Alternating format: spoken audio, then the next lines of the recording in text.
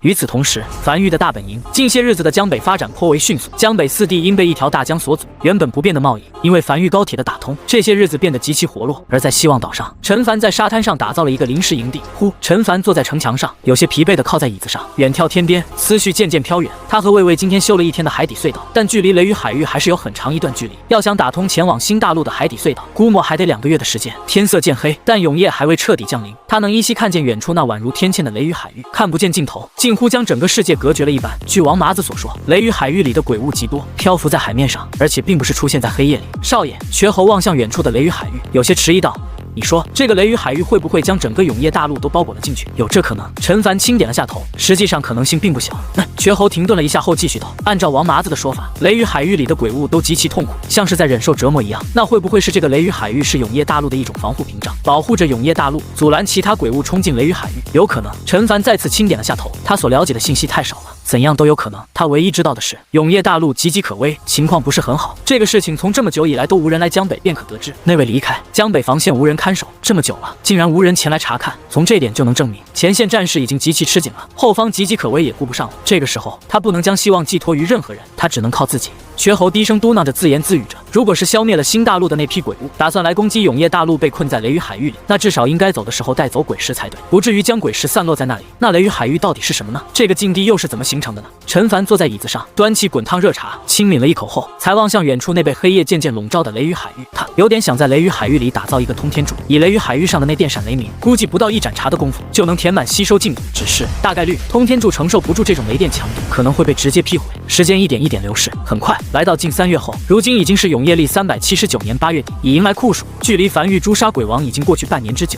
马上就要迎来新一轮雨季了。海底隧道的进度比他们想象慢得多。海底，魏魏有些气喘吁吁的在海底深处的岩石里不断挖掘，陈凡面色沉重的紧随身后，布置着铜管，挖掘速度比以前慢了无数倍。此地地质极其坚硬，哪怕以魏魏的手段挖的也极慢，况且如今他们的位置正处于雷雨海域的海底正下方，他们正在从海底以一个偷渡的方式尝试绕过这片无论对人类还是对鬼物都属于绝对禁地的地方。停！陈凡突然低喝一声，魏魏也瞬间停下前爪。只见前方那块被挖出来的岩壁后方，墙壁上浮现着无数个散发着微弱光芒的白色线条，那是阵法纹路。这一路上他们已经遇到很多个了，解决办法就是绕开。魏魏熟练的调转方向，尽可能的绕开这个阵法。在雷雨海域的海底最深处的地底岩石里，藏着无数个阵法。这些阵法并不大，远远没有鬼王突破的血祭大阵规模大，但数量极多，几乎每挖掘一段距离就能遇见一个。他询问过魏魏，魏魏说可以破，但需要消耗不少时间。于是他选择了绕道而行，不是为了节省时间，而是连魏魏都难以拍碎的大阵，肯定不是什么低级阵法，说不定就雷雨海域真的是保护永夜大陆的。他破坏了这个阵法，雷雨海域失效，大量被囚禁的鬼物涌进永夜大陆，他的江北防线尚未打造完成，他承担不起这个后果。无论这个阵法是什么效果，暂时不要去破坏为好。继续，陈凡眼睛里布满红血丝，声音沙哑的紧盯手里的鬼皮地图，继续下令。这几个月为了赶进度，他几乎没怎么睡觉。就在这时，魏魏突然一个趔趄，有点没收助力，重重撞在隧道前段。先是一愣，但很快有些兴奋的转身望向陈凡的低吼了一声：干得漂亮，魏魏！陈凡笑了起来，前方的岩石终于没有那么硬了，这也意味着他们已经离开了雷雨海域，正式来到了新大陆的海域。他望向手里的鬼皮地图上的一个巨大白点，那个白点便是新大陆。他们到了，他们成功穿过了雷雨海域这个境地。出发！他咧嘴笑着望向鬼皮地图，指向前方。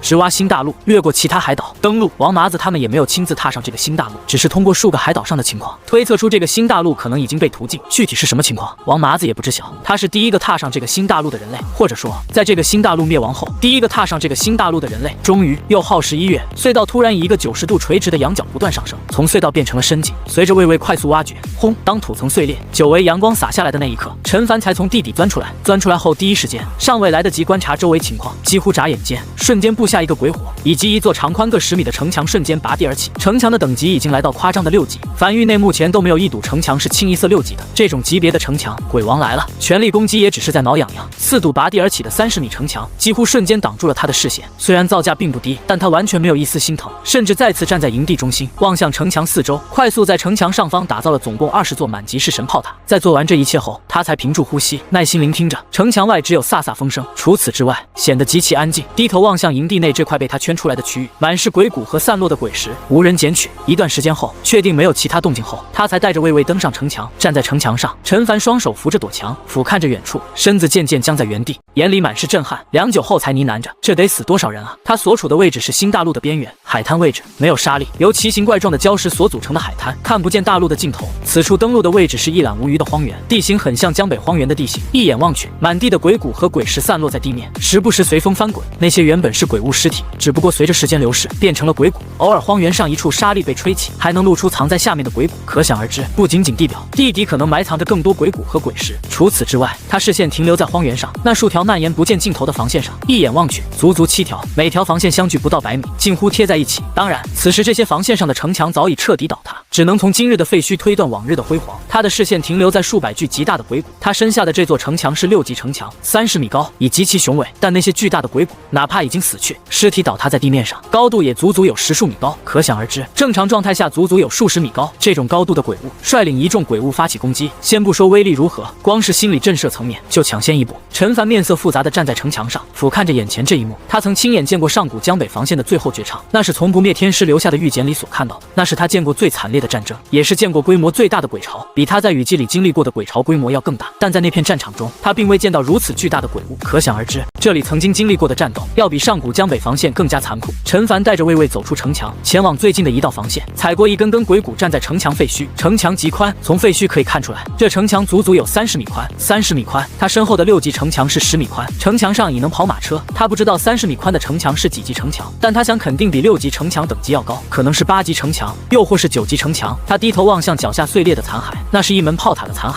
他看不出什么炮塔，但能看见炮塔残骸上那已经有些模糊的纹路，好像和城墙废墟上的纹路是一致的。他一路向前走，来到第1道防线废墟的最高点，站在上面望向后方6道废墟。在7道防线内，大量鬼谷和鬼石散落在地面上，而在更远的7道防线外，已渐渐不见鬼谷和鬼石。显而易见，鬼潮突破了这7道防线，一马平川的驶向大陆深处，开始屠戮，已无人能再挡这些鬼潮。他大概猜到这些城墙的等级了，或许是10级，也就是满级城墙。这也是为什么要打造7道防线，而不是集中所有资源打造一堵更强的防线。城墙的满级或许就是10级，可倘若连10级城墙都挡不住鬼潮，那活下去的希望又在哪里？又或是10级城墙后的条件过于苛刻，这个大陆的建筑师不仅仅无法将城墙升至11级，甚至都参悟不到升级条件是什么。也有可能是升至11级城墙的所需花费的资源实在太多。无论那种可能，可以确定的一点就是，这7道防线是比上古江北防线更强的防线。任何一堵防线放在上古江北防线的位置，在上古时期江北都不会沦陷，但在这里7道防线一道也顶不住。随后他没再过多停留，而是转身回到临时打造的营地，从怀里掏出传音符，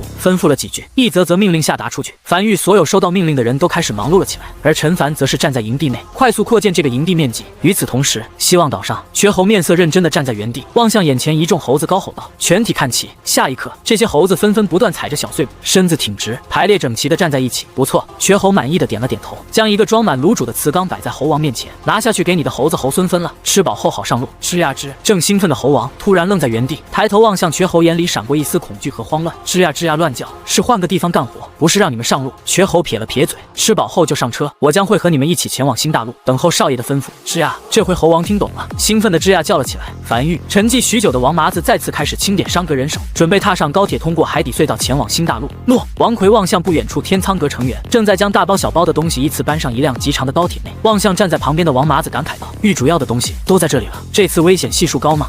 王麻子眉头一挑，笑了起来。玉主没和你说这次行动的具体内容？没说。王奎摇了摇头，只让我好准备好对应的东西，让你一起带走。那没事了。王麻子咧嘴笑了起来，是好事儿，危险程度也有，但不算特别高吧。干我们这一行的，遇到点危险都很正常，死了算命不好，只要活着回来就是大功。行了，走了，等我下次回来。别！王奎打断了王麻子，别说这话，你一说这话，我就感觉你离死不远了。行，走了。王麻子也没墨迹，摆了摆手，走了。很快，一众商阁成员登上高铁，带着塞满几节车厢的资源驶出樊玉，并一路驶向港口。在检查放行后，才以近乎垂直角度驶入深井，并在海底深处的海底隧道内，以极快的速度朝新大陆疾驰而去。他们头顶上是数亿吨的海水，身下是世纪规模工程——樊玉海底隧道。今日正式发车，当一辆辆高铁返程之日，便是江北防线建成之日。掠夺是最快获取资源的手段，而比掠夺更快的是，继承一个被覆灭大陆的所有资源，全部用来建设属于樊玉自己的防线。新大陆海滩边，那座被陈凡命名为新大陆1号据点的城池，此时正在夜色中散发着淡黄色的光芒。此时夜幕降临，永夜降临了这座被屠尽的新大陆，无穷无尽的黑暗笼罩了整个大陆，只有这座城池散发着如鸡蛋壳般的坚韧黄色光芒。光芒。陈凡站在城墙上，眼睛眯起望向城墙外，他在等有没有鬼物袭来。他不确定这座大陆永夜降临后有没有鬼物，但至少直至现在没有一个鬼物袭来，甚至他都没听见黑夜里有鬼物的动静。目前看来，这座大陆可能真的没有鬼物了。一座处于寂静中的无人大陆，城池内数百只猴子正在安安静静的快速捡取城内上的鬼尸和鬼骨，并整整齐齐地堆积在一旁，准备等商阁成员抵达后，再将这些东西放在高铁上运回去。繁育商阁成员已经全部休息了，只有那些猴子还在不知疲惫的忙碌。大半天的功夫，已经将城池内地表上的鬼骨和鬼尸全部挖掘起来了，已经将2辆高铁装满运回繁育了。陈凡走到安置在新大陆1号据点的仓库内，取出商阁带来的亚骨和海苔，走到一旁那座1级载具工坊面前，准备升级。他得为商阁找一个能在大陆行驶速度较快的交通工具，看看载具工坊升级后能不能有。如果实在没有的话，就只能依靠骷髅马了，就是探索进度会慢不少。在多次升级后，面前突然弹出一则面板：载具工坊升至4级，请选择升级方向。1. 略微降低载具制造时间。2. 略微降低载具制造费用。3. 略微降低载具耗能，新增可打造载具。高跷可在陆地单人驾驶，在通过一些复杂地形时有不错的效果。打造所需100枚鬼石，这是他打造的第2个载具工坊。高跷，一个听起来没什么用的载具，只有在极其特殊的时刻，或者是极其特殊的地形条件下才能用到。没过多停留，随便选了第1个升级方向后，载具工坊继续升级，消耗1万枚鬼石，升至5级，出现了可打造载具巨龟，消耗2万枚鬼石和1块亚骨，升至6级，出现了可打造载具海船，消耗5万枚鬼石和1块海苔，升至7级，出现了新增可打造载具潜海船，可在不超过1000米的海底行驶，自带鬼火和简易炮塔，船体拥有相当于2级城墙的防御强度，打造所需1万枚鬼石。陈凡眼睛微微眯起，载具工坊升至7级后，多出了潜海船，这个相当于是潜水艇了，可在海底行驶。自此丰富了繁育的载具类型，也大幅增加了探索范围。1000米深，这是一个靠人力几乎无法抵达的位置，说不定能在海底找到很多天才地宝。不算深海，像江北临海的深度都没有1000米深，只不过暂时没用。他现在需要的是一个在陆地上速度超过骷髅马的交通工具。他望向升级条件，升至8级，所需10万枚鬼石和2株海苔。陈凡嘴角微微抽了抽，他好不容易攒了11株海苔，本来以为能用很长时间，结果升至8级需要2株，虽然有些肉疼，但也没犹豫，他将海苔攒下来，就是用在这种关键时刻。继续升级，很快面前弹出一则面板，新增可打造载具非洲，周长70米。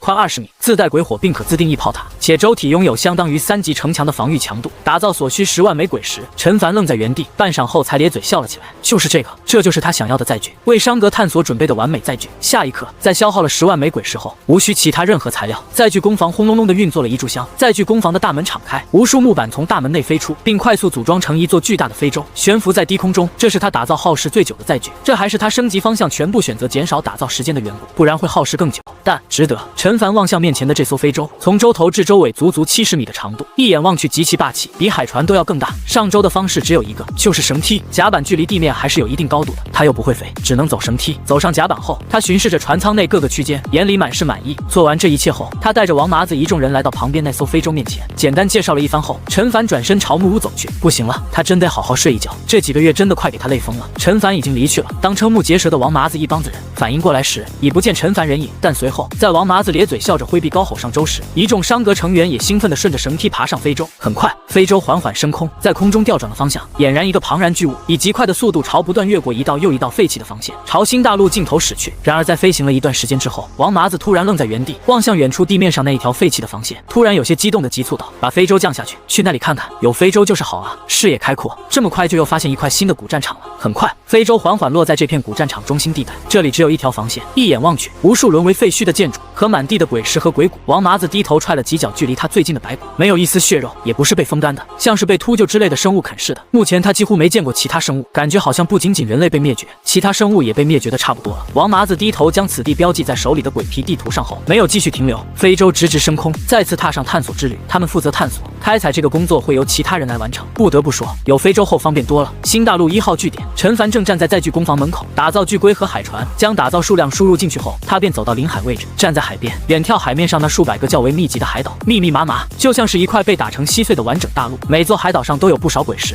和被摧毁的防御工事。下一刻，在消耗了1000枚鬼石后，繁育第2座港口建设在了新大陆。接下来，这数百个海岛也在开采计划中。做完这一切后，他再次回到据点城内。就在这时，高铁出口突然传来嗡嗡声，一辆高铁缓缓停靠在了出口处。少秋和齐月两人走下高铁，身后还带着大量身穿繁育编外人员服饰的繁育成员。狱主少秋左右扫了一眼，视线在那群忙碌的猴子上上古怪停了一眼后，才找到站在原地的陈凡，急忙大步走上前，面色认真道：“接到命令后，我和齐越带人连夜启程赶来，共带来了1268名繁育边外人员，他们都是第一批招收的边外人员，还算可信，都是筛选过的，基本不会出什么问题。”陈凡拄着翡翠手杖，站在原地望向一行人，随后向少秋轻声道：“待会儿你和齐越还有魏伟将在巨工坊生产出来的海船搬至巨龟后背上，然后运到港口。做完此事后，少秋你跟我一起回去，齐越你负责管理这批人，让他们开采那数百座海岛上的所有鬼石、鬼谷等天材地宝。”明白。齐越如往常一样高冷的轻点了下头。时间缓缓流逝，新大陆的工作差不多已经走上正轨了，他得回去了。陈凡驻足看了一会儿后，才转身走下城墙，朝高铁站走去。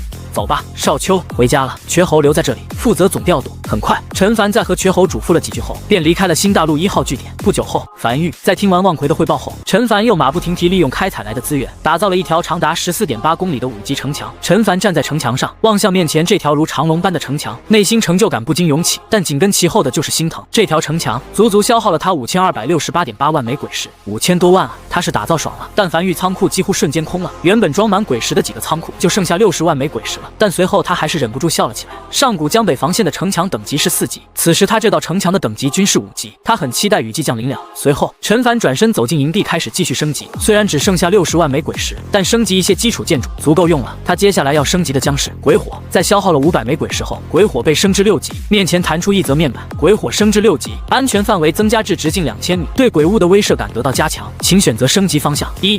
降低营地范围内炮塔的使用消耗；2. 增强对鬼物的震慑；3.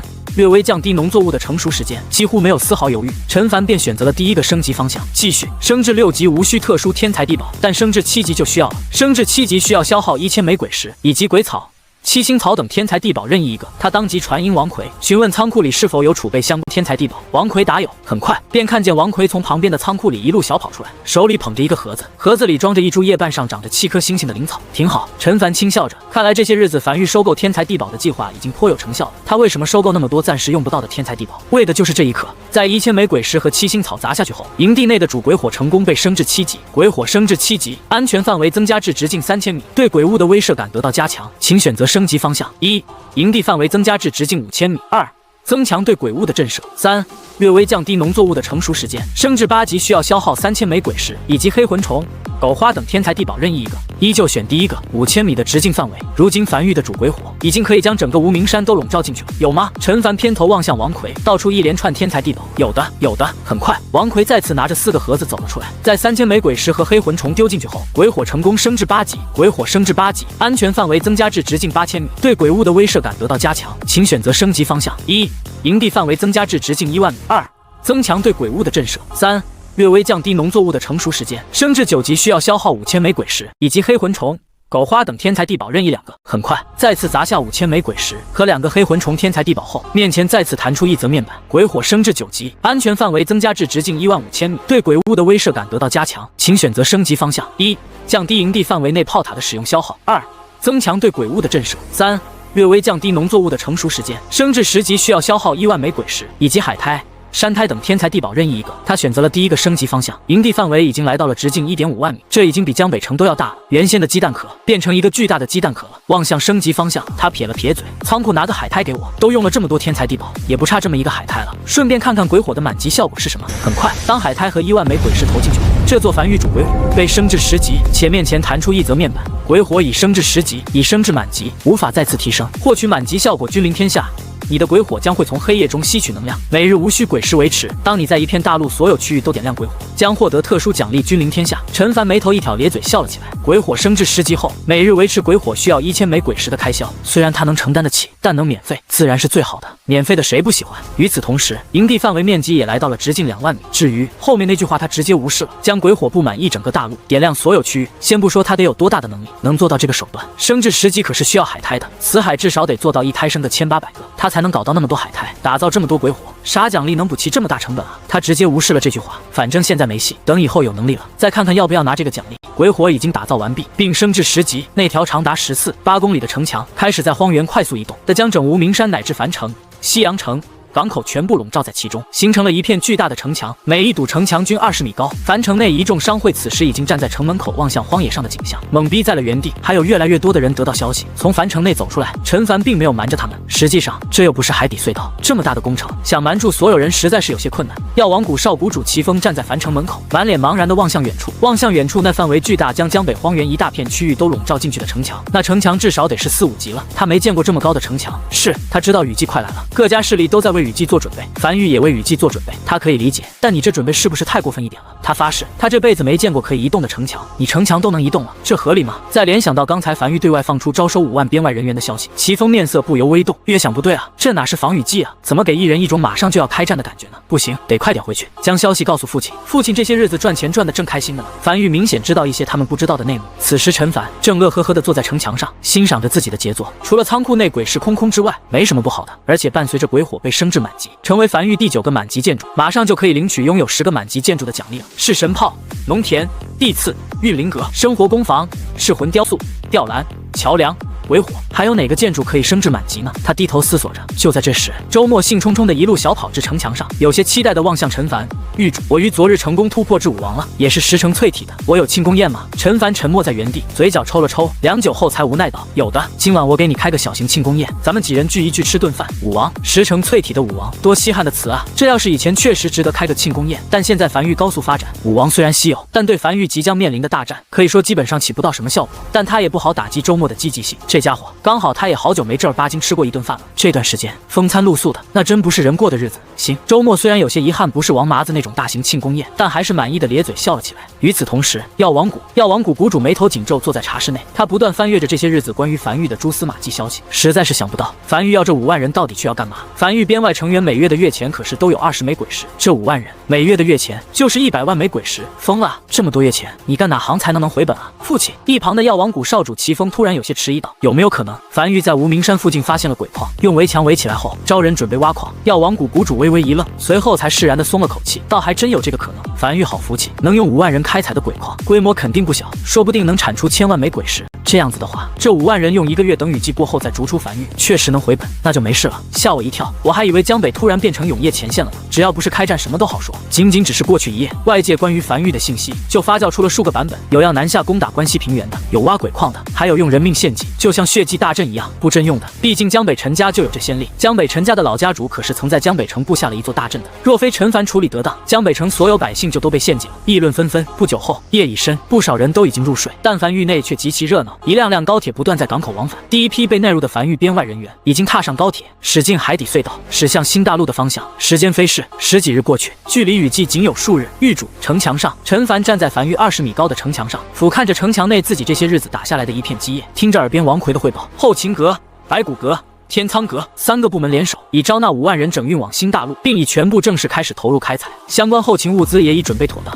陈凡轻点了下头，视线从樊城上掠过，又望向西洋城港口，最后停在了无名山上，望向无名山顶端那座通天柱，良久后才轻笑了起来。这些都是他这1年打下的基业。一年前，他在江北荒原被肉鬼潮近乎摧毁了老营地，被迫搬至无名山。1年后，他已在江北荒原打下了一片江山，这个曾经江北最贫瘠的地方，此时俨然已经成为江北4地最繁华的地方，人来人往，好不热闹。长达14.8公里的城墙，一眼望去根本看不见全貌，将整个樊玉都围在其中，为樊玉提供最坚实的庇护。良久后，他才突然轻声道：王奎，你知道那位离开前的任务就是镇守江北，此时距离海底鬼潮登陆只有3年。正常来讲，江北防线是一道极其重要的防线，应该有人来填补这个缺口才对。但1年过去了，无人前来，我一方面不希望有人来，我担心他们会觊觎我的樊玉；另一方又希望有人来，否则就意味着永业前线处于随时崩溃的状态，已经顾不得后方了。那样的话，有很大可能我们樊玉要独守永业大陆。王奎停顿了一下后才开口道：如果一直保持这个发展速度的话，3年后我们或许真可以试试独守永业大陆。陈凡有些无声笑了起来。这1年樊玉有很多机遇，其中最大的就是新大陆的发现。除此之外，江北4地所储备的鬼石也被他大肆吸收，怎么可能年年都有这么多机遇？他是真希望永业前线能撑久一点，就算守不住，也多给他留一点发育时间。樊玉目前尚未真正成长起来，还需要时间。他没再说话，而是翻身上马，继续在城墙上开始按个布置式神炮。前些日子仅打造了城墙，暂时没有鬼石打造炮塔了。这10几日，新大陆那边鬼石源源不断送来，樊玉的鬼石储备已经再次来到了4779万枚，足够布置火力配置了。他这10几天的从新大陆的收益，都抵上他这1年从江北4地掠夺来的鬼石了。但倘若没有这1年的积累，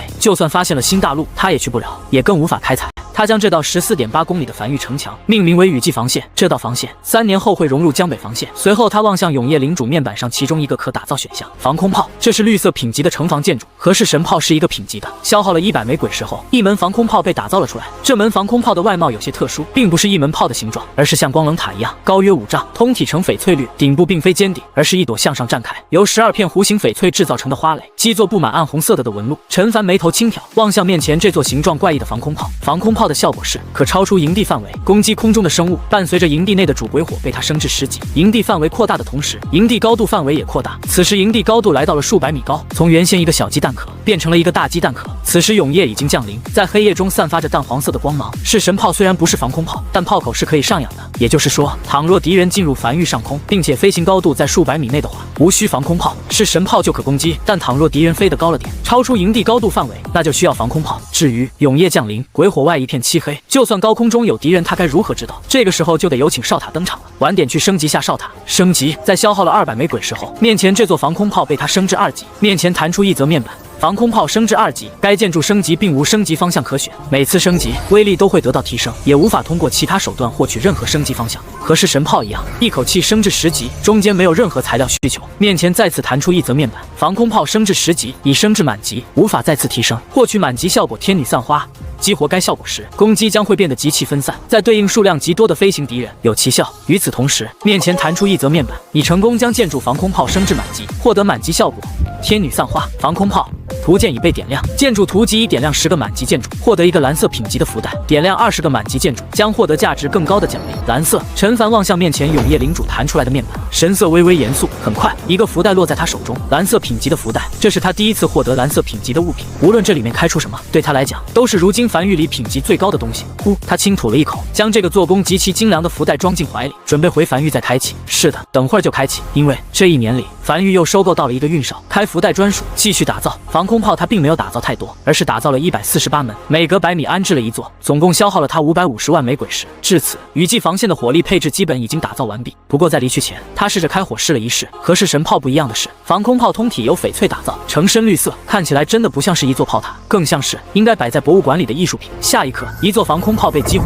，12朵翡翠花瓣被瞬间同时点亮，紧接着花蕊处向上喷发出一道持续光柱，光柱呈翡翠绿色，直直没入永夜深处，有点好看啊。陈凡面色古怪地望向那道一直持续的翡翠光柱，他从未用好看形容过一座炮塔，看起来是很具美感，就是不知威力如何。全程没有任何声音，极其安静。这道光柱只要鬼势足够，可一直持续。防空炮中断，他要再试试天女散花的满级效果。紧接着，翡翠光柱再次喷出，只是这次却不是持续光柱，而是一道光柱直逼天空，并在天空中如喷泉般炸开，化作覆盖性的雨幕，将一片区域笼罩进去，极其密集完美。而在新大陆1号据点城墙上，瘸猴站在城墙上，上半身趴在躲墙上，百无聊赖地望向大海深处。江北雨季快来了，也不知道少爷准备的怎么样了。他好想回江北啊，可惜少爷把他留在这里主持新大陆的开掘工作。这几日他最大的乐趣就是站在城墙，遥望海边远处那夹杂着雷雨风电的雷雨区域。他就好奇那片境地究竟有什么用，是怎么形成的，而且会不会某一天突然消失之类的。人在无聊的时候，幻想就是打发时间的最后手段。新大陆上无聊的人不多，几乎每个人都有自己的事儿要干。原本估计清冷的大陆，如今已经人头攒动，大量马车在不断来回奔波运输鬼石。很快，次日到来，距离11月初雨季降临还有1日。陈凡站在雨季防线的城墙上，远眺天边，樊城的人已经渐渐少了许多。雨季即将降临，没人会四处乱跑了，这个时候都会找个地方安心躲起来。今年江北4地没有一处地方雨季提前降临，所以虽然人们有些隐隐担忧，但大体没有什么慌乱。只要不是提前降临的雨季，他们已经经历过很多次了。除非一些过于倒霉的势力，其他势力都可以安然度过。这期间，不少人想要留在樊城，并愿意给出高价，被他全部驳回。樊于雨季里不接纳外人。今日无事，忙碌数月，终于得片刻安宁。这个世界没有太多娱乐活动，对于穷人来讲，无需娱乐，多赚取1枚鬼石才是王道。实在无聊，天黑了钻婆娘被窝也是一种娱乐。对于富人来讲，也有鱼水之欢娱乐，但他对这些不是很感兴趣。对于他来讲，唯一的娱乐方式就是站在城墙上欣赏着自己打下来的基业。每1米城墙，每一座炮塔都是他亲手打造的，哪怕站在这里看上1天1夜，他也不会感觉无聊。这种成就感，外人难以得知。就像大部分樊玉都以为他保持这种沉思的状态，是在绞尽脑汁的思考樊玉的未来走向，但其实他只是在安静的欣赏自己所打下来的的基业而已。就在这时，一旁的王奎一路小跑走来，狱主已经再次清点完毕了。樊玉如今还有1627万枚鬼石，新大陆那边的开采进度已经完全走入正轨，在接下来的雨季30天内，还会有源源不断的鬼石运来。好，陈凡清点了下头，雨季防线已全部准备妥当，弹药充足，后勤无忧。相比上次在毫无准备的情况下被迫迎接雨季，这次他已经做好了万全准备，万事俱备，只欠东风。在王奎离去后，他从怀里掏出一个哨子，并放在嘴边吹响。与此同时，打开面前那个通体呈海蓝色的丝绸袋子，这是点亮10个满级建筑的奖励福袋。打开后，有50%概率获得蓝色品级异宝，有30%概率获得蓝色品级天才地宝，有10%概率获得蓝色品级建筑蓝图，有9.5%概率获得蓝色品级奇观，有0.5%概率获得其他。概率和黄色品级福袋一样，只要不是蓝色品级的天才地宝，他都可以接受。这种级别的天才地宝，如果是用于升级建筑的话，肯定是用于品级极高的建筑。如果是炼丹炼器，目前樊玉的也没炼不出这么高品级的。其余任何东西对他来讲都是好的。下一刻，一道微弱的淡蓝色光芒从手里的丝绸福袋里窜出，他将手伸进福袋里，摸索出了一张薄如蝉翼的图纸。异宝名称：转生塔。异宝效果：蓝色。异宝品级：建筑蓝图。被营地范围内城防建筑所杀死的生物将彻底魂飞魄散，无法复生。陈凡眉头微微挑起，运气不错，10%概率的蓝色品级建筑蓝图被他碰上，是个辅助类型的建筑，目前用不到能复活的鬼物，他至今为止还没遇到过。但有备无患，这种东西他不嫌多的。他将这张建筑蓝图捏碎，永夜领主面板上多了一个可打造选项转生塔，他准备将其打造在樊玉无名山内。至于现在，他望向另一个建筑，噬魂雕塑，一个他从天下阁阁主手里拿来的建筑蓝图，其效果是待在雕塑范围100米内，体力恢复速度会加快，这只是其中一个效果。升至满级后的效果是满级效果，精打细算。安置在雕塑范围内攻击类建筑，鬼石消耗将再次降低。上好的辅助类雕塑，他又沿着城墙底部，每隔100米便安置一座噬魂雕塑放置在城墙内，共打造了148座。这个建筑极其便宜，满级噬魂雕塑也就才2800枚鬼石，148座也才41万枚鬼石，而起到的效果绝对能节省不仅41万枚鬼石。这种建筑打造出来就是赚，亏不了，除非敌人太少。至此，雨季防线彻底打造完毕了，准备工作就全部做完了，等待明日雨季的降临。永夜大陆一个无人问津的角落里，此地四周被黑暗彻底笼罩，不见任何光亮，只有沉重的呼哧声传来。良久后，才传来一道气喘吁吁的声音：“老大，好了，我们完事了，你可以点灯了。”下一刻，只见盘膝坐在地面上的一个中年男人缓缓睁开眼睛，轻打了一个响指，周围黑暗瞬间被驱散开来，淡黄色的光芒如鸡蛋壳般将他笼罩。男人看了眼不远处2条气喘吁吁的鳄鱼，轻叹了一口气，有些头疼的轻揉着太阳穴：“你俩就不能少来几次？无聊吗？”而且左边趴在地面上那条明显更大的雄性鳄鱼，有些恍惚的呢喃着。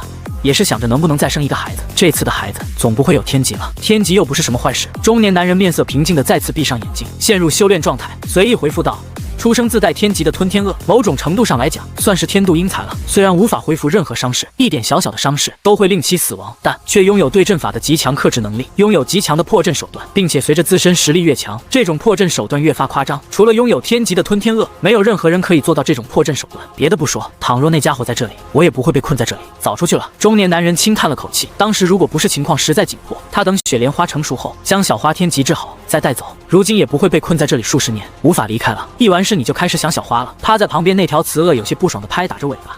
刚才在老娘身上孤勇的时候，可没见你想小花。但说归说，毕竟是自己的孩子。这条雌鳄神情有些低落的小声道：“我刚将小花生下来后，她眼睛还没睁开，我们就离开了。她都没见过我们，也不知道以后如果要是有机会再见面，她还会不会认我们，也不知道小花还活着没。”中年男人抬头看了眼雌鳄，轻声道：“你倒是只要不开口说话，她应该还是会认你的。正常来讲，吞天鳄不会开口讲话的，只要她不乱跑出无名山，就不会有事。说不定此时已经吞下雪莲花，称霸无名山，成为江北霸主了呢。”言罢，中年男人没再讲话，只是抬头远眺江北方向。他对外界永夜前线的状况如何并不知晓，也不知道永夜殿有没有派人去江北重新打造江北防线。他留在江北的气息只能在震慑海底鬼物3年了。3年后，海底大批鬼潮将会登陆江北，届时他沉默着没再讲话。雨季即将来临，这是1年1度最混乱的时刻，不仅仅是人类，鬼物那边同样如此。永夜前线7号防线，这座镇守在关东平原全长97公里的防线，通体由6级城墙组成。此时天亮刚不久，但却不见太阳，天气已经变成阴沉下来，毛毛细雨飘洒在空中，这是雨季来临前的征兆。明日雨季便会正式降临。城墙足足有30米高，长达97公里的7号防线看起来宛如天堑一般，镇守在关东平原海岸线上，将所有企图从海里登陆的鬼物全都拦在墙外。此时，不少人正在城墙上不断快速奔波，有在修复城墙，有在填充鬼石，还有运输后勤物资的。黑云压城城欲摧，大战一触即发的气息扑面而来。每逢雨季，所有鬼屋的实力都会得到各式加强，而这个时刻也是永夜防线所面临压力最大的时刻。快！我这里的炮塔鬼石不多了，需要补齐。这里还有这里，我这里的鬼石也没了。得益于永夜殿派人前来，7号防线从关东平原上收来了不少鬼石。正常来讲，应该可以度过这次雨季。毕竟他们7号防线不是主力防线，鬼屋的主力军不在他们这里，他们算是次要防线。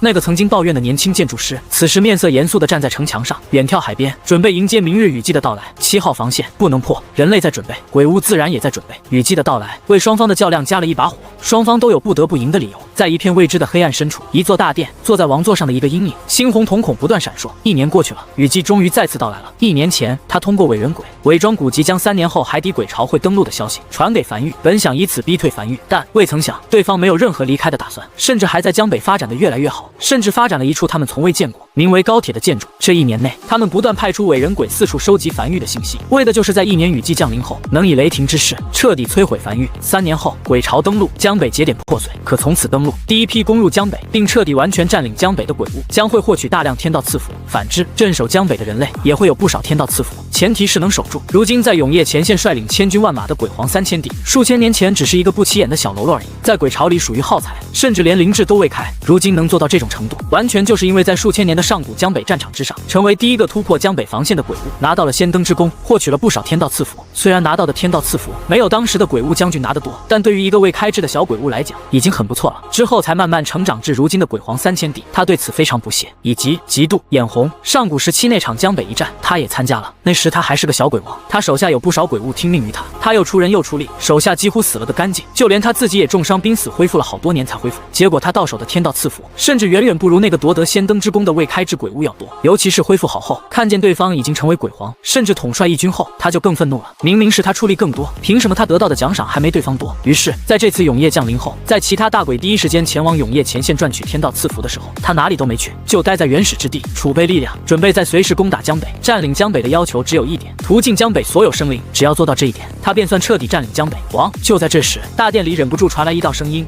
我们这些年招揽了大量鬼物，人手已经不少了，我们一定要让那些家伙打先锋吗？我们自己现在就可以攻打江北了。蠢货！坐在王座上的阴影冷喝了一声，眼中闪过一丝轻蔑。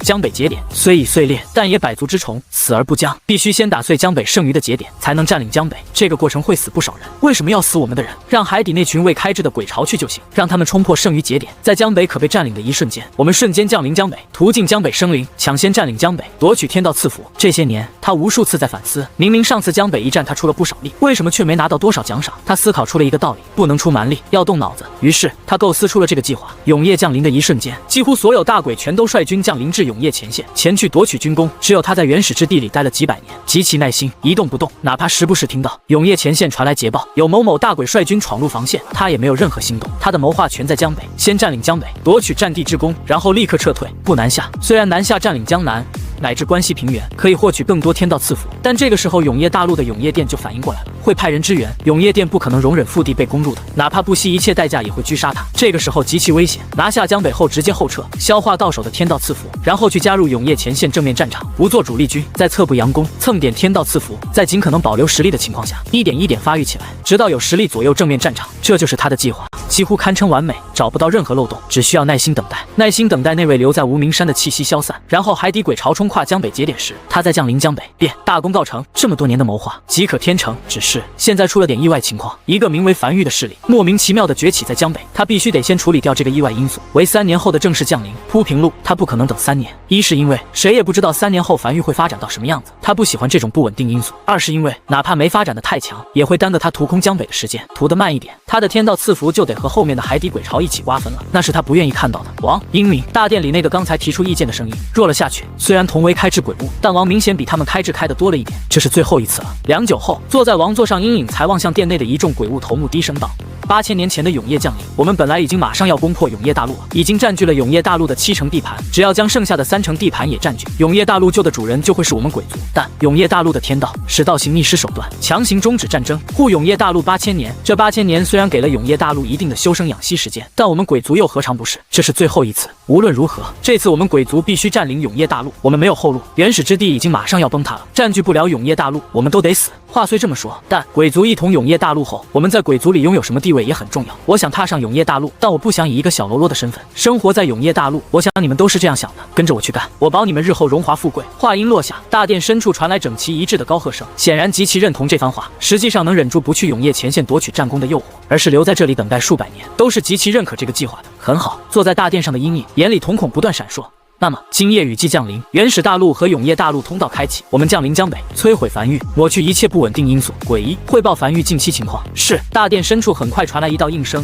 梵域新打造了2座城池和1座港口，2座城池分别名为梵城和西洋城，前者经商，后者种植。城墙均为1级城墙，城墙上所安置的炮塔也都是低级炮塔，绝无可能拦住我们。至于那座港口，城墙等级较高，梵域对港口的防守极深，我们的伪人鬼尝试数次都无法混进去，并且也没有打探到关于港口的太多信息。不过倒是能看见有不少高铁在港口和无名山之间不断往返，猜测可能是在海底找到了什么。除此之外，梵域核心营地无名山这些日子并未遭遇战况，暂时不清楚营地防御升级到何种程度，但通过梵城的城墙等级来看，梵域的鬼石数量应该也不是很多，无名山内的梵域也不会太强，主要攻击手段应该还是绞肉机。绞肉机。坐在大殿王座上的阴影不由笑了出来，重复了一遍这3个字。绞肉机在江北很出名，曾经有一个鬼王，就是死于梵域绞肉机之手，在峡谷2侧打造了大量炮塔，平日引入峡谷悬崖峭壁2侧，一旦遇敌便瞬间启动。不错的构思，只是对于寻常鬼物尚可，想要以此对付他们，就有点小家子气了。这些情报早就给他汇报过一遍了，此时再讲一遍，只是为了让其他手下知晓，做到开战前的信息同步。诸位，他望向大殿下方站在最前面的4尊鬼王，你们4个是我最得力的手下，你们对此有何看法？掉以轻心。其中1尊鬼王摇了摇头。梵域自认这次雨季没有提前降临，所以也不愿多升级下城墙，自认如今的防御程度能抗住去年的雨季，自然也能抗住今年的雨季，却殊不知今年雨季我们会降临。若只是如此，王，你无需亲自降临，我率义军出动即可将梵域屠戮一空。毕竟我们降临一次付出的代价也挺大的，不如留在3年后。另外1尊鬼王则是迟疑了一会儿后摇了摇头。王，我们获取消息的手段主要是通过伪人鬼，这种获取信息的手段拥有一定的滞后性，比如梵域最近几日的消息我们就没有。梵域通过高铁赚取了不少鬼石，不可能不升级营地建筑，或许只是没升级樊城，但用在了无名山核心营地。我们不能假设梵域掉以轻心，否则那就是我们在掉以轻心。2尊鬼王先说完自己的意见后，剩下的2尊鬼王对视了一眼后，面色严肃的齐声道：“我等也是如此之想。”呵呵，坐在王座上的阴影轻笑了几声后，才缓缓起身，露出自己那庞大的身躯，视线顺着宫殿大门远眺原始大陆深处，缓缓道：“上古战场那次失利，让我吸取了不少教训。狮子搏兔，上用全力。你别说，人类这些小词，有的时候真的言简意赅。”他咂巴了下嘴，不由有些得意。鬼族以人类文化为尊，在鬼族内部说话时能带上几句成语之类的，那就算是有文化之鬼，他自然也学了不少。这一次，他停顿了一下，才神情渐渐收敛起来，一字一句道：“全军出动，以天震之手段降临江北无名山。”话音落下，大殿内纷纷倒吸一口冷气，4大鬼王眼中也闪过一丝难以置信。不过是梵域而已，至于这样吗？全军出动，这意味着足足大几十万鬼物全军出动，这所消耗的降临代价都不小，更别提还是以天震降临。他们这些位于原始大陆的鬼物，想要降临在永业大陆有3种手段，分别是人震、地震、天震。现在准备降临的地方，派出伪人鬼标记好具体降临地点，再通过布阵降临。人震就是正常降临，他们会通过阵法出现在江北大陆上，但这种降临方式会持续很长一段时间，中途若被发现会被打断。地震则是瞬间出现在江北大陆上，没有持续时间，不会被打断。而天震则是降临在江北大陆的空中，也是同样出现在降临地点，只不过是降临地点的空中。一般来讲，原始大陆的鬼物降临在永业大陆，如果是降临在安全区域，他们所占领的区域就选择人震；若是需要降临至战时区域，就需要地震。而天震往往用于突袭某一段城墙，他们就会用天震。大批鬼物从天而降，给予敌人致命一击。天震的使用条件是极其苛刻的，代价也是极大的。在永业前线，很少有大鬼选择天震突袭，那和下饺子去送没有什么区别。永业前线的火力太强了，耗费代价极大，却没什么太大手脚，又没办法直接天降到城墙后的核心腹地内。江北是满足这个条件，可以天降的，只是对于一个梵域而已，有必要吗？想不到吧？坐在王座上的阴影望向下方一众时候下吃惊的表情笑了起来。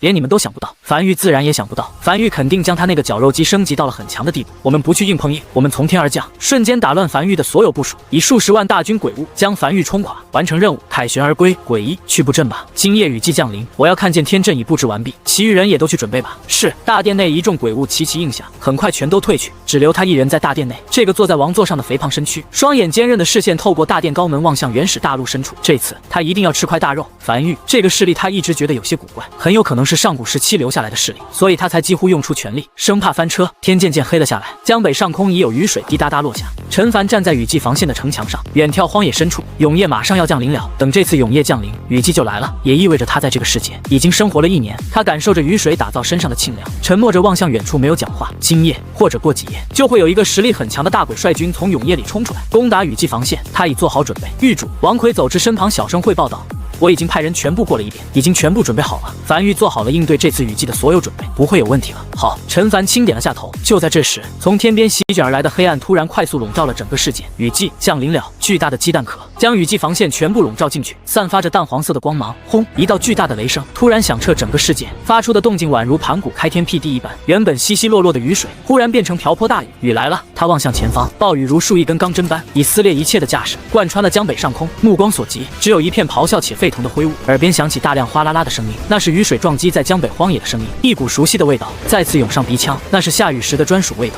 陈凡望向眼前这一幕，突然轻笑了起来。熟悉的感觉，今年的雨好像格外的大。他转身望向安置在无名山顶上的那个巨大通天柱，此时柱子表面的纹路远远望去，正在不断闪烁，一道道闪电时不时劈向通天柱。如果那大鬼可以晚点来就好了，这样通天柱还能多吸收一点雷电，多了一个压箱底的手段，应付起来就更有底气了。王奎顺着陈凡的视线望向安置在无名山上的那根巨大的通天柱，瞬间明白了狱主的意思，迟疑了一下才开口道：“狱主，其实我感觉我们不用太过担忧，已经足够了。我们如今雨季防线的强度已经算江北4地最强的地方了，我觉得就算永夜前线的防线也不会比我们强太多。如果我们都挡不住，那江北4地也无人能活了，全得死，哪怕没有通天柱也足够了。”陈凡回头看了眼王奎，停顿了一会儿后才轻声道：“如果鬼物真的很弱，新大陆上的生灵就不会被屠戮一空了。我们比以前强，但我们不够强，如今的实力远远不够。更何况……”话音未落，一道极其粗大的闪电在樊玉上空猛地划过，紧接着一个巨大的五角光芒大阵缓缓浮现在樊玉上空，面积极大，大阵面积远超樊城的占地面积。大阵刚浮现出来后，便开始快速转动，很快，一头张牙舞爪的鬼物凭空浮现在空中，仿佛按下了开关般，越来越多的鬼物近乎一瞬间从传送阵里钻了出来，一眼望去，足足有数十万个鬼物从樊玉空中的五角光芒大阵里钻了出来，直至一头体型巨大的鬼物从传送阵里最后浮现出来，神情狰狞且兴奋地在狂风暴雨里高吼着：“樊玉，受死！”越来越多的鬼物近乎一瞬间从传送阵里钻了出来，一眼望去，足足有数十万个鬼物从樊玉空中的五角光芒大阵里钻了出来，直至一头体型巨大的鬼物从传送阵里最后浮现出来，神情狰狞且兴奋地在狂风暴雨里高吼着：“樊玉，受死！”声音近乎响彻这个江北上空。这一幕带给樊玉一众成员的压迫感极强，所有人几乎都僵在原地，眼里闪过一丝惶恐。王从天降，愤怒狰狞，这是他们所有人心目中的感受。很多樊玉成员都亲眼见过鬼物，但当数十万头鬼物悬浮在你脑袋上空时，距离地面也就几百米的位置，乌泱泱一片，带来的那种压迫感是和面对其他鬼物完全不同的。甚至有的樊玉成员在见到这一幕，已经双腿一软，下意识瘫在了地上。完了，狱主打造了雨季防线，却没想到敌人会从天而降。然而很快，空中那头神情且狰狞怒吼着的巨大鬼物感觉到自己身体并未处于下坠状态，有些下意识的疑惑道：“哎，怎么没掉下去？我身子怎么动不了了？”王身旁一头鬼王此时声音已经有些发颤的俯瞰着下方那长达14.8公里的雨季防线，颤声道：“那是5级城墙，升级方向清一色选择了净空，此地全面净空。”话音落下，这头刚才还兴奋率军袭来的大鬼，巨大的身躯瞬间僵在了原地，面色煞白，只感觉此时好像浸泡在一团极其粘稠的沼泽里，哪怕使出全身离去也无法动弹。完了，好像完了，不对，是真的他妈完了。他不应该用天阵的，应该用人阵的。他妈的，他们的消息只有数日的滞后性而已，但就数日，樊玉怎么就他妈搞出来这么大一片的5级城墙？还是他妈围起来的？站在雨季防线城墙上的陈凡，此时嘴巴无意识的缓缓张大，抬头望向空中那被净空领域束缚在空中的数十万头鬼，难以置信的愣在原地，久久没有缓过神来。他想过敌人的进攻手段，都没想过敌人会从天而降。他的城墙净空，敌人是飞不过他的城墙的，所以他完全没想过这种进攻方式。只是他真不知道，还有阵法可以让鬼物从天而降，数量还真不少啊。陈凡半晌后才回过神来，呢喃着，一眼望去，密密麻麻的，足足有数十万头。虽然大部分都是低级鬼物，但也已经是一股极其恐怖的鬼潮了。若是直接冲击雨季防线，还真不清楚结果如何。毕竟他不知道这个体型巨大的鬼物是什么实力。至于现在，他不需要知道这些鬼物实力如何了。下一刻，安置在长达14.8公里雨季防线上740座满级式神炮和148座满级防空炮依次被点亮。刹那间，原本灰蒙蒙的城墙上突然多出近千个被点亮的炮塔，宛如漫天灰雾突然多出繁星点点般。而这些被点亮的炮塔开始缓缓调转炮口，将原本对准城墙外的炮口不断上扬，一以大仰角直直对准梵域上空那些将在空中无法动弹的大量鬼物。完了完了！如深陷沼泽拼尽全力也无法动弹的大鬼，眼底深处闪过一丝恐惧，有些歇斯底里的拼命高吼道：“陈凡，陈凡，别杀我，别杀我！我给你做内应，3年后海底鬼潮登陆，我帮你打他们。陈凡，留我一命，条件你开。”则站在城墙上的陈凡望向响彻江北上空的求饶声，突然笑了起来。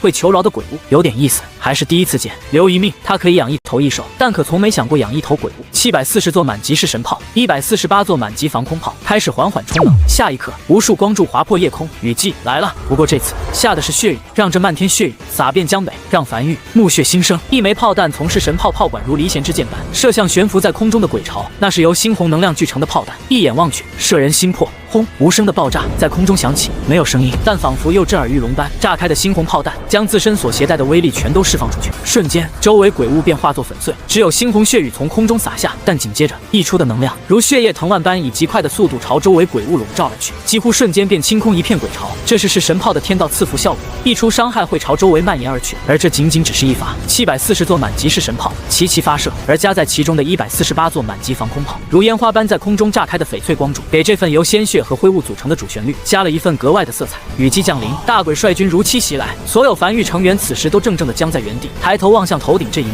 久久未回过神。他们看见了人生最大的一个场面，数十万头鬼物如待宰羔羊般悬浮在空中，根本无法动弹，被迫遭受着火炮洗礼。鬼物数量在不断快速减少。我不服！皮糙肉厚又躲在人群里的大鬼，此时还有半条命，但看起来也已重伤濒死，满眼不甘地怒吼着：“人类误我！什么狮子搏兔，上用全力！狗屁！狗屁！全是狗屁！如果他坐镇后方指挥，如果他不身先士卒，如果没有那么多如果了，但凡有任何一个如果，他都有东山再起的机会。可惜他没有。”下一刻，数十道猩红炮弹直直朝他冲来，大鬼此时也放弃了挣扎，看向那数十颗猩红炮弹，又低头俯瞰远处站在城墙上的陈凡，声音中满是怨毒，如癫狂般放声大笑了起来：“你也会死的！当鬼巢真正袭来那一刻，会在黄泉路上恭候你的到来。”声音戛然而止，数十发猩红炮弹将他彻底笼罩进去，整个身躯庞大威风一时，手下拥有足足4头鬼王手下的大鬼，就这样化作血雨，和漫天雨雾融为一体。雨还在下，如灰雾的暴雨笼罩了整个江北，很快便将地面上的血液全都洗刷干净。战争结束了。陈凡从年初知道雨季可能会有大鬼袭来后，就一直为此做准备，做了足足1年的准备，就为了抵御大鬼的入侵。但世事难料，他也没想到这个大鬼会率军从天而降。陈凡站在城墙上，全程目睹了这场令人心神向往的血雨，很美，极具美感。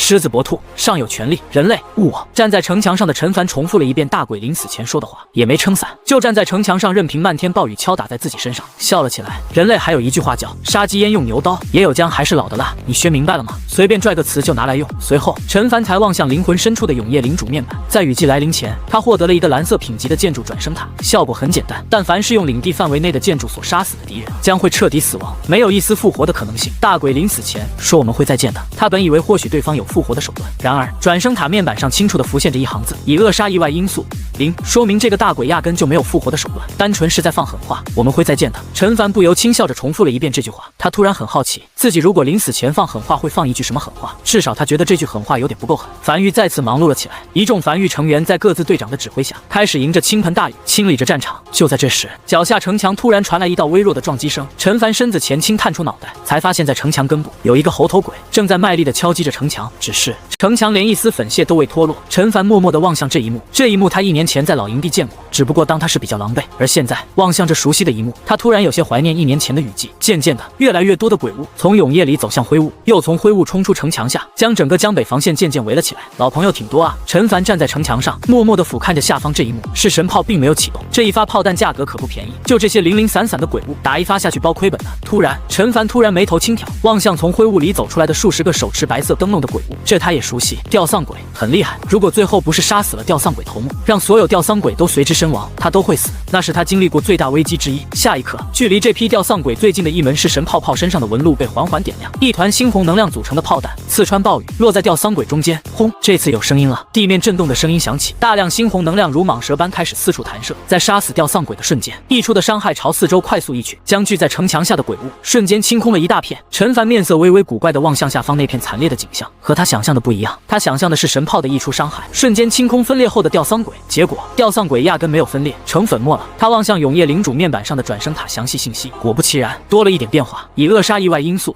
48转生塔竟然可以遏制分裂，分裂算复生，被营地范围内城防建筑所杀死的生物将彻底魂飞魄散，无法复生。片刻后，陈凡站在暴雨中，长呼了一口气后，才笑了起来，朝城墙下走去，准备回无名山。就在这时，灵魂深处的永夜领主面板突然有一个建筑在不断闪烁着黄光，陈凡心有所感，停在原地，朝这个建筑望去。观星台，梵域唯一奇观建筑观星台，这个因为沉寂太久，已经快被人忘记的建筑，在今夜开始不断发起预警。该建筑效果是可观测一大片区域的鬼潮动向。果不其然，约莫1炷香之后，风来了，大批如潮水般的肉虫鬼从永夜里穿过灰雾，不受控制的朝城墙上直撞来。噼里啪啦，阵鞭炮声不断响起，绿色的粘稠液体不断炸开，腐蚀性极强的液体开始腐蚀城墙。只是腐蚀性液体被雨水冲淡了，压根腐蚀不动。祭坛全程未被触发，5级城墙仅只是矗立在江北，便如天堑般。陈凡站在城墙上俯瞰着下方这一幕，默默欣赏着。一枚枚鬼石伴随着肉虫鬼的自爆跌落在地面上，散落的绿色粘稠液体。另外一边，新大陆依旧是热火朝天的工作状态。瘸猴正坐在新大陆1号据点城墙上清点今日开采出来的鬼石数量，下意识抬头望向前方，突然微微僵住。永夜降临，正常来讲，他看向外面只能看见极致的黑暗，除此之外什么都看不到。但他下意识抬头的时候，却发现在黑暗中有一条不见尽头、极长无比的幽绿光芒，那个方向正是雷雨海域的方向。瘸猴面色微变，快速从海里掏出传音符，将这件事情一五一十的汇报上去。最后犹豫了一会儿后，又补充了一句：“少爷，雷雨海域开始散出一些幽绿色的光芒，不知道是什么，但看起来并不像是封印解除，没听见有什么特别大的动静。恰好是江北雨季降临的时候，雷雨海域开始散发这种光芒的。我怀疑两者可能会有一定联系。”与此同时，新大陆深处悬浮在空中的非洲，王麻子独自一人站在非洲边缘，望向前方。他看见远处地面上有一个巨大无比的坑，那个坑看起来并不是自然诞生的，而是被轰出来的。他计划准备天亮后近距离去观察这个天坑是什么。这一夜，新大陆那边不少梵域成员已经进入梦乡了，而梵域这边则是很多人都辗转发测，难以入睡。尸块已经清理完毕了，异宝鬼石什么的也都收集起来，缴了上去，工作已经完成了。只是今夜雨季降临后，漫天烟花那一幕令他们久久难忘，迟迟无法入睡。而在梵域无名山1号洞穴的城墙上，陈凡正听着耳旁王奎汇报那波鬼物掉落的收获，他一边听着一边打量着手里这枚鬼石，4级鬼石，仅此一枚便价值1万枚鬼石，这是他第一次见这种品级的鬼石，从那只大鬼身体里挖出来的。不错，他打量了一会儿后，将这枚鬼石放在怀里收了起来，不打算入库了，留下来当收集品，他挺喜欢。除此之外，王奎站在一旁汇报着，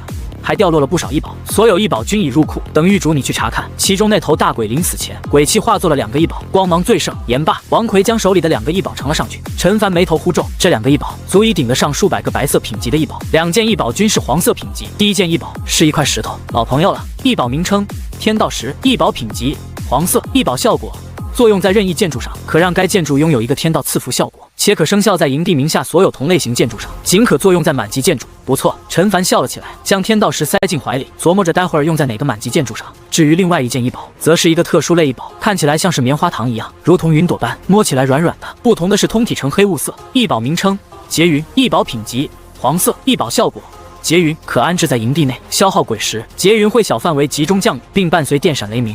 陈凡眉头微微皱起，若有所思地思索着，是个可以控制天气的异宝，品级虽不高，但光是能控制天气这一点就非同寻常了。虽然只是小规模降雨，但也很有用了。坐在城墙上的他抬头望向无名山悬崖墙壁上，永夜已经将通天柱笼罩，但在漫天雷声中，他能清楚地看见通天柱的进度条正在快速增长，已经来到17%了，估计要不了几天便可来到100%。而这个劫云便可以在非雨季的时候为通天柱充能。这个异宝的品级强不强，主要得取决于通天柱强不强。另外一边，永夜大陆深处，盘膝坐在地上的中年男人缓缓睁开眼，抬头望向黑暗深处，他感觉到有人来了。那位，一道有些深沉的声音突然在黑暗中突然响起：“你已被困此38年了，还是不愿意回答吗？真的只是一个很简单的问题，对你没有任何害处。”正在闭目修炼的中年男人闻声突然笑了起来，他听得出来对方有些着急了，语气中夹杂着一些急促。看来永夜前线战况对于你们鬼族来讲并不乐观，是有点。黑暗中的声音也没否认，坦然承认永夜前线的防守极其森严，很难冲进去，但要不了多久了。人力中有限，鬼族其实并没有你们人类想象的那么暴虐，我们只是想要一片栖息之地而已。但如果你能告诉我那座大陆的位置，我们鬼族可以放弃进攻永夜大陆，前往那座大陆，这样对我们都好，不是吗？呵，中年男人轻笑了一声，也不言语。黑暗中的声音沉默了许久，或许是觉得自己太过强硬了，又变得有些低声了起来。你身上没有永夜大陆的天道烙印，我知道你不是永夜大陆的人，你来自其他大陆。在此之前，鬼族从来不知道这个世界除了永夜大陆，还有第2处大陆。你给鬼族带来了新的希望，你很特殊，我们杀不死你，但我们知道你会因寿命流逝而死。你想一直被困死在这里不成？中年男人突突然笑了起来。38年了，你们就没有朝外探索过？这永夜对你们可没什么限制。永夜是没限制，但永昼有限制。鬼屋白天倘若出现在太阳下，无论何等实力，都会被灼烧致死。也就伟人鬼能在黄昏时出现在永夜大陆。黑暗中的声音有些愤愤道：这些年，鬼族派出无数大鬼，以各种手段尝试渡海前去海的尽头，死了不知多少大鬼，但看见的只有一条不见尽头的雷雨海域，不小心被卷入，会一直深陷其中，无法挣脱，饱受折磨之苦。我们怀疑那条不见尽头的雷雨海域，甚至将整个永夜大陆都笼罩了起来。派出去的那些大鬼，若是派遣至正面战场，说不定已经攻入了。则中年男人再次笑了起来，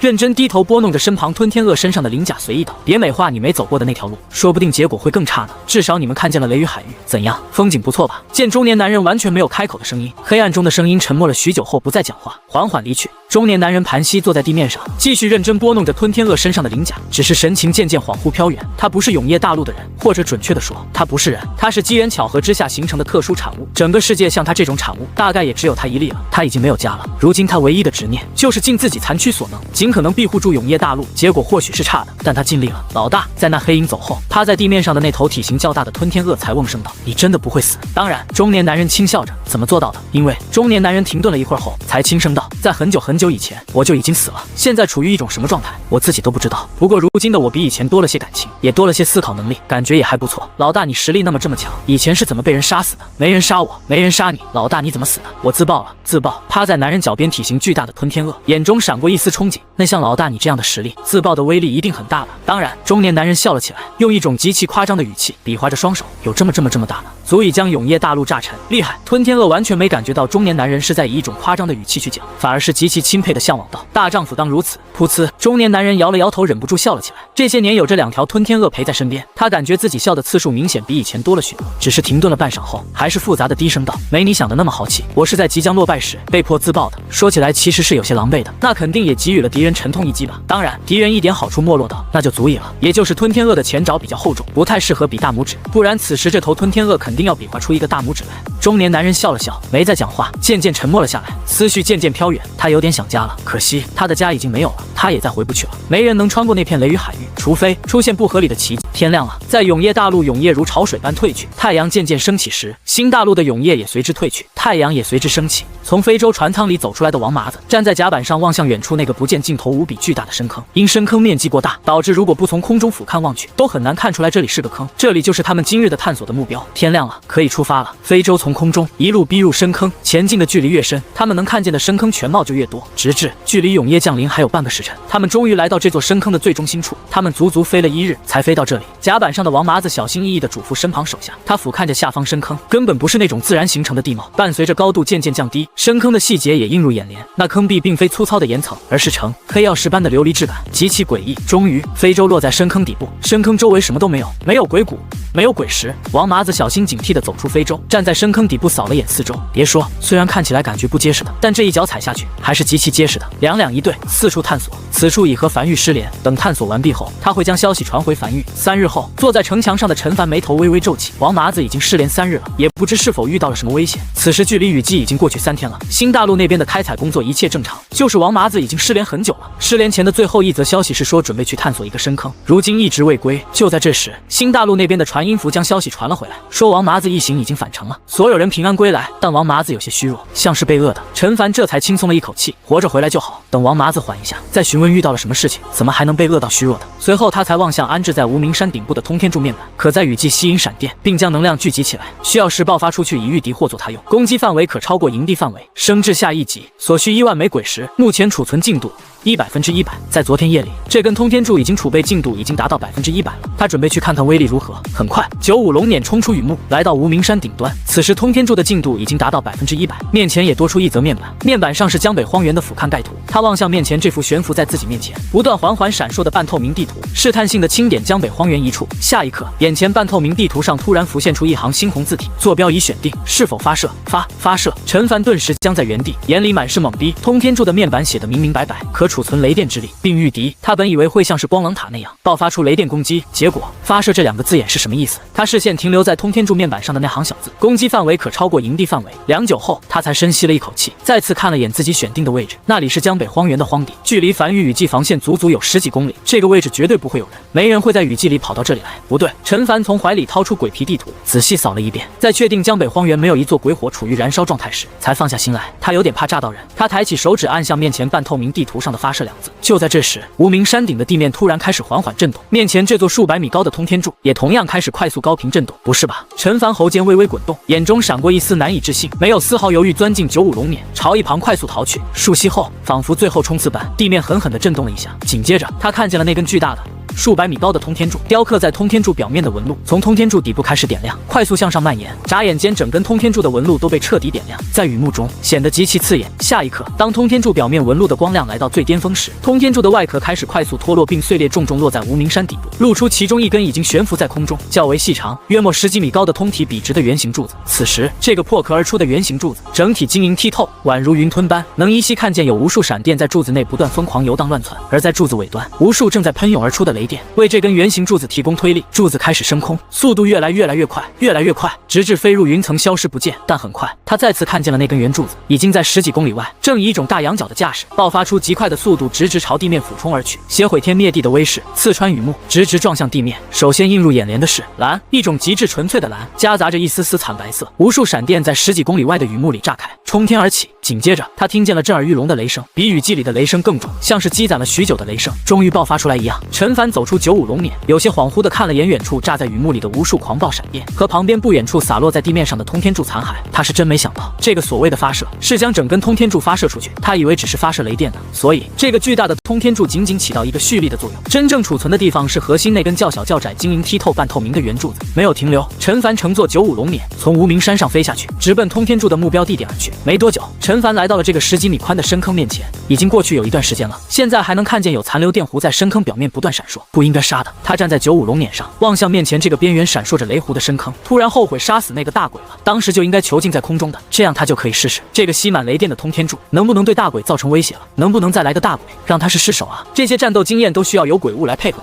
他才能知道繁域各个建筑的具体威力。回去没有丝毫犹豫，陈凡立刻再次朝无名山赶去，他要像那群猴子般在无名山上种满通天柱。这哪是什么通天柱啊，这分明是万里巡航导弹。一炷香后，陈凡出现在了繁域港口位置，看了眼四周，略微满意的点了点头，这里不错。他画出一大片区域后，在这里打造了一个通天柱，并消耗了45.5万枚鬼石后，他将通天柱升至了10级，这也是通天柱的满级。面前缓缓弹出一则面板，通天柱升至10级，已升至满级，无法再次提升，获取满级效果满目疮痍，威力提升。这是繁域的第11个满级建筑，不过他还是第一次见如此直白的满级效果，一个满目疮痍，一个威力提升，够直白的。他望向面板，这根被他升至10级的通天柱，总进度是1万分之0，总进度1万。1级通天柱的总进度是100，10级通天柱的总进度是1万，也就是说威力相当于得到了100倍加强。当然，同理，储能时间也增加了100倍。在雨季里，他花费了3日将一根1级的通天柱进度填满，按照这个进度来算，填满一个10级通天柱需要300天，雨季30天，也就是10年。10年，陈凡渐渐沉默下来。虽然通天柱10年后会成为一个大规模的杀伤力武器，但3年后海底鬼潮就要登陆了，他还指望通天柱可以在海底鬼潮大量项目，他等不了那么久。不过他突然又笑了起来，好巧不巧，他刚获得了一个名为劫云，可以控制局部天气的异宝，可以大大增快储能时间。具体储能多快，他还没做实验，这个得等雨季结束了再做，先打造通天柱再说。很快，在消耗了455万枚鬼石后，他打造了10根满级通天柱。下一刻，他从怀里掏出劫云扔在空中，眨眼间，这个小巧的劫云升在空中后开始快速变大，劫云内有不断弧形闪电闪过，开始降雨，并时不时劈一道闪电。在做完这一切后，陈凡才望向眼前这一幕，满意的点了点头。劫云的覆盖面积不小，完全可以将这10根满级通天柱安置进去，并且还能再塞下4、5根的样子。这片区域打造满级通天柱，至于这片区域外面就不打造满级通天柱了，充能不满的打造大量，刚好3年后充能满的就可以。终于，很长一段时间过后去，陈凡站在原地，双手叉腰，有些微微喘气的望向面前他打造的大量通天柱，满意的笑了起来。3年后便是这批通天柱启动之日，不错。陈凡满意的点头咧嘴笑了起来，他很喜欢这个建筑。通天柱这名字有点不贴切，他单手撑着下巴思索道。片刻后，他很快做出决定，满意点头道：“就叫繁域巡航导弹吧。”就在这时，陈凡怀里的传音符发烫，里面传来瘸吼有些慌乱的声音：“少爷。”王麻子身子差不多恢复正常了，但神情情有些惊恐，像是撞见鬼了一样，说要亲自当面给你汇报，现在就要坐高铁回梵域。陈凡眉头微微皱起，听起来像是遇到什么大事了一样，再次看了眼自己部下的那批通天柱后，大步朝港口走去。新大陆，陈凡走下高铁后，时间已经来到了下午，他并没有第一时间去找王麻子，而是站在新大陆1号据点的城墙上，望向外面，看了一圈后，才望向身旁的瘸猴，走吧，去找王麻子。很快，瘸猴在前方带路，来到一个水井旁，然后无奈地望向王麻子那明显不太正常的精神状态，便先离去，将空间留给王麻子和少爷两人。陈凡望向趴在水井边缘望向井底的王麻子，眉头微微皱起。王麻子状态确实有些不太对，他上次离开新大陆时的时候打造了不少水井，用于补充淡水。此时王麻子就这样趴在井边，望向水底，像是中邪了一样。他单手拄着翡翠手杖，走至旁边桌前，拿起茶壶给自己倒了一碗茶，又倒了一杯茶给王麻子送去，站在王麻子身边轻声道：“王麻子，我来了，有实话慢慢说，你现在有点失态了。”话音落下，身体明显还在虚弱状态的王麻子突然转身望向陈凡，双手颤颤巍巍接过茶碗，眼眶里闪烁着泪花，颤声道：“狱主，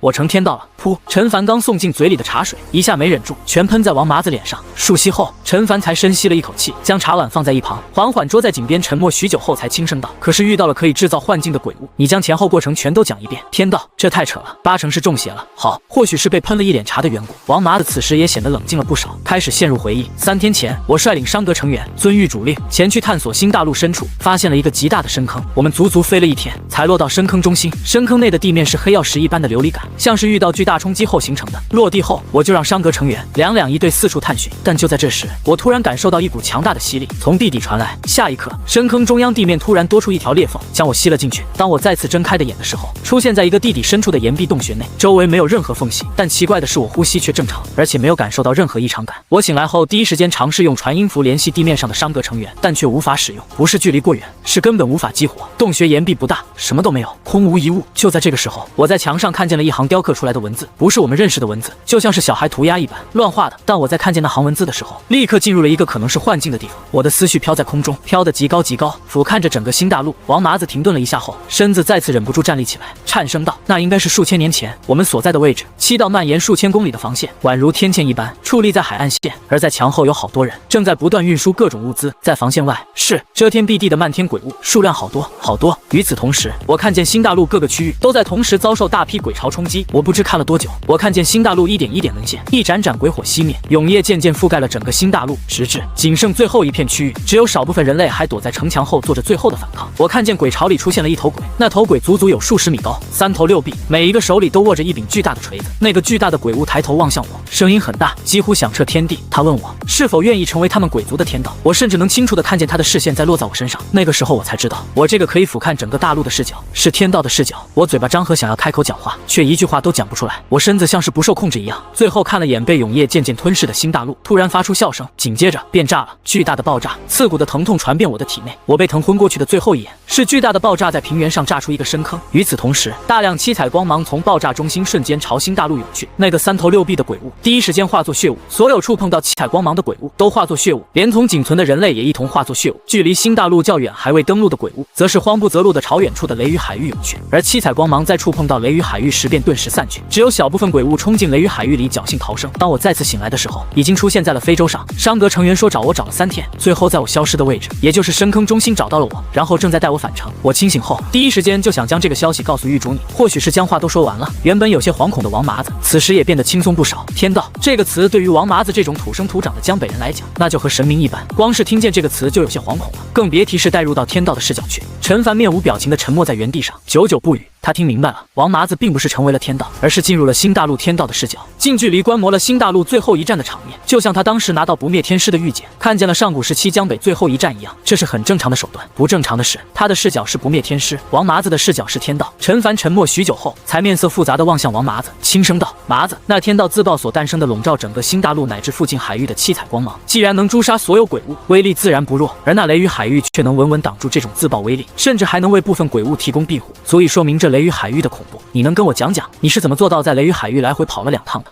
王麻子愣在原地，此时也才反应过来，他好像干了一件非常离谱的事情，挠着后脑陷入回忆思索了许久后才迟疑道：“就那样过去了。雷雨海域里虽然雨大风大，一直电闪雷鸣，但雷电也不会劈海船，雷雨海域里的鬼物也不会攻击海船，只要运气好点，不被海浪卷走，船不翻就过去了。陈凡沉默着没有讲话。如果真有这么简单就好了，他估计王麻子应该是运气极好，刚好误打误撞的走到了雷雨海域里唯一的一条生路，还来回都恰好走到。良久后，陈凡才拍了拍王麻子的肩膀，轻笑道：“放轻松，你只是以天道的视角看了新大陆最后一场战争而已，不至于太惶恐。不过樊玉得发展的更快一点了，免得永夜大陆的天道觉得前线可能撑不住了，也效仿新大陆天道直接自爆，就有点糟糕了。”王麻子点了点头，和狱主说完后，他感觉心里舒服了不少。随后，他将记录着古战场位置的地图交给陈凡，事情便告一段落。随后，让魏魏乘坐非洲，和商格一起踏上探索之旅。不过，这次的目标是王麻子刚探索完毕的那座深坑。魏魏全程趴在非洲上，稀奇且兴奋，感受着这种飞在空中的感觉。但在行驶3日，视线已经能渐渐看见深坑轮廓后，他那灯笼大小眼睛里的笑意突然渐渐僵住。他此时只有一个想法，那就是千万别发现地精。这要是发现地精了，得挖多久啊？但当非洲落在深坑边缘时，魏魏急爪子下去，望向后爪上那重重一块的地精，又抬起扁扁脑袋望向那不见尽头的深坑范围，眼里第一次人性化的浮现出了绝望。这里真的有地精，而且有大量地精。嘿，众人从非洲走下来，站在深坑边缘，个个极其兴奋。商格在新大陆上发现了大批地精，又是一大功，每个人都很激动。只有魏魏呆呆的僵在原地，茫然的望向远处，显得有些格格不入。回去，王麻子深吸了一口气后，迅速下定决心返程，亲自和狱主汇报。此事甚大，必须当面汇报。又是3日后，此时陈凡早已回到樊狱，处理这营地内的事务。就在这时，他怀里的传音符突然微微发烫，是王麻子。狱主，我们和魏魏在那个深坑下发现了产量巨大的地精。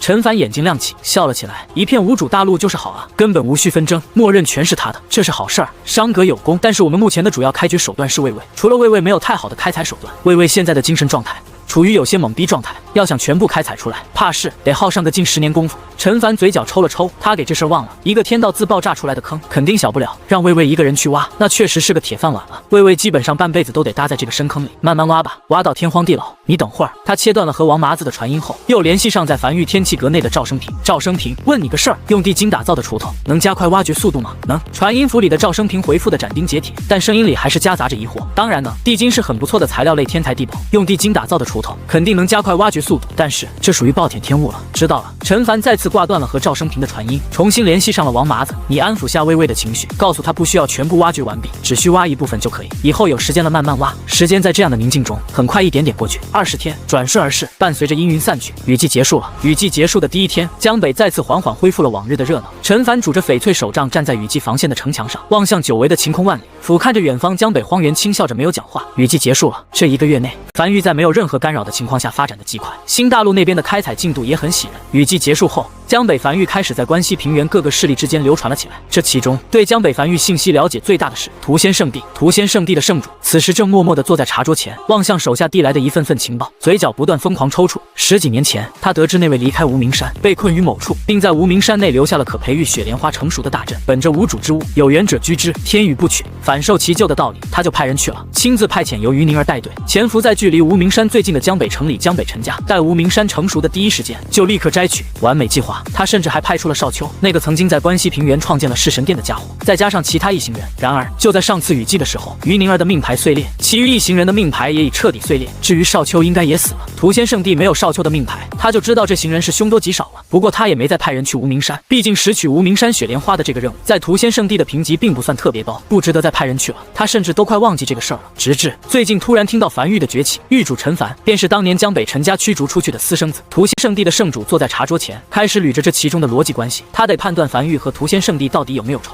应该没仇吧？陈凡被驱逐出江北陈家，这事儿可不是他授权的，他有点惧怕樊狱。良久之后，屠仙圣地圣主长松了一口气，笑了起来。逻辑捋清楚了，应该是没仇，那些事情应该也算不到屠仙圣地头上。就在这时，茶室门被推开，又是一则消息被送到茶桌上。樊狱暗阁阁主名为少秋，他脸上的笑意缓缓僵在原地。少秋竟然没死，还加入樊狱了，这回是不是就有仇了？不对，这也不能算有仇吧？他是囚禁少秋不错，但少秋潜入他屠仙圣地，他囚禁一下不过分吧？再有仇，也是少秋和屠仙圣地的仇，不能将樊狱拉进来吧？他低声嘀咕着，坐在一旁全程面无表情的大长老早已对此习以为常，这就是圣主的办事风格，他已经习惯了。又过去3日，雨季结束后，寒风从江北刮向关西平原，伴随着这道寒风的还有樊玉。几乎一夜之间，关西平原不少人就已经知道江北崛起了一个神秘的势力，名为樊玉。而在屠仙圣地旁边的凡人城池内，少秋正带着暗阁成员坐在城池内最高一座茶楼的最顶层包厢内，透过窗外望向不远处的那座山峰，眼里满是跃跃欲试。这座山峰上便是屠仙圣地。8年前，他尝试潜入屠仙圣地，以失败告终。如今，他修为早已突破5王，来到14级，而且手里还有地精打造的专武和夜行衣。他非常想再试一次，能不能潜进去？可惜这次是身负任务，需要前往关东平原，不能随意尝试。走了，他放下手中茶杯，走出包厢，朝楼下走去。他的任务是去探查关东平原的海岸防线情况，需要一路南下，尽可能探查到足够多的相关信息，然后在今年雨季前返回樊玉进行汇报。又过去了1个月，少秋一行人连续奔波数日，终于来到了镇鬼关，屁股蛋都快裂成2半了。少秋有些嘟囔的从骷髅马上跳下来，望向前方的镇鬼关。过了这里，便是关东平原了。镇鬼关是个防线废墟，走，找个地方歇息下。他牵着骷髅马大步朝一家废墟下的站点走去。来，几位爷这边请。招待他们的小二颇为热情，小二将少秋几人引进客栈，又挤眉弄眼道：“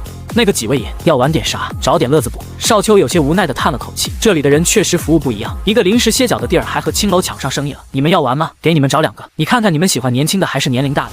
这位爷，你误会了，我们这里没有那些，不是那种玩法。那是什么玩法？几位爷，你们随我到后院来，走去看看。很快，一行人在小二的领路下来到后院。很快，一阵阵嘈杂声便传来。后院一个台上的8角笼边上，近100个人围在台下打气助威。笼内2头鬼物正在不断龇牙咧嘴地向对方发出恐吓。2头鬼物身上已满是鲜血，伤痕累累，显然已经处于濒死状态。几位爷，这叫鬼斗，你们可以在开始前压住，认为哪头鬼物会赢。小二在旁边开口介绍道。而少秋已经彻底懵逼在了原地，抬头望向头顶那悬空的太阳，这也不是黄昏啊，笼内的也不是伪人鬼。狱主让他来看关东平原战况如何，现在看起来关东平原频频告捷啊，鬼物都抓来决斗了，就这架势，已经马上要反攻了吧？永夜尚未降临，你们这鬼物是什么情况？他彻底懵了，他这辈子还真就从没见过这一幕。嘿嘿，小二有些得意地笑了起来。全天下独一份，整个永夜大陆你找不到第2个有鬼斗的地方。我们这里不少客人，可都是从大老远专门赶来的。怎么样，稀奇吧？要不来一手，我可以给你们找个桌子，让人将肉和酒送来，你们边吃边看。少秋没有讲话，只是默默从怀里掏出一个本子，这都是他回去要汇报的事情。外面的世界太乱了。在将这个信息记录完之后，少秋才眉头紧皱望向笼子里的那2个浑身遍体鳞伤、明显没有理智、正不断嘶吼的鬼物，可是用了某种异宝。但永夜大陆如此之大，有让鬼物白天活动的异宝也很正常。当然不是。小二嘿嘿笑了一声，也没隐瞒，直接道出真相。我们这客栈临镇鬼关废墟，这鬼物啊，只有在关外关东平原那片区域才能在白日存活，倘若带到关内来，哪怕就几步距离，也会瞬间暴毙而亡。原本也是不行的，但这次雨季过后，关东平原就发现了一些零零散散能在白天生存的鬼物。少秋眉头紧紧皱起，沉默着没有讲话。这事儿怎么看怎么不正常，他不知道这些人怎么还有闲心搞鬼斗的。鬼物能在白天存活，那对整个大陆都是一个极其严重的灾难性噩耗。鬼物怎么可能在白天存活？除非关东平原可能沦陷一半了，才会出现如此漏洞。一旦7号防线崩溃，那无数鬼潮将会畅通无阻，一路北上，要不了多久就能兵临城下，抵达江北。这一路上的所有生灵都会因此而亡，必须尽快探查清楚关东平原的7号防线究竟是什么处境和状况。另外一边，此时距离雨季已经过去1月之久，在这1个月的时间内，陈凡消耗掉了3.56亿枚鬼石，将原本14.8公里的雨季防线延伸至114.8公里，还差55.2公里，他的江北防线整个雏形便可彻底打造完毕。鬼石不够用了，接下来只需再等新大陆那边开采1个月，就能将这个江北防线打造完成。1月后，陈凡起了一个大早，精神饱满，乐呵呵地查看过樊玉仓库内的鬼石储备后，才朝城墙走去。如今的雨季防线已经彻底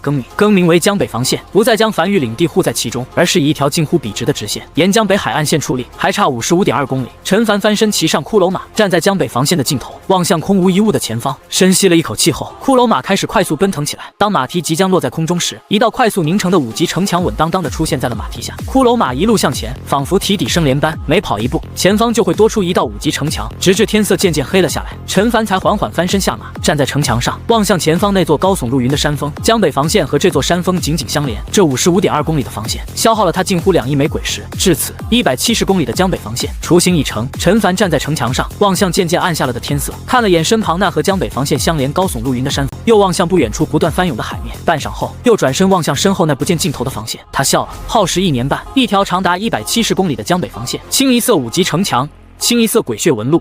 清一色净空。这条堪称是奇迹的防线被他完成了。樊玉将会在2年半后的海底鬼巢登陆中镇守江北。不过，如果海底鬼巢不提前登陆的话，他要将这道防线升至6级城墙，来做到彻底万无一失。陈凡很快回到无名山，天色已经渐渐黑了下来。忙碌了一天，他也有些疲惫，给自己泡了一壶热茶后，坐在1号洞穴的城墙上，听着王奎在耳边汇报。狱主站在一旁的王奎汇报道：如今是3月初，刚开春，这些日子新大陆的开采进度很不错，没发生什么意外。倒是关西平原那边依旧没有找到鸡。屠仙圣地派人给樊玉送上了不菲赔偿，并且写了封信，洋洋洒洒几千字，表明樊玉和屠仙圣地彼此之间没有仇恨，都是一些误会，愿意用鬼石来填补这些误会。陈凡靠在摇椅上，嘴角微微抽了抽，他的计划被打乱了。他的计划很简单，杀鸡儆猴，以雷霆之势镇杀关西平原的一个势力，来以此威慑其他蠢蠢欲动的势力。这只鸡他早都找好了，就是曾经派人来谋划无名山雪莲花的屠仙圣地，但这位的行事手段实在是让他有点摸不准，连续派人送了3封信过来，每封信都在讲述樊玉和屠仙圣地没仇，每次随信封而来的还有赔偿，数目不小，态度这么好，整得他都有点不忍下手了。但不宰个鸡，又很难展示出樊玉的势力啊。他已经想好怎么杀鸡了。这些日子积攒出来的鬼石，足以打造出一批非洲舰队，以雷霆之势碾压过去。主要是他望向手里的这封信，轻叹了口气，这信里的观点好像确实也没啥问题。屠仙圣地确实没有直接针对过他，间接影响，这不行。陈凡眉头忽皱，思索了半晌后开口道：必须的找只鸡出来，总得亮亮拳头，不然以后我们铺设在关西平原的高铁线路肯定会被一些阿猫阿狗破坏，得亮亮拳头才能震慑住其他势力。1月内这只鸡必须找到。随后他才伸了个懒腰，走下城墙，准备洗漱一番后入睡了。今天比较累，早点入睡。也不知道少丘那边情况怎么样。另外一边，新大陆此时已入夜，一艘海船缓缓驶入港口。今天情况如何？站在墙头上的瘸猴望向归来的一行人，回禀阁主，今日依旧无事发生，雷雨海域没有丝毫崩溃迹象。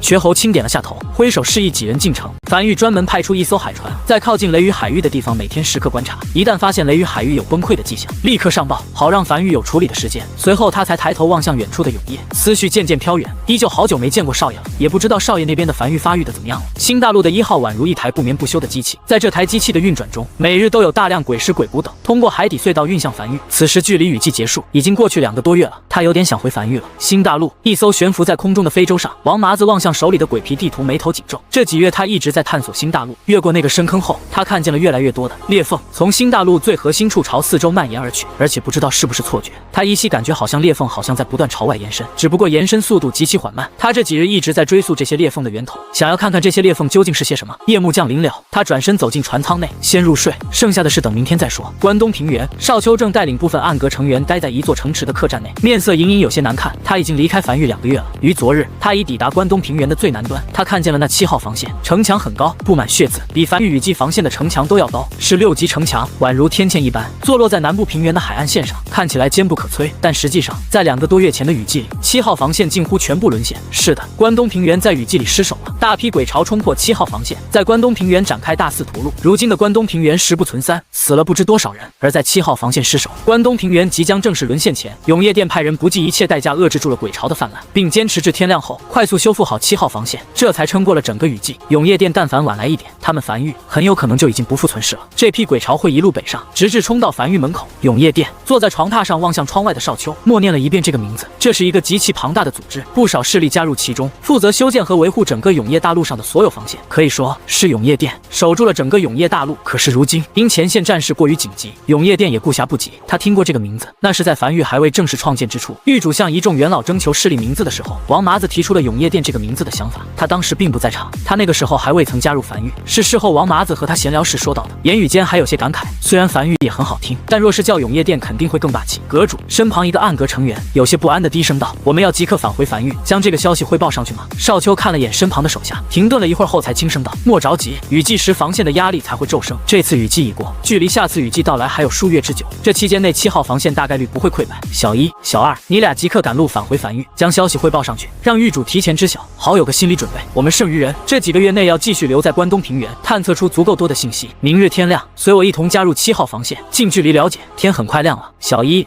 小二2位暗格成员已经骑着骷髅马踏上归程的路，准备将消息汇报上去。而少丘则是带着剩余暗格成员乔装打扮离开城池，前往这座距离城池只有数百米的7号防线。此时不断有人将各式鬼石武器等送上城墙，城墙根下2个月前那场大战留下的鬼物残骸和守军血迹都已经被粗略清理过，但大地依旧被浸透成一种诡异的紫黑色。一座座帐篷木屋等坐落在城墙根下，此时正有一条长长的队伍，不少人在排队，那是守城军在招人。少丘带着一众暗格成员跟着队伍开始排队，很快便轮到他们。修为武王，全程头也不抬的招募官，坐在桌前，第一次抬头望向少秋，上下打量了几眼后才轻点了头道：“感谢你的加入，你的编号是179，隶属于7号防线第3大队的71小队，去东边31号木屋找你的队长汇报，他会告诉你需要负责防守的区域。”片刻后，少秋站在城墙上沉默着没有讲话，只是远眺海边，这里的海要比江北的海更黑，防线外的海边已被鬼血彻底染成夹杂着各色光芒的紫黑色。此时不少人正如同蚂蚁一般从鬼物的体内刨出鬼石，装在一旁的袋子里。这是一处刚经历过大战不久后的防线，他终于知道为何樊玉防线已经比江北4地的防御强出很多了，甚至比一开始预计的江北防线都要更强。狱主还总是觉得不满意了，狱主看的不仅仅是江北一地，狱主看得更远，看的是万一永夜前线沦陷后，樊玉该如何自处。关西平原屠仙圣地内，大长老长叹了一口气，望向正坐在茶桌前不断捣鼓的圣主沙哑道：“你有没有感觉你做错了？如果8年前你当时不是抽走少秋一魄，而是直接杀死他，或许是不是就没有如今的樊玉暗阁阁主少秋了？是不是少了一环？而且就算樊玉是江北突然崛起的势力，实力不容小觑。到我们为什么要去送3次鬼石？我们的鬼石也不是大风刮来的吧？别的就不说了。雨季前，关东平原那边的7号防线前来申请援助，圣主你也是给了一大批鬼石。圣主，你有没有感觉你像是那散财童子？谁都能从你这里拿到钱。”屠仙圣地的圣主面色认真的抬头望向大长老：“我9年前上位，成为屠仙圣地的圣主，这9年内，屠仙圣地的仓库内鬼石数量是越来越多的吧？”是。大长老突然语气弱了下来。虽然圣主一直在散财，但自从9年前圣主上位后，确实屠仙圣地发展的越来越好。圣主长叹了一口气的起身走至窗边：“我当年不杀少秋，一方面是惜才，另一方面是一个才17岁的家伙能创建出世神殿，修为如此之高，我怀疑背后可能有人不想取其性命，给自己引来日后危机。给樊玉送去赔偿是因为我捋过了，本来就没仇，倘若开战，就算我们赢了，一样需要消耗鬼石，到时候消耗的鬼石可不止这一点。支援7号防线是因为，倘若7号防线沦陷，你认为关西平原能独善其身？更何况7号防线背靠永夜殿，得罪了永夜殿可不是什么好事儿。那你去谋划无名山，就不怕得罪那位了？”大长老忍不住开口：“这怎么能算得罪呢？我捋过逻辑了。”圣主面色认真道：“那位都离开那么久了，那雪莲花属于无主之物，谁拿到就是谁的，而且我这不是没拿到吗？”大长老嘴角抽了抽，没有讲话。自从圣主上位后，屠仙圣地的仇人是越来越少了。要知道关西平原时刻处于战乱，能在这种环境下仇人越来越少，那是真不容易。每次遇到冲突，圣主就会捋一捋逻辑，最后得出一个双方没仇的结论，然后送上道歉信和赔偿，原本一触即发的战争也就打不起来了。在圣主上位前，屠仙圣地送出去的都是檄文；圣主上位后，屠仙圣地送出去的都是道歉信。还真别说，就这样在关西平原各家势力都处于乱战脱不开身时，屠仙圣地独善其身发育的倒是极其舒服。这些年仓库储备的鬼石是越来越多了，就是出门有点丢面，但比以前安全了不少，几乎吃不到冷刀子了。而且屠仙圣地的圣主面色认真道：“我刚才又捋了一遍逻辑，樊玉之所以不回我们消息，应该是信封在路上。毕竟关西平原遍地乱战，我们的人举着屠仙圣地的旗帜可以一路畅通无阻，但樊玉想来我们屠仙圣地应该是有些麻烦的，应该要不了多久，我们就能收到樊玉的回信了。好捋。”大长老也不说话了，默默坐了下来。虽然他一直感觉圣主的行事极其奇怪，但从结果来看，这种形式没有任何问题，结果是好的。就在这时，一只麻雀叼着一张信封落在窗口，圣主打开信封，望向其中的内容，面色有些微微古怪。这些日子有不少来自江南的商会前往关西平原，恨天宗那家伙将一伙举着死旗的商会全都杀了，对外放出话，但凡有江南的商会敢来关西平原行商，来一个杀一个。那个商会是江南公羊一族的商会，运输一批骷髅马南下来的，再正常不过了。大长老面色如常道：“我最近也听说市面上多了一批廉价的骷髅马，而恨天宗本身有个业务就是卖骷髅马，如今被抢了生意，自然不爽，要杀点人，好杀。”圣主有些感慨地咂舌道：“可是根据我们的情报，这江南公羊一族的女儿和樊玉一个重要人物有夫妻之实来着。这要是公羊一族找到樊玉求对方帮忙出头，那就不知道事态会演变成什么样子了。这关系差远了。”大长老摇了摇头，虽然圣主你的行事风格我有些琢磨不透，但其他势力之主怎么想的，我还是能明白的。樊玉不可能为了这事而出头，死的人又不是他樊玉的人，强出头没意义，是吗？可我捋了捋逻辑，如果樊玉想要将他那高铁线路铺到关西平原的话，就必须杀头机震慑四方宵小，否则就樊玉那高铁线路本身可是不经挖的，恨天宗可不算是鸡，那也得看对谁来讲。圣主有些嘿嘿地笑了起来，一个崛起如此之快的势力，肯定是有些不为人知的手段的。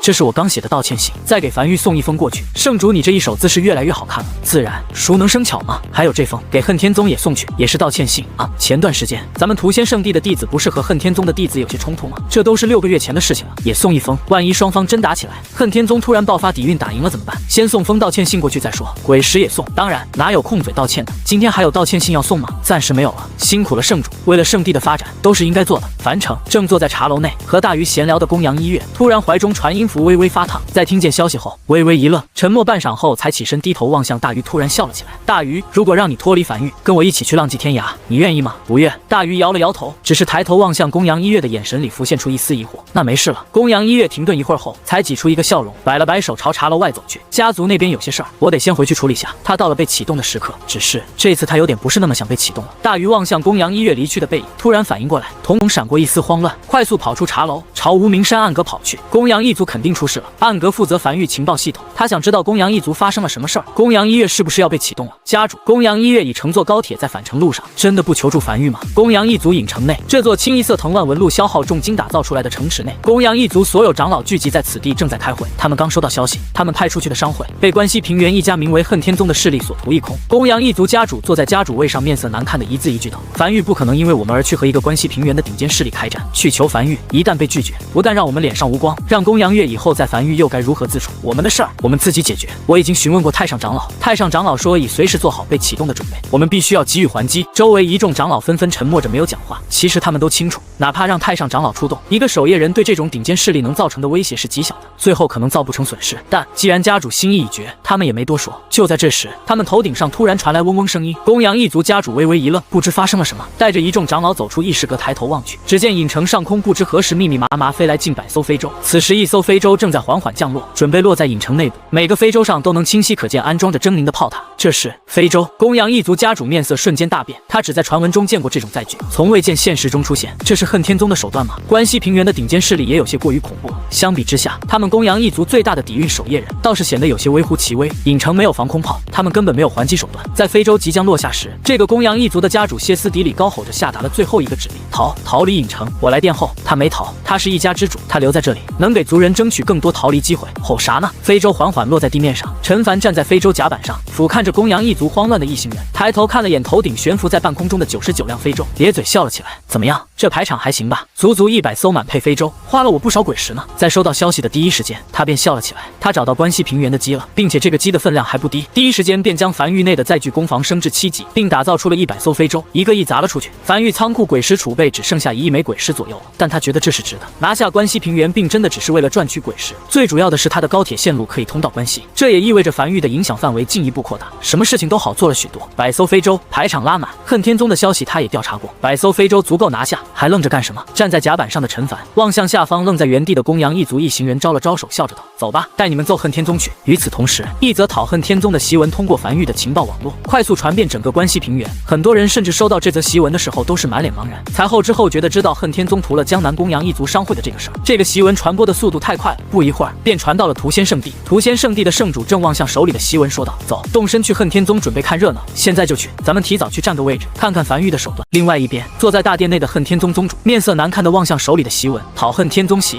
告关西平原恨天宗门人，今有天光不照之处，恨天宗以诡诈之刃暗刺我梵域血脉，劫杀我核心阁主齐越7族商队于季风峡谷，此非寻常劫掠，乃蓄意践踏我梵域基石。今恨天宗列我袍泽之亲，绝人伦之序，此仇非私怨，乃闻名于野蛮之借战。若你心怀人伦之血勇，当用于护生而非屠戮，即刻卸任脱袍，星夜离宗。梵域为回者留一线生路，1个时辰之内离去者，既往不咎。半晌后，恨天宗宗主才将纸张用力揉成团，咬牙切齿的一字一句道：欺人太甚！一个突然在江北崛起的势力，和恨天宗也没什么交集，竟然会为了一个无关紧要的商队主动挑事。半晌后，这个男人怒极反笑了起来。既然梵域要强出这头，那就让他脸面扫地。就在这时，大殿外一个黑衣弟子大步走来，递上一封信：宗主，这是屠仙圣地送来的一封信，并附带了1万枚鬼石。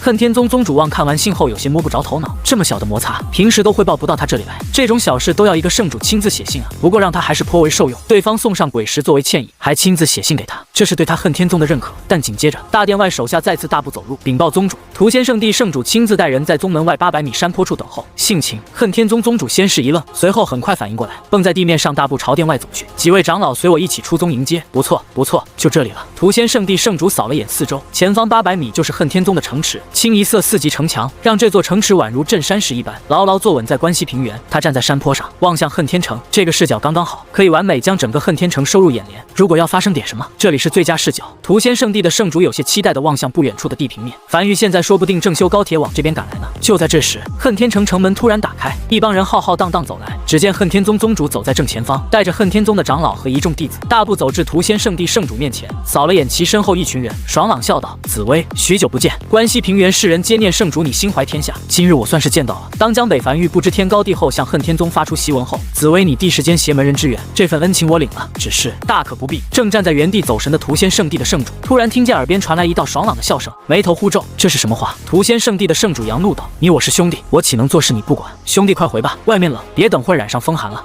刚准备说点什么，恨天宗宗主下意识抬头看了眼头顶的太阳。3月初入春了，不怎么冷了。那啥，我是想说，先回。屠仙圣地圣主面色严肃道：“兄弟我就站在这里，其他的你不用管，莫要兄弟难做人。若是因此让你染上风寒，兄弟我罪该万死。”快回！那好吧。恨天宗宗主此时也有些懵逼，半推半就的带着身后人又朝恨天城走去。紫薇给他说懵了，他本来组织了一堆话要说的来着是，结果几句下去，给他整得忘记要说啥了。而屠仙圣地坐镇恨天宗不远处的消息很快传开，明眼人一看就大概琢磨明白怎么回事，不是来看热闹的，就是来助阵的。无论是哪种，都意味着1个时辰后，樊玉肯定真有动作。一时间，距离较近的势力都开始出发朝恨天宗赶去。渐渐的，恨天城周围的势力越来越多，但占据最佳视野位置的山坡，则是被屠仙圣地牢牢霸占住，而恨天宗宗主则是全程笑呵呵的挨个接待。没想到他们恨天宗在关西平原的口碑竟然这么好，一方有难八方支援。与此同时，樊玉100艘满配非洲在9天之上以极快的速度朝恨天宗驶去。狱主公羊一族的家主满脸愧疚地走至陈凡身旁，语气中夹杂着一丝感激和惶恐。这一趟樊玉是不是要破费很多？陈凡偏头看了眼这老头，随意道：“你自己估摸估摸呢？你说破费不？公羊一族的家主僵在原地，这还用估摸吗？就这架势猜都能猜到有多破费。”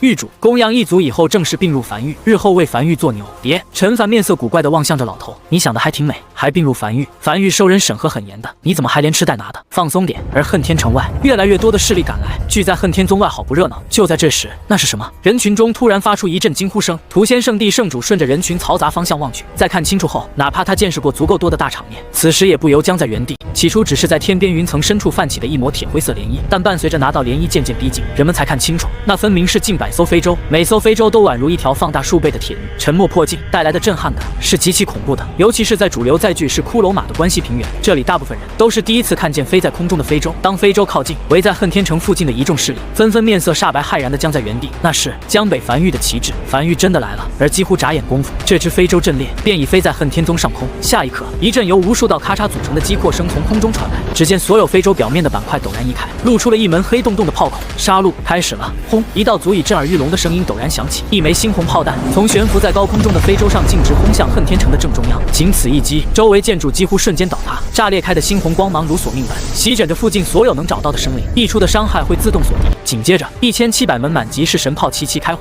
地面开始剧烈震动，整个天空突然变得暗了下来，并不是永夜降临了，而是神炮的光芒掩盖了太阳的光芒。周围所有围观的势力都看见了他们此时最为震撼的一幕：无数枚猩红炮弹宛如连绵不断的一枚接一枚的直直落向恨天宗，密集程度哪怕数十里的人也能清楚看见。屠仙圣地的圣主望向这一幕，身子僵在原地，嘴唇开始微微发颤。他虽然一直道歉，但真要打起来，屠仙圣地不惧任何势力。但现在他怕了，是神炮倾泻而出的猩红炮弹洪流，在空中编织出了一张覆盖了每一寸空间的立体死亡网络。不见一丝鲜血，不见一丝惨叫，但却能感受到一股浓郁的死亡气息。一盏茶之后，从高空中倾泻而出的猩红洪流终于渐渐逝去，地面也停止了震动，他们眼前再次缓缓恢复了光亮，那是他们重新适应了太阳的光芒。恨天城已经不见了，前方不见一座城池，只有一座不见底的深坑。如果不是他们亲眼所见，根本就不会相信在一盏茶之前，这座深坑原本的位置有一座城，仅一盏茶的功夫就被夷为平地。就在这时，悬停在高空中的那100艘非洲，位于最中央被4周环绕在中间的一艘非洲缓缓落下，落在众人面前。陈凡在一众人的陪同下走下非洲，从他们每个人脸上挨个扫过，脸上流露着温和的笑容。诸位，自我介绍下，江北樊玉陈凡，很高兴认识你们。一众前来看热闹的势力，此时还未从刚才那场震撼的场面中回过神来，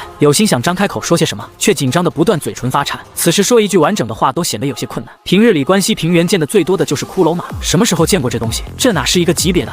陈狱主，屠仙圣地圣主此时强行平复好心神后，迎了上去，挤出一个比哭还难看的笑容。怎么来也不说一声，我好也去迎接你。对于樊玉南下，我屠仙圣地第一个举手欢迎。陈凡轻笑着望向屠仙圣地的圣主，这倒是个奇人。明明他还没展现出樊玉实力，他就收到了不少来自这家伙的道歉信和鬼誓，搞得他都不好意思和屠仙圣地开战了。正常来讲，关西平原的这只鸡本来应该是屠仙圣地的，他没再说什么，而是随意扫了眼周围一众人后，便回到非洲上。非洲缓缓升空，和玄庭在空中剩余非洲汇聚在一起，再次朝远处疾驰而去。没多一会儿，便消失在众人视线尽头，像是什么都没发生过一样。如果没有那个深坑的话，很快周围一众势力散去，他们是奔着看热闹来的。热闹是看见了，吓也是吓到了。而不久后，恨天宗被屠的消息开始如雨后柳絮般在整个关西平原开始大范围传播。今夜的关西平原，无数人会辗转反侧，难以入睡，尤其是那些亲眼目睹了那一幕的。原本一直纷争也是为了争夺更多资源发展家族，但在看见了今天那一幕后，突然就释怀了。打了个什么？再打也打不过樊玉，不如好好过自己本分日子。而在夜深人静时，百艘非洲在永夜的掩护下再次飞入关西平原，直至落在一个深坑旁。这座深坑原先正是恨天城，百艘非洲上的鬼火溢了出来，笼罩了这个深坑。大批战阁成员拎着铁锹等工具从非洲上走了下来，开始忙碌挖掘起来。肉再少也是肉嘛。白天的主要来的目的是杀鸡立威扬樊玉之名，目的达到了。但这个时候一批人下来开始去深坑里挖东西，多少有点丢面，所以他当时决定晚上来再挖。不过看起来那些势力还挺识趣的，没一个人觊觎恨天城里的遗产。他还想着如果有势力拿了，今晚就去这家上门吃饭呢，挺好。陈凡站在甲板上，望向在深坑内忙碌着的一众樊玉成员，轻笑着。接下来关西平原各个势力短时间内应该就老实多了，他可以开始在关西平原铺设高铁脉络和信号塔。这些东西只要铺设下去，就意味着这片区域都是他的地盘了。只是陈凡面色难看地站在城墙上，一言不发。正常来讲，7天前应该开始推进信号塔和高铁脉络，只是开铺设高铁需要魏魏辅助。他许久没看魏魏了，还有点挺想的，就亲自来新大陆找魏魏了。没想到来了才知道，10几天前魏魏就已经失踪了，至此已经失踪10几天了。魏魏临走前将寿阁阁主身份令牌留在了城内，导致他们都没办法通过令牌找到魏魏踪影。此时魏魏去了哪，谁也不知道，肯定是在这片大陆上。但这片大陆面积何等大，王麻子探索了这么久还没探索完毕，想找到一条鳄鱼又谈何容易？少爷，站在一旁的瘸猴眼里满是愧疚和慌乱，低声道：我不关你事。陈凡摇了摇头，皱眉道：你一个人负责新大陆这边的所有开采事宜，本就有些忙不过来，你也不能天天盯着魏魏。只是魏魏究竟是主动离开樊玉的，还是被迫，又或是走丢了？虽然以魏魏实力，很难有鬼物对他造成伤害，但既然不是离家出走，那就糟糕了。他望向海边远处的雷雨风暴，难道是那雷雨风暴作祟，将魏魏吸引过去的？可是魏魏平时只喜欢吃，没什么特别爱好，什么东西才能如此有吸引力？甚至让魏魏将最喜爱的寿阁阁主令牌也会留在原地，离开新大陆1号据点？难道是？陈凡沉默在原地，想到了唯一的可能。就在这时，瘸猴怀里的传音符突然响起：狱主，王麻子回来了，约莫还有1个多时辰便可抵达新大陆1号据点，说带回来了一个重要发现。陈凡有些烦躁地应了一声。1个多时辰后，王麻子来到陈凡身前，刚准备开口在新大陆的重大发现，但突然发现远处海面上隐隐能看见不少海船和非洲正沿着雷雨海域不断搜寻，顿时面色微变。果然如此，狱主，可是那雷雨海域有崩溃迹象？不是。陈凡轻叹了一口气，魏魏失踪了。排除所有选项后，我怀疑雷雨海域里有什么东西，制造出魏魏父母的幻象，让魏魏主动进入雷雨海域。王麻子愣在原地许久后，才茫然地看了眼远处正在搜寻的一众非洲和海船，又看了眼身旁的狱主和瘸猴，有些懵逼道：狱主，你在说什么？你们不是派魏魏去那个深坑挖地精了吗？我返程的路上还看见魏魏在那个深坑里挖地精呢，我还给他打了个招呼，他也在不断给我挥爪打招呼呢。什么？陈凡先是一愣，随后才眉头紧皱，偏头望向瘸猴。你下的令我没下啊。瘸猴有些着急地从怀里掏出传音符，联系上齐月。齐月，是不是你下令让魏魏去挖地精的？传音符里很快响起齐月的声音。我没有啊，我这段时间一直忙着挖矿呢。挺好。陈凡突然笑了起来，眼中闪过一丝寒光。樊玉里都有人能替他下令了，当即转身朝一旁非洲走去。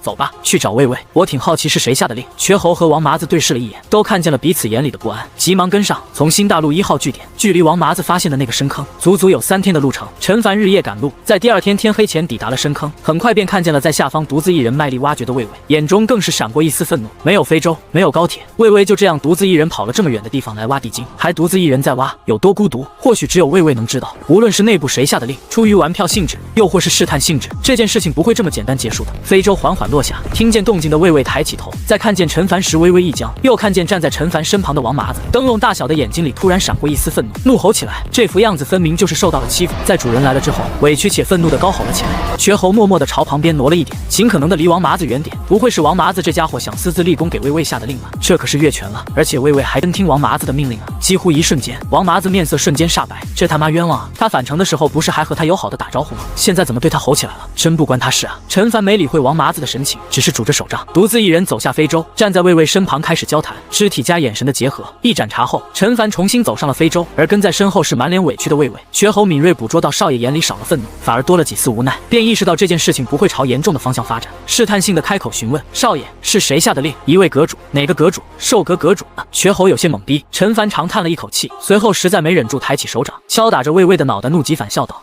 你他妈还能自己给自己下令呢？你知道这几天为了找你动用了多少资源不？那么多繁域成员冒着被卷入雷雨海域的危险，在雷雨海域搜寻你，结果你他妈自己给自己下令，跑来挖地精来了。这么远的距离，你还真能自己跑过来的？”站在一旁的王麻子此时长松了一口气，明显没他什么事儿了，但他还是有些不解：“狱主，发生什么了？”说来话长，陈凡无奈的叹气道：“上次魏魏回繁域的时候，我坐在城墙上思考接下来的发展。魏魏趴在我脚边，我随口说了句：马上又到诞辰之日了。魏魏记住这句话了，打算给我送个礼物。他觉得我肯定很喜欢这里的地精，便想要挖出足够多的地精给我一个惊喜。然后就去找赵生平要了一大批卤煮，带着喝的，将身份令牌留在城内，跑了数日，从新大陆1号据点跑到这里，开始开采地精。如果不是你刚好路过发现了他，真不知道要找他找多久。这傻狍子，气得我现在脑壳疼。”王麻子有些茫然地望向正对他龇牙咧嘴的魏魏。所以你路过他的时候，他跟你摆爪子不是跟你打招呼，而是让你替他保密。现在你在他心里是一个不值得信任的告密者啊！王麻子更加懵逼的愣在原地，谁他妈能看懂那个摆爪子是保密的意思？先不说他没看懂，就算他真看懂了，回到据点看见那搜查镇长，他也不可能保密啊！走了。陈凡有些没好气的拍了下魏魏脑袋。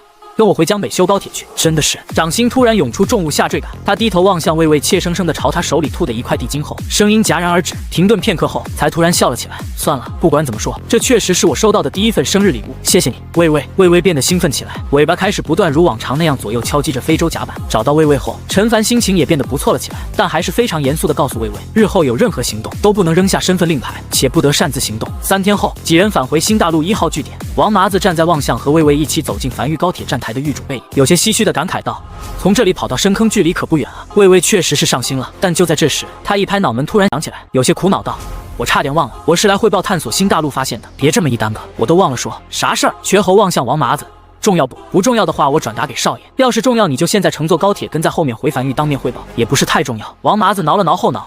就是我发现，因为新大陆天道死亡的缘故，这片大陆正在渐渐碎裂，要不了多久，估计就彻底4分5裂了。绝侯面无表情地望向王麻子，没有丝毫犹豫，当即就从怀里掏出一枚红色传音符，这是繁域最高品级传音符，一旦启动，就代表着事态10万火急。别！王麻子急忙按下绝侯的手。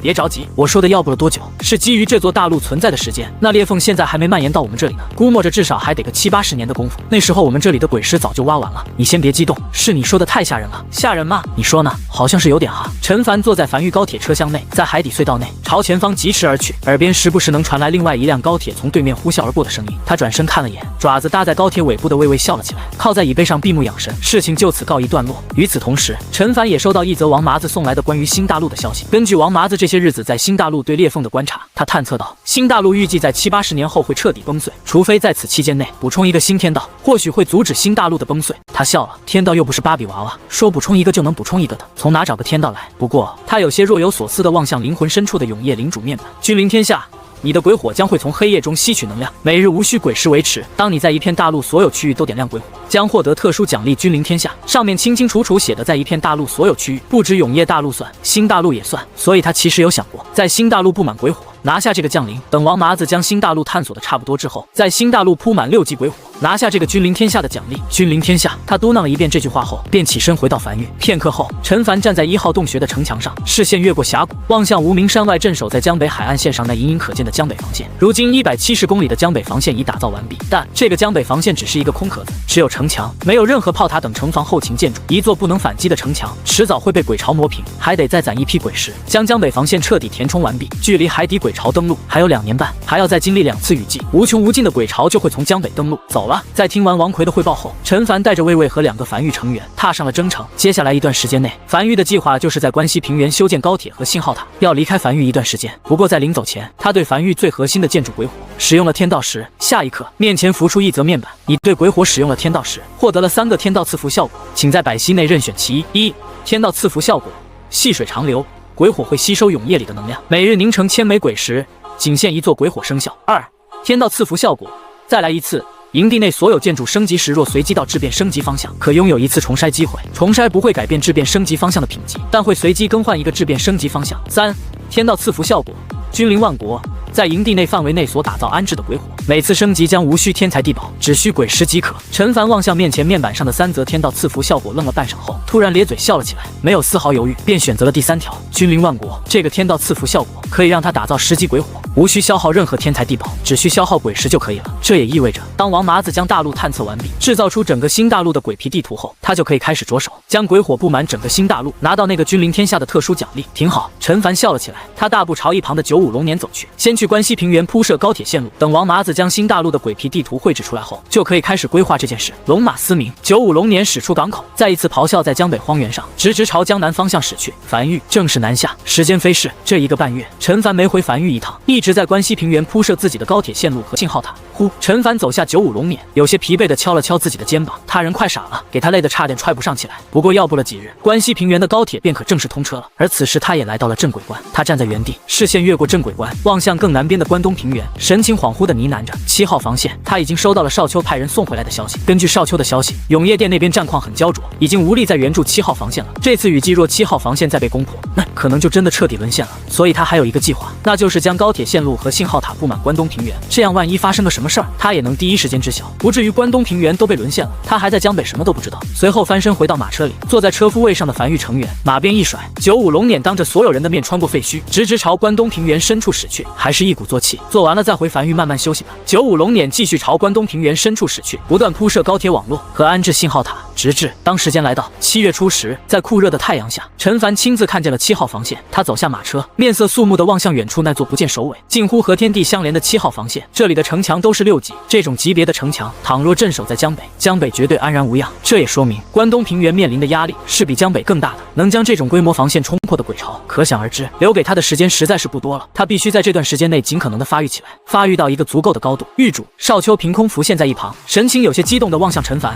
你来了，我这就去找7号防线的负责人，让他来接待你。我还没告诉他们我的真实身份呢。”不见了。站在95龙辇旁的陈凡远远望向前方的那堵7号防线，他能依稀看见在7号防线下有不少人来回走动。他这一路上都没见过这么多人，都在这里了。轻摇了下头，也不用告诉他们你的真实身份，直接跟我走吧。少秋微微一愣，有些迟疑地望向后方那7号防线，还是点了点头，快速联系上其他暗格成员。他还没和自己那些朋友道别，这些日子他交了不少朋友，算了，以后总有机会再见的。陈凡转身回到95龙辇，准备返程。他知道7号防线的重要性，但他不想和7号防线的负责人接触，现在暂时还不是时候。现在他的实力不够，深入接触之下，很容易被永业殿拿去当血包。他可以镇守江北，甚至可以支援关东平原，乃至为整个永业大陆贡献出一份自己的力量。但当血包就还是算了。当一个个暗格成员汇聚于此后，95龙辇开始快速朝关西平原驶去，准备回家了。这一趟他在外面待了太久了。永业历380年7月初，樊玉高铁的轨道成功铺设在关西平原和关东平原的各个角落，至此樊玉的影响力得到再次扩大。7号防线那个下半身被拦腰斩断的招募官，此时坐在餐桌前，望向自己桌上的2份饭，没有动筷，只是久久不语。不知过了多久，周围人渐渐少了许多，吃饭的餐点已经过了，还不见少秋人影，他才开始拿起筷子，开始缓缓吃自己的那份饭。平日那家伙都会在入夜前和他一起吃饭，但今日没来，且他刚得知和那家伙一起来的那批人也都不见了，便心里明白了，他们走了。这半年以来的鬼巢所带来的压力，让那家伙也有点撑不住，尤其是在今年雨季即将到来，那股压在所有人心头上的压力，令很多人都喘不过气来。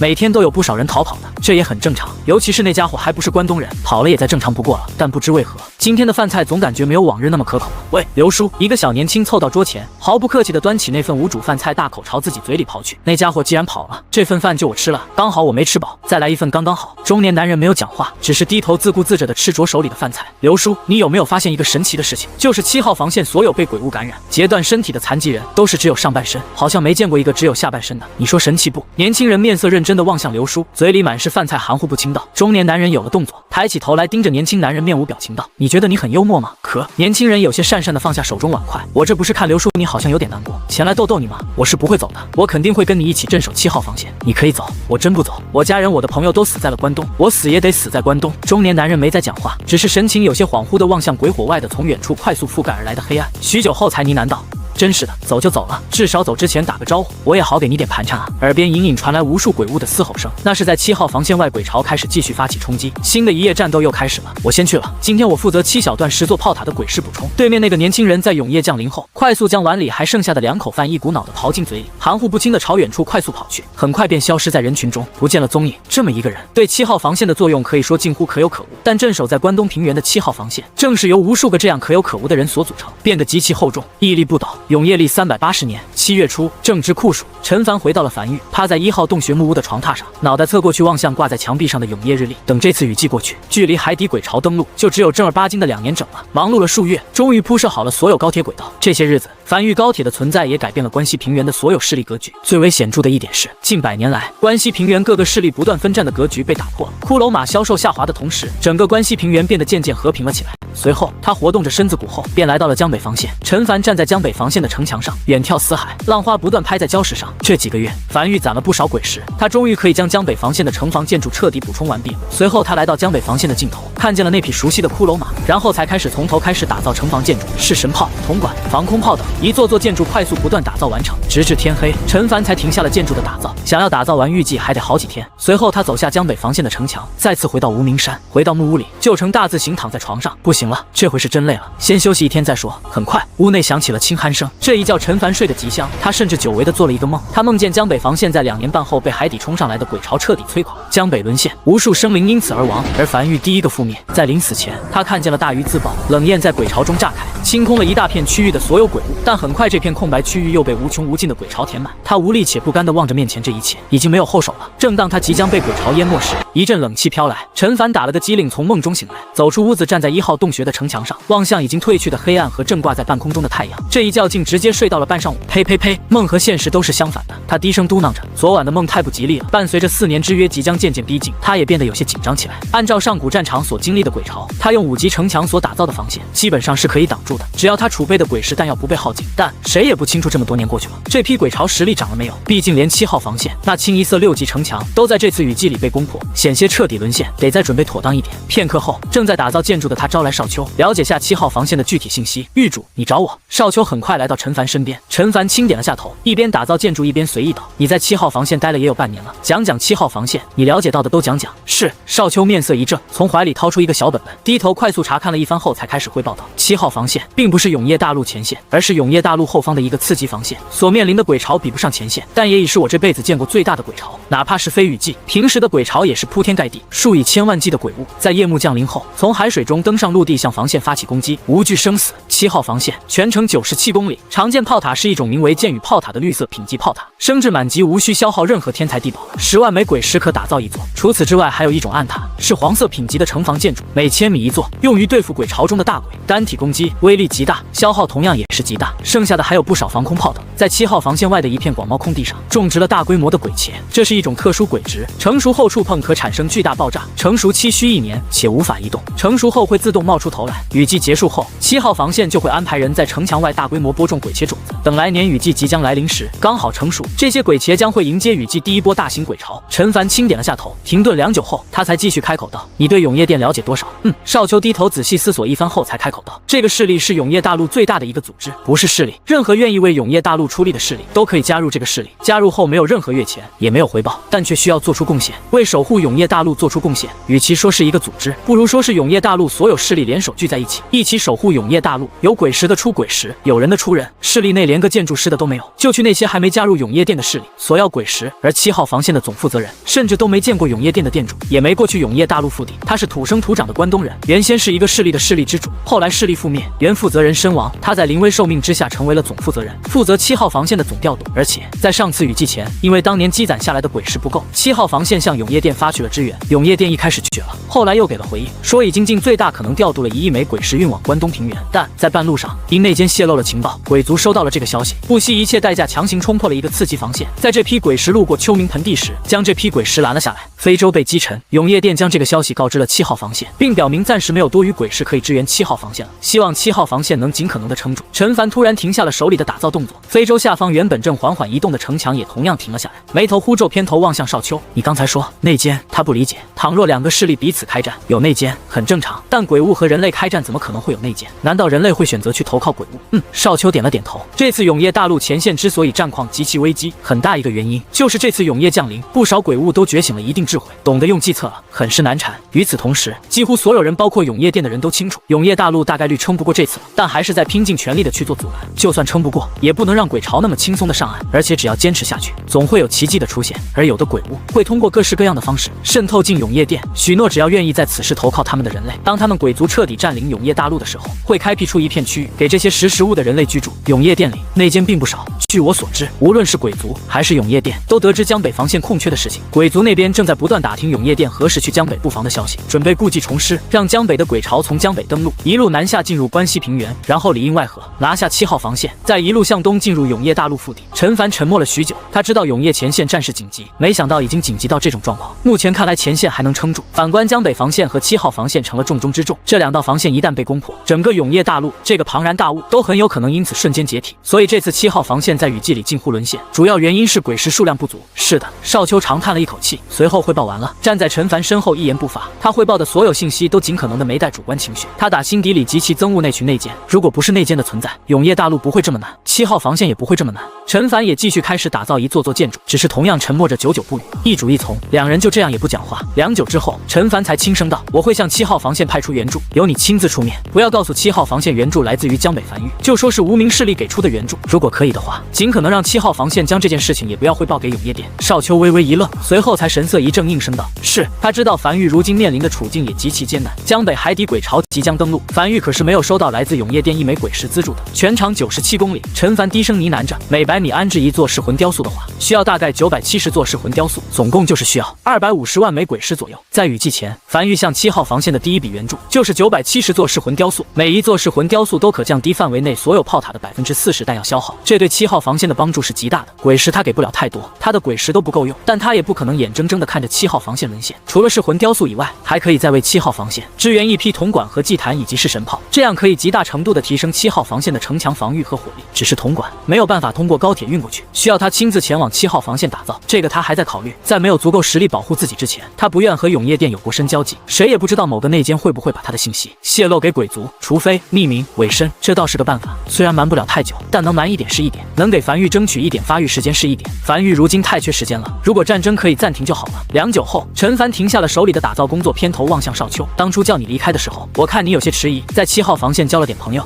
少秋有些不好意思的眼神飘忽着。陈凡停顿了一下后，才远眺大海，轻声道：“今天我会打造一批噬魂雕塑，由你带队，明日通过高铁运向7号防线。”是。少秋有些兴奋的重点头应下。在少秋走后，陈凡站在非洲甲板边缘上，伸了个舒舒服服懒腰。今天的江北防线打造计划暂时停止，先打造1000座噬魂雕塑给7号防线送去，而自己先度过2年半之后的鬼巢吧。他望向波涛汹涌的大海，他还没亲眼见过海底鬼巢登陆，也不知道能不能守得住。第2日，少秋带队踏上前往关东平原的高铁，朝关东平原驶去。临近夜色，安静的7号防线开始渐渐忙碌了起来。永夜马上降临了，要开始做准备了。而那个失去双腿的招募官则是如往常一样，拄着拐着打了饭走至旁边桌前。这次他只打了1份饭。打好饭的刘叔看向面前那空空如也的座位，忍不住下意识的回头望向。他感觉少秋正站在身后，如往常一样咧嘴笑着跟他打招呼，但身后人潮来往，唯独没有少秋的身影。反应过来的他不由摇了摇，笑了笑，像是自嘲般端起碗筷开始吃饭。他年龄比少秋大很多，但在这地方忘年交很正常。他看见少秋，就像是看到年轻时的自己，无畏、勇敢、自信，和年少时的自己一样，但比年少时的他要更聪明。他当年如果跑了，就不会失去双腿了。就在这时，周围人群突然变得嘈杂起来。刘叔微微一愣，放下碗筷，下意识抬头望向前方防线。难道是尚未入夜，鬼巢就袭来了？但很快他发现周围人的视线正望向他身后。他转身望去，只见一条长龙正以极快的速度在关东平原上疾驰着，朝他们一行人驶来。刺耳的声音驱散了灰雾，给原本有些沉闷的7号防线带来了一丝生机。这是数个月以来7号防线从未出现的变动。议论声在耳边纷纷响起。那是什么？我怎从来没见过？会不会是永业殿的支援？终于等到支援了吗？那我们是不是有机会挺过去这次雨季了？刘叔没有讲话，只是眼眶顿时泛红，拄着拐杖尽可能的站至笔直，望向那辆长龙笑了出来，声音有些发颤的笑骂道：“这臭小子！”只见长龙最前面的一节车厢，少秋正将身子探出来，如往常那般咧嘴笑着，望向他不断挥手高吼着：“刘叔，少秋，我他妈回来了！”繁育高铁停在了距离7号防线约近1000米左右的距离，这里是轨道尽头，7号防线的不少成员都围了上来。刘叔用力的挥动着拐杖，尽可能的冲在最前面。刘叔，少秋从高铁上跳了下来，望向刘叔咧嘴笑了起来：“几天没见，想我了没？我主子知道了7号防线的情况，特意派我来送来支援。”诺。他指向身后的一长列装满雕塑的高铁车厢，噬魂雕塑可减少炮塔40%的弹药消耗，这批噬魂雕塑足够布满整个7号防线。话音落下，周围一众7号防线的成员纷纷僵在原地，眼里满是骇然，半晌后才反应过来，激动着不断敲打着彼此，嘴巴张合想要说些什么，却一句话说不出来。减少40%的弹药消耗，不是支援鬼石，却远胜于鬼石，这代表着他们或许可以活过这次雨迹。快！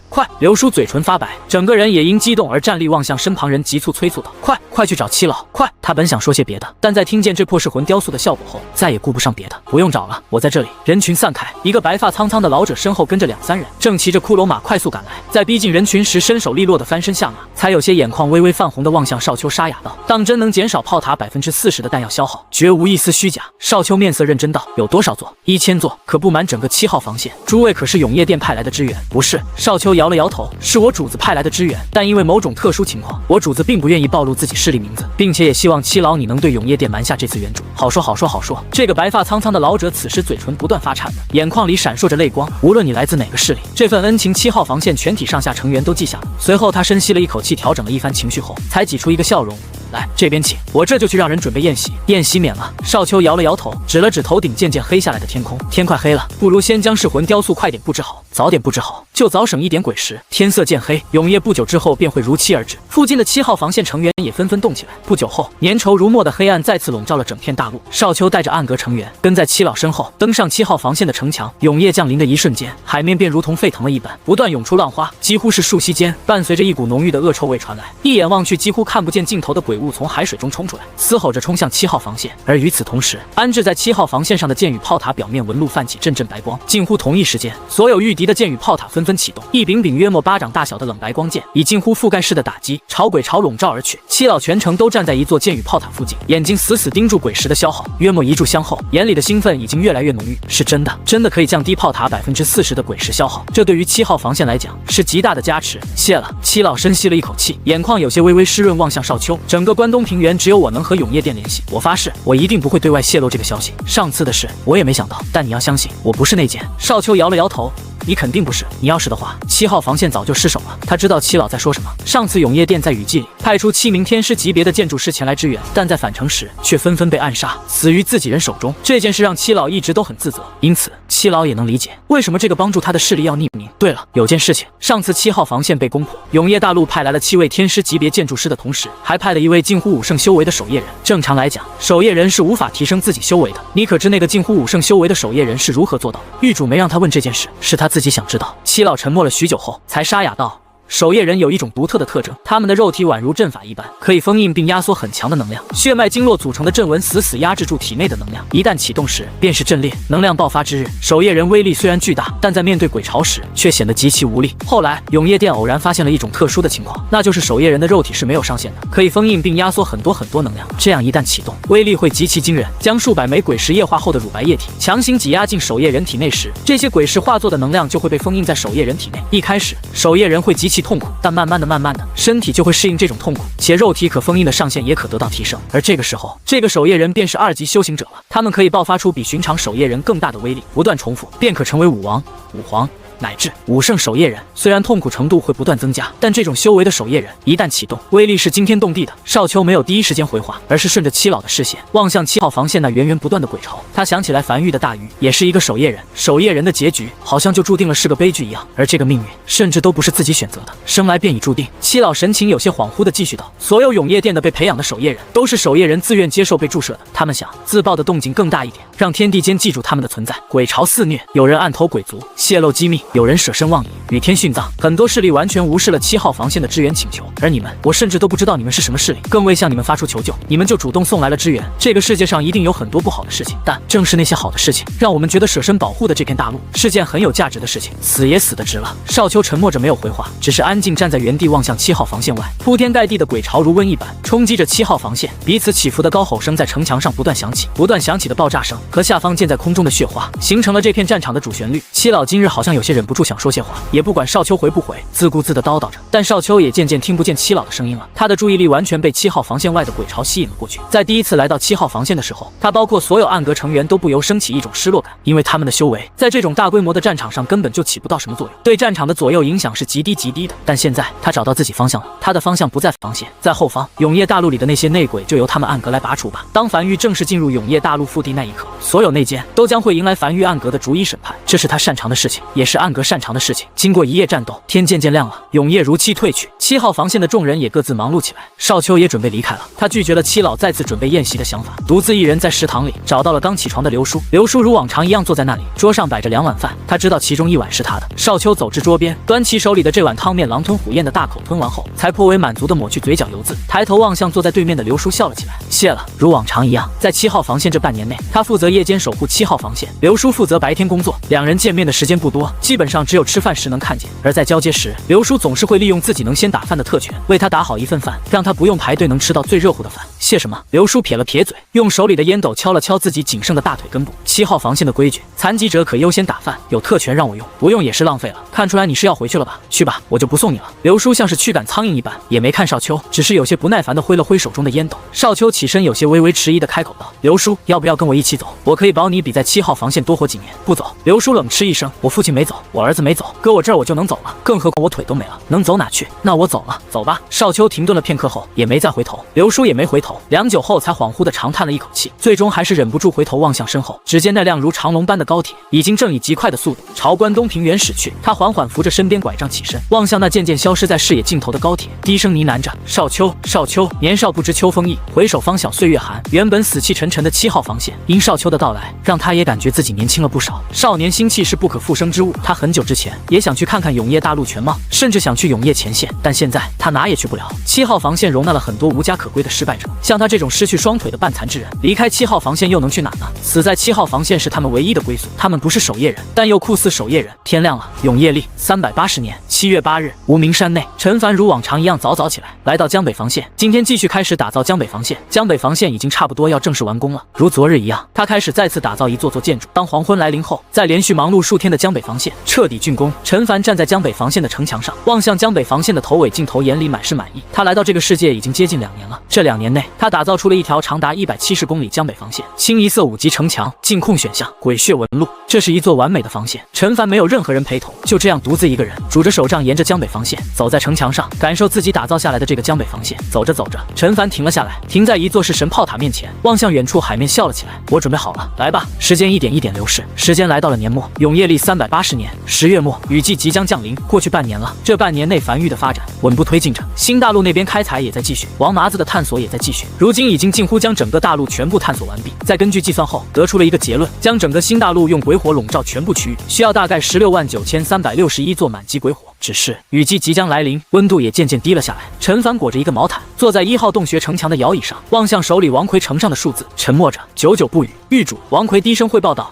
根据我们计算，想要将整座新大陆全部用鬼火笼罩的情况下，需要消耗33.8亿枚鬼石左右，总铺设时间预计在1年。”陈凡眉头微微皱起，盯着牛皮纸上的这串天文数字，良久才长叹了一口气，靠在椅背上摆了摆手，示意王魁可以先下去了。这个数字吓到他了，这真的是人能完成的任务吗？如果他不是拥有那个鬼火的天道赐福效果，哪怕他有足够的鬼石，也没有这么多天才地宝够他来完成任务。时间流逝，永夜历380年10月末，今年雨季即将来临，距离海底鬼巢登陆还有2年。天刚蒙蒙亮时，陈凡便带着瘸猴还有少秋和几个繁育暗格成员，坐上了前往关东平原的高铁。3个时辰后，这辆繁育高铁一路南下江南，缓缓停在7号防线前。正值半下午，7号防线一众骚动后，一个满头白发的老者便带着几个手下，从人群中快速朝高铁走来。数月以来，再次见到了这个高铁，陈凡从怀里掏出一个面具，比划了一下，但想了想又扔在一旁，没有太大意义。这群人没听过他名字，就算看见他面容，也不知道他是谁。高铁停稳后，他才走下高铁，站在这片充满着死气的土地上。这位是7老，此时已经快速迎来，在看见少秋跟在其身后时，很快反应过来。无名。陈凡望向7老，平静道：“名字只是代号，距离雨季降临没几天了。7号防线虽然身为6级城墙，但没有恢复手段，我来帮7号防线加点恢复手段，可让防线更为坚固。”是。7老先是微微一愣，随后声音都有些发颤。7号防线全体成员都好了。陈凡轻声道：“场面话就不说了，带我上城吧，我其实有点赶时间的。”城墙上，这是陈凡第一次登上7号防线，他站在城墙上，翻身上了一匹骷髅马，沿着城墙开始狂奔，并每隔一段距离都会布下一座祭坛，并铺下一根根铜管，这些铜管没入城墙内，通过和祭坛相连，可通过祭坛来恢复城墙的受损区域。一个极不起眼的建筑，却可大幅提升城墙的恢复速度。3日后，陈凡有些疲惫地站在繁育高铁旁，而7老则是带着一众7号防线核心成员前来送别。这3天内，陈凡彻底改造了7号防线，被陈凡改造的7号防线，若是是在遇到上次雨季里那种规模的鬼潮攻击，基本上是不可能再失手了。这帮助不可谓不大，从骨子里解决了他们7号防线的问题。先生，七老此时眼眶通红，声音有些发颤，我不知道该怎么感激你，但我想让先生你知道，你挽救了7号防线上下全体成员67万人的性命，你拯救了关东平原数百万还存活的人口。陈凡站在荒原上，望向7号防线。这3日内，他奔波在7号防线上，鲜少停歇，见了不少人。此时准备离去前，无数人站在7号防线墙根下，目送他。一眼望去，7号防线墙根下站满了密密麻麻的人，每个人脸上都带着一种漠然，那是一种已经看淡生死的漠然，但瞳孔里又浮现出一丝希冀。这里的每个人都是死人，但此时好像又活了起来。他停顿了一会儿后，才轻声道：“我观察过，7号防线的主要炮塔是箭雨炮塔，死于这种炮塔下的鬼物可保持尸首近乎完整。你们平日里是怎么处理鬼物尸体的？7号防线每天能诞生不少鬼物尸体，剥皮、去骨、挖鬼石。”七老虽然不知道眼前这位为什么会询问这个，但还是第一时间回答：部分鬼皮和鬼骨可以当做鬼材用来炼器炼丹或是打造建筑，往常这些东西会和鬼物尸体一起售卖给关东平原的各个势力，他们负责销售至关西平原。但如今上次雨季7号防线失守，关东平原人口10不存3，仅存的势力都跑了，如今已经没有商会来往了，这些东西我们只有鬼皮和鬼骨还留着，像鬼物尸体什么的都扔了。好，陈凡轻点了下头，接下来的日子里会有数辆高铁不断在关东平原和我们势力往返，你们要做的是将这些鬼皮、鬼骨包括鬼物尸体搬运至高铁上，而我会付给你们鬼石，具体价格回去后会有人来和你们对接，不会太高。我们其实也挺缺鬼石的，但也不会让你亏。不用不用。七老闻言急忙急促的摆手拒绝：先生，你们送来了1000座噬魂雕塑，对7号防线帮助已经很大了，如今你身为一个势力之主，又亲自来，先生，这些鬼物尸体你们拿走就好了，不收1枚鬼石。陈凡笑了笑，也没多说什么，而是转身朝高铁走去。这事儿就这样定了，你派人安排就行，鬼石肯定会有的，但不会太多。走了。这3天内，他扩修了关东平原的高铁，确保高铁轨道可以拥有多个分岔，通向长达97公里7号防线的各个区域，这样可以最大效率的收集鬼物尸体，这就是繁育高铁打造出来的意义。而这么做主要是为了祭塔，向祭塔献祭尸体可获得各式各样的材料、异宝、建筑蓝图等。繁育的鬼物尸体并不多，主要是神炮一发下去后，尸体直接成粉碎了，根本无法献祭。七老深吸了一口气，有些恍惚地望向身后人，以后挖去鬼石的时候，尽可能保证尸体完整，将鬼物尸体全部收起来。好不容易我们能做到一点事情，别给搞砸了。他望向身后人，这些7号防线的核心成员，此时眼里满是笑意。一扫往日灰暗。永业历380年10月31日近黄昏，从关东平原返程的繁育高铁正疾驰在江北荒原上，向着无名山的方向笔直而去。窗外淅淅沥沥的雨水敲打在车厢上，丝丝凉意渗入车厢内。下雨了，今年雨季又来了。不久后，高铁缓缓停在无名山内时，永夜如期而至，极其粘稠且的黑暗迅速笼罩了整个江北荒原，震耳欲聋的雷声开始此起彼伏的不断响起。陈凡走向高铁，望向港口方向，他知道安置在那里的通天柱已经开始继续储能了。回到无名山后，陈凡径直走向木屋开始入睡。这几天确实比较疲惫，同样繁育成员也对雨季没有太多波澜，依旧如往常一样忙活着手里的事儿。雨季降临后，第一个白天，陈凡早早从屋内睡醒后，第一件事便是打造一座座鬼火，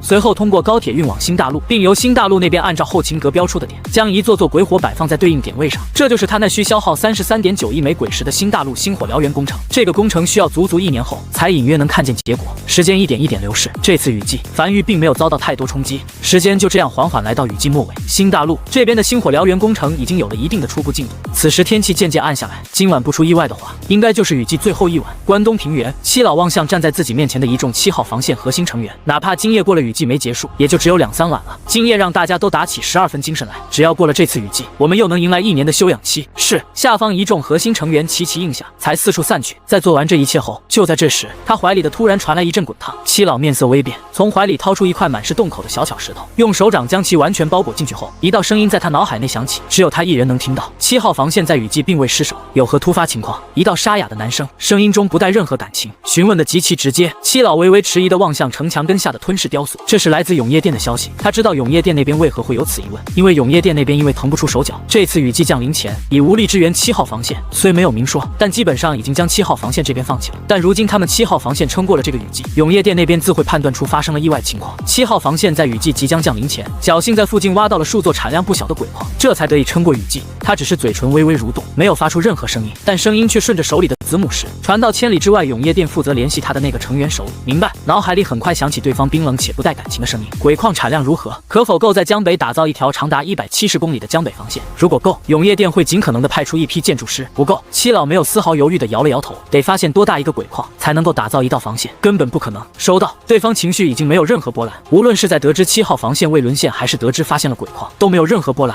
那位留在江北的气息，2年后便会消散。永业店已无力支援江北，命7号防线负责人七老携带7号防线全体核心成员，尽可能携带所有鬼石异宝等，于今年雨季结束后，一路向东前往永业大陆边缘地带的黄泉口峡谷，弃守7号防线。什么？七老面色瞬间煞白。他知道黄泉口区域那是永业大陆靠近关西平原的一片区域，因地形特殊，近乎将永业大陆和关西平原彻底一分为二，故而被称之为黄泉口峡谷。这就意味着永业店彻底放弃了黄泉口峡谷以西的所有区域，这其中就包括江北4地。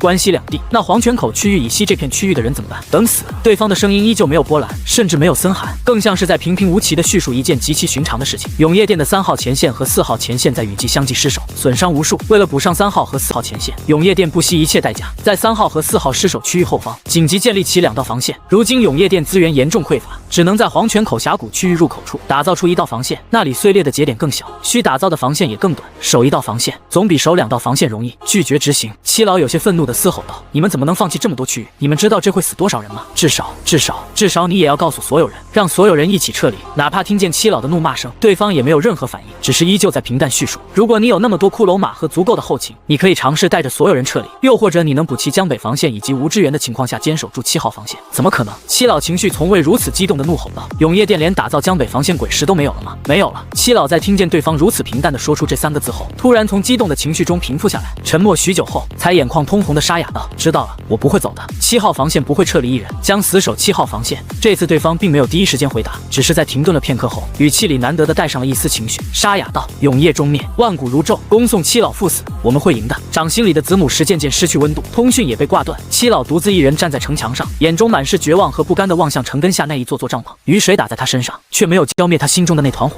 让他只觉得越来越烦躁。不知过了多久，终于压抑不住情绪的七老神情近乎崩溃地怒吼着，用脚疯狂踹向面前的城墙。明命！7号防线已经守住了这次雨季，形势明明已经变好了。7号防线不出意外的话，接下来几次雨季也不会有什么问题。但永业店已经无力打造江北防线，决定弃守这片区域。这则消息彻底打碎了他的幻想。那位先生，对，那位先生！突然反应过来的七老，像是溺水之人抓住一根稻草般，眼中闪烁着一丝希冀，开始快速在怀里摸索着传音符。但很快，他又僵在原地。那个先生并没给他留下传音符。最重要的是，就算联系到又如何？哪怕对方是从上古时就传承下来的势力，又如何？一个势力怎么可能打造得起1道防线？瞳孔里布满红血丝的七老怔站在原地，望向城墙根下那一座座帐篷。而恰逢此时，一个7号防线的成员在路过他身边时，忍不住情绪激动，尽可能压抑住情绪的低声道：“七老，我们守住了。”声音压得极低，但语气中透露出来的兴奋却几乎要溢了出来。七老微微一愣，最后才强行挤出一个有些难看的笑容：“是啊，我们守住了。”如墨般的厚重黑暗从天边涌来，永夜降临了。这是雨季的最后一晚，所有7号防线的成员都很兴奋，涌上墙头，准备守住这最后一夜。最后关头不能松懈，个个怒吼着望向防线外从海里冲出来的无数鬼头，仿佛在挑衅，又或是在庆祝一样。死气沉沉的7号防线上，在此之前从未有过这一幕，每个人脸上都洋溢着一种前所未有的希冀和兴奋。然而，只有七老一个人怔站在原地，抬头望向头顶那无穷无尽的黑暗，以及那铺天盖地的倾盆大雨，只觉得一股令人窒息的绝望将他彻底淹没。他甚至觉得呼吸隐隐困难，下一刻眼前一黑，竟直接晕厥在地。第2日天亮了，雨停了，晴空万里。持续了30日的大雨，在天亮的那一刻瞬间停了。陈凡走上1号洞穴的城墙上，望向外面慵懒地伸了个长长的懒腰，才笑着望向身后少秋：“走吧，陪我去7号防线一趟。”雨季里7号防线应该积攒了不少鬼物尸体，这第一批货还是得我们亲自去一趟才行。王奎，你从库里清点出来一批鬼石装高铁上。雨季结束了，他看了眼挂在城墙上的日历，永业历381年年初，又是新的一年，距离海底鬼巢登陆只有2年了。走了。天气渐冷，陈凡坐在繁育高铁上，沿着轨道一路南下江南，准备前往7号防线。他望向窗外的景象，轻哼着无名小曲，他心情还算不错。新大陆那边的星火燎原计划有条不紊地进行着，7号防线这边也能收取一大批鬼石，繁育正在稳步快速发展，一切都在变好。就这样，高铁抵达了7号防线。从高铁上走下来的陈凡望向颇为热闹的7号防线，仔细观察了片刻，笑了起来。虽然嘈杂，但每个人脸上都洋溢着兴奋。显然7号防线不但守住了，而且伤亡应该也很小，以及那垒起一座小山的鬼物尸体都是他的，能在祭塔里兑换不少东西。很快，七老带着几个手下从嘈杂的人群中走出，来到他面前。七老，陈凡扫了眼四周，笑着随意道：“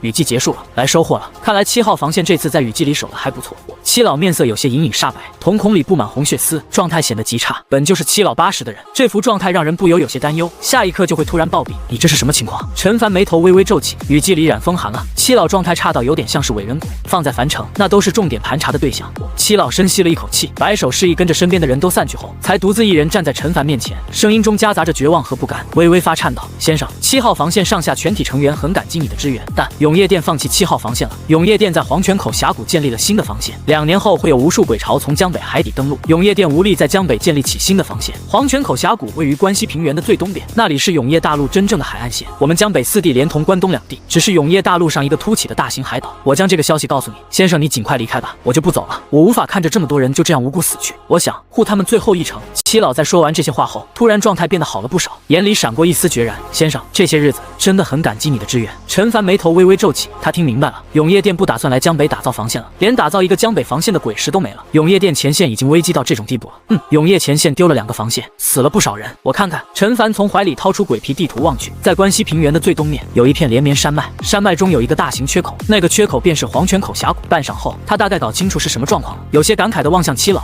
没事儿，别慌，江北有防线的，长达170公里的江北防线，如今正安安稳稳地坐落在江北。7号防线沦陷不了，江北防线也沦陷不了，我们都能活下去。七老愣在原地，眼里闪过一丝不解。江北怎么可能有防线？以前江北全靠那位留下的气息震慑海底鬼物，哪里来的防线？永业店也不至于骗他，更何况前线都丢了2个，永业店确实没有足够资源打造新的防线了，又是哪里来的防线？但下一刻，一道闪电突然从他脑海里划过一般，他陡然想到了什么，嘴唇发颤，有些难以置信地望向眼前这个男人。难道你？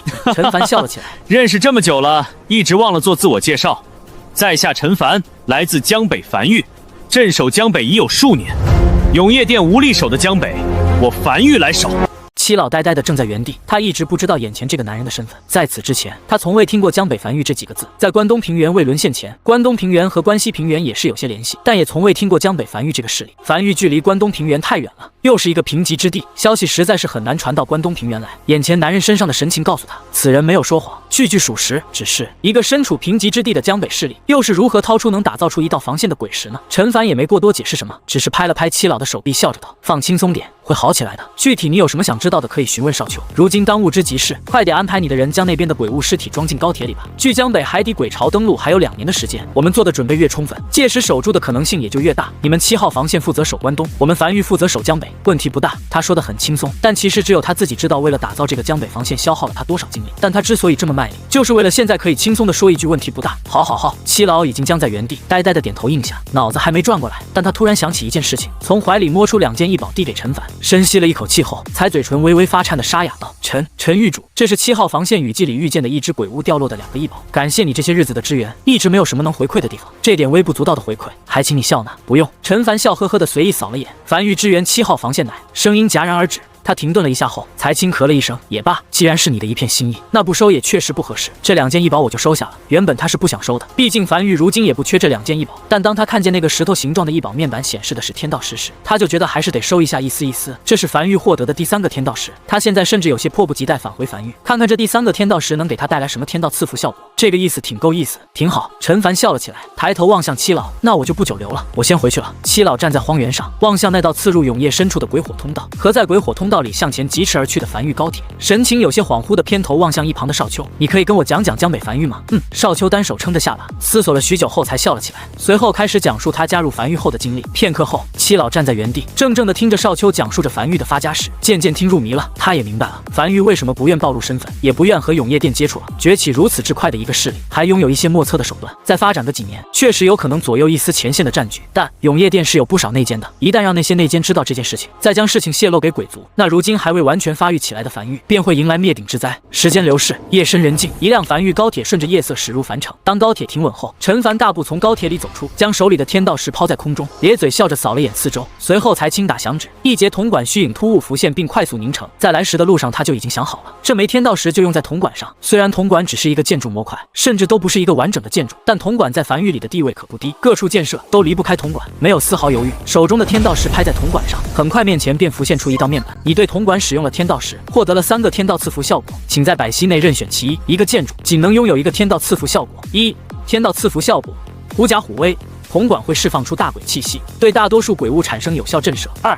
天道赐福效果，绝对虚幻，部下的铜管可选择虚幻状态和非虚幻状态，处于虚幻状态时无视任何攻击。3.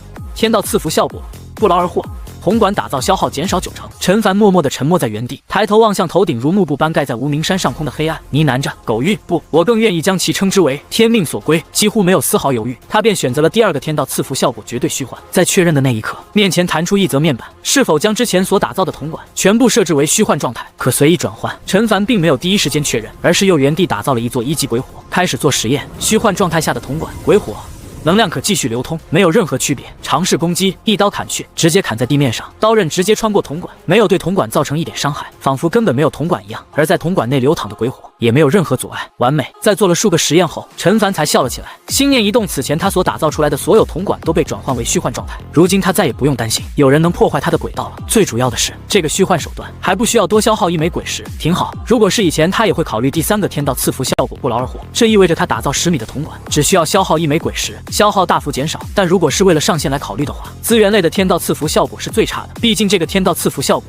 是可以用鬼石来弥补的，而那个绝对虚幻天道赐福效果可是用再多鬼石都买不来的。就像是如果没有君临天下这个任务可以去完成，他其实在选择鬼火的天道赐福效果时，不会选择那个升级可以无需天才地宝的天道赐福效果，毕竟他其实也不用打造那么多鬼火。不错，陈凡咧嘴笑着，又重重朝地面上的铜管砍了几刀。但就在这时，他突然愣在原地，隐隐感觉哪里好像有些不对。半晌后，他唤来路过还未睡的2个繁育成员，让这2个繁育拿着铲子快速将这根铜管下面的泥土全都挖空。很快，一个足够埋下一个人的小坑被挖了出来，而那个处于虚幻状态的铜管在没有任何支撑的情况下就那样漂浮在空中。陈凡面无表情望向那根悬浮在空中的铜管，再次尝试下的打造了一根不处于虚幻状态的铜管，铜管凝实的瞬间便落至坑里。他又试着在半空中打造一根处于虚幻状态的铜管，打造完成后，这根铜管同样再次落入地面。他换了个思路，他捡起刚才落在坑里的那个处于未虚幻状态的铜管，将其高举在空中，然后才将手里这根铜管转换为虚幻状态，缓缓松开手。令人骇然的一幕发生了，这根铜管就这样悬浮在半空中，在没有任何支撑的情况下，他明白了，原先铜管是没有办法在没有任何支撑的情况下悬浮在空中的，但倘若铜管在处于未虚幻的状态下是有支撑的，那当这根铜管转换成虚幻状态后，无论支撑是否消失，这根铜管都会保持现状。至于这个发现有什么用呢？陈凡思索了一会儿后，一次性打造了数十米悬浮在空中的虚幻铜管，又打造了一个满级吊篮贴在铜管表面，启动吊篮瞬间加速至最快速度，在冲至铜管边缘后骤然停下。空中高铁，陈凡若有所思地思索着，这听起来是个没有用的发现，他以后肯定要和永夜店接触的。地下隧道比较保险，空中高铁有什么用？感觉像是活靶子，他暂时没想出来，但他觉得以后肯定能用到。随后他才伸了个懒腰，重新回到身后繁育高铁上，在2个繁育成员目送下，乘坐高铁朝无名山疾驰而去，准备睡觉了，困困的。第2日天亮了，雨季结束后的第2天，繁育也有很多事情要处理，而樊城也再次恢复了往日的热闹，各大势力的人不断乘坐高铁来回奔波，也不知道这些人都在忙什么，一天天跑来跑去，好像赚了很多鬼石一样。陈凡如往常一样坐在1号洞穴的城墙上，打量着手里的这个异宝，是一个旗帜类的异宝，同样未开包，偌大一个7号防线，不可能连一个鉴定师都没有，所以他更倾向于应该是七老判断出这2个异宝价值不菲，于是便想送给他。不鉴定是因为担心鉴定出来后不舍得送了，这不是小气，也不是自私，而是人性本就如此。异宝名称：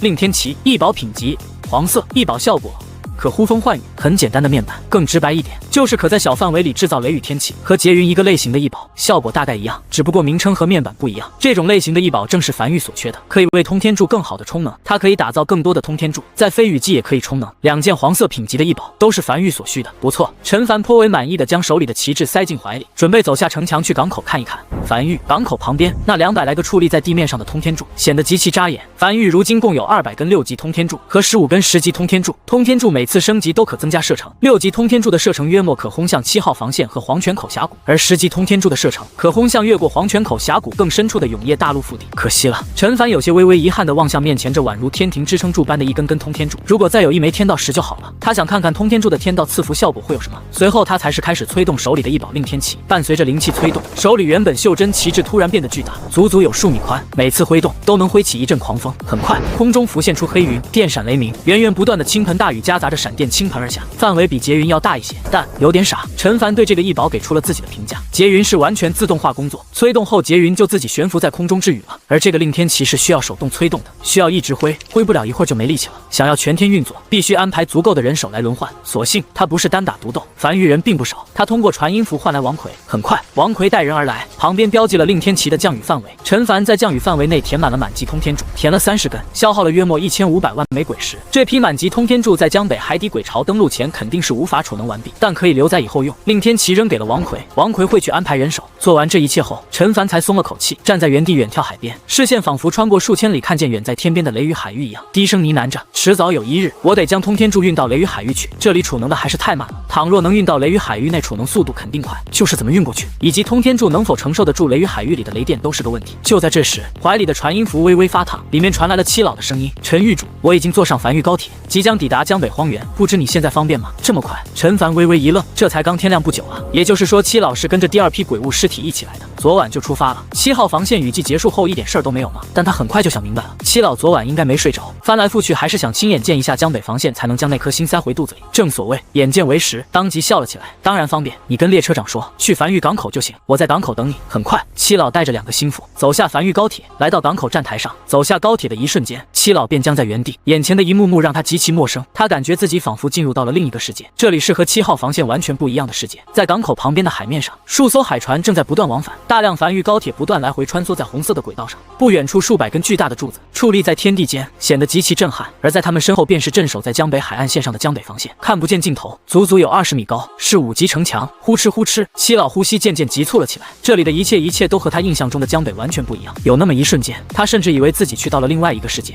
他仅仅只是站在这里，就能感觉到繁育正在以一种极快的速度快速发展。诸位，欢迎来到繁育。陈凡拄着翡翠手杖，笑呵呵迎了上去。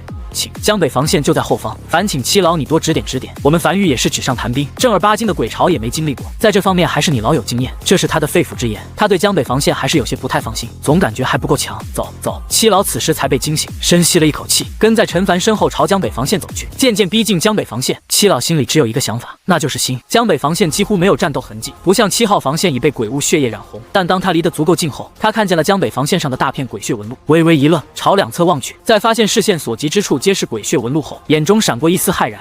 陈狱主，江北防线不会是清一色鬼血纹路吧？自然。陈凡笑着朝江北防线走去。我觉得鬼血纹路挺好用的，越战越强，谁会觉得鬼血纹路不好用呢？七老挤出一丝艰难的笑容，但要想打造出清一色的鬼血纹路，足足170公里，那得消耗多少鬼石啊？随后2人登上城墙，七老打量着四周布置在城墙上的是神炮和防空炮，眉头微微紧皱，沙哑道：陈狱主，江北防线所面临的海底鬼巢没7号防线所面临的鬼巢多，但也不少。你这个火力配置有点不对，你这个炮塔名字叫什么？是神炮。好，七老深吸了一口气，先是余光不经意地观察了下陈凡的反应，见陈凡没有生气后，才开始解释起来。他是真想让江北防线变得更好，但他又担心因此让陈凡生气，毕竟没人愿意听别人说自己孩子的坏话。他都已经把7号防线当做自己孩子了，像陈凡这种防线的一点一滴都是繁育自己打造的，那更是当做自己孩子了。首先，江北防线是清一色的5级城墙加鬼血纹路，在防御这一方面已经足够用了。毕竟在上古时期，江北防线仅仅只是4级城墙而已，但在火力方面有些不足，像是神炮这种轻鬼巢的炮塔，每隔20米布置一座，火力太弱了，至少也得每隔15米布置一座。像7号防线用于轻鬼巢的炮塔是箭雨炮塔，是每隔10米就布置一座。7号防线上足足有9700座箭雨炮塔，20米一座，无法应对鬼巢的。其次，江北防线没有应对大鬼的炮塔，7号防线每隔1000米都会有一座暗塔，用于对付鬼巢中的大鬼，单体威力极大。江北防线必须拥有这种单体威力极大的炮塔，否则无法应对鬼巢里的大鬼。只是我们7号防线没有建筑师会打造暗塔，以前都是永业店那边派人来打造的。我想想看有没有什么办法。陈凡有些面色古怪地打断了七老的思索。那个七老，有的，江北防线是有单体威力极大专门应对大鬼的炮塔的。哪呢？就是这个是神炮啊！七老愣在原地，有些茫然地抬头望向江北防线深处，一座座是神炮整整齐齐摆放在城墙上。是神炮是用来杀大鬼的，是神炮，都叫是神了，不能是杀小鬼的吧？那你拿什么清鬼巢呢？诺，是神炮，单体威力极大的炮塔怎么清鬼巢？它有个特殊效果，是伤害可以溢出，清鬼巢效果很不错的。陈凡有些惋惜地望向四周，可惜雨季过去了，不然可以给你看看效果。七老有些茫然地僵在原地，望向那一座座是神炮，这种级别的炮塔，他们7号防线每隔1000米一座，这里每隔20米一座，大鬼来了都得猛逼。七老面无表情地沉默在原地，深吸了一口气后，才转身远眺海边，有些恍惚地呢喃道：陈狱主，江北防线甚至算不上是次要防线，这里海底的鬼巢实力不算太强的。其实你不用以永业前线的标准来打造江北防线，他现在完全不担心江北防线沦陷了。沦陷？笑话！江北防线除了城墙等级比他的7号防线低1级，其他各个方面都要强于7号防线。7号防线沦陷，江北防线都沦陷不了。甚至他觉得他们应该换一换，让江北防线去守关东平原，他们来守江北。他本想着樊玉毕竟没经历过鬼巢来袭，纸上谈兵打造的防线可能会不实用，来了之后发现樊玉确实是纸上谈兵，就是给自己的敌人假想的太厉害了。纸上谈兵能谈成这样，也确实令他有些懵逼，是吗？陈凡同样站在江北防线，远眺海边，轻声道：他刚才有一句话没说，那就是谁也不知道雷雨海域什么时候会突然碎裂，那里里所囚禁的鬼物可不是一个小数目。自从他看见新大陆那10级城墙都沦陷后，他就觉得自己不够强，应该再强点。随后二人边聊边沿着城墙慢悠悠走着。片刻后，陈凡将七老送至高铁上，目送这辆高铁渐渐驶远后，才独自一人走上江北防线的城墙上，站在城墙上远眺海边。停顿半晌后，他意念一动，一根由白色线条组成的铜管突兀浮现，在凝实的瞬间朝地面落去。他手疾眼快，将其握住，并高举在空中，将其转换成虚幻状态。处于虚幻状态的铜管稳稳当当的悬浮在半空中。陈凡思索着，将手在处于虚幻状态下的铜管间来回穿过，就像不是一个维度一样，完全无法触碰到。这种情况下的铜管是连一点负重能力都没有的，可以说任何攻击都无法伤害到这根铜管。虚幻可以说是防御的最高境界，但有一个建筑可以和这根铜管产生交互作用，那就是满级吊篮。吊篮是可悬浮在任何建筑的表面，哪怕铜管处于虚幻状态，但只要是建筑就可以交互。因此他脑海里隐隐浮现出一个计划。1个时辰后，繁育港口，繁育站阁数10个成员在听到召唤后快速赶到港口。而当他们来到这里的时候，映入眼帘的是一根巨大的通天柱，孤零零地安置在荒原上，足足数百米高，10几个人张开双臂都无法抱住，没有和旁边那200多根通天柱摆放在一起。除此之外，还有8根平行且漂浮在半空中的虚幻铜管，在虚幻铜管上安置着8辆高铁，一眼望去就像是空中平台一样。狱主带队前来的周末一路小跑至陈凡面前，陈凡轻点了下头，指了指那根刚打造出来的1级通天柱，示意道：带上战阁成员，将这根通天柱推倒，最好能精准落到那个平台上。他想尝试着看看能不能将通天柱送到雷雨海域去。这么大个资源无法开采出来，实在是令人有些太心痛了。倘若这个计划成功，那他便有了初步支援永夜前线的资格，以及若是7号防线突然迎来危机，他也可第一时间支援，不至于让7号防线沦陷。满级或者6级通天柱的威力如何，他具体不清楚，但他觉得不会比江北防线上如此之多的是神炮同时开火威力强。主要的优势在于战略性，那种可快速支援较远区域的手段。这玩意儿飞在空中的速度可比高铁的速度要快多了。没问题，周末极其自信，当即便望向自己带来的数10个战阁成员大步朝通天柱走去，足足30-40多号人，全是武王。很快，数10个武王站在通天柱的周围，在怒吼声中开始齐齐用力，灵气涌出，双臂脖梗处的青筋也陡然暴起。只见通天柱开始隐隐颤动，已被撼动。在数10息后，通天柱稳稳当当的坐稳在原地，那几10个武王则是气喘吁吁的坐在地面，满头大汗。废物啊！陈凡轻叹了一口气，这武王也太废了，看来得控制下波给战阁的鬼石了，感觉有些全白瞎了。狱主周末一路小跑至陈凡面前，有些喘气着羞愧道：这通天柱有些太重了，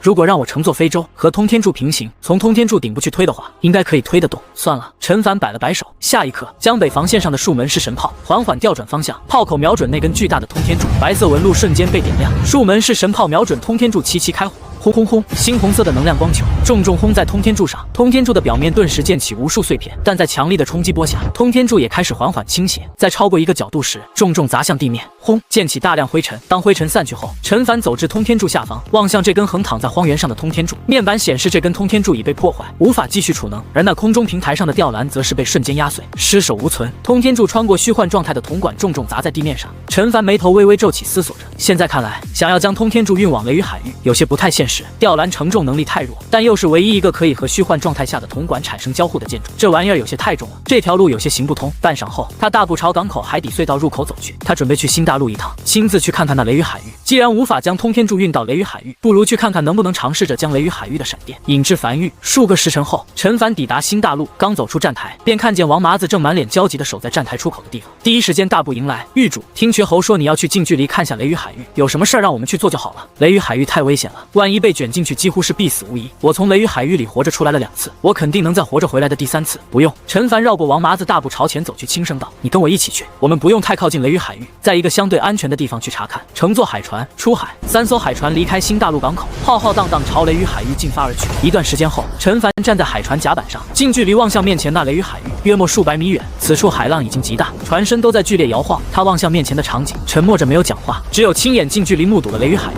才能得知当时王麻子带着商阁成员从雷雨海域里打的来回是一个多么不可能的事情。那是一个奇迹。雷雨海域上空覆盖着厚厚一层黑云，无数闪电在黑云中不断闪过，并劈向海面。而在翻涌的海水中，能依稀看见无穷无尽的鬼物被困在这片区域，痛苦哀嚎着，宛如地狱般的场景。你们有尝试飞过雷雨海域吗？从空中，陈凡抬头望向雷雨海域的上空。试过了。王麻子摇了摇头，根本不行。雷雨海域上空那黑云拥有极其厚重，我们尝试越过那片黑云，但在靠近时，非洲消耗鬼石的速度突然开始快速暴涨，瞬息间便消耗了数万枚鬼石。幸好我们携带的鬼石多，否则可能当时就鬼石耗尽，坠入雷雨海域。但就算携带的鬼石再多，可能也难以穿过。越靠近雷雨海域，鬼石消耗的速度就越多，且还有一种极强的引力从海底传来。陈凡听见这个回答倒是没有太多意外，毕竟有部分鬼物是有飞行能力。力的。若是雷雨海域会飞就可以跨过，那这个雷雨海域也就没有那么令人骇然了。一眼望去，雷雨海域根本看不见尽头，像是囚笼般将这个永夜大陆笼罩进去。他望向身后距离他最近的一座海岛，能清晰看见有一座数百米高的通天柱，正稳稳当当摆放在那座海岛的边缘位置。这是他刚才路过那座海岛打造出来的。今日他要做一个实验，尝试能不能将雷雨海域的电导出来，并且引到那座通天柱里。第一步，先试探那些材料能够承受住雷雨海域里的雷电。这里面的雷电和平日雨季的雷电虽然外表看起来都差不多，但显然不是一种东西。这里的雷电会更加狂暴，极其频繁，且在海船试探性的一点一点靠近后，他依稀看见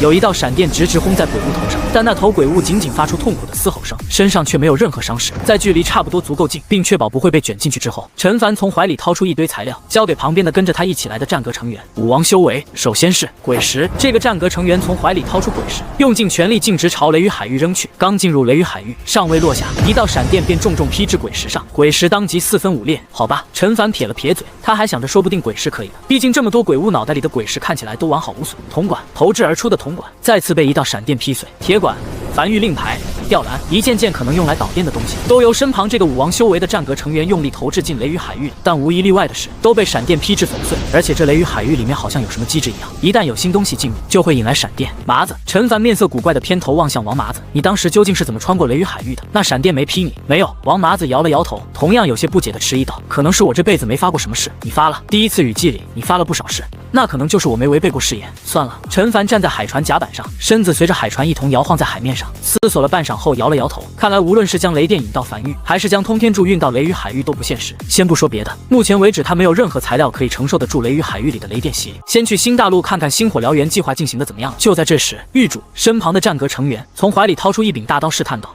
要不试试我这个？”陈凡眉头轻挑，望向战阁成员手里这柄大刀，通体地金而制。原先是只有暗阁成员才拥有通体由地金制造的匕首，倒是忘了这个。试试。是。战阁成员深吸了一口气，将手里地金制成的大刀重重朝雷雨海域里扔去。进入雷雨海域的一瞬间，一道闪电就瞬间从黑云中激射而出，重重劈在这柄大刀上。但这次不一样的事情发生了，在被雷电命中后，那柄大刀瞬间通体绽放出极亮光芒，但并未碎裂。但紧接着，令人震撼的一幕发生了，雷雨海域像是被激怒一般，数百道闪电在电闪雷鸣宛如末日般从黑云中激射而出，重重劈在那柄大刀上。如此恐怖的攻击依旧未对那大刀造成任何损害，直至那大刀从空中坠入海里，闪电才不再出现。陈凡望向眼前一幕，微微一愣，他好像找到可以承受雷雨海域里闪电攻击的材料了。地精，现在就看地精能否传递能量了。他从怀里掏出传音符，呢喃着：“赵生平，起床干活了，去找王奎拿一批地精，给我编制成一个长大概7公里的绳索，越快越好，通过高铁运到新大陆来。”很快，一夜过去，当第二天天亮后，陈凡收到了从梵域送来的那根长达7公里的绳索，通体由地精编织而成。陈凡再次带着王麻子等人乘坐海船，来到了他们昨天打造了一座通天柱的那个海岛。这次主要是以实验为主，先不考虑如何布置，他将这根绳索一端牵引在通天柱上，又拉着绳索的另一头开始靠近雷雨海域。伴随着海船驶远，这根由地精打造的绳索缓缓沉入海底。当靠近雷雨海域时，那个负责出苦力的战阁成员在绳索尽头绑上一块石头，深吸了一口气，用力朝雷雨海域扔去。当绳索的另一端进入雷雨海域的一瞬间，闪电如期劈下，那几乎在瞬间，陈凡等人已经操控海船快速离开地精绳索的范围。这根由地精编制而成的绳索通体瞬间绽放出刺眼强光，而与此同时，陈凡看见了安置在海岛上的那根通天柱顶部也开始散发白光，那是正在储能的征兆。不过又很快散去。当扔进雷雨海域里的绳索那一段坠入海里后，闪电便不再劈下。但陈凡笑了，笑得很开心，他好像已经看见了漫天梵域巡航导弹在永夜大陆上空胡乱飞舞的场景。实验完毕，可以充能。陈凡回到那座海岛上，望向通天柱面板上微微上涨的充能进度，从怀里掏出传音符，绝喉听命，找到魏魏，告诉他这是安排给梵域授阁的第一个任务。梵域需要大量地精，让他带着那批猴子以最快速度前往那座深坑，开始大肆开采地精。运来的地精全部送到梵域。赵生平听令，带着你那群炼器师准备开始干活。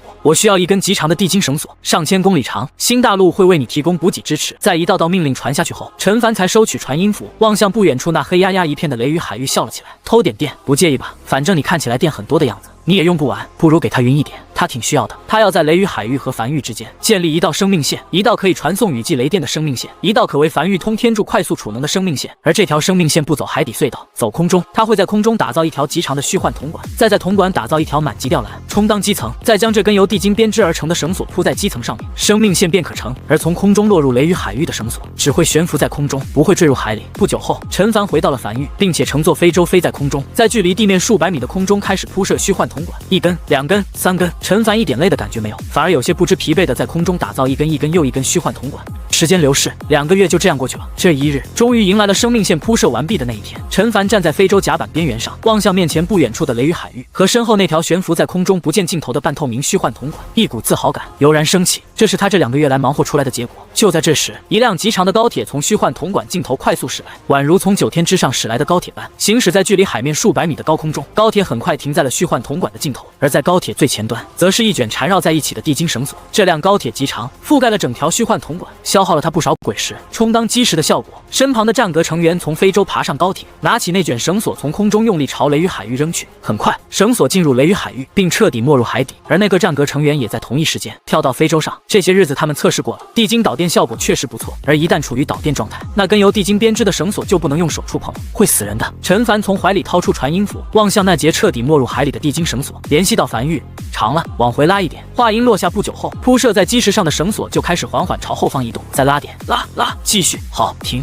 一切都完美了。陈凡站在非洲甲板上，望向那节飘荡在雷雨海域半空中正不断被雷电轰炸的地精绳索，又望向那条上千公里虚幻铜管上的地精绳索，此时正绽放出刺眼白光，神情恍惚地呢喃着。他在想一件事情，他不知道雷雨海域存在多久了，但他很想知道，他是不是第一个从雷雨海域偷到电的人。返程，陈凡笑了起来。非洲快速掉头朝永业大陆飞去，虽然已经2个月没有好好歇息过了，但此时他完全没有一丝想休息的想法，而是快速降落至港口。落在港口后，能清晰地看见一条通体绽放刺眼银白光芒的地精绳索从空中落在地面，宛如银河落9天般。这根从空中虚幻铜管轨道落入地面的地精绳索，并不是随风飘荡。陈凡专门做了根竖着的虚幻铜管轨道来固定这根绳索，这根绳索一路延伸至地面，而在地面上有数百根地精绳索四处散去，通向那一根根通天柱。此时，那数百根铺设在地面上的地精绳索都是处于暗淡状态，而王奎、赵生平等日也带着自己的人围在了附近。电路还未正式相连，那数百根和通天柱相连的地精绳索最终汇聚在一节高铁车厢上，而那从雷雨海域引来的地精绳索终点也是地面的一节高铁车厢上。陈凡意念一动，2节相距不远的高铁车厢瞬间贴合。下一刻，那数百根地精绳索被齐齐点亮，褪去原有的暗淡，大量雷电能量沿着地精绳索朝通天柱涌去。数百根通天柱在非雷雨天气中纷纷闪烁白光，开始进入充能。望向眼前这一幕，陈凡笑得很开心，周围王奎、赵生平等一众梵域成员也兴奋地高吼了起来。如果说一开始他们不知道狱主要干什么，但刚干了一半后，他们也渐渐猜出来了狱主的计划。如今那数百根进入充能状态的通天柱，意味着狱主的计划成功了，梵域的底蕴又得以增强。此时已经近黄昏，在一众梵域成员的兴奋高吼声中，陈凡也笑得很开心，望向旁边那2辆对接在一起的车厢，这是他做的一个开关。当这2节车厢断开链接时，末尾那数百根地精绳索便会断开导电，这样可以方便接入更多的精绳索。他最终还是没有将通天柱运到雷雨海域去，但他将雷雨海域运到梵域来了。他走向那群通天柱，开始查看面板。就这样看了足足半个时辰。半个时辰后，他得出来了结论：雷雨海域的雷电果然不一般，充能速度比以前快了不少。原先需要足足在雷电洗礼下持续3年才能充能完毕的满级通天柱，如今只需1年，而且他隐隐感觉威力可能会更大。毕竟雷雨海域里的那雷电明显比日常雷电看起来威力要大得多。6级通天柱原先需要充能90日，现在只需30日，30日便能充满一根6级通天柱。一个战略性的武器，在这条生命线的补给下，快成为日常武器了。而他也终于可以看看6级通天柱的威力如何。可惜陈凡微微有些遗憾，新大陆那边的星火燎原计划消耗了梵域大量鬼石储备，暂时不足以打造更多通天柱储能，需要先等星火燎原计划完毕的。不过也要不了多久了，预计今年雨季前，新大陆那边的星火燎原计划就能彻底铺设完毕。时间飞逝，9天后是梵域6级通天柱第一次试爆的日子。这一天，7号防线迎来了客人，陈凡带着王奎、赵生平、瘸猴、王麻子等一众梵域核心人员暂时放下了手中的所有工作，抵达7号防线。早已收到消息的七老早已在站台上等候着，只是在看到这一幕后，还是有些茫然。陈狱主，七老走至陈凡面前，望向那一众梵域核心人员，有些迟疑的试探道：“这是倾巢而出啊！”没事儿，陈凡乐呵呵地望向七老，过来支援下7号防线。支援？七老一时有些摸不着头脑，这又不是雨季，就每天晚上那日常鬼潮，7号防线怎么可能守不住？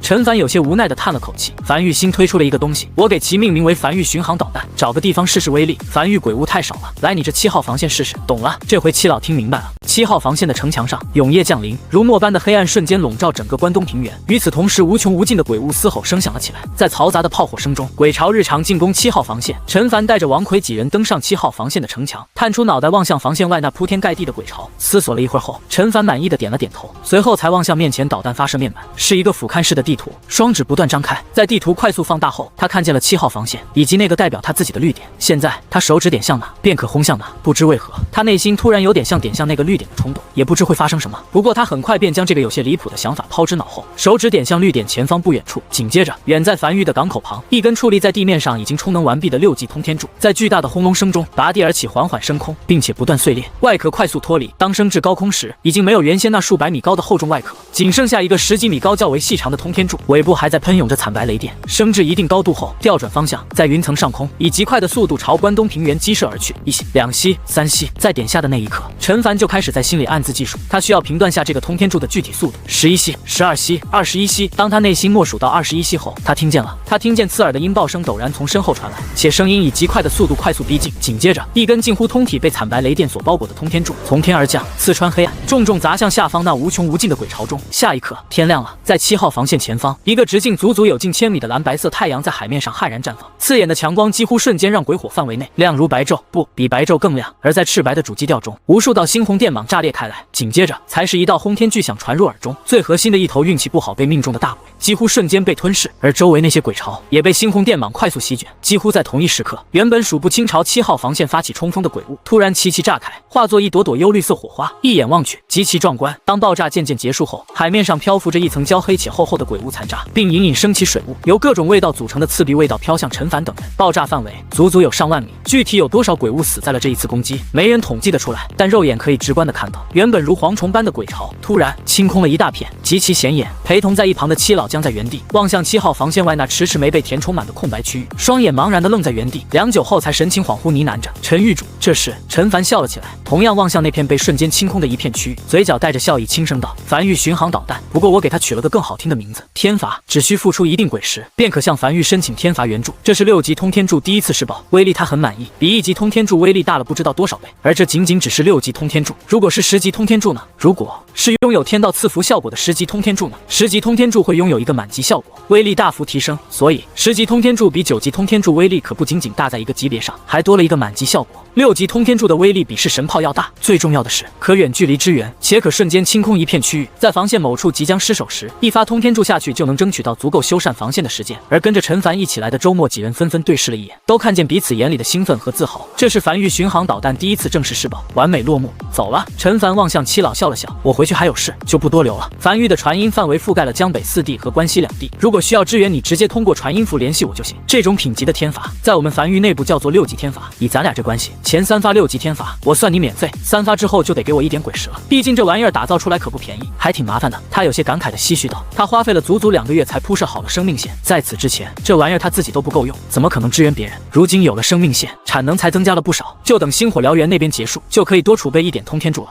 陈狱主，七老此时还没完全反应过来，有些懵逼道：“这个天罚是从梵域发射来的。”是的。当七老渐渐反应过来的时候，才发现陈凡几人不知何时已经离去了。望向关东平原，来时的那辆高铁已经快速朝关东平原激射而去。他长叹了一口气，摇了摇苦笑起来。这梵域，他终于知道梵域为什么要起名为梵域了。从一开始，梵域的目标就不仅仅只是在江北生存下去，而是放眼天下，否则不会起一个这么大的势力名字。在见识了梵域这个天罚手段后，他基本上彻底放心了。7号防线短时间内应该很难沦陷了。日子就这样过着。此时已经是永业历381年8月1日，距离今年雨季已经没多远了。陈凡正在港口附近拄着翡翠手杖随意溜达着。这段时间不算忙，除了在新大陆忙碌的那批人之外，剩下梵域核心成员基本都自己出门玩去了。忙了这么久，也该放松放松。他没去，比起出门玩，他更喜欢在自己这1亩3分地上溜达，然后时不时加一些新东西。比如陈凡驻足在原地，神情满意的望向港口附近不少石榴树，此时已经开花，红艳艳的，颇为好看。他种了不少树，这样可以让梵域显得不那么光秃秃，可以很好的点缀。他觉得挺不错，很好看，全是从江南移植来的。这段时间每天都有不少刚从土里挖出来的树移植到梵域来，又能开花还能结果。他觉得这种树最好，又好看又好吃。都溜达到这里了，自然要去看看那批通天柱。他走到矗立在地面上数百根通天柱面前，挨个查看储能面板。在视察完通天柱集群后，他继续朝远处溜达而去。没多久，溜达到无名山后山的陈凡望向这里的加工厂，旁边堆积着大量鬼物尸体，这里有不少梵域成员正在处理鬼物尸体，将有用的鬼骨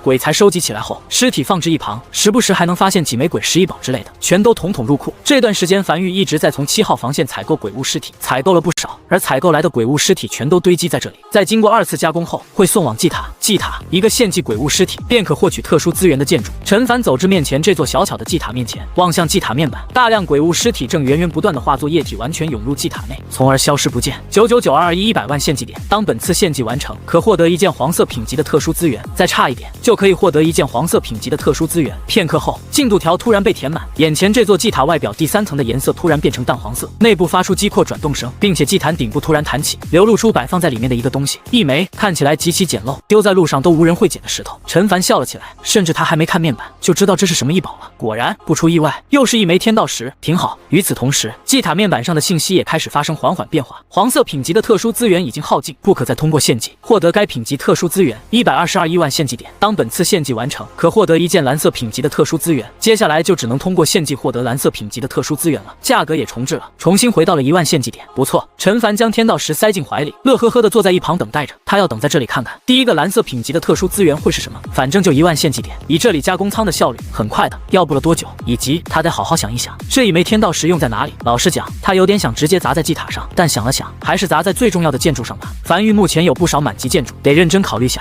关西平原最东边连绵山脉中的一处缺口，此时这里人头攒动，人来人往，一道明显崭新的防线矗立在这里。这是新打造的黄泉口防线。这道防线的主要作用就是，当江北和关东平原沦陷时，可以将登陆的鬼巢拦在黄泉口峡谷外。雨季即将降临，这道防线也开始加快准备。黄泉口防线的负责人，一个体型壮硕的中年男人，此时正站在城墙上，面色复杂地望向前方广袤的关西平原，一片空旷，不见一人，宛如一片死寂之地。已经接近雨季，依旧未等来撤至后方的7号防线，说明七老是真的打算死守7号防线了。良久后，他才轻吐了一口气，低声呢喃着，希望七老能挺过今年的雨季吧。永业殿那边已经无力再支援7号防线了。就在这时，身旁一个女人突然不知何时走到他身后，轻声道：“永业前线那边传消息过来了，原本在去年雨季失去的3号前线和4号前线，上个月又重新夺了回来，而且还活捉一个在鬼族里地位不小的鬼皇3000帝，目前正在和鬼族交涉，想用这个3000帝将那位换回来。”那位中年男人眉头微微紧皱，自从前些年那位中了鬼族的圈套被囚禁起来后，就已经很久没见过那位露面了。倘若那位露面的话，江北又岂会沦陷？鬼族那边答应了，不知道，还没有具体结果传来，但从那个鬼皇3000帝嘴里问出来了不少东西，其中一个消息令永业前线上下全体都极其振奋。据说在上次雨季里，3号前线和4号前线之所以会相继沦陷，是鬼族拼上底蕴发起的一次冲锋。如今鬼族久久攻不下，损耗又极大，或许要不了多久就会战败了。真的？中年男人眼睛亮了起来，真真假假吧？女人摇了摇头，鬼物嘴里的话不能全信，但可以确定的一点是，鬼族那边也不好受。或许对于我们来讲是逆风，但对于他们来讲也是逆风。那谁顺风呢？没人顺风，都是逆风。女人没再讲话，只是偏头望向关西平原深处，沉默着，久久没有讲话。永夜如往常一样从天边快速席卷而来。时间来到永业历381年10月底，陈凡站在江北防线的城墙上，视线越过江北荒野，望向远处渐渐暗下来的天空。雨水带来的凉意让他此时格外清醒。当今夜夜幕降临时，今年雨季也会随之开启，而明年雨季海底鬼巢就要登陆了。他站在原地望向远处，沉默着，久久不语。他在不断思索还有哪些准备没有做好，好像已经足够了，但又总感觉还不太够。就在这时，王奎举着油伞从一旁走来，走在陈凡身边，伞沿遮住了陈凡头顶，低声汇报道：“狱主，外面风寒，不如先回屋。”风寒？陈凡摇了摇头，轻笑了起来：“你忘了我们在第一次雨季的时候，那时候连个斗笠雨衣都没有，可是天天淋雨干活的。走吧，回去了。”他也没再多说什么，只是转身朝城墙下走去。临走前，他看了眼摆放在城墙根脚下的噬魂雕塑，轻笑了一声，摇了摇头。在数月前，他从祭塔里获得了一枚天道石，那是樊玉所获得的第4个天道石，他最终用在了噬魂雕塑上，一个可以大幅减少附近城防建筑弹药消耗的辅助性建筑。思绪渐渐飘远，他又隐隐想起了那日所看见的那则面板：“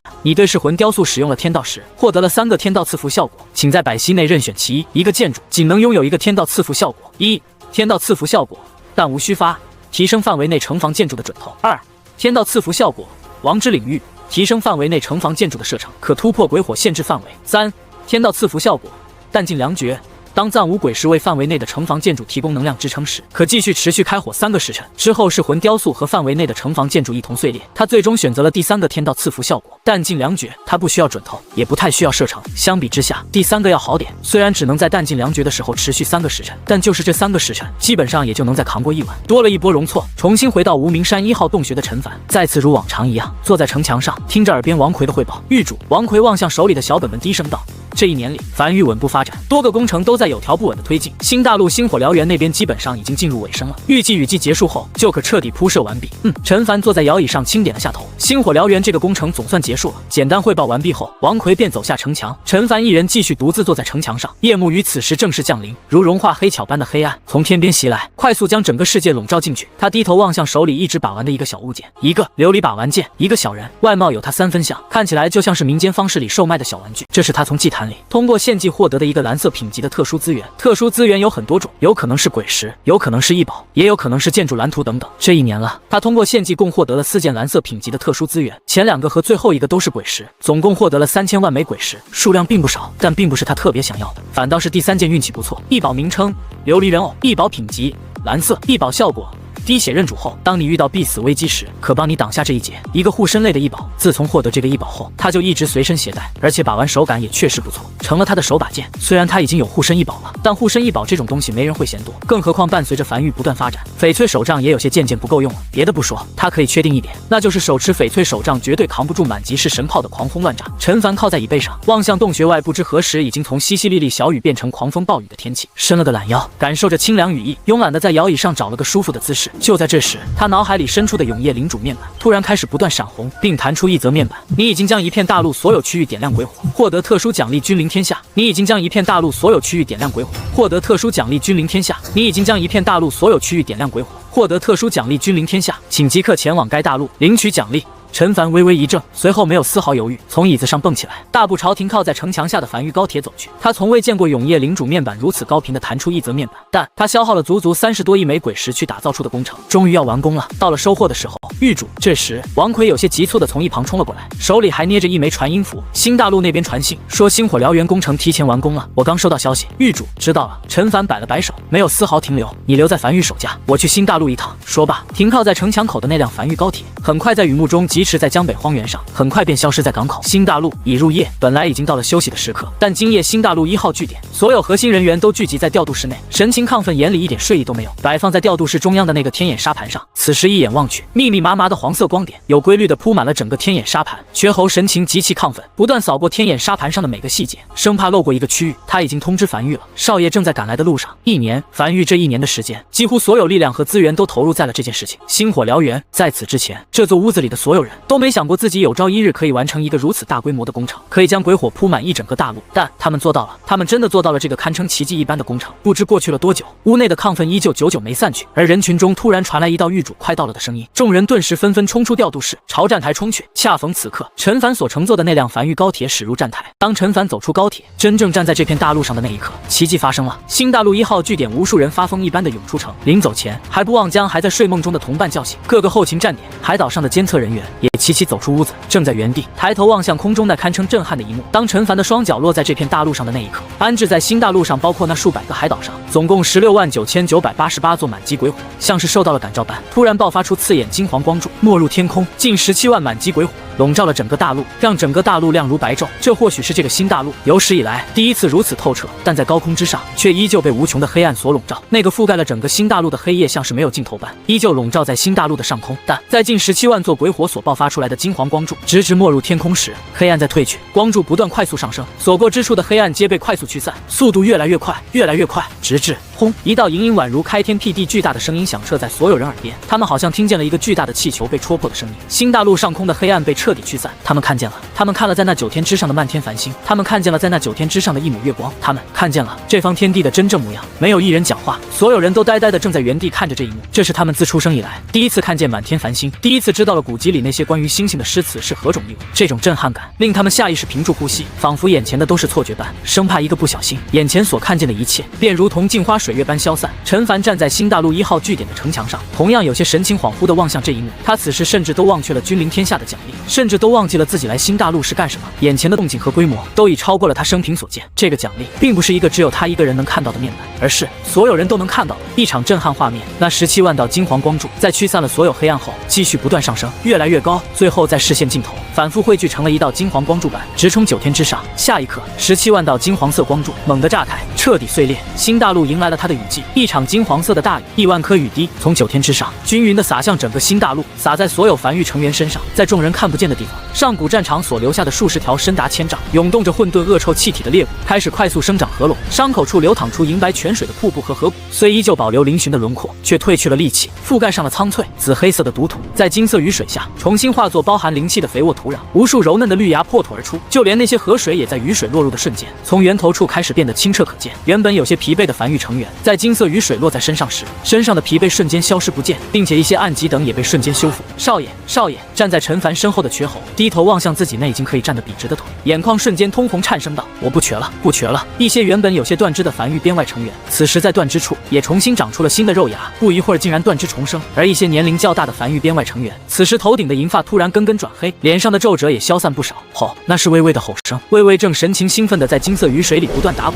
身上的鳞甲正在不断脱落，并快速长出一片泛着金黄色的鳞甲。这是一场洒向整个新大陆的金色大雨。站在城墙上的陈凡望向眼前这一幕，突然笑了起来。他终于知道君临天下的奖励是什么了。正常来讲，要想在一片大陆上布满鬼火，肯定是将鬼物彻底打走后才能完成的。那时候，这场金色大雨会修复这片大陆上所有被破坏的山河，会修复所有人的伤势，会为所有人延寿，宛如胜利金色大雨般，给这片饱经战火的大陆带来新生。这场金色大雨应该是在一场大战后的结尾所落下的。而除此之外，他望向灵魂深处，永夜领主面板上弹出的那则面板。若说这场金色大雨是给整个大陆的奖励，那则面板就是给他的奖励，二者合一便是君临天下。你已经将一片大陆所有区域点亮鬼火，获得特殊奖励君临天下。在接下来的3年里，这片大陆将会不断汲取永夜能量，形成鬼矿，土壤肥沃。在3年内，这片大陆将不会被鬼物侵袭。站在城墙上的陈凡望向远处，静静地看着这场金色大雨。他终于知道为什么当初那株问天香会说，如果有足够的时间，那就值，否则就不值了。君临天下真正的奖励，就是当一场大战结束后给予的3年和平安定期。在这3年内，这片大陆可快速发展，恢复往日繁华，并且不会受鬼物侵袭。他不知道形成的鬼矿数量会有多少，但他可以确定，不是一个小数目。值吗？他觉得值了。至于现在最重要的是，他从怀里掏出传音符，通过安置在海底隧道内的信号塔联系上了王款，即刻带着所有樊玉成员全部前来新大陆，速度要快。这场大雨可以延寿，修复暗疾，是一场大机缘，势不可得。他不知这场金色大雨会持续多久，但还是先让樊玉成员都来了再说。至于江北防线完全可自动化运作，寻常雨季也无需太多人守在樊玉。在这道命令下达下去后，樊玉开始动了起来，一辆辆高铁载满樊玉成员，快速驶向海底隧道。这是很多樊玉成员第一次踏进海底隧道。新大陆在樊玉一直是最高机密，虽然很多樊玉成员都隐隐猜到一些，但毕竟无人亲眼见证过。在吩咐完这一切后，陈凡才继续站在城墙上，望向这场金色大雨。这场金色大雨本应在击退鬼潮、收服所有大陆后才能降下来，3年的安全期，这意味着哪怕击退鬼潮，在这片茫然大海上还有更多敌人虎视眈眈地盯着他们。这3年的安全期或许才是最大的奖励。有很多敌人吗？他望向远处海面上那数百个被鬼火点亮的海岛，呢喃着：“那就来吧。”3年，他能感觉到，当自己获得了君临天下这个奖励后，他和新大陆隐隐产生了一种联系。比如他现在能依稀感觉到，原本因失去天道正在不断溃散的大陆，此时那些缝隙正在这场金色大雨下被快速修复。换句话说，这座大陆在很长一段时间不会再崩溃了，这里将会是他们的大后方。2个时辰后，樊玉成员陆陆续续赶来，走出站台便看见了这场笼罩了整个新大陆的金色大雨，并且看见了空中的满天繁星。那场从繁星中落下的金色大雨，所有樊玉成员都表现得极其亢奋，他们能明显的感觉到自己身上的暗疾全都恢复。留在樊玉里的，除了樊玉成员之外，还有樊玉编外成员的家人等，此时也都一车一车的陆陆续续赶来，沐浴着这场金色大雨，为所有人延寿。1天1夜后，这场金色大雨渐渐停了下来，无穷无尽的黑暗再次笼罩在新大陆的上空，漫天繁星如往常一样被遮掩住。铺设在新大陆上的17万座鬼火已经齐齐碎裂，但新大陆整个大陆却被一个巨大的金色弹壳所笼罩。鬼火虽已碎裂，但鬼火提供的鬼火范围却保留了起来，并且合为一个。陈凡能感觉到，这个笼罩了整个新大陆的鬼火会持续3年，在3年内，新大陆不会遭受鬼物侵袭。虽然这些日子他本也没看见有什么鬼物侵袭，在永夜降临后，能看见有缕缕黑暗，如同墨水滴入清水那般，刺穿这个巨大的鬼火弹壳，落入新大陆地面地表，并渐渐形成一座鬼矿，无需挖掘，只需拾取即可。而这种自然生成的鬼矿会持续3年，在如此之多的资源加持下，樊玉将会迎来更快的发展。这场雨季依旧如往常一样极其平淡，樊玉所有核心成员也都安静地享受着这场雨季，因为所有人都知道，这很有可能是他们最后的安宁时刻，也是他们度过的最后一场安宁雨季。就这样，1年很快过去，陈凡站在江北防线上，单手拄着翡翠手杖，望向远处波涛汹涌的死海。距离樊玉获得君临天下奖励已经过去1年了。如今的时间是永夜历382年10月底，距离今年雨季降临只有几日功夫。今年雨季将不是寻常雨季，将是那位气息消散、海底鬼潮登陆的时刻。长达170公里的江北防线矗立在江北海岸线上，不少樊玉成员在其中奔波忙碌着，为鬼潮袭来做最后的准备。4年了，陈凡长吐了一口白雾，天渐渐凉了下来，比以往凉得更早一点。自从他来到这个世界也有4年多。4年前，他得知江北海底鬼潮即将登陆，这4年他一直为此在做准备。如今终于迎来了这一刻，樊玉上下全都动了起来，齐心协力，就为了这一战。狱主王奎大步走至陈凡身旁，低头望向手里的本子，刚才已经派人检查过了，江北防线所有炮塔和噬魂雕塑都在指定位置上摆放着，没有破损，且在后方还有100座备用噬魂雕塑，准备随时填补。除除此之外，在无名山大后方，共200座祭坛都处于正常状态，可为江北防线提供足够的修补。且如今繁玉储备鬼石已经来到了78亿枚鬼石。陈凡轻点了下头。本来繁玉储备鬼石是没有这么多的，光开采新大陆的话，1年功夫是开采不了这么多鬼石的。但在拿到了君临天下的奖励后，君临天下所自然诞生的鬼矿，仅仅是1年就给他们诞生了30多亿枚鬼石，已经回本了。还有一件事，王奎继续汇报道：江北防线足足有170公里，我们需要大量人手，才能像7号防线那样，在每晚抵御鬼潮结束后，出城收集鬼物尸体，并挖取鬼石。但我们如今人手不够，如果要大肆招收繁玉编外成员的话，王奎话音未落，陈凡便打断了王奎的话：不用招收，发出通告，让江北4地和关西平原所有势力派出人手前来支援，主要负责部分后勤以及战后收集工作。不是我们的人，会不会有？王奎有些迟疑道：不会。陈凡摇了摇头，让每个势力的势力之主亲自管理自己手下的人，并进行监督。若是出了什么岔子，我们找势力之主问责。他们平日就是干监督和管理这种事的，这也是他们擅长的，这样可以大大减少比如将鬼石塞进自己怀里这种情况发生。去吧，明白。陈凡看了眼王奎远去的身影，双手搭在江北防线的陡墙上，长吐了一口气后，心神一动，储备在繁玉仓库的数亿枚鬼石，突然一瞬间齐齐碎裂，化作乳白液体，沿着铜管快速朝江北防线涌来。江北防线开始如多米诺骨牌一样不断被齐刷刷点亮，城墙开始依次升高。在8.5亿枚鬼石加持下，江北防线原本清一色的5级城墙，如今齐刷刷的升至6级，面前不断弹出一则面板，城墙升至6级，坚固强度增加，请选择升级方向。1. 城墙可自爆，并爆发出巨大威力，威力取决于城墙的坚固程度和等级。2. 近距离攻击城墙的敌人有较低概率遭到一定伤害反弹。3.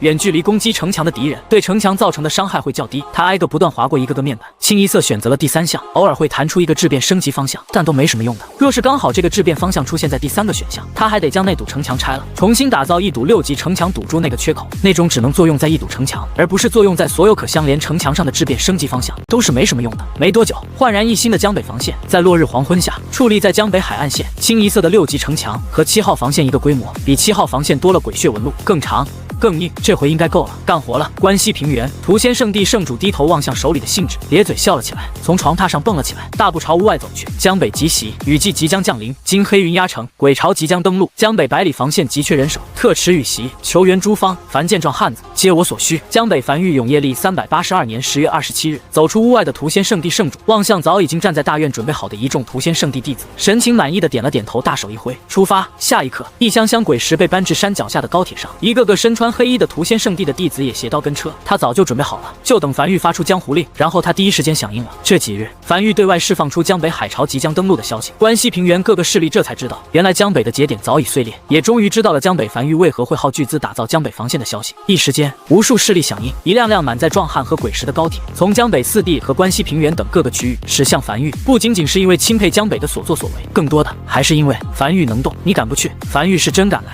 陈玉主正在城墙上望向海面发呆的陈凡，耳边传来一道熟悉且陌生的声音，他偏头望去，七老正大步朝他走来，准备的怎么样了？能不能护住江北，就看这几天了。七老脸上没有太多担忧，尤其是在看见城墙的高度已经不是20米，而是30米后，嘴角微微抽了抽。这江北防线能被攻破，那才叫见鬼了。还好，陈凡站在城墙上吹着海风，笑着道：“最近有没有什么关于永业殿的消息？”他没什么获得永业殿消息的来源渠道，主要都是通过七老。还行吧。七老长叹了一口气，上次雨季，永业前线又失守了一个，但在雨季过后又夺回来了。主要是在雨季，永业前线压力会比较大，平日里都还好，我们能做的也就是守住我们这里3亩地，剩下的就只能交给永业殿。倘若永业前线真的破了，那我们也就只能认命了。陈凡轻点了下头。对了，七老突然有些疑惑地扫了眼四周，你们樊玉没有多招点人吗？你们的江北防线足足170公里，不多招点人，战后的收集工作可不好进行。7号防线足足好几10万人，其中一大半的人都是负责战后收集工作。一个防线的主要鬼石收入来源就是这些战后收集上来的鬼石，应该够了。陈凡有些迟疑道：“我对外发出通告，向各大势力求援了，让他们派点人过来，应该差不多够了。这样可不行。”七老面色顿时难看下来，眉头紧皱：“陈玉主，你有点把江北4地和关西2地平原的势力想得都太好了，他们可不是你发出一个求援就会响应的。哪怕你这道江北防线是在庇护他们，但鬼潮没有真正到他们脸上前，他们是不会领情的，是吗？”陈凡听见身后的高铁鸣笛声，转身望向身后，在看见这一幕后突然笑了起来。诺，来了。七老顺着陈凡的视线望向身后，只见在江北防线身后的荒原上，数条高铁轨道，7、8辆高铁列车正并排行驶在数条轨道上，疾驰在荒原上，很快便来到江北防线下。第一辆高铁铁停稳，数百号人从高铁上走下来，并且还将一箱箱鬼石不断抬下高铁。而为首的正是屠仙圣地圣主，此时正站在城墙根下，双手抱拳望向站在城墙上的陈凡，咧嘴笑着高吼道：“屠仙圣地729号弟子接旨，自带3月干粮，支援500万枚鬼石，只求一战，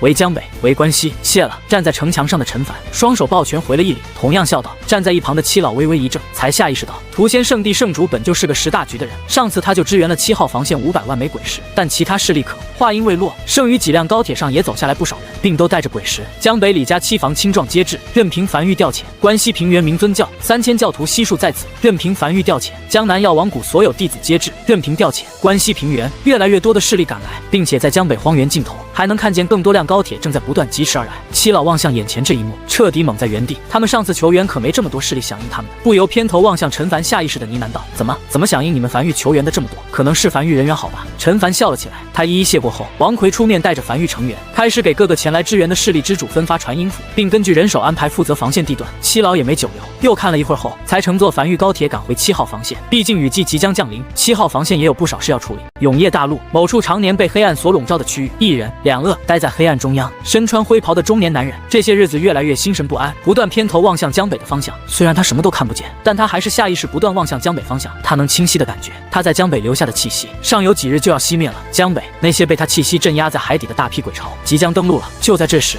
黑暗里传来一道有些苍老且疲惫的声音：“那位，你当真还不愿说吗？只要你现在离开，你便可重新回到江北，继续镇守你的江北。你真的愿意看见江北无数生灵因你而死？”原本心神有些烦躁的中年男人，在听见这话后低头陷入良久沉默。过了许久后，才轻声道：“江北无数生灵不是因我而死，而是因你们而死。”他对江北是有感情的。当年他来到永业大陆的第一站便是在江北，是江北的人将他从海里捞了上来，给了他一口饭吃。他以前是没有感情这种东西存在的，自从上次自爆后，就渐渐有了感情。但一些事情是原则性的问题，倘若让鬼族得知他以前所在的那块大陆具体位置，而对方又真的做到了穿过雷雨海域，那对于永业大陆来讲就是必死之局。那个大陆已经接近崩碎了，鬼族想要栖息在一块大陆上，就必须要找一块完整的大陆。永业大陆依旧是他们的第一目标，并且还会通过消化那块大陆上的大量鬼石，大幅增强鬼族实力，永业大陆就更挡不住了。双方再一次谈崩，一时间这片被黑暗笼罩的空间再次陷入沉默。不知过了多久，黑暗里再次传来那道沙哑的声音：“你又不是这片大陆的天道，你到底图了什么？无论永业大陆是否战败，你都不会死，我们杀不死你，也没人杀得死你。你当真想要一直被囚禁在这里？”话音落下，原本一直低头发呆的中年男人突然笑了起来，抬头望向头顶黑暗，视线仿佛刺穿黑暗般，牢牢锁定在某处。“你管我，我乐意。”自从比以前多了一丝丝情感后，他发现其实不用什么事都要想得那么清楚，只要他乐意便好。黑暗中再次陷入寂静，而平日里一直打闹的那两具鳄鱼，此时也不再打闹，而是趴在地面上望向江北的方向。齐齐陷入恍惚，他们在想小花有没有逃离无名山。若是没有逃走的话，那海底鬼潮登陆江北第一天便是小花葬身之日。他们最怕的就是小花要留在无名山等他们归来，哪怕海底鬼潮已经登陆，也不愿撤退。那样的话，他俩余生都很难再露出一丝笑容了。与此同时，永夜缓缓如期降临，黄泉口峡谷今夜灯火通明。黄泉口防线上一座座炮塔对准关西平原的黑暗，不少人在城墙上来回奔波，而黄泉口负责人则是面色严肃地望向关西平原深处。数日后，无数海底鬼潮将会从江北登陆，届时江北4地和关西2地将寸草不生，所有登陆的鬼潮都会冲到黄泉口防线。他们黄泉口防线已经建造完毕2年多了，终于到了黄泉口防线发挥作用的时候了。七老还是没有撤回来吗？他忍不住偏头望向身旁的女人。没有。女人摇了摇头。七老给我们最后的一则消息是，7号防线将会死守关东平原，以及还有一句我听不明白的话。什么话？乱世出枭雄，苦难但奇迹。江北有人镇守，江北不会沦陷。江北有人镇守。中年男人眉头紧皱。什么叫做江北有人镇守？能一人镇守一片区域的，除了那位之外，再无他例。他没见过任何人可以一个人镇守一片区域的。但要说势力的话，他们永业殿又没派出任何支援，意思是江北4地和关西2地崛起了一个可以镇守江北的势力。他还说什么了？没说了，但听起来语气里并没有太多绝望，像是信心十足一样。中年男人沉默良久后，才低声沙哑道：“那就看看雨季降临后，会不会有鬼潮冲到黄泉口防线下方吧。”时间一点一点推进，长达170公里的江北防线城墙根下修建了3条高铁轨道，这些3条轨道将会负责战时的后勤快速补给以及鬼物尸体收集。每个势力都领到了自己的号段，他们将会负责自己号段城墙外范围内的战后清理工作，监督人都是各个势力的势力之主以及部分繁育成员。这些挖出来的鬼石会全部再次投入到江北防线，毕竟海底鬼潮登陆可不是打一晚或者是打一个雨季就结束了，而是会一直打，只要防线不沦陷就会一直打。3年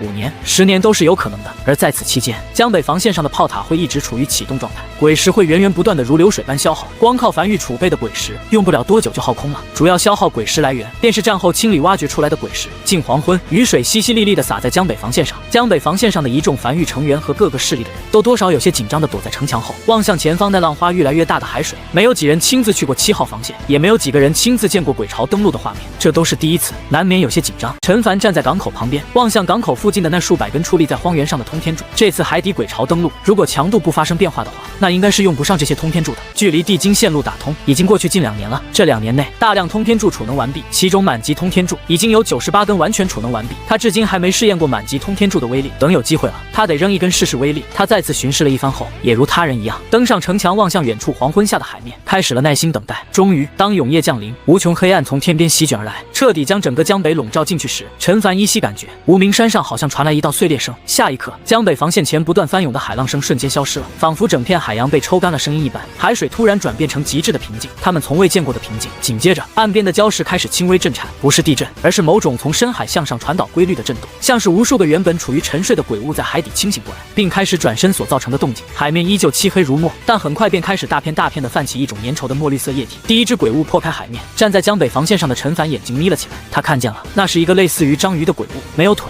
底部是无数蠕动的触手，但这仅仅只是序幕，如同一篇故事的序言般，真正的恐怖紧随其后。海平面在这一刻突然整体抬升了，一道极其恐怖的海浪突然升起，重重拍打在江北防线上，无数浪花溅起的同时，数不尽的鬼物借着浪花宛如黑色潮水般，以一种不可阻挡的姿态，眨眼间便覆盖了江北整个海岸线。鬼潮来袭，江北防线上一时响起无数道怒吼声，被镇压在江北海底数百年的鬼巢，在那位气息消散的一瞬间开始苏醒并登陆，但迎接他们的并不是可口美味无人镇守的江北。樊玉在此等候已久，陈凡站在江北防线上，死死盯住前方的海岸线。此时已有大批鬼物从海水中涌出，密密麻麻地覆盖在海岸线上，朝江北防线涌来，速度并不快，但带来的压迫感是令人近乎窒息的。哪怕他已知道自己的江北防线已绝无被攻破的可能，但看见这一幕后，还是忍不住屏住呼吸。一方面是震撼，一方面是实在太臭了，近乎凝成实质的臭味，直冲天灵盖。就在这时，一道闪电陡然划破天空，巨大的海浪重重拍打在岸边上。而当闪电逝去，浪花退去时，海岸上的鬼巢数量赫然已经又翻了数倍，密密麻麻的鬼巢近乎覆盖了整个江北海岸线，时不时能看见几只体型巨大的大鬼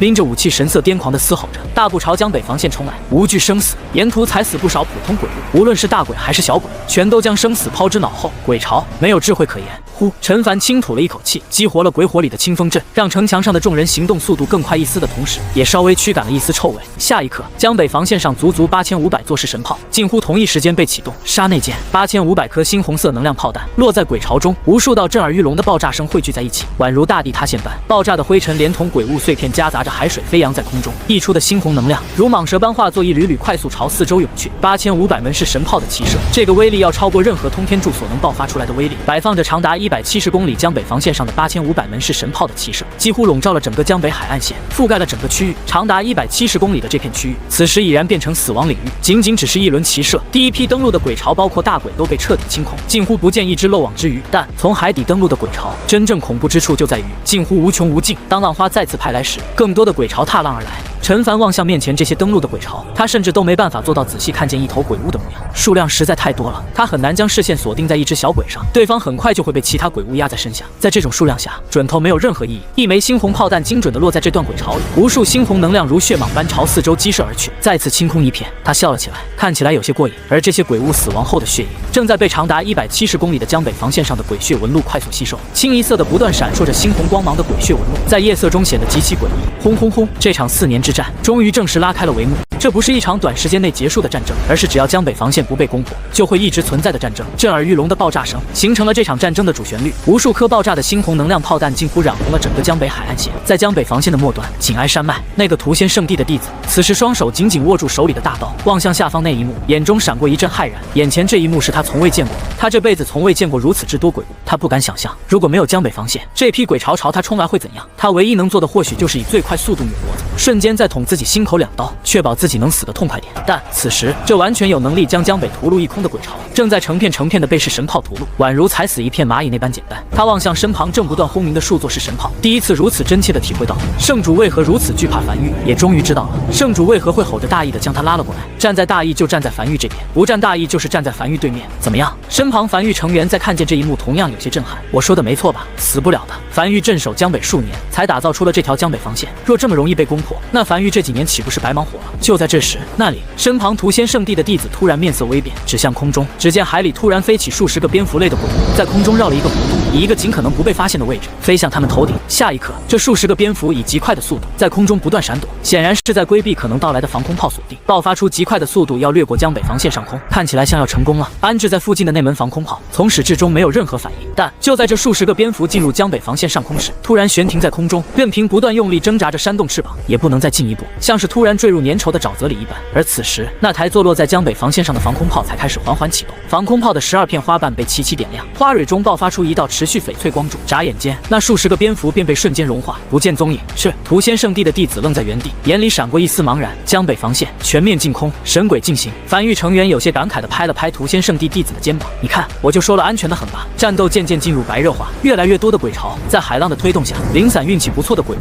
直接朝城墙顶端飞去，还有部分会远程攻击手段的飞行鬼物悬浮在距离江北防线数百米远，不断扇动着翅膀，每次扇动都会凝聚出一颗淡绿色的光球，轰向江北防线。而对此，江北防线给出的答案是，总共1700座防空炮被齐齐启动，漫天翡翠光柱近乎铺天盖地般，如用无数根激光柱切割蛋糕一样，将整个苍穹都切割成一片片。大部分在海浪推动下朝城墙飞来的鬼物都被轰成碎片，连同那些悬浮在江北防线数百米远空中的飞行鬼物也在被挨个清理，但还是有漏网之鱼。借着浪花冲上墙头，嘿，一个樊玉战阁成员正兢兢业业地守着自己的防线区段。海浪袭来，一只如章鱼般的鬼物在浪花下被拍上城头，此时正瞳孔里闪烁着暴虐和阴狠潮跳在空中，朝他冲来。来得好！光着膀子的男人高吼了一声，武王修为毫不掩饰地流露而出，手持大刀同样跃在空中，旋转316度，将手中的大刀重重朝面前这只登上城墙的鬼物劈去，一刀命中，触感柔软，像是一拳轰在棉花上一样，但还是劈开了肉体，流淌出不少墨绿色液体。而与此同时，这只章鱼类的鬼物也张开了全部触手将它包裹住，近乎是一瞬间，男人的惨叫声瞬间响彻天地，身上一瞬间多出无数个孔洞，他能感觉到自己身体的血液正在被快速吸走，但很快，他感觉到一股温热的液体浇在他身上，他感觉自己的伤势和力气都在快速恢复，怒吼着挣脱开来，再次一刀劈去，那股温热的液体再次袭来，一刀、2刀，在砍了足足数十刀后，这个登上城墙的章鱼类鬼物已被他砍成肉骚，看起来很适合做一顿饺子。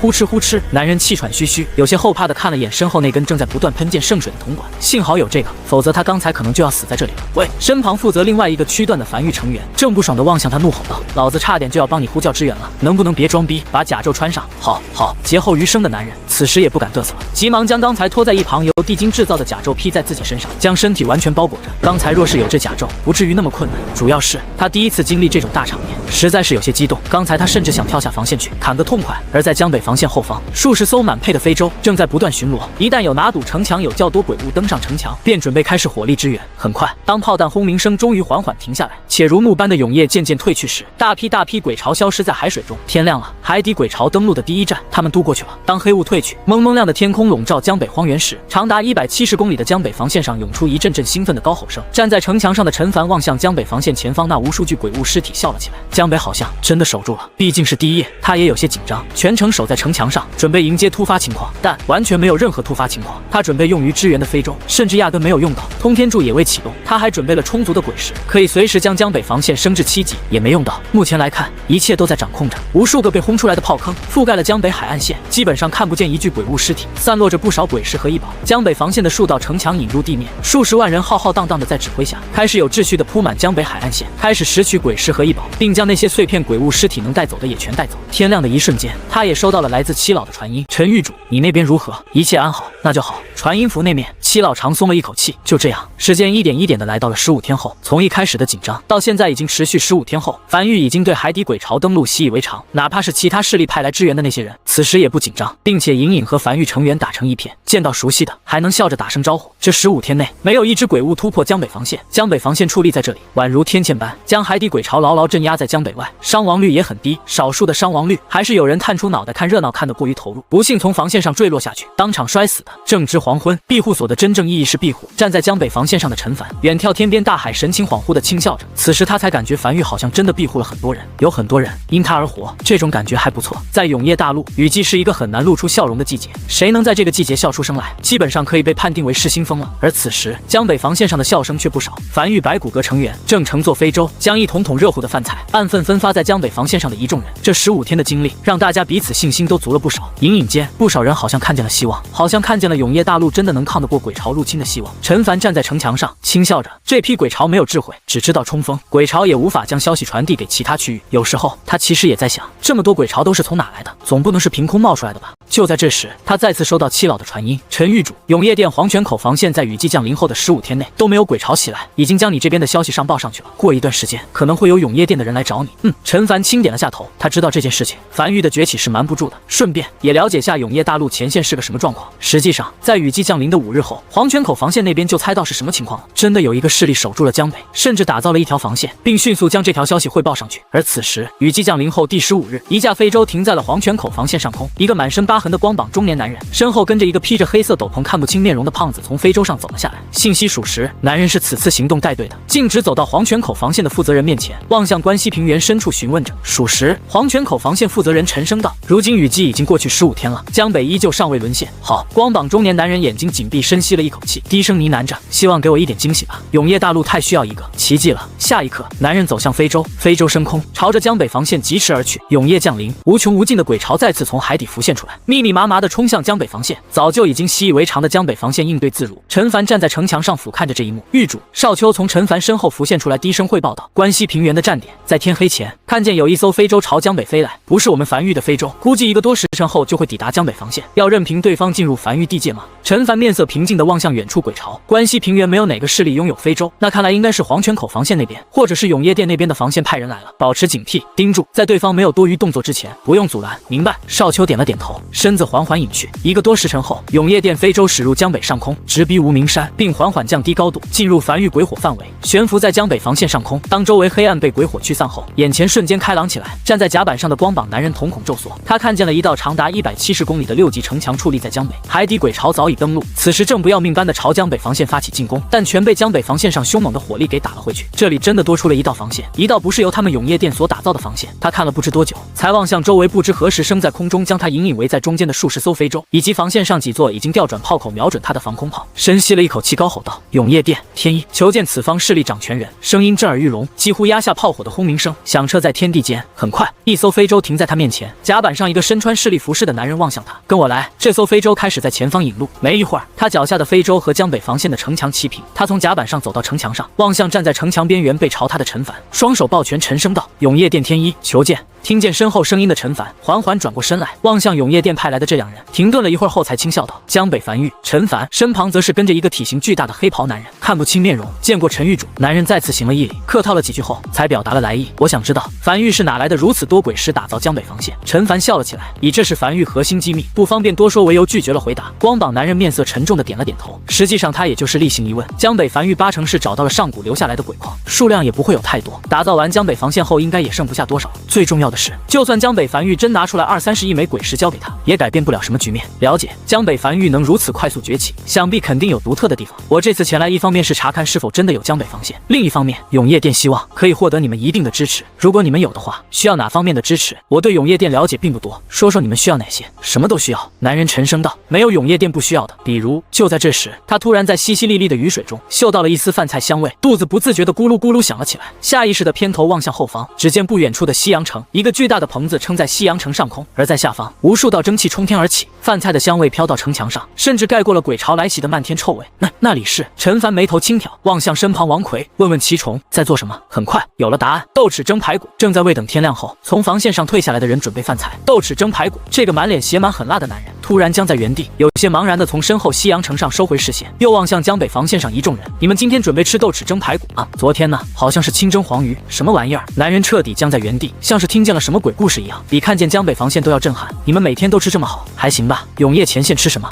我们吃炒面，就是将面粉炒熟后浮水下咽。有一瞬间，他甚至想留在江北防线了。那我知道樊玉可以为永业店提供什么支持了。陈凡笑了起来，樊玉或许可以先为永业店提供粮食和线路支持，但需要一点鬼石作为报酬，毕竟铺设线路挺费鬼石的。男人眉头紧皱，永业店现在拿不出一枚鬼石，除非你可以自提。自提是什么意思？就是去永业前线自提。永业店现在的运输线路被破坏了不少，余下的线路很紧张，再加上有内部叛徒泄露情报，大额鬼石很难运输至其他区域。但倘若你要去永业前线自提鬼石的话，就没什么问题了。他一边说着，一边紧紧盯着在江北防线墙根下快速疾驰奔波的高铁。他好像隐隐知道樊玉说的可以提供线路支持是什么意思了。陈凡走至一旁搭建在江北防线上的小屋里，外面雨大，进屋聊吧。茶屋内，陈凡给男人倒了一杯茶，讲讲你们永业店的运输线路以及为什么线路被破坏。好，光膀男人双手端着茶杯停顿了一会儿后，才开始讲述。原来永业大陆存续的核心秘密是在这片大陆之下沉睡着一座无形大阵，海岸边连绵山脉便是这座大阵的阵纹显现。有山的地方就是节点完整的地方，鬼潮永远不可能翻过连绵山脉，正是它的庇护，才将汹涌鬼物隔绝在外。唯有而失去连绵山脉的地方，就是大阵节点碎裂之处，就是鬼潮撕开防线之地。这个时候就需要防线补齐这些节点碎裂的区域，比如江北防线和7号防线。随后，男人从怀里掏出一张鬼皮地图铺在桌面上，将那些出现阵纹碎裂的区域指给陈凡看。明白了。陈凡看着鬼皮地图点了点头，靠在椅背上，轻揉着太阳穴，没有讲话，陷入沉思。这番交谈让他对永业大陆的格局有了一个初步的了解认知。简单来说，永业大陆此时就像是一件有些破烂的衣服，而他们防线的作用便是查漏补缺，补住那些缺口。大陆破破烂烂，他们缝缝补补，情况就是这么个情况。而在这种情况下，运输物资线的重要性是不言而喻的。只是每多这样一个防线沦陷，就会导致运输物资的难度再翻一番。一旦3、4个区域被沦陷，那接下来便会是滚雪球般的沦陷，短短数月可能就会全部沦陷。陈凡望向坐在男人身旁的那个穿着黑色斗篷的肥胖男人，轻声道：“守夜人。”肥胖男人点了点头，从喉咙里挤出一道应声，听起来极其刺耳，如刮玻璃一般。我是隶属外出行动组的。光膀男人沉声解释道：“永业店外出行动组的一个主要职责，就是碾碎那些可能燃起熊熊大火的火苗，故而我们出门在外必须有一名20级以上的守夜人陪同。20级的守夜人自爆后所诞生的威力，可足以将一个20公里内缺口的鬼物瞬间全部清空。而且守夜人的自爆不会摧毁防线和波及到人类。”陈凡把玩着手里的琉璃小人，这威力可比6级通天柱大多了。他甚至有点怀疑，或许比满级通天柱的威力都要大。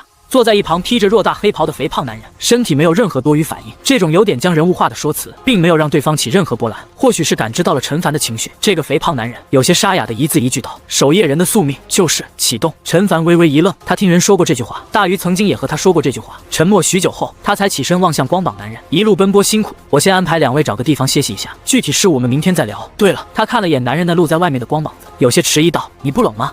还有这些伤痕是？”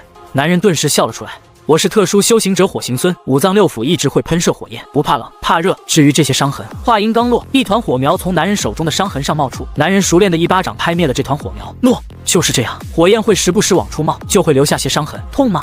陈凡疑惑道：“有点，但习惯就好。”男人笑了笑，外出行动组的成员必须要拥有一人能挡住一片鬼潮的实力，但也不会随便启动。只是当启动后，基本上生命走到了尽头。陈凡没有讲话，随后吩咐王奎带着2人去了樊城，将2人暂时安顿在樊城的一间客栈内。而陈凡则是独自一人坐在桌前，俯瞰着男人临走前留下的鬼皮地图，陷入思索。他在思考通过樊玉的抵御，该如何铺设一条足够安全的线路，让西部1号前线和樊玉之间建立起联系。很快天亮了，伴随着浓稠黑暗褪去，在淅淅沥沥的雨水中，鱼肚白的天泛在空中，叫号声在江北防线上不断响起。在指挥下，从防线上退下来的人和准备出门拾取的人都渐渐聚在一起，准备开饭。江北防线的墙头上，永业店天一望向面前桌子上的饭菜，肚子实在是按捺不住的开始咕噜咕噜叫了起来，有些不好意思的抬头望向陈凡：“那个陈狱主，我就先开动了，一起吃。”陈凡笑呵呵道：“都是些家常便饭，招待不周，还请见谅，足够丰盛了。”真的。天一深吸了一口气后，当即狼吞虎咽了起来。旁边那个肥胖男人守夜人也第一次有了多余动作，时不时夹起一块排骨放在自己碗里，时不时传来一道呻吟声，那是痛苦的呻吟声，就像癌症晚期病人吃饭一样，极其痛苦。陈凡沉默地看着这一幕，永业店的人比他想象中过得要更苦，甚至都不如之前的江北陈家吃得好。片刻后，天一放下饭碗说道：“陈狱主，还有一件事，我已经将樊玉的潜力上告至永业店了。昨夜我知晓，江北防线的打造没有动用任何建筑师，是陈狱主你一人打造。这种级别的建筑师，哪怕江北沦陷，陈狱主你都不能出事。所以我第一时间告诉了我师傅，你放心。天一深吸了一口气后，面色严肃道：“事关重要，我没敢走正常上帝渠道，我只告诉了我师父一个人，除此之外没告诉任何人。他在永夜殿的位置很高，绝对不会将消息泄露出去的。我还有钥匙缠身，需要去黄泉口峡谷那边处理一点事情，就不多耽误了。这枚子母石你收好，可远距离通讯，和我单线联系，有什么事情我会第一时间告诉你。”言罢，两人告别，乘坐非洲渐渐消失在视野中，走得极其果断。坐在椅子上的陈凡靠在椅背上平静着没有讲话，良久后才不由轻笑了起来。他昨晚已经大概想到该如何铺设线路了。而此时，在城池内一间私人屋子内，一个白发苍苍的老者神情恍惚，一杯茶接着一杯茶不断送入嘴中。不知过了多久，老者才起身关闭门窗，激活阵盘，从储物戒里取出一枚鬼骨。当这枚鬼骨被取出来后，无风自然，鬼骨化作的黑烟在空中凝而不散。眨眼间，黑烟中隐隐浮现出一个黑影，这个影子好像很高兴，声音似近似远的在屋内响起：“你终于联系我们了，这是你这辈子做出的最正确的选择。只要你提供的情报足够重要，当鬼族占领永夜大陆后，可保你全家荣华富贵，并分你一缕天道赐福，让你延寿百年。”当黑影浮现的一瞬间，老者眼里的恍惚瞬间散去，他知道自己已经没有回头了。此时他哪怕什么都不说，被查出来也依旧是个死字。停顿了一会儿后，他低头望向茶桌上的香台，低声道：“江北被守住了，有一个势力名为江北繁育，在没有任何势力资助的情况下，打造出了江北防线6级防线，且势力首脑陈凡是一个很强的建筑师，独自一人打造了江北防线。他将天一汇报上来的消息一五一十的汇报了上去。收到。”黑影笑了一声，很快缓缓散去，而黑烟并未散去，反而是快速凝聚，赫然又再次组成了一个鬼骨。就在这时，敲门声突兀响起，老者快速将鬼骨收入储物戒里，关闭阵盘，重新坐在茶桌前，轻咳了一声后才沉声道：“进来。”很快，一个小年轻有些手忙脚乱地闯了进来，言语间满是兴奋：“长老，永夜西部1号前线传来了好消息，说缴获了一张蓝色品级的建筑蓝图，让我们快点派建筑师过去西部1号前线参悟建筑蓝图。”老者没多说什么，跟着小年轻出了门，只是他在背后看了眼面前这个有些兴奋的小年轻，轻叹了一口气：站得越高，知道的就越多，对永夜大陆的未来就更不抱期望。与此同时，黑暗中，一个鬼皇正坐在大殿王座上，望向下面鬼屋递上来的情报，有些恍惚地呢喃着。他没想到，在这种环境下，人类内竟然还会有奇迹。一个位于西荒岛极其贫瘠的区域，竟然还能有势力崛起，并独自打造一道江北防线。他们这些年极力阻拦永夜殿到西荒岛的线路，就是为了让江北沦陷，好让鬼巢登陆，里应外合之下侵入腹地，从侧面对永夜大陆西部1号前线造成威胁。没想到，还是被名为江北繁育的势力守住了。只是他压根没听过这个势力。他低头望向手中的地图，沉思许久后，又在地图上思索着点了几下，才下令道：“吩咐下去，让永夜大陆西部1号前线海域里的鬼巢偷渡一批鬼巢前往黄泉沿海防线海域，以最快速度，不惜一切代价攻入黄泉山脉区域，然后进入黄泉山脉区域，一路向西突破黄泉口防线，从永夜大陆腹地前往江北，灭掉繁育。”话音落下，跪在大殿上的一只男鬼愣在原地，抬头望向坐在王座的鬼皇，震撼道：“王，这样做会极大消耗战力，导致我们更难攻下1号前线。一个繁育值得消耗如此大的代价吗？”鬼皇坐在王座上，面色平淡的冰冷道：“只要不发生奇迹，永夜大陆必败无疑。我们要做的就是将那些可能是奇迹的事物全都掐灭在摇篮里。”鬼皇缓缓起身，走至王座身后，望向挂在墙壁上的对联，嘴角带着一丝笑意，轻声道：“人类文化中有一种兵法，叫做兵贵神速。那么就让江北繁育体会下何为鬼族的兵贵神速。”明白。跪在地下的这个男鬼也不再说什么，只是应声退下。永夜降临，天色再次暗了下来。长达108公里的永夜大陆西部1号前线前方那片广袤海域中，无数鬼巢从海水中涌出，开始朝防线发起冲刺。伴随着爆炸声漫天响起，新的一夜守城又开启了。但在海域深处，大批鬼巢正聚在海面上，整整齐齐地聚在一起，边界线极其明显。其中一个悬浮在空中的大鬼偏头望向北面那片空无一只鬼屋的海域，面色冰冷地下令道：“方向北前进。”下一刻，海水里的大批鬼巢遵从命令，铺天盖地地在海里朝北边不断游去。就在这时，轰！冲在最前方的一头鬼屋刚踏入那片空无一只鬼屋的区域，突然一道闪电没有任何征兆地劈下，将这只鬼屋连同周围一片鬼屋全都劈为灰烬。当越来越多的鬼巢涌入这片区域时，密密麻麻的闪电不断劈下，空气中飘荡着浓郁的焦香味，整个场面就像是用电银拍挥向极其密集的蚊群，噼里啪啦的声音不绝于耳。无惧生死的鬼巢压根无视了那漫天闪电，遵从命令继续一路向北。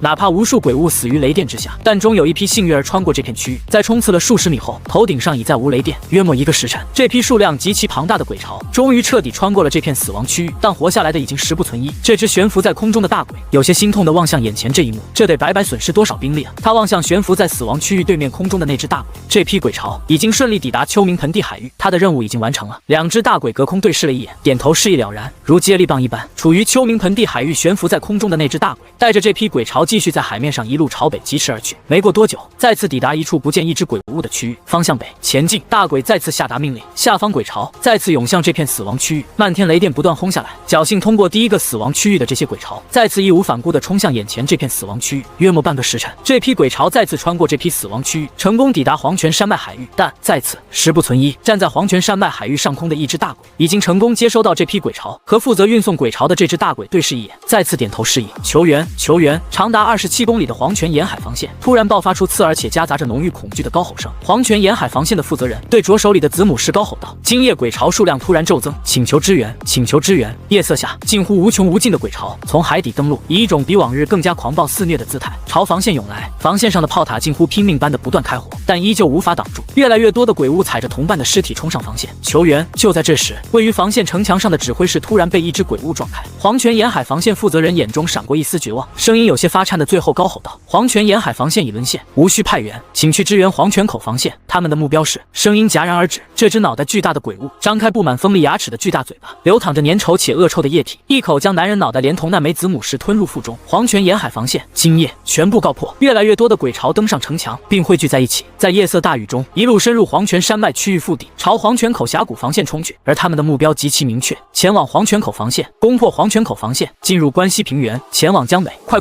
刚收到消息的黄泉口防线此时极其嘈杂，他们一直以来防守的区域都是关西平原，此时后方沦陷，他们得快速调整。炮塔开始快速旋转，瞄准黄泉山脉区域腹地。夜色中一片寂静，只能在鬼火范围内看见汹涌大雨，看不见任何一只鬼物。黄泉口防线负责人此时有些焦急不安地对着手里的子母狮不断高吼道：“黄泉口防线负责人，呼唤黄泉沿海防线负责人！”不断重复3遍，但无人应答。哪怕他已经收到消息说黄泉沿海防线已经沦陷，但他还是抱着一丝希冀去呼唤，问题不大。就在这时，永夜殿天一拍了拍负责人的肩膀，沉声道：“黄泉海域的鬼巢数量不算太多，能摧毁黄泉沿海防线，这意味着鬼巢数量已经不多了。黄泉口防线守得住，更何况还有我俩在。”黄泉口防线负责人在看见天一和跟在身旁的那个肥胖男人，这才稍微松了一口气，也知道自己有些失态。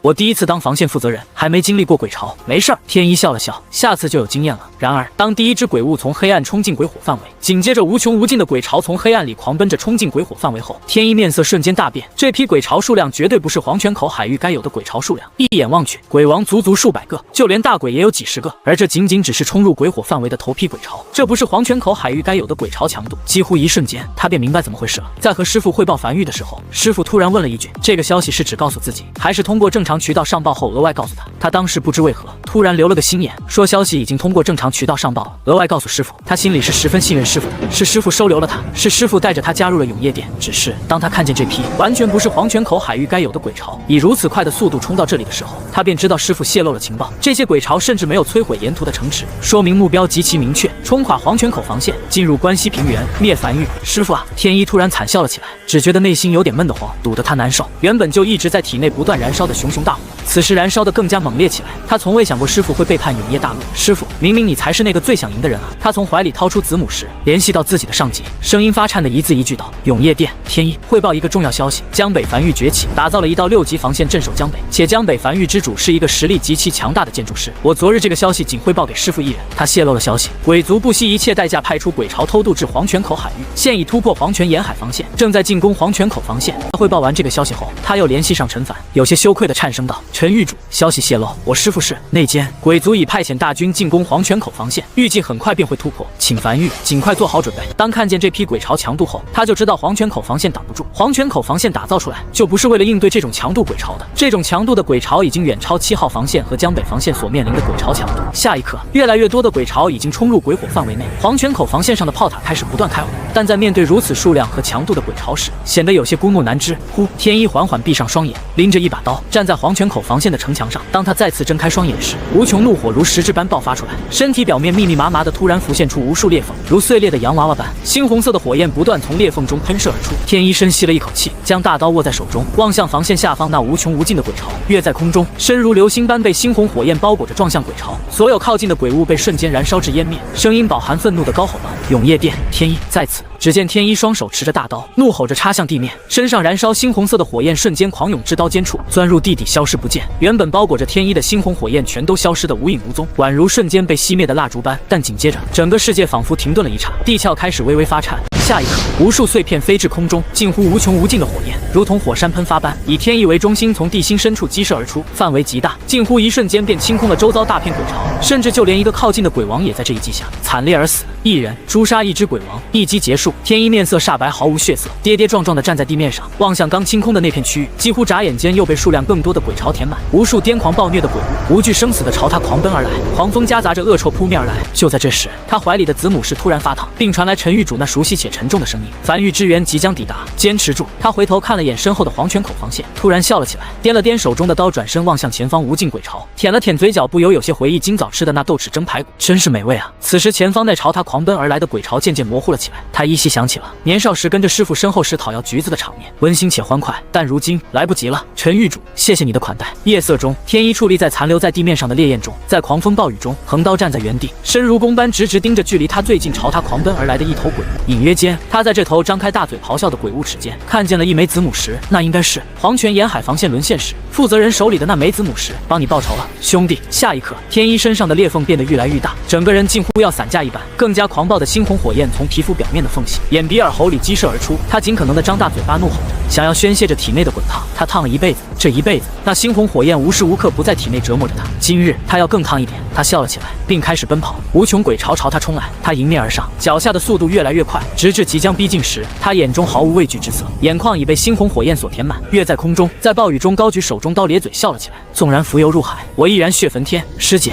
焚天！他体内的血液开始快速燃烧，并不断转换成猩红火焰，火焰越来越多，顺着刀尖狂涌而出，形成数百丈的火焰长龙，毕竟便将那个齿间卡着一枚子母石的鬼物燃烧至灰烬，连同周围一众鬼物都被瞬间清空。他脚下没有丝毫停留，目标直指鬼王。二击，昔日在雨季对樊玉造成极大危险的鬼王，在这一击下前胸贴后背，透心凉。三击，又一尊鬼王因此陨落。就在天一准备继续发起冲锋时，一只墨绿色的大手从黑暗中激射而出，猛地拍向天一，仅此一击便将天一拍至高空中，在空中划过一道抛物线，重重落在防线后方，生死不知。几乎刹那间，那近乎铺天盖地的猩红火焰便瞬间熄灭。鬼巢中，那具墨绿色大手的主人足足10几米高，站在鬼巢中望向前方这道黄泉口防线，怒吼着。这是一尊大鬼，是比鬼王要更强一个档次的鬼物，绝非人力所能挡。这片区域短暂被清空的区域，已经再次被鬼巢填满，并狂奔着冲向黄泉口防线，再次发起无惧生死的冲锋。黄泉口防线上，负责人将这一幕尽收眼底，眼眶泛红的沙哑道：“守住，守住！”防线上的炮塔开始最大功率的不断对下方的鬼巢狂轰乱炸着，但在越来越多的鬼物尸体堆积之下，大量的鬼物距离墙头已经越来越近。天一被大鬼拍飞前，用子母石告诉他，樊玉的支援即将抵达。他不知道樊玉如何在短时间内给出支援，但如今他唯一能仰仗的希望就是樊玉了。黄泉口防线足足数十公里，他所在的这处区域因天一的爆发，压力稍微减轻，但其他区域却已随时可能会沦陷。这批鬼巢的数量和强度都已远超黄泉口防线所承载的上限。一直跟在天一身后的披着黑袍那个肥胖男人，此时步伐轻盈的在墙头上不断快速奔波着，最后视线停留在了一个抡起巨锤已经大步走到防线前，准备抡锤砸下去的大鬼上，突然停了下来，身上一直披着的黑袍无风自脱，露出他的本来面貌，皮肤内流淌着白色的能量。这个肥胖男人站在暴雨中，转身望向天一被大鬼拍飞的方向，深深看了一眼后，才从喉间挤出一丝破风且沙哑的声音：“守夜人97号启动。”男人踏在空中，一步一个脚印走出防线，悬空而立，身体内的白色能量如沸腾般开始不断翻涌，直至当所有皮肤表面都浮现出裂缝后，他缓缓张开双臂，最后看了眼天地间，从怀里掏出从樊玉偷摸带走的一个红糖馒头，将挡住嘴的疙瘩往上抬了抬，艰难地塞进嘴里咀嚼着，刺耳声音中夹杂着笑意，低声呢喃着：“甜，终于可以不疼了。”下一刻，幽绿色的光芒如极光般瞬间绽放开来，并不断朝夜色中涌去。长达27公里的黄泉口防线，近大半防线被幽绿色极光所笼罩，所有人都看见了这一幕。幽绿色极光所到之处，无数鬼巢连同鬼王纷纷陨落，只有大鬼能逃过一劫，但也身受重伤。前方所有鬼巢近乎被一举清空，原本已经即将沦陷的黄泉口防线再次坚守住。这是永夜殿的战略武器守夜人，经过特殊改造后，不但威力极大，且不会对人类和建筑造成丝毫损害。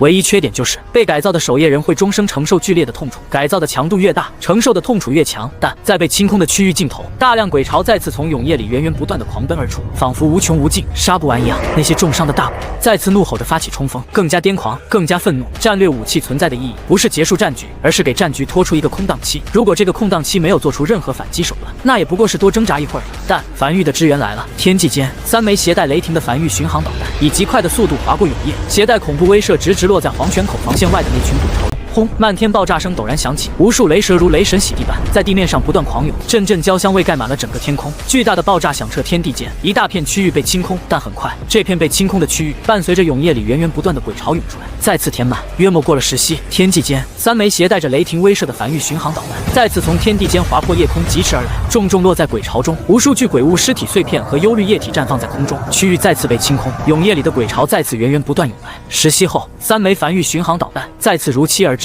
黄泉口防线后方，生死不明躺在荒原上的天一怀里的子母时，不断传来陈凡那急促且沉重的声音：“天一，汇报前线战况。”天一，但却无人回应。声音孤零零的在夜色中响起。繁育100艘满配非洲在收到求援信息第一时间连夜升空，以最快速度朝黄泉口防线赶去。但非洲速度再快，等抵达黄泉口防线，也已在2个时辰之后。站在非洲甲板上的陈凡望向面前的半透明面板的地图，在黄泉口防线前方不断清点着，每点一次，矗立于繁育港口的通天柱就会发射3枚支援黄泉口防线。导弹的速度比他非洲的速度快了不知多少倍，但他不知道前线状况，只能盲轰。每隔60息轰3发，他很快想到了什么，通过传音符快速联系上7号防线的7老，帮我联系黄泉口防线负责人，告诉我黄泉口防线现在是什么状况。明白。很快，陈凡联系上了黄泉口防线的负责人，这里是江北繁育，告诉我现在黄泉口防线的战况。是。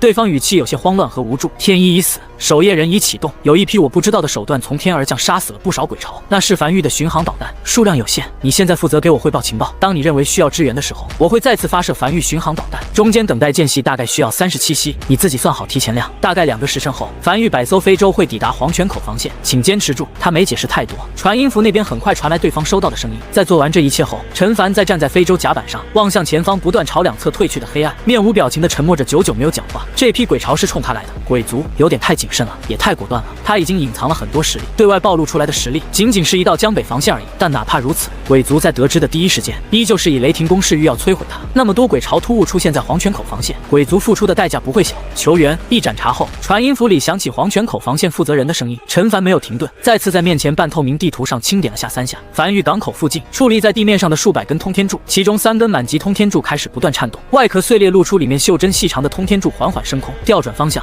朝黄泉口防线方向激射而去。终于，当陈凡总共发射了54枚满级通天柱后，耳边终于传来了黄泉口防线负责人的声音：“鬼潮没了。”呼，陈凡轻松了一口气，黄泉口防线守住了，虽然代价有点大。天一死了，守夜人启动了。繁育总共98枚满级通天柱的抵御，消耗了总共55根，但终归是守住了。一旦黄泉口防线碎裂，那对于繁育威胁极大的，他不可能在江北和江南打造一条防线，那防线的长度太大了，繁育根本没有那么多鬼石。紧接着，我们找到了天一，他还没死，还有点呼吸，但也已经快死了。我用祭坛暂时吊住了他的性命，我马上到。2个时辰后，100艘满配非洲抵达黄泉口防线。这是陈凡第一次来到黄泉口防线。当非洲和城墙高度持平时，陈凡走至城墙上，一眼就看见了防线外的景色，地面几乎被夷平数丈，空气中大量焦糊味和血腥味混杂在一起，无数鬼屋尸体碎片夹杂着鬼石散落在防线外。我是防线负责人，一个中年男人大步迎上了，急促道：“带我去看天一。”这里，男人急忙在前方带路。很快，陈凡在安置在城墙上的一座祭塔里看见了双眼紧闭的天一，此时正躺在祭坛里，身上布满裂缝，裂缝内隐隐间有猩红火焰流淌而出。他不懂治病，一时对这种情况也有些束手无策。不过他在得知这个消息时，就派出非洲接来了可能有办法的人。约莫1炷香后，一艘非洲从黑暗中激射而出，停在城墙边缘。药王谷谷主带着一众长老快速冲下非洲，来到天意身边，小心翼翼地快速查探着。很快，药王谷谷主起身给出了答案：陈狱主，此人应该是用了一种特殊的秘法，将体内血管悉数爆裂开来，并将血液燃烧殆尽，爆发出极强实力。这是一种必死秘法，无法终止。但此人脖颈上所佩戴的那个玉牌里面，暗层里夹着一位稀有的天才地宝——属阴，恰好中和了些许这种狂暴的猩红火焰，给他留了一条性命。不过血管已经悉数碎裂，此时也只是吊着一口气。如果他在永夜殿有命牌的话，此时命牌应该都已经碎裂了，哪怕安放在祭坛里，也最多只能活3日。不过倒是有一法，或许能救。只是药王谷谷主一时有些不敢开口，但说无妨。陈凡面色平静的轻声道。药王谷深吸了一口气，咬牙道：“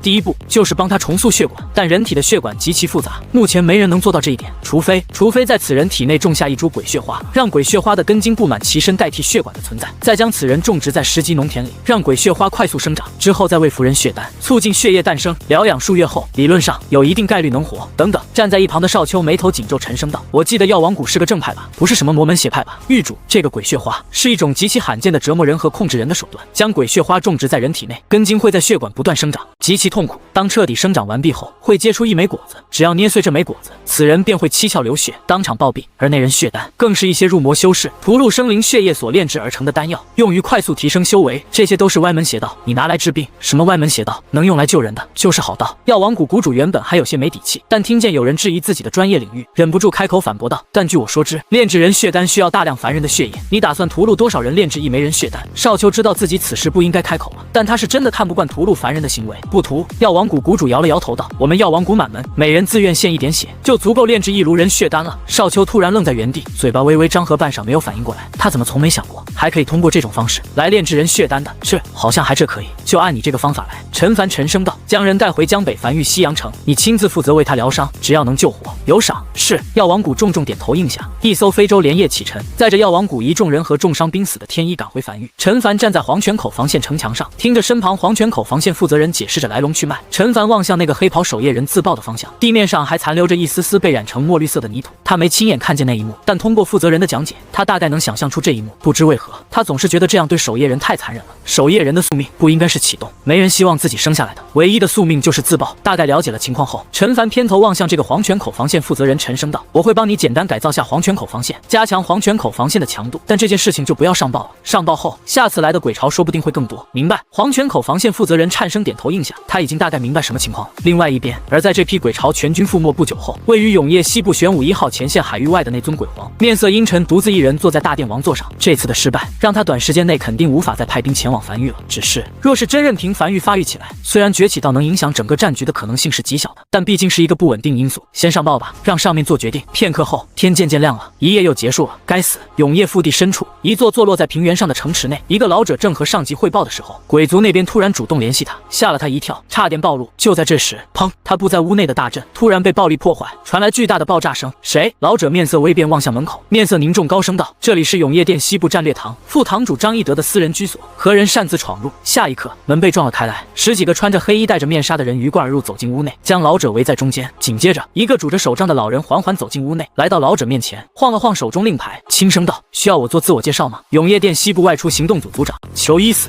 奉上级命，特意前来捉拿永业大陆内奸张义德。是你自己束手就擒呢，还是我们来硬的呢？张义德神情阴晴不定地站在原地，许久后，原本紧绷的身子突然瞬间散了下来，露出一丝惨笑。天一只将那则消息告诉我了。是的。裘一死缓缓走到张义德面前，平静道：天一自认那则消息颇为重要，最近永业殿常出叛徒，为了稳妥起见，他不敢走正常渠道向上级汇报，希望由你这个做师傅的将消息汇报上去。但很显然，他有些过于信任你这个做师傅的了。拜你所赐，鬼族收到消息后，付出大量代价，夜袭黄泉沿海防线，防线当晚沦陷，近10万人因你而死。鬼潮突入黄泉山脉区域，抵达黄泉口防线，你的徒弟天一和永业殿西部外出行动组守夜人97号魏族鬼潮已身亡，繁域及时支援，黄泉口防线尚未沦陷，鬼潮覆灭，这是你想要的结局吗？张义德眼眶通红，整个人处于神情崩溃边缘的嘶吼道：我没想害死天一，我不知道他会停留在黄泉口防线，他前天跟我汇报说离开繁域后会前往天潜山脉，只给鬼族传递过这一个消息，我只是想给自己留条后路而已。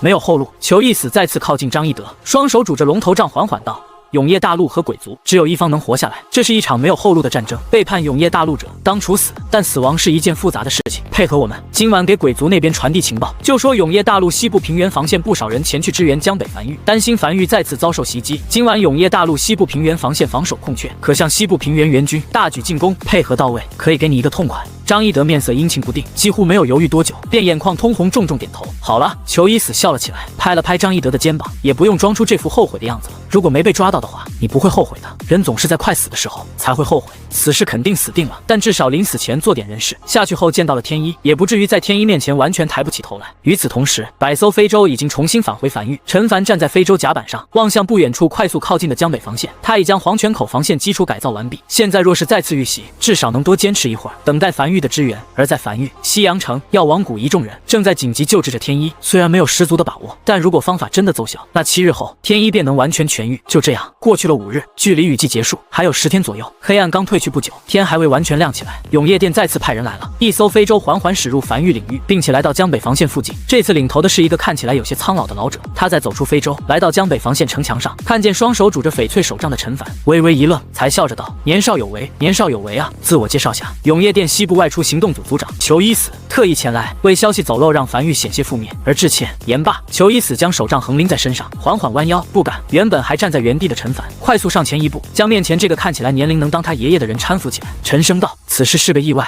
我没有怪罪永业店的意思。”江北樊玉，陈凡，他知道永业店肯定会派人来接触他，只是没想到派出了一个地位如此之高的人。永业店西部行动组组长闲聊几句后，他才切入正题：“你也知道，这次是内奸泄露了你的情报，也就是天一的师傅。永业店西部战略堂副堂主张一德已经按照规矩处死了，但距离你们最近的一道前线，永业西部玄武1号前线里也是有不少内奸的。抓内奸是行动组的事情，但查内奸却是一件极其困难的事情。永业店没有足够的人手，而且在天一的情报里，你是一个实力极强，甚至要比天师建筑师更上一层的建筑师。永业店西部战略堂堂主在得知这个消息后，希望能保护你平安抵达永业店核心区域，严密保护。至于江北防线，永业店会派出人手来接管。不知陈狱主你意下如何？”陈凡沉默许久后，顺着裘一死的方向望向远方，摇了摇头，轻声道：“我生于江北，长于江北，死后也将葬于江北。江北是我的家，也是樊玉的地盘，我不会离开江北。”裘一死也没多强求，只是点了点头，笑着道：“很正常，堂主也猜到了这一点。永业大陆不少崛起的势力都是如此，他们会镇守自己的区域，宁愿每日和鬼巢打交道，也不愿被保护起来。不过你名义上需要加入永业店，这样日后无论樊玉又再次崛起，或者是突然有了什么新机遇，永业店都会对外宣布是永业店的支援。”陈凡微微一愣，偏头望向裘一死：“怎么？”裘一死笑了起来：“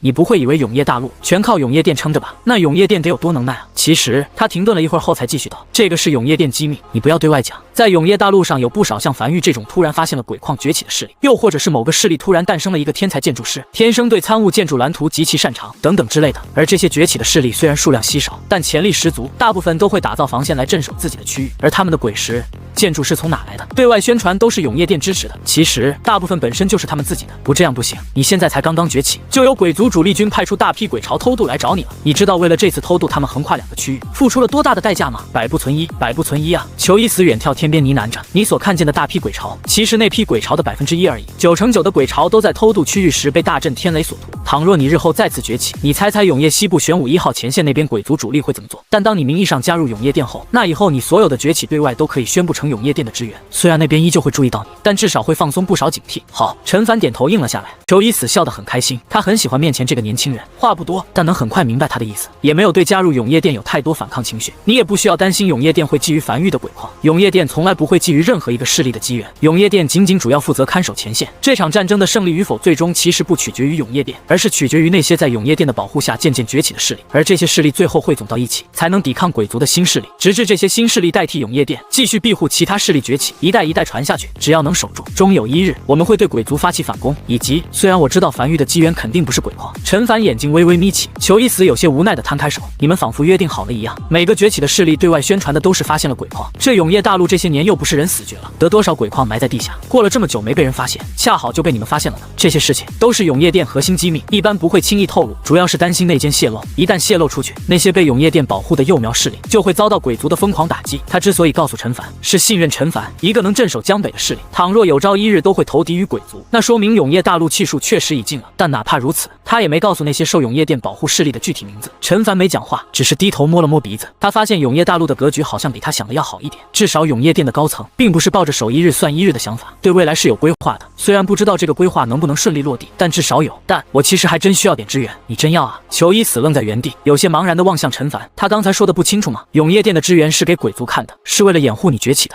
你怎么还真要？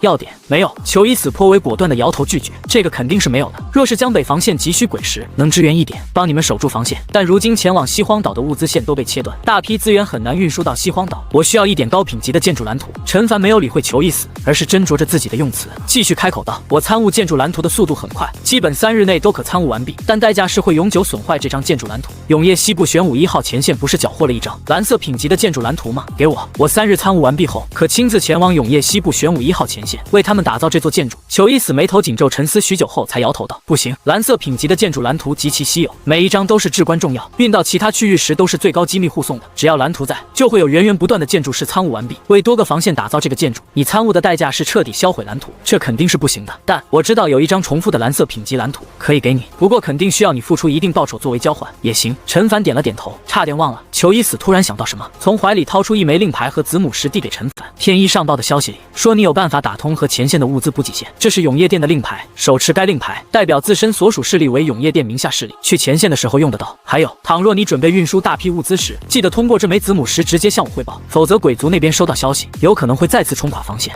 陈凡接过这枚令牌和子母石，又和裘一死交流一番后，裘一死才转身朝停靠在空中和城墙齐平的非洲走去。就在这时，身后传来陈凡的声音：“裘老，要不留下来吃顿饭再走？”裘一死身子僵在原地，望向江北防线上跑动的人群，饭菜香味渐渐传入他鼻子。他停下脚步，转身望向陈凡，笑着道：“天一他们当时吃了吗？”“吃了。”“那行，尝尝。”饭菜很快端上来，还是矗立在江北防线上的那座小屋。陈凡像上次一样坐在那里，只不过这次坐在对面的不是天一和披着黑袍的肥胖男人，而是一个头发苍白的老者。江北防线伙食真不错。裘一死笑着夹起一块排骨放入自己碗里。他们走之前吃的什么？和今天一样，也是豆豉蒸排骨。裘一死拿筷子的手微微一颤，如刚才一般笑着，只是眼眶里不知何时泛起数缕红血丝，将手里的排骨送入嘴里。好手艺！视线又注意到摆在桌子上的那盘红糖馒头，不由自主地拿起一个馒头送入嘴里。甜，看来临走前应该是吃到了一口甜。他儿子生前那么喜欢吃甜的，肯定不会错过这个红糖馒头。好了，不吃了。裘一死深吸了一口气，将咬了一口的红糖馒头塞进怀里，突然想到什么一般，起身有些着急地朝外颤颤巍巍地走去，一边拍着自己脑袋一边嘟囔道：“瞧我这记性，差点忘了还有钥匙缠身，我得赶紧走了，我送你。”陈凡起身将裘一死送到城墙边缘。裘一死踏上非洲后，突然想到什么，转头望向陈凡：“对了，陈狱主，跟在天一身后那个守夜人启动价值大吗？”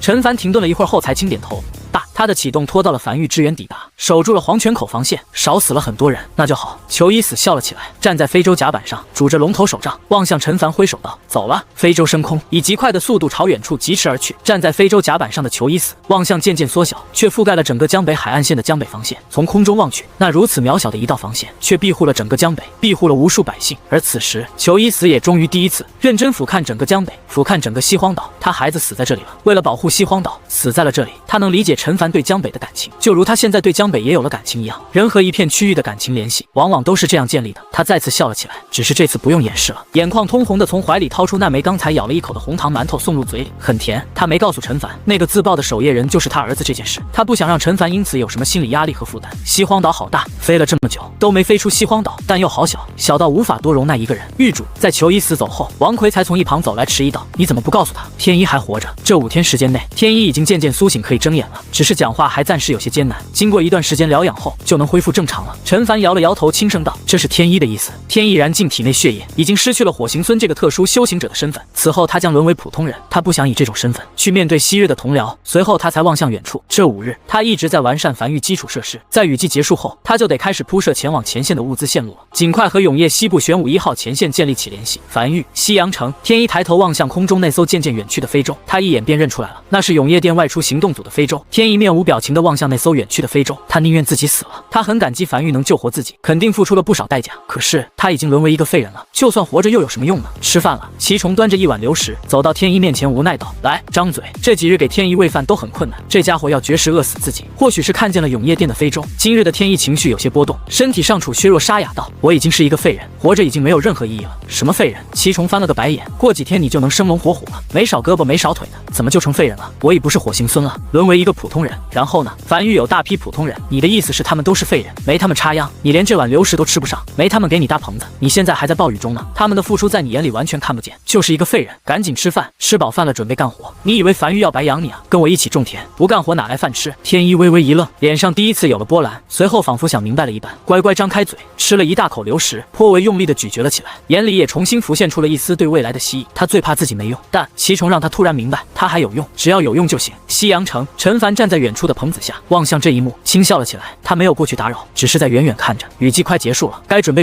盘点后，开始干活了。繁育无名山洞穴外阴雨连绵，雨季尚未结束。这几天江北防线没有过多变化，从海底登陆的鬼巢被死死遏制在海岸线，无法再逼近一步。日子就这样过去了10日。雨季结束，虽然依旧会有鬼巢从海底登陆，但数量没有那么多了，也没有那么频繁了。永业店那边也没有消息传来，说明永业前线在今年雨季又守住了，这意味着又有1年的平稳发育期。走了，陈狱主，我们先告辞了，明年再来。来，陈玉主路过城墙下的势力之主，再看见站在城墙上的陈凡，纷纷挥手高吼着告别。好，陈凡笑着挥了挥手，而一旁绝侯则是负责将这些势力通过高铁都送回自己的势力范围内，并且会给予部分鬼市补贴。雨季里，这些势力提供了不少人力支持，江北防线上的人越来越少，不少势力挨个撤走。而原本这些势力很多都来自于关西平原，以前彼此势力都有不少矛盾，但在江北防线上同吃同住了1个月后，矛盾也渐渐削弱了不少，准备干活了。江北防线上，陈凡伸了个懒洋洋的懒腰，望向远处海面，他突然意识到一个事情，那就是王麻子的奇迹是在多种巧合下实现的。他到现在都不知道王麻子到底是如何闯过那雷雨海域的，还是一来一回2次。若说1次是侥幸，那连续2次的侥幸也未免有些过于侥幸了。下一刻，陈凡转身招手唤来趴在一旁地面上的卫尉，走向身后悬停在空中和城墙齐平的非洲上，开始铺设铜管。铜管竖着不断上升，一路来到3000米高度，然后才开始横向蔓延，直伸向黄泉口防线。是的，他打算打造一条空中快轨，直通永业西部玄武1号前线。这是一个枯燥且乏味的工作，他已经做好接下来几个月的时间都留在这艘非洲上了。狱主怀里传音符里传来王奎的声音：“我在江北防线上没找到你人，听他们说你已离开樊狱，现在方便向你汇报樊狱近期状况吗？说吧。”如今樊狱储备鬼石具体数字为107亿枚鬼石，其中江北防线在雨季里扣除消耗后贡献了12亿枚鬼石，剩下大部分鬼石都是新大陆那边贡献的。陈凡点了点头，知道了。这段时间樊狱各项工作按计划推进，由你监督。明白。对了，狱主，这次收获的异宝里，其中几个石头好像有点像是狱主你专门嘱咐过的天道石。等狱主你回来，不用，我已经在返程了。片刻后，陈凡来到芥子室内，快速扫过漂浮在空中的那一个个异宝，异宝信息从眼前不断闪过，眼中时不时闪过一丝诧异，有不少好东西啊。随后他将视线落在悬浮在空中的那2枚石头上，咧嘴笑了起来。熟悉的名称，熟悉的味道，熟悉的面板，天道石，而且是2颗天道石。这2枚天道石都是黄泉口防线那边大鬼掉落。王奎在一旁解释道：“好。”陈凡咧嘴笑着将这2枚天道石塞进怀里，大步朝仓库外走去。樊狱现在储备的鬼石不少，足足100亿枚，只待和永业西部玄武1号前线那边打通后，他便开始准备爆发式增长了。别的不说，就说那通天柱乃战略级武器，不是防线常规武器，只能用来对付紧急情况，但那是数量不够。倘若数量再多一点呢？储备个上千数万发呢？甚至储备个数百万发呢？任何战略级武器，只要储备的数量足够多，那就完全可以当做常规武器来用。陈凡也不急着去铺设铜管了，乘坐非洲落到港口旁，晴朗天空中，大片阴雨落在那数百根通天柱上，电闪雷鸣，狂风不断呼啸而过。他打算将这2枚天道石，其中1枚用在通天柱上，剩下的1枚是他为从1号前线回来后带回来的那张蓝色品级建筑蓝图所保留的。就在他准备将手里这枚天道石抛出去时，他突然又犹豫地停了下来，从怀里掏出传音符，让王奎将刚才那几张樊狱没有的白色图纸拿过来，先把这些白色建筑打造了再说，说不定会更适配天道石呢。虽然平面版看起来都是些普通建筑，但说不定升至满级后会有奇效呢。很快，王奎将图纸送来，分别是缆绳、篝火、异兽培养屋，前2个是白色品级的，后面1个是绿色品级的，都是在这次雨季里获得的。樊狱未拥有的建筑蓝图。很快，这3个建筑被纷纷升至满级，均无升级方向，每次升级都会得到特定提升。比如手里这根缆绳，缆绳升至10级，已升至满级，无法再次提升，获取满级效果坚韧无比，极其坚实。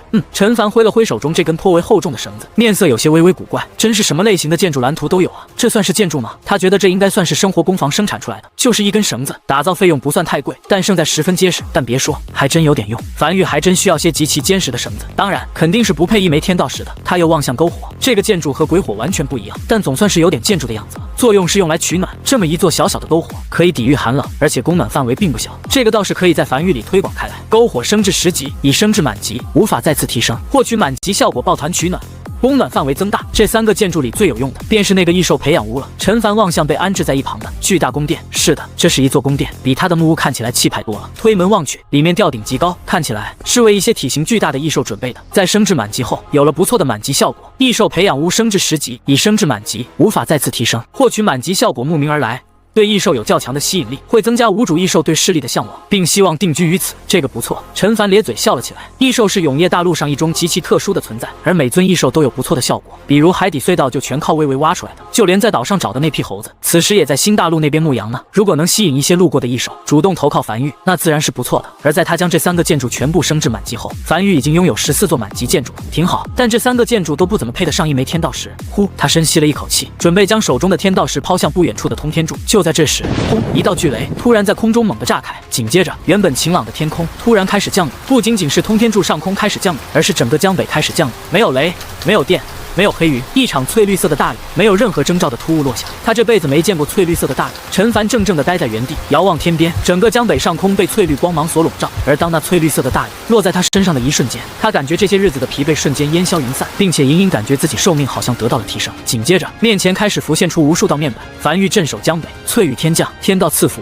樊玉所有满级建筑将全都获得天道赐福效果。农田获得了3个天道赐福效果，请在百溪内任选其一；桥梁获得了3个天道赐福效果，请在百溪内任选其一；生活工房获得了3个天道赐福效果，请在百溪内任选其一；通天柱获得了3个天道赐福效果，请在百溪内任选其一。陈凡怔怔地僵在原地，望向面前不断弹出的面板和远处那场洒向整个江北的翠绿大雨。樊玉共有14个满级建筑，在这场翠绿大雨下，除了噬魂雕塑、噬神炮、鬼火这3个满级建筑外，他的剩余11个满级建筑都获得了天道赐福效果，相当于一次性获得了11枚天道石。半晌后，他才反应过来，他把这事给忘了。镇守江北可得天道赐福，这是他很早之前就得知的消息。甚至当时之所以留在江北，很大一部分原因都是因为这个。但是这些日子太忙了，他忘了这件事情。雨季结束，天道赐福来了，这是对樊玉镇守江北的天道赐福。翠绿大雨笼罩整个江北，让整个江北显得极其梦幻。但很快他就来不得思考这些了，只有百息时间让他选择。总共11个满级建筑都获得了天道赐福效果，他得快点去选了。这真是意外惊喜。这时正行走在樊城街头上的少秋，感受着翠绿大雨滴答滴答落在自己身上时，微微一愣，半晌才反应过来，不由张开双臂，闭上双眼笑了起来。他的很多功法催动都需要消耗寿命，他本来也没打算活太久，原本他的寿命也没多少，但在沐浴了新大陆那场金色大雨后，他就延寿了。此时又延寿了。新大陆的那场大雨提升了他50年寿命，这场大雨提升了5年寿命。他望向樊城内无数人走出街道，显然大家都感受到这场翠绿大雨是对他们有益的，纷纷张开双臂享受着这场来自天道的馈赠。只是有些人却闷闷不乐，他们没感觉到这翠绿大雨有任何稀奇的地方。对这次雨季有功之人会根据自己的付出获得对应奖励，奖励不等；而无功之人，翠绿大雨落在身上则是没有任何反应。西阳城无数白骨阁的成员兴奋高吼着，他们没想到他们竟然也算有功，种地也有功，嘿嘿。祁崇笑得极其开心，他在雨中看来不仅仅是狱主认可了他的付出，就连天道也认可了他的付出。看以后谁还敢说种地无用的，天道都说有用，你说没用，你比天道权威等等。祁崇突然想到什么，回头望向天一，天一算不算有功？天一没镇守江北，而是付出在了黄泉口防线。但回头时他却看见了出奇的一幕，只见一道明显更加密集的翠绿大雨在大雨中形成一道雨柱，将天一整个人笼罩进去。这是更大的天道赐福，说明天道认为天一在这次镇守江北中付出了更多的，至少比他们付出的多。也是，祁崇恍惚地呢喃着，如果不是天一在黄泉口防线拖住了那批鬼潮，等到了樊玉的支援，否则樊玉腹背受敌之下还真不好处理。天一待在原地，抬头望向空中，他能清晰地感受到自己体内的鬼血花根茎在被快速排除，新的血管在他体内生长出来，那团猩红火焰再次燃烧起来，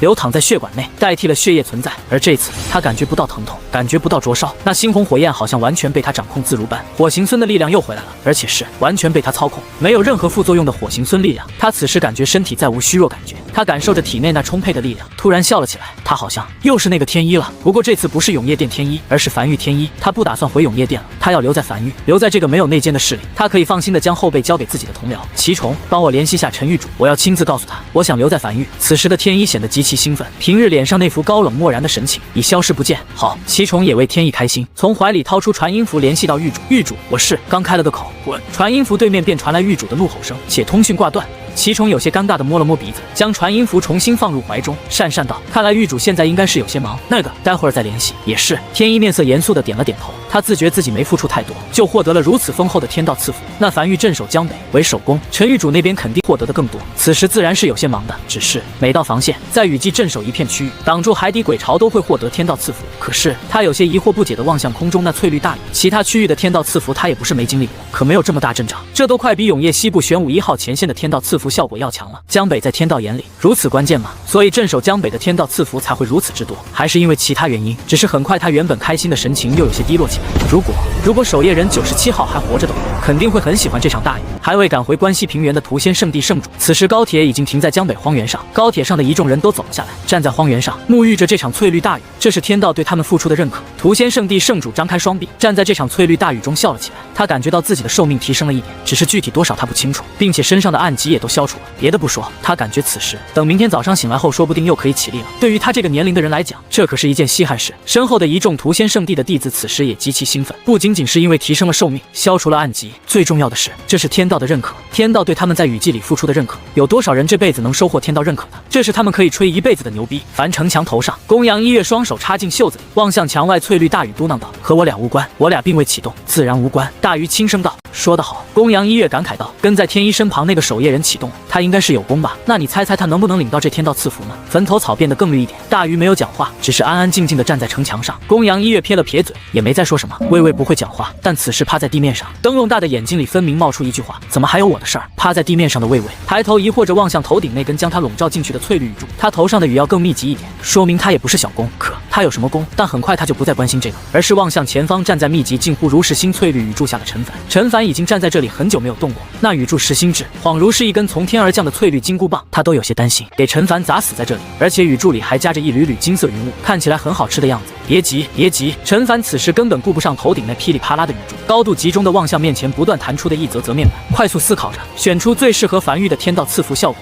总共11个，只有百息，时间紧迫。陈玉主，我是……就在这时，怀里子母石又再次响起，这已经是第5个联系他的人了。陈凡有些愤怒地怒吼道：“滚！”并将身上的传音符连同子母石全都取出来，扔在远处，继续快速筛选着面前弹出的面板。永夜大陆腹部，站在非洲甲板上的裘伊死望向手里被挂断的子母石和回荡在耳边的那个滚字，下意识地将后半段话讲完：“我是裘伊死。”有些茫然地抬头望向远处，陈玉主今日这么暴躁的吗？不过很快他就大概想明白了。陈玉主拿了天道赐福的大头，此时确实有些忙得手忙脚乱，这个时候打扰确实不太合适。随后他才抬头望向头顶那道窄细且密集的雨柱，直直将他笼罩进去。裘伊死沐浴在翠绿大雨中，笑了起来。他知道这是自己儿子镇守江北有功所获得的天道赐福，转移到他身上了。这原本是属于他儿子的荣光，此时被他独享。凭着雨柱密集程度，看得出来天道很认可他儿子的付出。如果人生非要有一个句号的话，那他觉得自己儿子这个句号还不错，至少被人所记住。在翠绿大雨下，他体内原本肆虐不断钻体而出的猩红火焰渐渐平静了下来，但威力并未减小，反而他感知到威力变得更大了，并不会再伤害他的身体了。原本他只能再活几年，现在只要他愿意，再活个10几年一点问题没有。整个江北都沐浴在一场翠绿大雨中，而在关西平原，各个前去支援江北防线的势力上空，也都有一片片专属的翠绿大雨。翠雨天降，天道赐福，镇守江北，有功则赏，只要付出了就有功，哪怕是樊玉看不见的地方，天道均会记录在案。终于在截止百息前，陈凡长吐了一口气，紧绷的神经突然松懈下来，呢喃着终于选完了。但就在这时，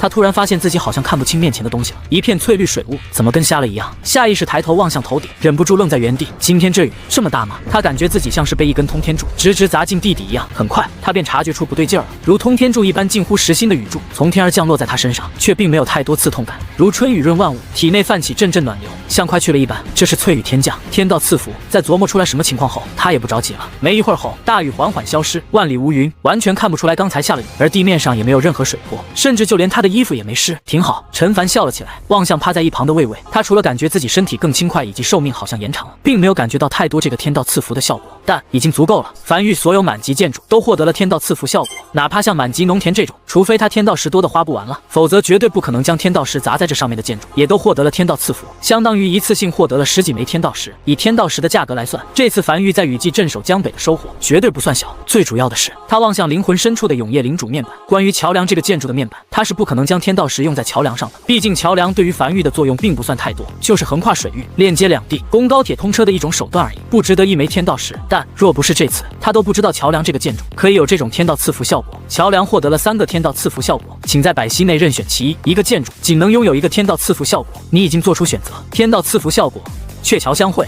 在桥梁上成亲的新人可获得天道庇佑，新人可许愿后代为某个特殊修行者，有一定概率实现，但后代必须为这对新人子嗣。陈凡咧嘴笑了起来，他不知道永夜大陆还能撑多久，但他准备在江北推行一下这座桥梁，这样未来10几年后会多出不少建筑师，这些建筑师都会成为樊玉底蕴。除此之外，还有很多满级建筑的天道赐福效果，都是他没想过的。这次真是给了他一个大惊喜。吊兰获得了3个天道赐福效果，请在百息内任选其一。一个建筑仅能拥有1个天道赐福效果，你已经做出选择。天道赐福效果：竹篮打水一场空，大小如意且极其结实。吊兰便是樊玉高铁，原先有一个弊端，便是吊篮的空间有限，容纳不了太大东西。要想运输大批物资，就必须打造足够长的车厢。如今有了这个效果后，便可以从横向和纵向2个维度来增加吊篮的大小，会大幅提升繁育的运力。这些天道赐福效果都是他精挑细选的，看似不起眼，其实都是最大程度的符合繁育所需要的。实在挑不出来合适的，也会尽量挑出一个重头戏。当然，重头戏便是那一直心心念念的通天柱。通天柱获得了3个天道赐福效果，请在百息内任选其一。一个建筑仅能拥有1个天道赐福效果，你已经做出选择。天道赐福效果：一气化3氢。发射出去的通天柱会在抵达目标地点上空时分裂成3根通天柱，每根通天柱威力和本体通天柱相同。嘿，陈凡不由满意的笑了起来。这下繁育的这个战略武器通天柱就变得更加战略了。刚好繁育现在有100亿枚鬼石，可以先储备点通天柱。做完这一切后，他才走到一旁捡起来自己刚才扔掉的传音符和子母石，一个个查看。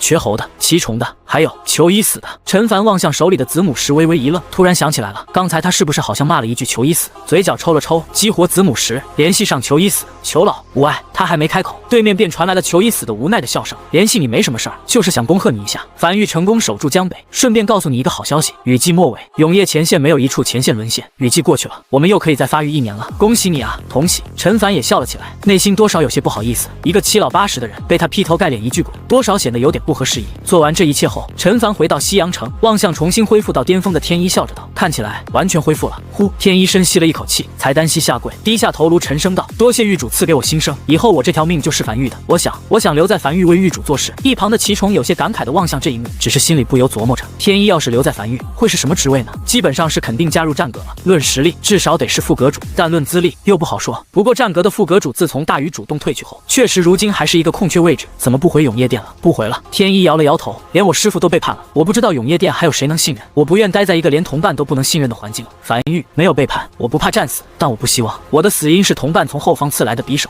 陈凡停顿了一下后，才望向天一轻声道：“繁育不是你该待的地方，你应该回到永夜殿去。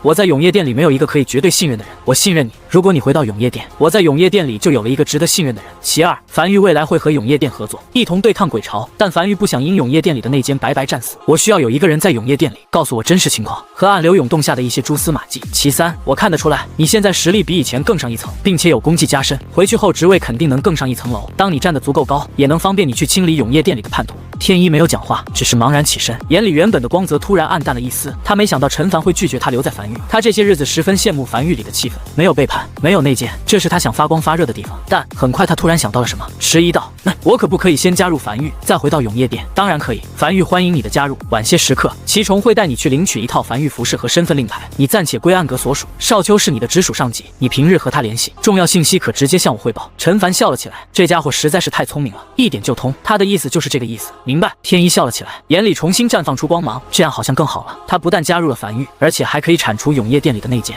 在做完这一切后，陈凡才离开西阳城，乘坐繁育高铁前往港口，望向窗外快速向后市区的来往的人群，嘴角微微上扬，这样就挺好。在抵达港口后，陈凡才来到港口靠后江北荒原的一片区域，这里在他的吩咐下，已经腾出一大片区域，准备用来储备通天柱。但在具体决定储备数量之前，他要做一个实验，这个实验决定着能不能提高通天柱的射程。加把劲儿啊！1、2拉！在这片被腾出来的区域，一根刚被打造出来的一级通天柱正矗立在江北荒原上，而在这根足足数百米高的巨大通天柱附近，站了不少繁育战阁成员。此时每个人手里都拽着一根绳子，使出吃奶劲儿，咬牙拽着。那不是普通绳子，是陈凡刚刚打造的满级建筑缆绳。在获得了天道赐福后，天道赐福效果是使其变得更加结实。在一众武王的用力下，这根矗立在地面上的通天柱开始缓缓倾斜，并保持一个平缓的速度朝地面落去。而在通天柱的下方，是一辆被扩大且经过改装的繁育高铁。很快，在一众吆喝声中，这根一级通天柱很快被稳稳当当的落在了等候在下方的繁育高铁上，溅起阵阵灰尘。完美！周围响起繁育成员的一众欢呼声。拄着翡翠手杖站在一旁全程目睹这一幕的陈凡，此时也不由笑了起来。但这还不算完美，还得实验。下一刻，这辆繁育高铁开始沿着轨道朝江北荒原深处疾驰而去。数息后，陈凡选中了死海为轰炸目标，摆放在疾驰高铁上的那枚通天柱开始缓缓震动，紧接着外壳开始脱裂，洒在江北荒原四周。一根尾部喷射着雷霆的较小版通天柱破壳而出，快速升空，并在空中携带战狼尾焰，直直轰向死海。不久后，轰！隐隐爆炸声从死海传来。陈凡笑了起来，笑得很开心。终于，他5年前来到这个世界，来到这个陌生且鬼物肆虐、强敌环伺的世界。从第一座鬼火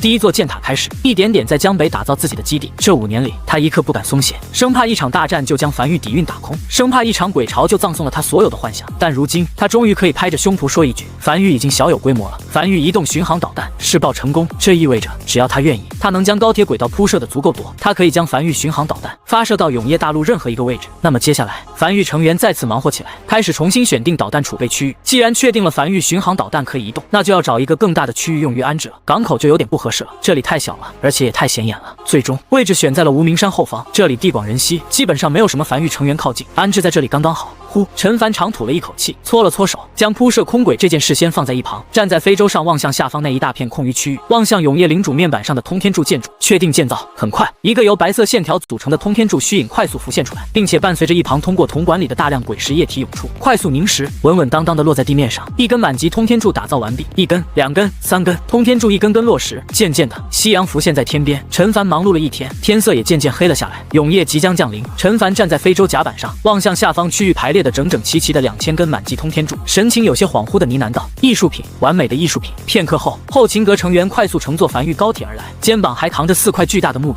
在城墙四面各定下一块“樊玉1号导弹储备基地”，这才对了。陈凡望向木匾，满意的点了点头。什么叫做无名山那边？它有自己的专属名字——樊玉1号导弹储备基地。时间流逝，第2天，陈凡又打造了2000根通天柱，并将其命名为樊玉2号导弹储备基地。接下来的小半个月，陈凡都待在樊玉，主要负责忙碌着樊玉的各项完善工作，再将一些零零散散琐碎的事情都办完后，雨季结束后的半个月，陈凡站在非洲甲板上，望向下方一众送别的王奎等人，嘱咐道：“此趟约莫得数月，我会沿路铺设信号塔，确保通讯不会中断。我不在的时候，王奎你负责主管樊玉事务，有拿不准的事情及时联系我。剩余人继续按照计划执行自己的任务，明白？”站在荒原上的绝猴一众人纷纷点头，又简单嘱咐了几句后，非洲缓缓升空，直直来到江北荒原上空。站在甲板上的陈凡开始继续在空中铺设空轨，由虚幻铜管组成的空中轨道，这条轨道将会直直通向永业西部玄武1号防线。这是一个相对耗时间的功夫，但也是必须要做的一件事，对樊玉来讲极其重要。不仅仅是那张蓝色品级的建筑蓝图，有着更多的战略意义。在目送狱主远去后，留在原地的王奎等人对视了一眼，闲聊一会儿后便各自散去。他们接下来手里的事儿可不少，雨季虽然结束了，但留给樊玉的事物却一点都不少，毕竟还有下一次雨季。时间飞逝，眨眼睛便过去了3个月。站在非洲甲板上的陈凡，怔怔地望向远处那道矗立在海岸边的永业西部玄武1号防线，长达108公里。这是他得到的信息，估摸着约有100米高。这就是前线吗？陈凡深吸了一口气，内心突然多了点安全感。这种程度的防线守在前线，永业大陆应该也很难沦陷。不过他很快又想起了新大陆那边7到10级防线，最后还是沦陷了。就在这时，一道非洲突然快速朝他驶来，且一道声音夹杂着风声隐隐在他耳边响起：“这里是永业西部玄武1号前线，闲人莫入，来者何人？”江北樊玉，陈凡。陈凡先是自报家门后，才从怀里掏出裘劳给他的那枚令牌，举在手里晃了晃。没过多久，那艘原本停靠在他前方，保持一定警惕距离的非洲，像是收到什么信息一般，缓缓靠近后，一个中年男人站在甲板上，面色严肃地望向他：“陈狱主，请，我们负责人正在前线上巡视，他亲自接待你。”好，陈凡轻点了下头。非洲跟在前方，这艘非洲缓缓靠近这道宏伟的防线，看得出来，裘老应该给这里通知过了。越靠近这道防线，越能感受到这道防线的恐怖。身下的非洲体型并不小，但在这道防线面前，却有点像是竹蜻蜓一般，显得颇为小巧。而在防线后方，地面上密密麻麻无数行人在来回奔波忙碌着，还能看见一座一座紧挨在一起的木屋，为防线里的人提供居所。当非洲和防线顶端持平，陈凡拄着翡翠手杖从非洲上走下来，落到城墙上时，便看见一个女人正站在城墙上，笑盈盈地望向他。而在这个女人身后，还站着7、8个人，虽然身上都自带着一种上位者的气息，但此时每个人脸上都挤出笑容，看得出来他们不经常笑，笑得很诡异，像是一个恶犬在面对鸡腿时强行且艰难地挤出来的一个笑容。陈凡踏在这道庇护了永业大陆其中一个命脉的前线上，齐越从非洲上也走了下来，满脸漠然地站在他身后。此趟出行，齐越负责基础安保。他望向眼前一众人，停顿了一下后才有些迟疑，敢问哪位是这里的负责人？按照站位，应该是前面这个女人，但他从没见过一个防线的负责人是个女人。是我。他话音刚落，站在人群面前的那个女人便笑着迎了上来。怎么，瞧不起女人？陈凡眉头紧皱，身子稍稍往后退了一步。没有，只是没想到永业前线的负责人会如此年轻。年轻吗？女人好像很开心，一扫妩媚姿态，笑得有些合不拢嘴。陈狱主如此年轻，不也打造了一条江北防线吗？说明我们都年少有为。江北樊玉，陈凡见过永业西部玄武1号前线总负责人，鬼巢肆虐，人人献力，樊玉也不例外。此趟趟前来，特意修建一条连通樊玉和前线的空轨。此条空轨可运输一些物资，比如充足的粮食。女人深吸一口气说道：“说吧，你要多少鬼石？价格贵的话，我们可以谈谈。”一炷香后，永业西部玄武1号前线城墙上的指挥室内，女人盯着自己手里的茶杯，硬着头皮，用一种尽可能的官方的语气沉声道：“1号前线足足有77万人，每日消耗的粮食不是一个小数目。我想让他们吃好一点，但1号前线的物资线不少都被切断，剩余物资线没有余力运送粮食。若是用鬼石买的话，我们可能买不太起。”陈凡沉默了许久后，才轻揉着太阳穴，有些头疼道：“粮食不要钱，樊玉免费援助你们，但肯定无法让你们做到江北防线的伙食。免费！”女人僵在原地，有些难以置信地抬头望向陈凡。她本以为陈凡想要一个不错的价格，但没想到的是，免费，真的免费。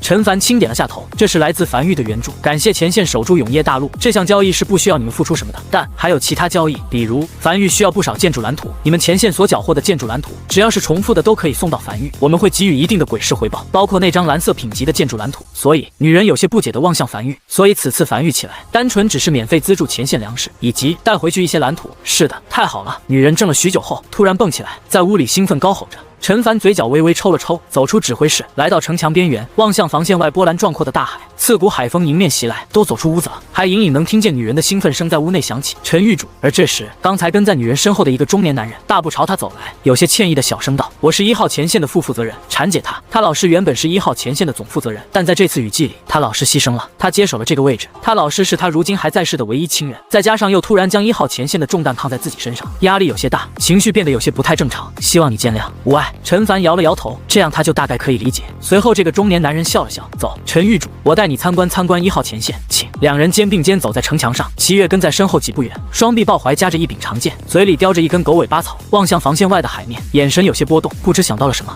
接下来，两人就这样一边交谈着，一边走在城墙上。男人给他介绍了不少关于1号前线的信息。走了许久后，陈凡站在城墙上，感受着脚下的厚重感，望向防线外，他也要拥有这样的一道防线，还是这种防线更有安全感。走了，城墙上，陈凡望向婵姐和一众负责人挥了挥手，没再多说什么，走上非洲。伴随着非洲升空，他也准备回家了。出门3个月了，有些疲惫，他站在甲板上，低头望向手里的那张蓝色品级的建筑蓝图。一宝名称：玄武炮，一宝效果：蓝色，一宝品级。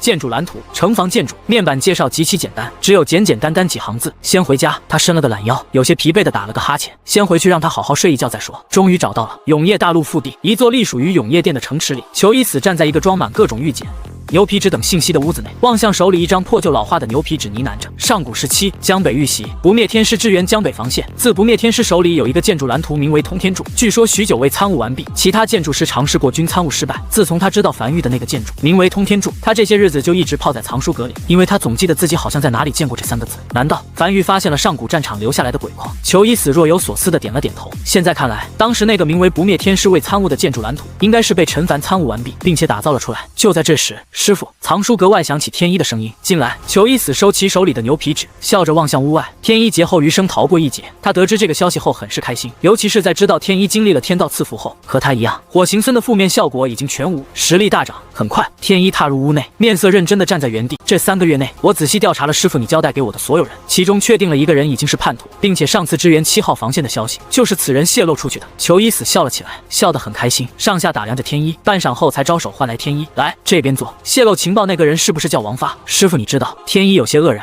自然是知道的。裘一死笑着道：这是我给你出的一份试卷，我自然要知道正确答案。可师傅既然知道，为何没有任何动作？因为那样太浪费了。裘一死起身朝藏书阁尽头走去。这样一个传递过正确情报、被鬼族所信任的叛徒，对我们来讲也是极其好用的一枚棋子，在某些关键时刻，可以借其向鬼族传递一些错误情报，来扭转大局。他走到一面墙壁前，望向挂在墙壁上的画面。我已经跟上面的人汇报过了，过几年我就干不动了。你是我选定的永业殿西部行动组组长，负责所有西部行动组成员的调遣和任命。在最后这几年里，我主要负责培养你。下面你所看见的都是永业殿西部行动组的最高机密。下一刻，面前这幅画突然无风自然，紧接着墙壁突然从中间裂开一道缝，缓缓打开，露出一条被油灯点亮通往地下的台阶。跟我来。樊玉忙碌了3个月的陈凡回到樊玉后，第一时间吩咐下去，沿着空轨给前线送批粮食去，然后才倒头就睡。休息了一晚后，陈凡站在城墙上，伸了个长长的懒腰，笑了起来。睡够了，开始干活。这几个月忙完了，接下来该忙樊玉自己的了。繁域各个建筑也该升级一下了。就在这时，轰隆隆，轰隆隆，巨大无比的声音从天边传来，地动山摇，地面都在微微颤动，仿佛是天塌了一般。陈凡面色微变，快速走向一旁的非洲，飞在空中寻找声源。他什么都没看见，今天有雾，可是距离较短。他从怀里掏出传音符，沉声道，迅速探测声音来源。他现在最担心的一件事，那就是江北的那些山脉塌了。那些连绵山脉是永夜大陆核心大阵的显现，可以说这些山脉才是挡住鬼巢登陆的主要手段。他们的防线只是缝缝补补那些阵纹碎裂区域。倘若江北的连绵山脉全都塌了，那缺口不可能补住的。江北必须得弃守，而且他还必须快速做出是撤守至新大陆，还是撤守至黄泉口防线。一旦入夜，鬼巢便会吞噬江北。很快他得到了回信，距离声源处最近的繁域成员将消息一层层快速上报，最后传至陈凡手里。狱主，那是少秋的声音。从江北防线西边1号区段开始，地面在剧烈震动，像是有东西要从土里钻出来，并且在沿着江北防线快速蔓延，目前已经蔓延至江北防线西边27号区段。陈凡收到消息后，面色严肃地操控着非洲，快速驶向江北防线西边。不一会儿后，陈凡赶到了江北防线西边38号区段，此时已经蔓延到了这里。他看见了江北防线前面的地面上像是有地龙在地底快速前进般，泥土被翻涌到两侧，一路沿着江北防线向上快速蔓延。江北防线上的是神炮，炮身上的纹路被齐齐点亮，已经随时做好了开火的准备，只待陈凡下达命令。他不知道发生了什么，原本在江北防线外还没处理完的鬼物尸体，此时也被抛在空中。他能感觉到一个巨大的东西在地底沿着江北防线的位置快速移动，速度极快，且不知敌友。鬼物不可能，江北尚未沦陷，鬼物无法在白天活动。异兽培养物引来的，该死！陈凡嘴角抽了抽，好像还真有这个可能，只是引来的这条异兽是不是太大了一点？他的异兽培养物真的能待得住吗？就这架势，看起来压根就是地龙。是敌是友，先等冒出来头来再说。陈凡没有第一时间下达开火命令，只是宣布紧急进入战时状态。不少还在睡梦中的繁域成员被第一时间唤醒，快速抵达自己的战时岗位。江北防线第一次在白天被完全运转起来，随时可以开火。终于，这条在地底不断翻涌的地龙抵达江北防线东部末端，翻涌停止了。下一刻，地面开始剧烈震动，紧接着，只见一条长达170公里的防线缓缓从地底冒了出来，矗立在海岸线上，距离他的江北防线只有数十米之远。什么情况？陈凡瞳孔骤缩，他认识这条防线，就是他在不灭天师御剑里看到的那条上古时期的江北防线。那道防线不是在上古时期沦陷了吗？怎么如今又出现了？而且他还看见无数人正在前方突然出现的那道防线上忙碌，只是这些人的身子看起来是半透明的，明显不是活人，而且没有转头看他们一眼，只是自顾自地忙活着。就在这时，耳边再次传来少秋的声音：狱主，江北防线西边99区段，空中站着一个鬼魂。陈凡眉头紧皱，快速操控非洲抵达少秋汇报上来的位置。当他抵达这里时，远远便看到一个老者，鬓角发白，嘴角带着笑容，眼里满是遗憾和不甘，但又带着一丝释然，正在不断回首打量着身后那道防线，身子半透明，就那样悬浮在空中。他停顿了一下，才从非洲落到江北防线上，望向站在数十米外悬浮在空中的半透明老者。停顿了一下后，才试探性的迟疑道：“见过前辈，这里是江北繁域，不知前辈是？”老者没有回话，像是压根没有听见一样，只是不断回首望向身后防线。不知过了多久，老者终于望向前方，像是在仔细端详着江北防线，又像是迎上陈凡的视线，露出一个笑容：“日后的江北诸位，你们好，老夫是江北防线负责人老叶，很高兴见到你们。很抱歉，我们没有守住江北，江北防线彻底沦陷。临死之前，我已几命祭天，封存江北防线，这是我留给江北的最后一个礼物。如果还有人能听到我这段话。”老者的声音越来越低落，眉眼间掩饰不住流露出不甘和茫然。下一刻，面前这道防线上的所有人身子突然僵在原地，紧接着快速动了起来，显得极其紧迫。没有任何声音传来，却一眼就能看出来是鬼巢来袭。陈凡站在江北防线上，眉头紧皱地看着眼前这一幕幕。面前这道防线上所有身子半透明的人开始快速奔跑在城墙上，但城墙开始一道道崩塌，无数人的尸首漫天飞。他看不见一头鬼物，他所看见的这一幕是上古时期的江北防线沦陷前的最后一战，直至面前这道防线城墙近乎全都崩塌，已不见一丝身影。刹那间，长达170公里的防线布满裂缝，瞬间碎裂，化作阵阵白光，消失在空中。防线消失不见，仿佛他们刚才所看见的一幕只是过眼云烟一般，又好像是幻觉。而留在地面上的只有一道巨长的土痕，长达170公里，依稀告诉他们这不是幻觉。那个老者也已随着防线消失不见，只有这道被刨出来的土痕还在。紧接着，无数枚鬼石从土痕里飞在半空中，又轻飘飘地落在地面上，其中还夹杂着一些异宝和图纸，像是地龙图宝般。眼前这一幕极其梦幻，不像是真实场景。约莫1炷香后，这道土痕再不会往外吐任何东西，在众目睽睽之下，这道土痕又再次缓缓愈合，重归完好，像是什么都没发生过一样。这是阵法。陈凡走出江北防线，站在刚才那个土痕浮现的地面上，亲眼看到这一幕的齐越快速赶来，有些急促道：“狱主，这是上古时期布下的阵法。上古时期江北防线沦陷时，将一些还没消耗完的鬼石、异宝等全都埋在地底深处，不想被鬼物获得。此举需要大阵辅助完成，并且在触发某个特殊节点，当这座大阵判定为此时江北不是沦陷区，所吐出来的东西不会落到鬼物手里的时候，大阵便会被现世，将所藏起来的鬼尸等吐出来，留给后人。言语间，齐越有些唏嘘道：“现在几乎没有哪个势力能布出这种规模的大阵了，总感觉从上古到现在断层了很多东西。”陈凡没有讲话，只是眉头微微皱起，望向脚下。他终于知道，为何江北明明是上古前线，却没有一座鬼矿，反而江南不是前线，还能时不时发现一座鬼矿了。上古时期，江北防线在沦陷前，将所有鬼矿都埋在了地底深处，一个深到连魏魏都完全感知不到的深度。而那幅幻象，则是让他觉得以前地人颇为纯粹。良久后，他才低声道：“不用道歉，江北如今有樊玉镇守，不会再沦陷了。”一众樊玉成员已经走出防线，将从地底吐出来的这些鬼石快速收拢起来入库。这是上古时期的鬼石，在跨越数千年后，依旧完好无损。在经过这个小插曲后，陈凡才继续回到无名山，再又一次亲眼看到上古时期江北防线的沦陷，让他觉得如今的江北防线还是不太够，必须变得再强一点。时间不知不觉过去了大半年，很快雨季即将再次来临。10月末，陈凡正独自一人走在樊玉各个区域，不断升级着樊玉的各个基础建筑，比如建筑工坊。他停在那座已经满级的建筑工坊面前，笑了起来。这大半年内，他已将载具工坊升至9级，多了2个可打造的载具，其中这2个载具都为樊玉帮了大忙。比如在载具工坊升至8级后，新增加了一个载具巨鬼，移动速度较慢，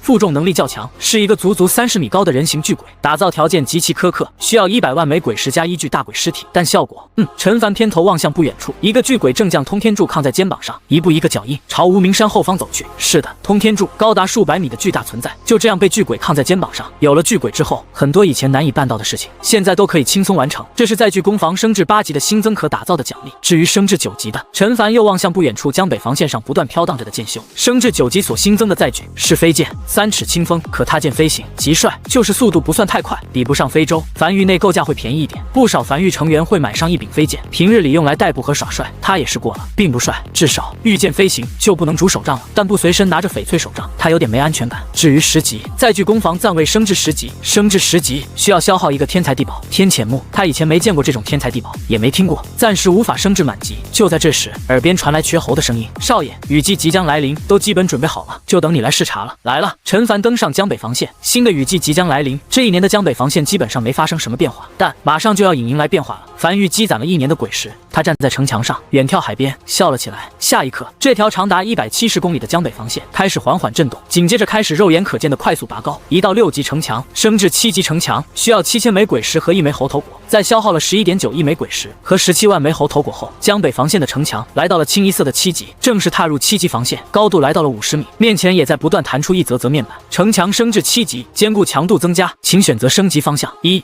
降低安置在城墙上的城防建筑鬼石消耗。2、略微再次提升城墙的坚固程度。3、远距离攻击城墙的敌人对城墙造成的伤害会较低。陈凡望向面前不断弹出来的面板，清一色的快速勾选了第一个升级方向。然而，陈凡虽然看似在机械式的勾选着第一个升级方向，但注意力却极其集中，很快便看见了一则特殊的面板：城墙升至7级，坚固强度增加，请选择升级方向。1、已质变。万家灯火，城墙本体将自带鬼火范围，鬼火范围取决于安置在城墙上的最高等级鬼火。该质变升级方向可生效在相连城墙上。稀有。2、近距离攻击城墙的敌人有较低概率遭到一定伤害反弹。3、远距离攻击城墙的敌人对城墙造成的伤害会较低。陈凡笑了起来，稀有级别的升级方向，若是这则升级方向出现在其他防线上，顶多也就是省点每日维持鬼火消耗，但生效在江北防线上，那就真的是质变了。江北防线拥有万里长城的传奇质变，完全可以做到1+1大于2的效果。他继续开始再确定一个个面板，在没有出现这种可与相连城墙生效的升级方向。很快，江北防线彻底升级完毕，高度来到50米，一座长达170公里的7级防线矗立在江北。但这并不是一个结束，还在继续。樊玉这一年里储备了大量鬼石，为的就是在这次雨季来临前可以有一个大爆发。继续升级，在17亿枚鬼石和17万枚猴头果砸下去后，城墙开始再次攀升，来到了80米，面前再次弹出一则面板：城墙升至8级，坚固强度增加，请选择升级方向。1、降低城墙附近的鬼火消耗。2、提高城墙附近的人类体力恢复和伤势恢复。3、加强城墙上的纹路效果。第3个，他开始继续清一色的勾选第3个升级方向。很快，江北防线已经来到清一色的8级城墙、8级防线，但这依旧不是结束。从8级城墙升至9级城墙，需要消耗2万枚鬼石和任意天才地宝2株。王奎站在城墙上的陈凡望向已经待在一旁的王奎，笑着道：“仓库内的猴头果还有多少？”还有197万枚。这些日子产出的猴头果全都储备在仓库里。王奎恍惚的呢喃着：“那足够了。”陈凡轻笑着：“这些日子他基本就待在樊玉，哪里没去，主打一个重地，不小心种出来了100万枚猴猴头果，鬼石足够，猴头果足够，此时不升级更待何时？继续，城墙开始快速爬升，宛如一个被埋在土里的巨人从地底钻出来一般，最终高度停留在100米，这是永业西部玄武1号前线的高度。如今的江北防线，论城墙强度已经远超1号前线，至少1号前线可没有什么鬼血纹路，共消耗34亿枚鬼石和34万颗猴头果。城墙升至9级，坚固强度增加，请选择升级方向：一、显著提高城墙附近的人类体力恢复；二、显著降低城墙附近人类的饥饿感；三、显著增快城墙附近人类的伤势恢复。他清一色的选择了第一条，有祭坛无需恢复，有粮仓无需挨饿。今日是距离雨季降临的最后一天，无数繁育成员今日起了个大早忙碌着，而他们很快就看到了令他们震撼的一幕：江北防线正在不断拔高，拔高再拔高，沉寂半年，为的便是一鸣惊人，竟然还不是终点。陈凡微微一愣，望向面板上的信息，突然笑了起来。就连他也以为升至9级城墙已经是终点了，难以继续升级到10级了，毕竟9级了，已经和永业西部玄武1号前线一个级别了，足够了。江北又不是前线，没那么多鬼巢，而且升至10级的条件肯定很苛刻，江北短时间内肯定完成不了。只是条件确实很苛刻，只是对于樊玉来讲不算什么。城墙升至10级需消耗5万枚鬼石和5株任意天才地宝，这仅仅是要9级城墙升至10级城墙的费用，这则条件已经能压垮很多势力了。下一刻，江北防线再次开始拔高，直至停在200米，这是满级城墙的高度。200米宛如连绵山脉一样矗立在江北海岸线上，面前开始再次弹出一则面板，城墙升至10级，坚固强度增加，本次升级无升级方向，且已升至满级。紧接着又再次弹出一则面板，城墙已升至10级，已升至满级，无法再次提升，获取满级效果声如鸿怨。你站在城墙上所发出的声音，可响彻天地间。江北防线10级防线，终于，樊玉终于拥有了第一座10级防线。陈凡站在江北防线上远眺海面，轻笑着。接下来要做的就是将西荒岛各个缺口，比如7号防线和黄泉口防线都彻底接管，放弃原先防线，打造属于江北自己的防线。他要将西荒岛的缺口彻底堵起来，打造一个鬼族绝对奈何不了他的安全区域，然后便可以大肆朝各个永业前线支援噬魂雕塑等辅助建筑，这是能影响整个战局的举动。届时鬼族肯定会气急败坏的偷渡来找他，然后便会看见西荒岛3个缺口上驻扎着3到10级防线，一个连9级防线都奈何不了的前线鬼巢，经过百不存一的偷渡，又能奈他何？他要将西荒岛打造成一个绝对安全的地盘。狱主一旁已经彻底懵住的王奎站在城墙边缘望向下方，高度甚至让他有些晕眩，足足200米高啊，是不是浪费了一点？江北没那种规模的鬼巢，浪费。陈凡笑了起来，咂巴着嘴。新大陆那边辛辛苦苦挖鬼石是为了什么？是为了放在仓库里生孩子吗？这里我们的后方足够安全了，我们在外才能为所欲为，不然你看我们现在提心吊胆的运点粮食去前线，都担心被鬼族惦记，多少有点不爽。鬼石还是不够多啊！他盘算着樊玉如今剩余的鬼石数量，升至10级城墙消耗了85亿枚鬼石和85万颗猴头果，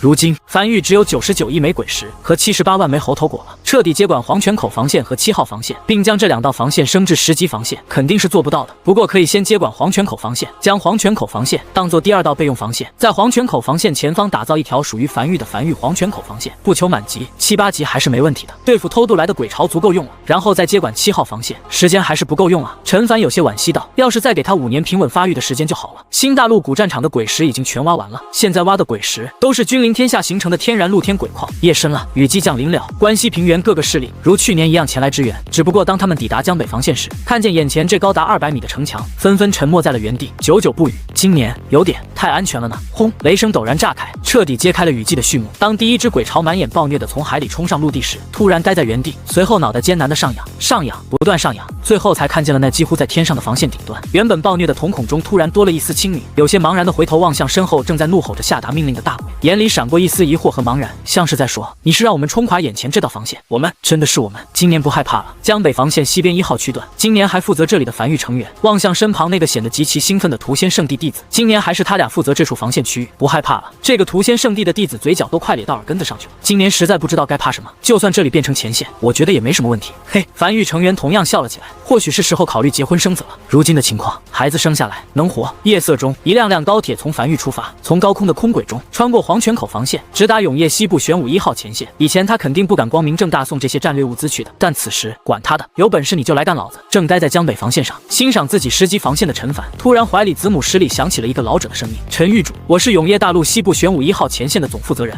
陈凡眉头轻挑，他记得这个男人的声音，大半年前他去1号前线的时候的时候，这个男人带他参观了前线，讲解了一些东西。只是他记得这个男人不是2把手呢，1把手是个女人。婵姐死了，鬼潮来袭，打头阵的大鬼出言挑衅。婵姐走上城墙回应，中了案件。我现在负责接管永业大陆西部玄武1号前线，暂时担任总负责人。子母石那边的声音停顿了一下后，才再次开口。我代表1号前线所有人感谢梵玉支援的噬魂雕塑，10万枚鬼石一座的售价，我相信对于梵玉来讲是亏本售卖，真的感谢。但我们抓到了一个叛徒。可惜那个叛徒已经将消息泄露给鬼族，鬼族可能会偷渡前往西荒岛。抱歉，通讯挂断。陈凡摸了摸鼻子，10万一座，其实他没少赚，但这不重要，重要的是婵姐死了。他眉头微微皱起，依稀记得那个他刚抵达1号前线，这个行事风格颇为出挑的女人，雨季不是才刚降临吗？大鬼出言挑衅，他轻叹了一口气，这也是命了。先去加固下黄泉口防线，鬼潮可能要来偷渡了，先做好准备。黄泉口防线很短的，只有27公里，消耗不了多少资源。他又看了眼江北防线下那群蹦蹦跳跳的鬼潮，哪怕是席卷浪花而来，也根本触碰不到城墙顶端，甚至都不用是神炮开火，就让他们搁这儿爬个数十天的，都怕爬不到城墙上来。200米高，开玩笑呢，比这些鬼潮命都高。紧接着，一辆辆梵玉高铁承载各种物资，迎着夜色驶入江北荒原，向着黄泉口防线位置疾驰而去，准备去接管黄泉口防线。都做好准备。黄泉口防线负责人有些紧张的在城墙上不断巡视着，这是他担任总负责人的第2年。虽说他们是内陆防线，不会被鬼潮侵蚀，但去年的惨烈还是给他留下了深刻的印象。万一今年还有呢？此时已经入夜数个时辰了。就在这时，他怀里的传音符突然传来一道熟悉的声音：这里是江北梵玉，黄泉口防线即将迎来大批鬼潮，不是黄泉口防线所能抵挡的存在。从此刻起，江北梵玉正式接管黄泉口防线。话音落下，在鬼火照亮范围中，一辆辆高铁从关西平原的黑夜里驶入黄泉口防线。紧接着，还没等他反应过来，一艘非洲便从黑暗中驶来，和城墙齐平。陈凡拄着手杖走上城墙，望向黄泉口防线负责人，笑着道：还用自我介绍吗？你应该认识我吧？江北梵玉，陈凡。开城门，梵玉要在前方打造一道梵玉黄泉口防线。很快，黄泉口防线数个城门开启，数辆梵玉高铁顺着早就铺设好的线路驶向黄泉口防线外。这大半年，他早就是在梵玉和黄泉口之间铺好了2条线路。高铁驶出黄泉口防线的瞬间，一个个巨大的巨鬼从高铁上跳了下来，还有大批梵玉成员开始原地卸火，各项物资被快速搬至下方，并快速再次返程。有鬼火，有噬魂雕塑，还有一些乱七八糟等物资。一座座临时鬼火被点亮，驱逐了一大片黑暗，为梵玉黄泉口防线开始提供打造范围。陈凡坐着非洲开始快速铺设1级城墙，长度只有27公里，不到1炷香的功夫，他便打造了一堵27公里的梵玉黄泉口防线。接着，他又不断的对城墙进行升级。很快，梵玉黄泉口防线升至7级，一座座被正式安置的10级鬼火被点亮，整个梵玉黄泉口防线被瞬间点亮，灯火通明，黑暗瞬间被驱散了一大片范围。站在黄泉口防线上的负责人看见这一幕，整个人都僵在了原地，眼里满是骇然和难以置信。这是他第一次如此直观的了解梵玉实力，第一次见识到什么叫做梵玉速度。这他妈有些太恐怖了。这才过去多久，原本空空荡荡的荒原上就凭空搭建起了一座防线。这速度，那些梵玉成员像是经过了无数次训练一般，配合的极其默契。一座防线近乎就这样刹那间凭空升起。他看见那些穿着统一服饰的梵玉成员，突然一时间感觉梵玉才是正规军啊，他们都是啥？那不纯民间自发组织吗？黄泉口防线上所有负责守城的成员和驻守在此的建筑师都登上城墙，茫然地望向眼前这一幕对他们来讲是种冲击，绝对的降维打击。陈凡此时已经生嗨了，站在城墙上，在鬼石化作液体顺着铜管快速流淌进城墙，顺着高铁搬运过来的猴头果不断融化流淌进城墙内。这道梵玉黄泉口防线再次升级，8级、9级、10级，眨眼功夫，在消耗了25.8亿枚鬼石和24.3万颗猴头果后，这道长达27公里的梵玉黄泉口防线被径直升至10级，高达200米，矗立在原先那道防线前面。防线已经升级完毕，但各项工作还需完成。陈凡站在城墙上，开始打造城防建筑。老规矩，是神炮、防空炮，整个过程行云流水。没多久，长达27公里的梵玉黄泉口防线上的城防建筑便已全打造完毕。接下来便是重头戏了。陈凡望向永业领主面板那门造型有点夸张的玄武炮笑了起来。大半年前，他去永业西部玄武1号前线最大的收获，就是拿到了这个蓝色品级的城防建筑。玄武炮，一个由白色线条所组成的玄武炮，突兀浮现在高空中，并未凝实，而是化作无数枚的半透明的几何体，在空中不断分解重组，最终这些半透明的几何体全都整整齐齐地覆盖在梵玉黄泉口防线的城墙表面，化作一枚枚凸起的存在，像是装饰品一样，让梵玉黄泉口防线显得更加厚重。是的，没有炮的存在，化简为零。建筑名称：玄武炮。建筑品级：蓝色。建筑等级：10级。建筑效果：城防建筑。满级效果：玄武现世。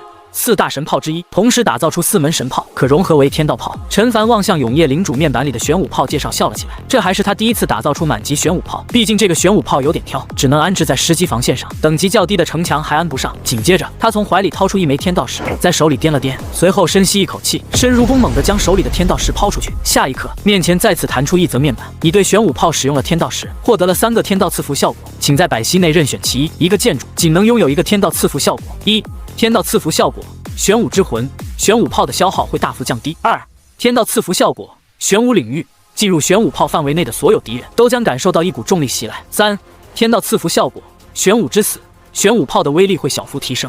这是他上次留下来的2枚天道石，其中1枚被他用在了玄武炮上，这3个效果都不错。略微思索了一会儿后，他选择了第2个天道赐福效果，玄武领域，相当于一个控制技能。他个人不倾向选择降低消耗的天道赐福效果，这个是可以用鬼石来弥补的，但其他天道赐福效果可是没办法用鬼石来弥补的。在他确定完之后，他有些眼巴巴着望向玄武炮，琢磨着要不要先来一发试一试。他也不知道这门炮的威力如何，毕竟消耗了他不少资源。就在这时，怀里传音符突然传来小秋的声音：“狱主，防线外有一批鬼潮涌来。”陈凡偏头望向远处，只见在鬼火尽头，一批批熟悉的肉球正随风在地面上不断滚动。挺好，他笑了起来，那就用这批肉虫鬼潮来试试威力吧。陈凡乘坐飞舟飞在空中，俯瞰着这批肉虫鬼潮，并启动了玄武炮。城墙表面的第1枚古朴石块被点亮，散发着一种青色光芒。紧接着，第2枚、第3枚、第4枚，眨眼功夫，镶嵌在城墙表面的1024枚古朴石块被快速依次点亮。这些被点亮的石块宛如一只玄武卵，浮现在整座城墙上。下一刻，所有古朴石块被全部点亮。轰轰！只见一道无形的冲击波从梵域黄泉口防线底部猛地涌出，那动静像是有庞然巨兽在地底翻身一般。紧接着，天地间隐隐响起一道玄武的怒吼声，震撼人心。那每1枚古朴石块都发射出一道青色光柱。当1024道青色光柱聚集在一起时，一道近乎半透明的青色玄武陡然浮现，抬头怒吼着，声音宛如实质，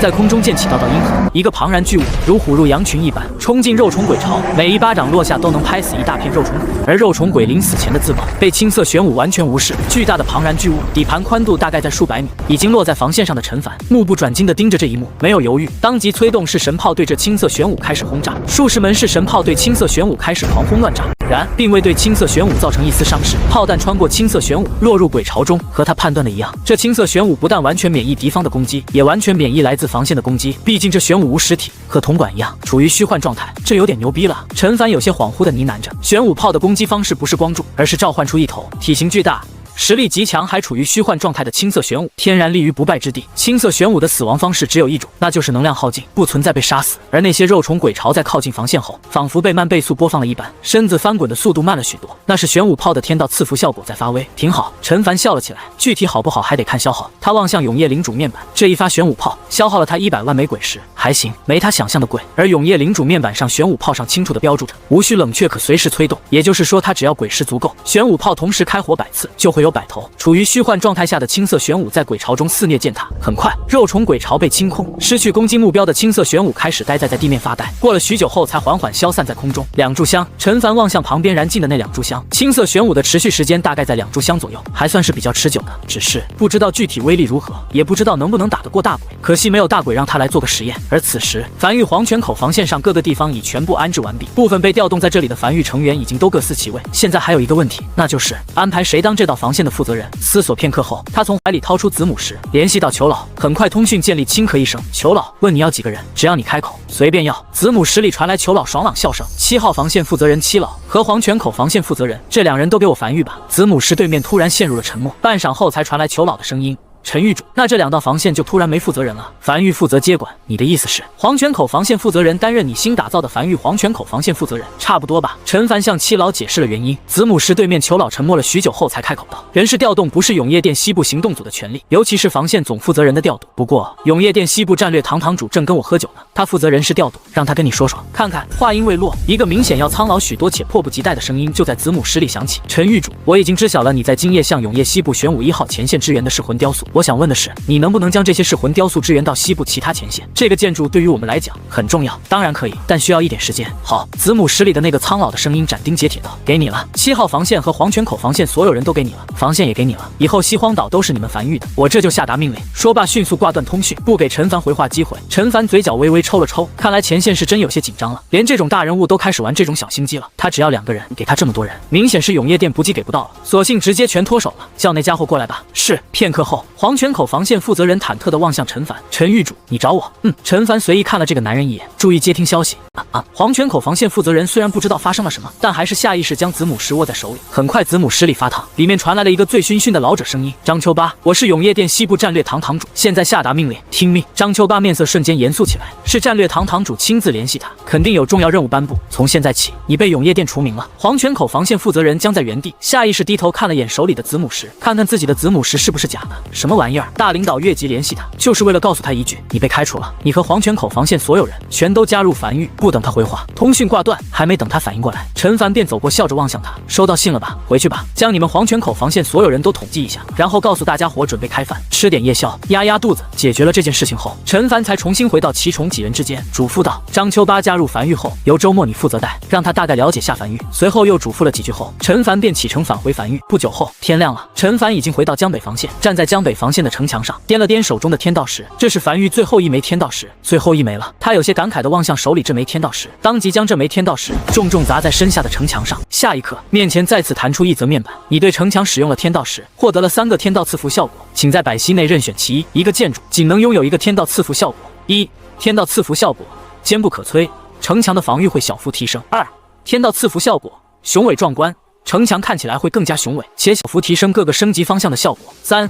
天道赐福效果，铜墙铁壁，城墙将免疫5成远距离攻击。陈凡略微思索了半晌后，选择了第2个天道赐福效果。联合这个天道赐福效果，可以再次增强鬼血纹路效果。在做完这一切后，他才转身遥望关东平原方向。7号防线长达97公里，距离较长。如果从零开始打造一道长达97公里的10级防线的话，暂时鬼石还不够，不过再给他个半年时间，差不多就够了。西荒岛的3个缺口就可以被他彻底堵起来。希望今年雨季可以平安度过吧。陈凡站在城墙上低声呢喃着，只要今年雨季平安度过了，那么等明年樊狱就可以正式上桌了，就可以正式参与到和鬼族的交锋中了。狱主站在防线上正远眺海边的陈凡，怀里的传音符传来了小邱的声音：王老已经收到命令，赶赴樊狱黄泉口防线，准备上任。好，陈凡应了一声，表示自己知道了。樊狱黄泉口防线的负责人经过讨论，由王老担任，也就是那个曾经让王奎做了13年的王家主。此人是王奎举荐的，此人管理能力不错，将站点经营的有声有色的。他思索了一会儿后，也决定先让王老试试。樊狱目前太缺人才了，先扔到防线上去锻炼锻炼，看看能不能拿住事。原黄泉口防线负责人张秋八还需要培养一段时间，至少需要对樊狱的状况有一点了解。玄武炮，他大手一挥，在长达170公里的江北防线上又打造5门玄武炮，雨水淅淅沥沥的从空中落下。新的一年雨季来了，永业大陆腹地，一座隶属于永业殿的城池。好了，该走了。醉醺醺、满脸胡茬的老者起身，摇摇晃晃地望向裘一死，这都喝到天亮了，真该走了。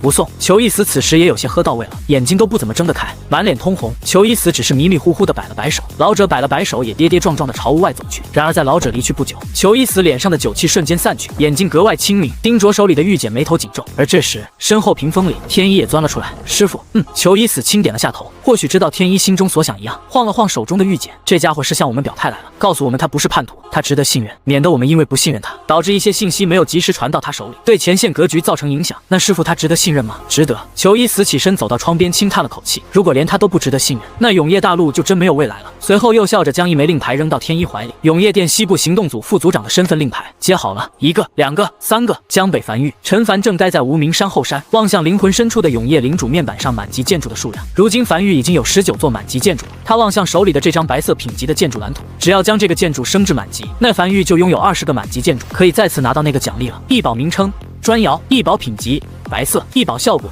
可烧砖，打造仅需100枚鬼石和1个巨鬼，这是他见过最离谱的打造要求。一个白色品级建筑竟然需要1个巨鬼才行。下一刻，面前弹出一则面板：砖窑升至2级，该建筑无升级方向，每次升级生产出来的砖都会更加坚实。很快，伴随着由无数线条组成的砖窑渐渐形成并快速凝成，一座巨大的砖窑坐落在了无名山后方，位于鬼物处理基地的旁边。在一口气将砖窑升至满级后，他望向砖窑的面板笑了起来。砖窑顾名思义，一个可以生产砖块的建筑，而他也终于知道为什么这个建筑会有巨鬼限制了。10级的砖窑生产出来的砖块拥有1级城墙的防御强度，这确实有些变态，已经远超一个白色品级建筑的效果。这个效果倒是不错。陈凡满意的点了点头。如今樊狱人口并不少，急需一种可以容纳多人居住的屋子，这个东西倒是可以解决樊狱的这个需求。随后在升至满级之后，他面前也弹出一则面板：建筑图集已点亮20个满级建筑，获得1个蓝色品级的资源福袋；点亮50个满级建筑，将获得价值更高的奖励。依旧是蓝色品级的吗？陈凡有些微微失望，他还以为会是更高品级的，不过和他之前获得的福袋不同，这个福袋是蓝色品级的资源福袋。福袋打开后有 9.5% 概率获得20亿枚鬼石，有 0.5% 概率获得30亿枚鬼石加一个蓝色品级资源福袋。他随意抽开资源福袋上的蓝绳，下一刻空气仿佛凝滞了一般，紧接着无数枚鬼石突兀浮现在空中，宛如流星雨暂停在半空中般，随后夹杂着雨水噼里啪啦的砸向地面。陈凡僵在原地，他望向手中从福袋里掏出来的一个福袋，有些茫然。他运气这么好，0.5% 的概率都被他随机到了。数十万枚高级鬼石从天而降，这相当于30亿枚鬼石，还又给了一个资源福袋。再试试呢？他有些试探性的再次打开手中的这个资源福袋，紧接着空中再次浮现出数十万枚高级鬼石。靠！陈凡此时明显觉得这不是运气了。随后他又尝试了一次，又是10万枚高级鬼石从天而降，手里又多了一个福袋。只是在他看不见的地方，旋绕在他身上的金色气息，随着他每打开一次福袋，都会少一缕。而这些金色气息，正是去年天道赐福陈凡头顶那个翠绿雨柱里所夹杂着的金色气息。陈凡面无表情的沉默在原地，望向手里的资源福袋，他没敢再开了。他大概琢磨明白怎么回事了。如果他没猜错的话，应该是去年的那场翠雨。他当时还疑惑，为什么他的翠雨那么大，但效果却和其他人看起来没什么区别。现在看来，应该是有额外增加运气的效果，只不过这个额外效果他不知道，而且不是实现的，是按次数算的，也不知道还有多少次。他暂时不想自己好不容易搞的这点运气全都弄在鬼石上，已经够了。白白给了他90亿枚鬼石，让樊玉的鬼石储备瞬间来到了162亿枚，也足够让他打造7号防线了，就差猴头果了。不久后，樊玉天苍阁成员赶到无名山后山，将地上的漫天鬼石拉回仓库。陈凡又打造了3座满级砖窑。时间来到第2天，樊城一个个巨大的巨鬼正搬起一枚枚巨砖，按照旁边地面上刻着的图纸，根据指挥依次摆在空地上。不一会儿，一座约14层高的高楼大厦拔地而起。很快，眼前这栋高楼大厦在盖到18层后开始封顶。狱主站在一旁的王奎望向那一栋高楼大厦，有些咂舌道：“我以前从未听闻有如此高的建筑，大风吹过，真的不会塌吗？”不会。陈凡摇了摇头，没有过多解释。砖窑的满级效果就是抗风抗震能力极强。对了，陈凡突然偏头望向身旁王奎，管理人员培训班那边最近进展如何了？在大半年前，樊玉新开设了一个私塾，主要培养管理人员，专门挑选一些资历较老的樊玉成员进行培养，一旦毕业就可以直接担任管理岗位。王奎面色认真汇报道：“目前第1班已经都顺利毕业，都入驻各个管理岗位了。”陈凡轻点了下头，没再说什么。时间流逝，不知不觉15天过去了。雨季过去了15天，据永业店那边传来的消息，没有一座前线沦陷。而这15天，樊城已经焕然一新，被重新改造过一番的樊城，面积再次扩大，参差不齐的高楼大厦矗立在樊城各个角落，让这座城池和其他城池看起来完全不一样。另外一边，一座不为人所知的宫殿里，一只鬼皇正面色阴沉地坐在大殿上。鬼族高层下了一道命令，暂时放弃攻打前线，不惜一切代价先清理掉那些不稳定因素，然后休整1年，明年发起总攻。这些不稳定因素成长速度太快了点，而这次清除樊玉的任务就交在了他的头上。良久之后，坐在大殿上的鬼皇长叹了一口气，迟迟未下达命令。他在等一个更好的解决办法。真要全军出动袭击西荒岛，等到了西荒岛就不剩几个兵了。他是真的不想自己部下就这样白白死在天雷下。下方的一个小鬼献计道：“王，不如想办法将陈凡勾引到前线，然后用当时诛杀1号前线负责人那样，如法炮制杀死陈凡，这肯定比偷渡到西荒岛来的方便。”鬼皇坐在大殿上琢磨着，这倒是个好办法，反正只要能杀死陈凡就行，怎么杀就不管了。听说那陈凡对建筑蓝图极其在意，大殿内突然响起他的笑声。鬼一听令，取出仓库的一张蓝色建筑蓝图，放在一大鬼嘴里，让这头大鬼率兵冲击前线，将这张蓝图送到前线手里。是，他也储备了不少蓝图，这些蓝图对他们鬼族没用，但对人类有用，他们会收集起来，很多时候做诱饵极其好用。天亮了，当天亮不久后，陈凡怀里的子母石便传来裘老的沉重的声音：“陈狱主，昨夜永业大陆不少次级防线被攻破，鬼族付出了巨大的代价，偷渡了大批鬼巢，有目标有计划的清除掉了很多种子势力，这些势力都是像樊玉一样拥有巨大潜力的势力。我们拦了下数批鬼巢，缴获了一些牛皮纸，牛皮纸上标注着他们的袭击目标：江北樊玉陈凡位居榜首，你多加小心。”通讯挂断，刚睡醒的陈凡在收到这则消息的时候，面无表情的沉默在原地，嘴角微微抽了抽。喂，他什么都没干，他只是送了批粮食，送了批雕塑而已，怎么就位居榜首了？鬼族这么恨他的吗？随后快速掏出传音符，王奎将海岛那边成熟的猴头果都拉回来，看看能不能凑到87万枚猴头果。现在西荒岛还有7号防线这个缺口没被堵上，实在不行也得先打造一座9级防线，给这个缺口堵上。废物！废物！永业西部玄武1号前线海域里，一座宫殿内，那头鬼皇正愤怒地摔打着桌子上的瓷杯。建筑蓝图成功送到前线手里，但根据他内应的消息，前线那边并未将这则消息通知给陈凡，而是自个留下让1号前线建筑师参悟了。气煞我也！他的计划是想通过这个蓝图将陈凡引到前线，这样他可以免去偷渡损失。但他没想到前线竟然压根不将这个消息告诉陈凡。那陈凡不是顶级建筑师吗？有蓝图你不找陈陈凡，你他妈自己参悟，要不……跪在下面的小鬼抖若筛糠的颤声道，要不再送一张，送你妈！鬼皇有些气急败坏道，再送下去，老子不就成内奸了？这次不但没引来陈凡，还白白损失一张蓝色品级的蓝图。不过他很快深吸了一口气，让自己尽可能冷静下来。别急，蓝色品级的蓝图参悟起来没有那么快，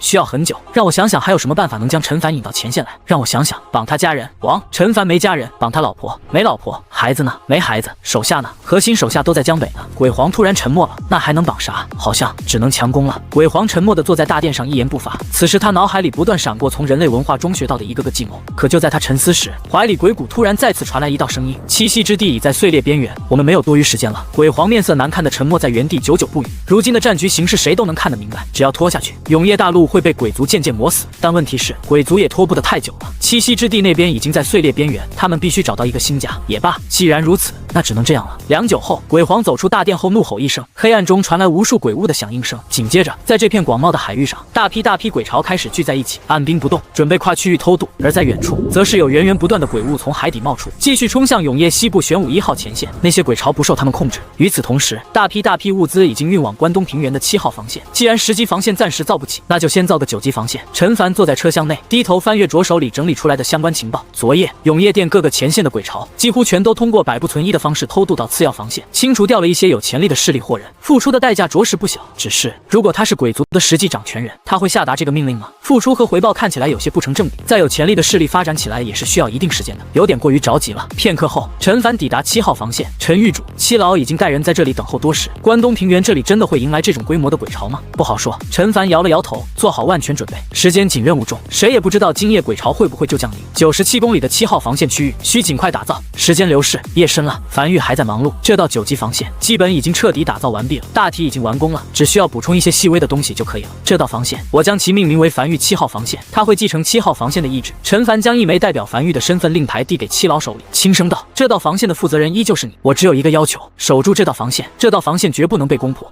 我吗？”七老微微一愣，当然是你了。陈凡笑了起来，你是樊玉里的对关东平原最了解的一个人，我对你也足够信任，这里交给你再合适不过了。当然，毕竟是9级防线，你一个人可能忙不过来，给你留下2个副手，都是嫩苗子，刚培养出来的，你平时多带带他们。他朝一旁招了招手，人群中走出2个较为年轻的男人，面色严肃的沉声道：“见过狱主，见过七老。”他们俩是刚从樊玉私塾第1届毕业的。见状，七老这才松了口气，放下心来，深吸了一口气后，望向陈凡，郑重承诺道：“有我在这里一天，樊玉7号防线就不会沦陷。”好，那就交给你了。陈凡笑了笑，才继续去完善细节。夜深，大批鬼潮聚集在永夜西部玄武1号前线，在聚集到一定数量后，鬼潮中传来一道厚重的沙哑声：“方向北前进。”原本躁动不安的鬼潮，在听到命令声后，在海水里齐齐朝北边进发而去。这次鬼潮的规模比上次大了不知道多少倍。全军出动，一个前线的所有鬼潮全军出动，只为一件事：灭掉樊玉。下一刻，鬼潮上空突然多出无数天雷，将鬼潮彻底笼罩进去，无数鬼物因此葬身。但还是有大量鬼潮渡过这片区域，来到秋明盆地前方那片海域。悬浮在空中的鬼皇面色阴沉地望向身后因偷渡而死的一众鬼物，再次下达命令：方向北前进。是的，他亲自带队。他考虑了一天，终于想明白了，等他灭了樊玉，他就不回来了，也没法回来，所以他打算等灭了樊玉后，直接驻扎在西荒岛，这就是他的地盘。紧接着，他躲在树头大鬼身下，在大鬼的掩护下，再次偷渡到再往北的一个区域——黄泉口海域。不久后，已经能隐隐看见一道防线矗立在海边了，那是黄泉口沿海防线，也该轮到我爽一爽了。鬼皇远远望向远处那道低级防线，眼里隐隐闪过一丝兴奋。他从未突破过任何一道防线，前线他突破不了，次要防线他又不去，他从不知道突破一道防线是什么感觉。今日他就可以亲自感受一下了。下一刻，鬼皇身先士卒冲在最前方，怒吼着踏浪而行，巨大海浪卷起无数鬼潮，重重砸在防线上，溅起阵阵水花。而直至鬼皇冲至防线的那一刻，都没有一座炮塔开火，整座防线空无一人，连炮塔什么的都被撤走了。鬼皇有些不解地扫了眼四周，这是一座废弃防线，还是自上次被沦陷后，这座防线就无人问津了？虽然冲上了这座防线，但这座防线完全没有反抗，让他没有那种沦陷防线的爽感。算了，他舔了舔嘴角，视线放在黄泉口峡谷方向，那里还有一道防线，那个防线肯定有人，冲垮这道防线也一样。大批鬼潮跨过防线，深入到黄泉口区域，没有丝毫耽搁，直逼黄泉口峡谷。倘若他们能去四周城池里看一看，便会发现，不仅仅是防线，就连城池里的人也被撤走了。在得知可能会有人袭击樊玉的时候，永夜殿就撤走了黄泉泉口沿海防线的人，没必要白白牺牲。樊玉则是撤走了黄泉口区域所有城池的百姓。此时黄泉口区域基本上一个人都没有。而在这批鬼巢登陆的一瞬间，一则消息便通过信号塔的中转，快速传到陈凡手里。鬼巢寇黄泉口，漫野摧山，直逼樊玉黄泉口防线，数量极多。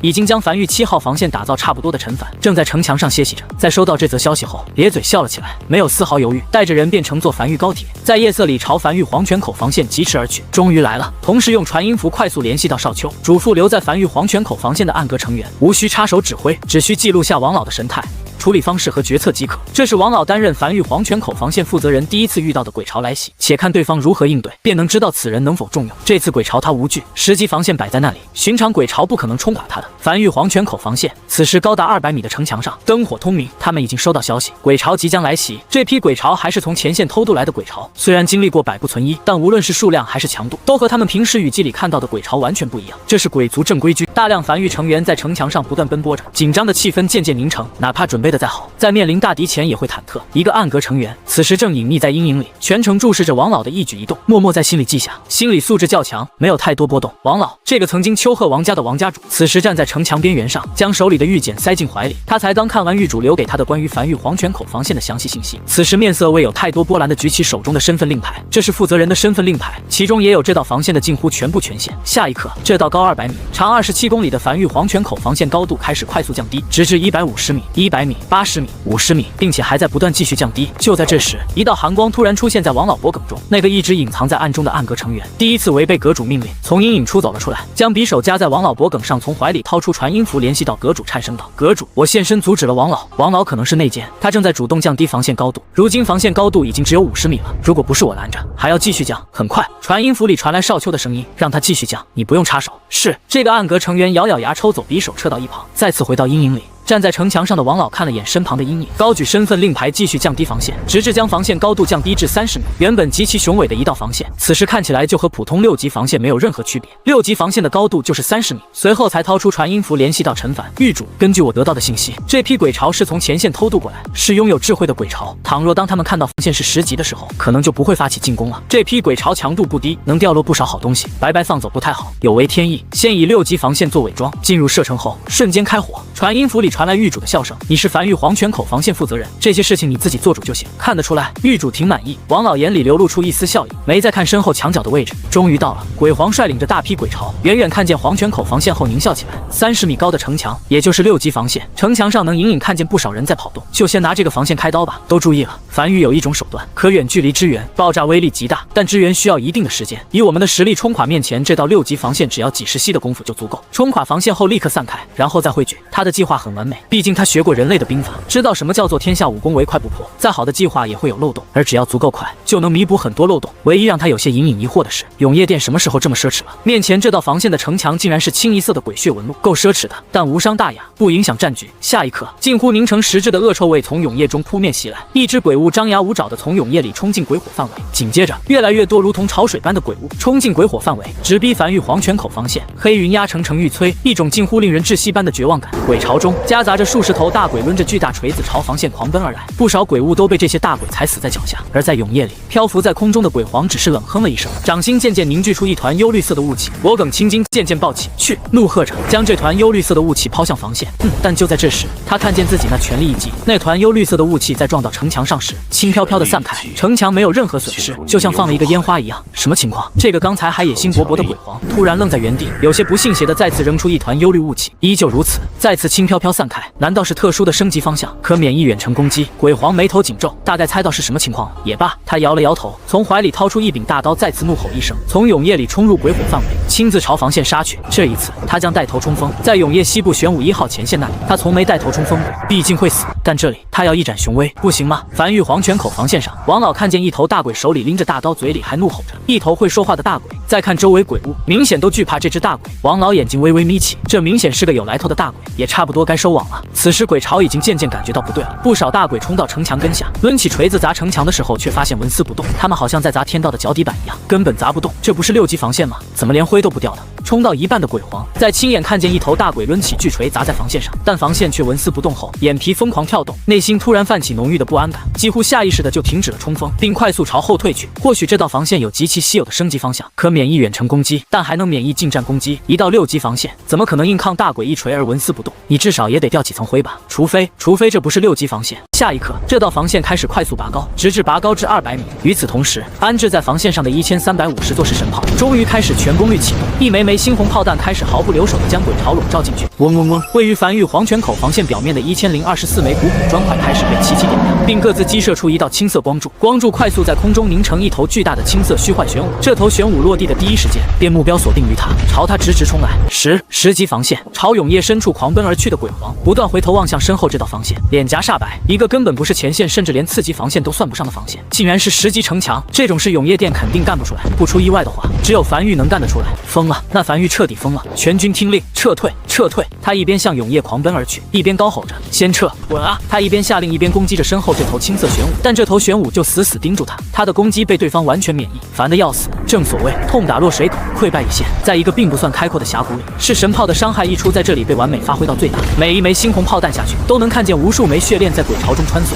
鬼巢极其密集，几乎一个挨一个，这就导致画面极美，极其解压，真美啊！王老站在城墙边缘，俯瞰着下方，不由笑了起来。他从未想过自己有朝一日会像今天一样如此畅快过瘾，杀得过瘾。永夜里，在距离繁育黄泉口防线数十里的黑暗中，被打退的鬼巢重新汇聚在一起。鬼皇面色阴沉地望向身旁将他围在身边的亲信，他大意了。在注意到黄泉沿海防线空无一人时，他就应该意识到可能有变数。10级防线，黄泉口防线突然变成10级防线了，这个完全是意料之外的。最主要的是他没收到任何情报，没有任何信息。王，我们现在怎么办？身旁一个亲信面色阴狠地沙哑道：“要不我们冲一波试试？毕竟这里不是前线，不会储备太多鬼石，而且我们拦在这里，永夜殿的支援也过不来，说不定能冲垮。”鬼皇沉默着没有讲话，脑子在飞速运转，在思考这个提议的可行性。有戏，不过虽然有一定的可执行性，但除此之外还有第2条路，继续偷渡。他低头望向手里的鬼皮地图，从黄泉口区域继续向北偷渡，偷渡到关东平原海域，那里的防线总不能是10级防线吧？只要偷渡到那里，照样可以登陆西荒岛，只是要再次事不存一。王，用天阵吧。身旁那个手持利刃的亲信眼中闪过一丝厉色，我来打前阵。天阵。鬼皇眉头紧皱，让我想想。别急。半晌后，他睁开眼望向一旁遗贤老太的一个鬼物，沉声道：“说说你的想法。”这个鬼物是他的军师，他的军师属于鬼物中开支比较多的，平日他也会听听军师的意见。王，这个遗贤老太的鬼物与捋着拄着手杖，胡须发白，声音发颤的缓缓道：“目前摆在我们面前的路只有2条，继续偷渡前往关东平原，或者是全军冲击搏一搏黄泉口防线。但是王，当上面命令你带领所有手下全军出击前往西荒岛的时候，他们其实已经放弃了你，毕竟你已经不可能回去了。无论任务成功还是失败，王，你都没有退路了。有句话我不知道该不该讲，王，你有仔细思考过上面的命令吗？摧毁永夜大陆不稳定因素，这是一个长线计划，因为不稳定因素发展起来是需要时间的，再快也不可能1-2年发展到影响战局。说明上面的人要一边清除不稳定因素，一边慢慢磨死永夜大陆，而上面又说要这2年发起总攻，这是一个短线计划。都发起总攻了，还在意那些不稳定因素干什么？这2者是完全冲突的。上面的人要清除的并不是这些不稳定因素。鬼皇愣在原地，抬头望向头顶的黑暗，下意识挠了挠脖子。那上面要清除的人总不能是我吧？是的，老鬼沙哑道。上面的人在这次雨季命令很多前线的鬼巢以一种近乎自毁的偷渡方式去消除不稳定因素，却又说要在1-2年后发起总攻，这明显是前后矛盾。不出意外的话，上面的人已经开始在分果子了。王，你被踢出局了。鬼皇顿时有些怒极反笑，都他妈没攻进去就开始分果子了。按照现在的局势，早晚会占领永夜大陆，而且我有些怀疑上面可能获得了其他助力，等占领后再分果子就有些麻烦了，否则毕竟这么多兵力不会白白损失。鬼皇沉默着，久久不语。这番话对他的冲击太大了，他从未想过会有这种可能。王，老鬼继续缓缓道，所以这里其实有我刚才说的第3条路，无论是偷渡还是强攻，我们为的是什么？为了占领永夜大陆，有属于自己的一块土地。但现在我们不是已经拥有了吗？老鬼指向四周，黄泉口区域已经沦陷，这里就是我们的土地，这里就是我们的家，剩下的事交给前线就行了。我们都从前线撤走了，攻打防线什么的和我们已经没多大关系。我们如今的兵力只有出发前的1%，还能打什么防线？很多事情不是等功成名就之后才能做的。不用占领永夜大陆，我们也能安家。可是鬼皇皱眉道，鬼使会来，到时候等等。他突然反应过来，鬼使是上面人监督他们的手段，单体实力极强，比他强。当有的鬼皇拒不从命时，鬼使便会降临，但鬼使只能降临在前线，也就是开口区，鬼使是无法降临到黄泉口区域的。没人挡天雷，鬼使敢偷渡，必死无疑。我悟了。鬼皇突然有些兴奋的咧嘴笑了起来。接下来我们就待在黄泉口区域，哪也不去，不强攻也不偷渡，时不时指挥一些这片区域的鬼物冲击防线，做做样子，然后开始安心享受就行了。而且上面的人还说不了我什么，毕竟这里是到10级防线，本来就很难打。但战后清算怎么办？不会。老鬼摇了摇头，我们怎么说也是有功，战争刚结束就清算，容易寒心。而这个时候，你抓紧巴结一些上面的人，找个保护伞也就差不多安定下来了。就算不成，真被清算了，那也好歹过了几年的轻快日子，总比另外2条路好吧？也是。鬼皇笑了起来，笑得很痛快，突然觉得眼前的阴霾都不见了，前方一片光明。他转身望向远处那道时机防线，管他上面有什么阴谋不阴谋的，接下来他就驻扎在黄泉口区域了，哪也不去了，去他妈的占领永业大陆吧！他已经占领黄泉口区域了，他要开始沐浴阳光了。很快天亮了，鬼皇乐呵呵的带着一众鬼巢打道回府，来到黄泉口区域腹地区域，占领了一座无人城池，站在城墙上，望向头顶阴云里渗透出来的微弱阳光，颇为满足的张开双臂呢喃着：“这就是阳光的味道啊，舒服。”他在栖息之地和前线待了那么久都没见过阳光，结果现在见到了，果然人生何必功成名就在享受，只要有一颗享受的心，随时可功成名就。功成不必在我，享福必定有我。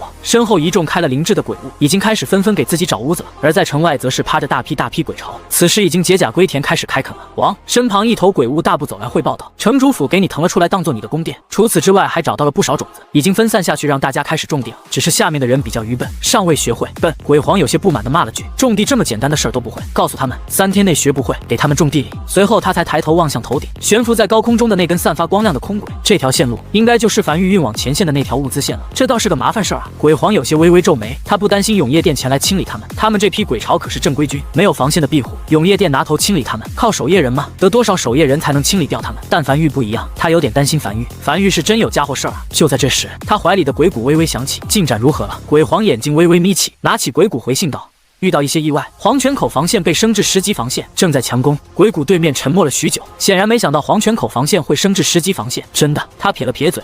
你可以派人自己过来看看，10级防线你们攻不进去，可以试着偷渡至关东平原，从7号防线上岸。鬼皇无声笑了起来，眼中闪过一丝凶光，真当他手下的人命不是命啊！偷渡一次就是10不存1，他有多少人可以这样偷渡？他现在越来越怀疑，上面是不是真的已经开始在分果子，清除掉一些没有背景的鬼皇。但他自然不会撕破脸皮，只是声音嘶哑，透露着一股轴劲，很辣道：“放心，3年，只需3年，我必攻破这道防线，不死不休。攻不破这道防线，我提头来见。”通讯挂断，鬼皇笑了起来，掂了掂手中的鬼谷，急什么？10级防线，慢慢打。此时已经赶到樊玉黄泉口前线的陈凡站在墙头上，望向防线外的满地鬼物尸体，眉头微微皱起。这批鬼巢是从前线偷渡过来的，而且规模极大，比上次大得多。只是在中计了一次后，就立刻退去了，没有发起第2次攻击，回前线去了。那必不可能，再回去又要再偷渡2次，一来一回，不用他们动手，就基本上死得差不多了。那就只有2条路可以走：强攻或者继续偷渡，前往关东平原。他从怀里掏出传音符，联系到7号防线。7老，今夜可能有一批数量极多的鬼巢登陆，做好准备，一旦遇到紧急情况，及时联系我。是。就在这时，高空中空轨上，一辆樊玉高铁正以极快的速度朝他们驶来，并在路过樊玉黄泉口防线时停了下来。一个暗格成员从高铁上走下来，大步朝陈凡走去。狱主探查到黄泉口区域有大批鬼巢在活动，已经占据了数座城池，而且好似在开垦扎根了。陈凡微微一愣，都开垦了？他几乎瞬间反应过来，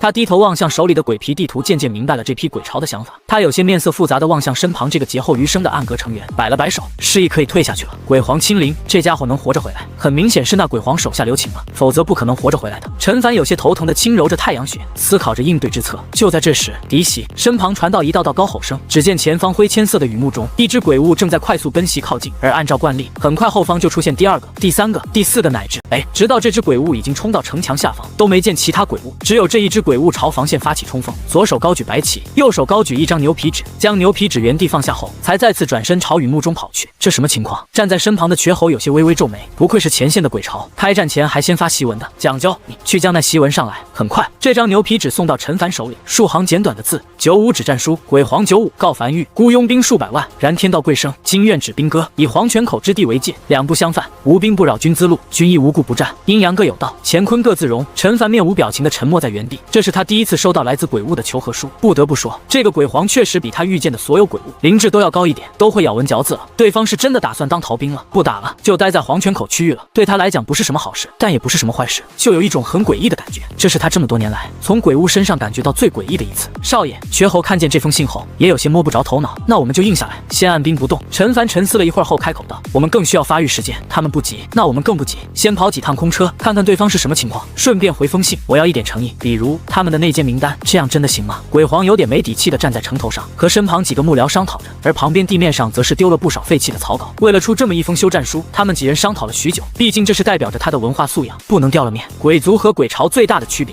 就是他们懂文化。试试看。老鬼沙哑道。若是站在人类视角来看，肯定是不会同意。毕竟人类不会允许永夜大陆被占领，哪怕是一片区域。但人类毕竟是个体，不是一个整体。在我们没有过多损害梵玉利益的情况下，梵玉应该也不会主动开战。鬼皇沉默许久后，才抬头望向头顶阴云下的雨幕，呢喃道：“天下之大，想找一处容身之地，真难啊！也不知道海的对面都有什么。王，别好奇，好奇这个的鬼物没一个回来的。也是。”鬼皇点了点头，望向不远处埋进地里的种子，有些兴致勃勃道：“还是好奇下这批种子什么时候可以成熟吧。这是他第一次种地，多少有些稀奇。”就在这时，一辆梵玉高铁从他们头上的空轨疾驰驶过，并缓缓飘下一封信。鬼皇瞳孔微缩，衣袖一挥，那在空中缓缓飘落着的信封便加速朝他手中激射而来。打开信封望去，梵玉复书：“然何必有志？现尔潜伏入境者名册，以验成款，明录至日，白羽为契，在意将士。”鬼皇眉头紧皱，仔细读了几遍后，看明白了，是让他上交出内奸名单，顿时长松了一口气。看来梵玉愿意接受和谈，一些条件都不是问题。当即洋洋洒洒清了清嗓，开口道：“军师，我说你记内奸有如下。”洋洋洒洒一口气说了10几个人的名字后，才继续补充了一句：“记得帮我润色润色，显得有文化一点。”明白。陈凡低头望向手里这封鬼皇再次送来的信，洋洋洒洒10几个人的名字，倒是真不少。陈凡眼睛微微眯起，将手里的这封信送在一旁瘸猴手里，给少秋送去，让潜伏在前线的暗格成员顺着名单去立功吧。眨眼间，数日转瞬而逝，雨季结束了。陈凡伸了个懒腰，活动下了身子骨后，朝一旁的运灵阁走去，准备去修炼修炼。过几天他要出趟门，要去永夜腹地查看一番，看看有没有一些机遇之类的。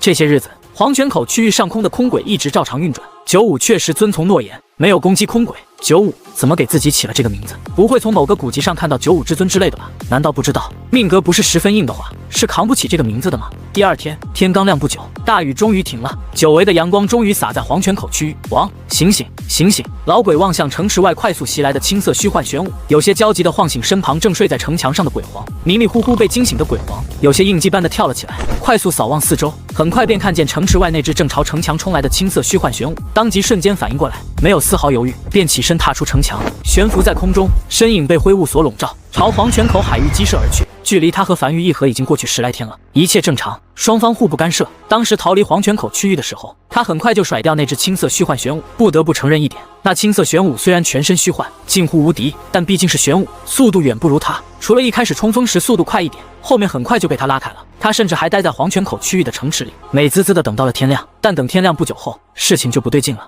他在平原尽头又看见了那头青色玄武，速度已经远远没有之前快了，但目标极其坚定，像是锁定了他一般，直勾勾的朝城墙冲来。他继续跑，将这头玄武一路溜到海里，然后加快速度，哼着小曲，又回到了黄泉口区域。然后第二天，这头青色玄武就又从海域里冲到黄泉口区域了，从此就像冤魂一般，一直纠缠着他。他试着朝樊玉发去询问，樊玉那边给的回答是不知。而陈凡此时正乐呵呵地站在锅边，夹起一筷子饺子吹了吹塞进嘴里。身边王奎此时怀里传音符微微发烫，紧接着才开口道：“狱主，樊玉黄泉口防线那边又有消息传来了，95那边依旧在询问到底如何甩掉那只青色玄武。”陈凡望向灵魂深处永夜领主面板上关于玄武炮的信息，根据当时清理肉虫鬼巢的来的信息，这青色玄武就只能持续2炷香。这次为什么会持续10几天，他是真不知道，面板上并没有相关信息记载。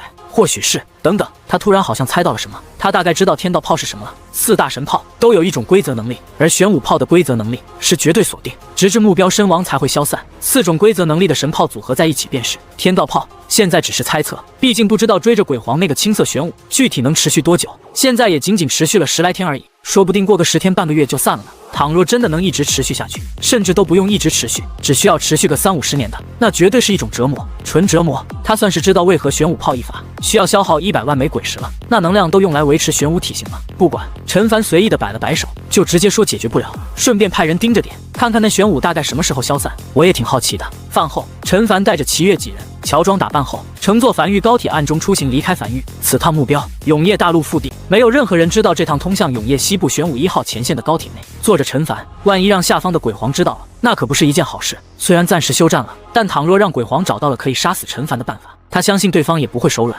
在高铁驶过黄泉口区域上空时，坐在高铁上的陈凡俯瞰着下方，他看见了无数鬼巢，几乎铺天盖地，而且不少鬼屋还在种庄稼，倒是稀奇。他撇了撇嘴，鬼屋会吃粮食？8成不会。瘸猴摇了摇头，鬼屋若是需要吃饭的话，那他们在海域里早该饿死了。他们应该是不需要吃饭的，此时种庄稼或许只是为了效仿人类的行为。他们有点太想成为人类了。而就在这时，陈凡恰好看见了从远处气喘吁吁回来的鬼皇，在一众鬼潮中显得极其扎眼。这座鬼皇此时脸上写满了疲惫，这是他第一次亲眼看见鬼皇，仅仅只是匆匆看了一眼，便快速收回视线。他不知道鬼皇是否能感受到注视，但尽量还是别多看为好。高铁快速驶过，没多久便离开黄泉口区域，沿着空轨驶向秋明盆地，随后在半路停下，乘坐非洲继续深入永业大陆腹地，目标地玄武平原。3日后，非洲缓缓降落在玄武平原边缘地带，将非洲藏在一处峡谷后，才再次将交通工具换成普通的骷髅马车，前往距离他们最近的一座城池。很快，他在平原尽头看见了一座城池，明明距离极远，但他还是看见了那座城池上雕刻的3个大字玄武城，应该是类似旗帜之类的效果。马车开始加速，朝城池驶去，但不久后停。陈凡眉头微微皱起，他刚才明明看见城池就在数千米远，但骷髅马前进了这么久，怎么反而感觉城池看起来距离更远呢？他揉了揉眼睛，怀疑自己是不是有些眼花了。少爷，瘸猴也揉了揉眼睛，我好像眼花了，我怎么感觉城池越来越远了呢？继续前进。陈凡没有多说什么，这次他看得清清楚楚，马车在靠近城池近1000米远的时候，便感觉距离越来越远。见鬼了！陈凡抬头望向挂在头顶的太阳，此时若不是白天，他还以为会是碰见了一座鬼城。初来乍到，这玄武平原就给了他一个下马威。我下车，你们继续前进。这次，陈凡拄着翡翠手杖站在原地，望向距离数千米远的玄武城以及身旁的马车。马车开始快速前进，很快便越过他，朝玄武城逼近而去。但他清清楚楚地看见，当马车在即将靠近玄武城之后，便开始后退，不断后退，直至后退至他身旁。那马车竟然是倒着走的，但他们在车厢里却完全没有感觉到。他们在车厢里只觉得是马车是向前走的。就在这时，几人耳旁突然传来一阵银铃般的笑声。几位外来客。陈凡闻声望去，只见一辆被装饰极其花哨的粉色马车停靠在他们马车旁，窗帘揭开，一个看起来有些婴儿肥的少女正笑着望着他们。正是他双手抱拳行了一礼后，才开口道：“我们齐天商会的，想来玄武城寻一番商机，只是不知这玄武城有这种古怪，小姐可否解答一二？”商会的少女眼睛突然一亮，快速放下窗帘，很快便提着裙角从马车上走了下来，迈着碎步快速走到2人面前，有模有样的轻咳了一声后，才像是一个教书先生般开始解释道：“这玄武城啊，矗立在玄武平原已有78年，这么多年从未被鬼物沦陷，很大一个原因便是那城墙有一个特殊升级方向，你越靠近它，就距离城墙越……马车啊，非洲啊，不行啊，都不行，连鬼物也无法靠近，必须手持玄武城通行令的人才能进城。玄武城在玄武平原近乎无人不知，无人不晓，你们竟然连这都不知道？你们是玄武平原的商会吗？正常来讲，第一次进玄武城的商会，需要先在西边10里处的阁楼里购买通行令，方可入城。不过……”少女故意停顿了一下后，才从怀里掏出一枚铜制令牌递给陈凡：“我这里有多余的1枚通行令，送给你们了，就当是交朋友了。”陈凡接过手里这枚令牌，熟悉的味道，一看就是生活工坊出品的。他眉头轻挑，笑着道：“谢了，不知有什么可以回报的。”可这个拎着裙角的少女有些不好意思的眼神飘忽道：“你们不是商会的吗？事情说来有些复杂，我来自玄武城唐家的，家族主要靠经商为生。1年前，老爷子将我们兄妹4人派出去，给了我们每人20万枚鬼石，说让我们1年内外出用这20万枚鬼石为家族做出贡献，根据贡献大小来决定继承人，可以是结交一个顶级势力，也可以是打通一个商路，什么都可以。长老们会评价贡献值，1年期限已经到了，我空手回去总归是有些不好，刚好遇见你们，你们连玄武城都不知道，肯定是玄武平原之外的商会。你们要是可以和我回去交差的话，我就可以和老爷子说我拿着20万枚鬼石，拉来了一个玄武平原外的商会来考察我们家族，到时候你把你们商会出的厉害一点，然后装模装样考察一番后，说考察失败就行了。听明白了？”陈凡点了点头，面色有些古怪的望向面前这个有些婴儿肥的少女。所以你这1年拿着20万枚鬼石什么都没做？永业腹地是有一种沿海区域没有的松弛感，沿海区域都打得要死要活了，腹地这里还能旅游1年的啊？少女偏着脑袋认真道：“我上面3个哥哥，他们都比我厉害，他们当继承人肯定要更好，老爷子也不会真指望我做出点什么成就来，但空手回去毕竟不好，稍微带点成就回去，老爷子也会开心开心，怎么样？可以吗？”少女眼中闪过一丝期待和忐忑，踮起脚尖，手指交叉在身后，抬头望向陈凡：“当然可以。”陈凡笑了起来：“很棒。”少女满意的点了点头，伸出手：“那从现在起我们就是朋友了。我叫唐月，我叫陈凡。”陈凡同样伸出手。一路上，陈凡发现这是一个比较健谈的女孩，而且没有太多防备心。一路上在叽叽喳喳的讲述着自己这1年里所去过的地方。陈凡有一搭没一搭的接着话。很快，马车顺利驶入玄武城，行驶在闹市中，7拐8拐停在了一座大宅子面前。到了，就是这里了。唐月从马车里跳了下去，突然想到什么，才急忙跑到后面自己马车里，从马车里艰难地抱出来一只大猫。唐月望向走下马车的陈凡，有些疑惑道：“他叫胖喵，平日他一直黏在我身旁，但我刚才去你马车上，他竟然没有跟上来。”陈凡望向唐月马车内部，都是一些女人杂物，除此之外再无他人，就只有一个马夫坐在马车前。看来这头异兽应该是全程保护女人安全的，没敢跟上来是自然的。这头马车里有微微残留的气息，别人闻不到。同为异兽，应该是能闻到的。异兽，陈凡笑着道。那唐月摸了摸胖喵的脑袋，它是龙猫，很厉害的一种异兽，据说体内有一丝白虎的血统。你应该知道白虎吧？那白虎是上古4大异兽之一，据说在很久很久之前，共有4大异兽，分别是白虎、青龙、朱雀、玄武。后来他们生了很多异兽，龙猫就是体内有白虎血统的一种。而玄武平原以前据说就是玄武的地盘，玄武和白虎又是爱人关系，他们生下了很多孩子，其中一个孩子就是龙猫类的异兽。陈凡默默地听着唐月的讲述，这些倒是他没听过，也辨别不了真伪，就这样听着吧。就在这时，面前这座大宅门被推开，一个头发黑白交加、看起来颇为硬朗的老者，穿着一身便装推门走了出来，望向唐月，眼里满是和蔼的笑着。这一年里玩的可还开心？哪有？唐月眼睛一亮，冲进老者怀里，有些没底气的小声道：“我做事了，我找到了一个来自玄武平原外的商会，这个商会很厉害的，说不定可以帮助到我们唐家。”老者笑着拍了拍唐月的后背，视线望向站在马车旁拄着手杖、一身青袍的陈凡，眼里的笑意突然缓缓逝去。先将唐月松开后，才整理了下自身衣物，双手抱拳行礼，面色认真道：“老夫为玄武城唐家的家主，不知这位贵客，齐天商会会长陈凡，陈会长，里面请。”他本以为是这丫头找回来的一个人演戏的，他也乐得陪丫头乐呵乐呵，但在看见此人时，便立刻知道这不是演戏。他接触过不少年轻人，这年轻人明显不一般，最主要的一点就是淡然，那种淡然来源极其自信的底气，可见惯了大场面的释然，这是难以伪装出来的。毕竟他们家的宅子极大，又装修的极其豪华，一般年轻人看见后肯定会露怯，这是下意识的行为，难以掩饰的。会长，站在一旁的唐月望向陈凡，有些惊诧道：“你竟然是会长？”陈凡点了点头，无奈笑着。他其实不想用会长这个名头的，但这个老爷子明显见多识广，这个时候再编个较低的身份，就有点故意伪装的感觉了，反而会有破绽。大宅里颇为热闹，摆了不少桌酒席，他们来的恰是时候，正开席。在开席前，唐家老爷子上前讲话，望向在座所有人，笑呵呵道：“1年前，我将唐家唐月兄妹4人派出去，每人带着20万枚鬼石，让他们出去为唐家寻机缘。如今时限已到，兄妹4人均平安归来，唐家所有族人都汇聚于此，各位长老也均无缺席。今日就让各位长老评一评，谁贡献最大？贡献最大的将会成为唐家继承人，担起壮大唐家的重任。”台下掌声响起，陈凡坐在主桌上，望向唐月的那3个哥哥，跟随大众一起鼓掌，眼里还有些稀奇，这还是他第一次参加这种大家族的聚会，人还真不少。唐月兄妹4人明显是主脉，这种选继承人的方式，支脉也服气，毕竟支脉也希望拥有一个足够强大的继承人，带领唐家继续兴盛。瘸猴坐在一旁有些感慨，以前在江北陈家的时候也有这种聚会，不过那时候少爷是在柴房里的，他也在，倒是也邀请少爷了，但是少爷不愿去。我先来。一个有些沧桑的中年男人起身，望向一众唐家族人，沉声道：“我身为唐家长子，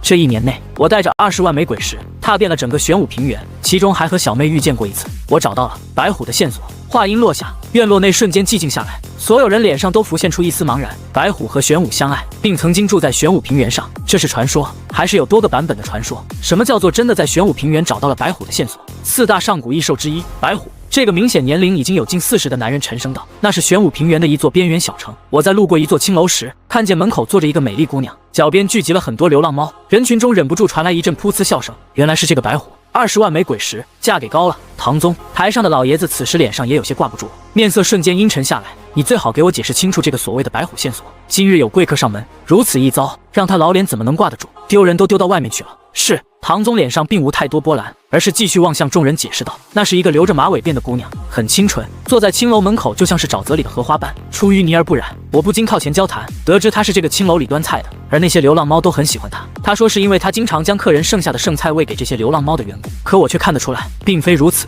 后来我没再去其他地方，就留在这座城池，和她也越来越熟，渐渐得知了一个惊天隐秘：他们平时并不住在城内，而是住在城外山上一个洞穴内，哪怕雨季也在那里。诸位应该明白了什么意思吧？而在那个洞穴里，我找到了一根胡须。”唐宗从怀里掏出一根约莫3尺长的白猫胡须，走到唐月身旁，一直趴在唐月脚下的那只肥猫，在感受到这根胡须气息后，瞬间浑身炸毛，然后瞬间瑟瑟发抖地钻进唐月板凳下。见状，唐宗笑了起来。我想这根胡须足够值20万枚鬼石了吧？这根胡须很有可能就是4大上古异兽之一白虎的胡须。场面顿时一阵寂静，只是这次多了数道急促的呼吸声。唐月身旁的那头异兽是龙猫，实力极其强大，所有人都是知晓的，甚至能和鬼王单挑过上几招，而一根胡须就能将龙猫压制住。这根胡须的主人肯定不简单，说不定真的是白虎的线索。唐家老爷子不经意地看了眼坐在主桌上的陈凡，头皮微微一僵，他他从陈凡眼里看到了好奇之色，这次倒是没在贵客面前丢人，但是却给贵客泄露了一个唐家的大机密。这本来是独属唐家的机密，此时说不定会泄露出去。而这时，唐宗再次开口道：“那个洞穴我已经翻遍了，没有其他东西了，只有这根胡须。而在这根胡须被我带走后，那个洞穴也无法在永夜里驱逐鬼物了。哪怕这根胡须不是白虎的胡须，也是价值连城的天才地宝。”以及他拉起坐在一旁的留着马尾的姑娘。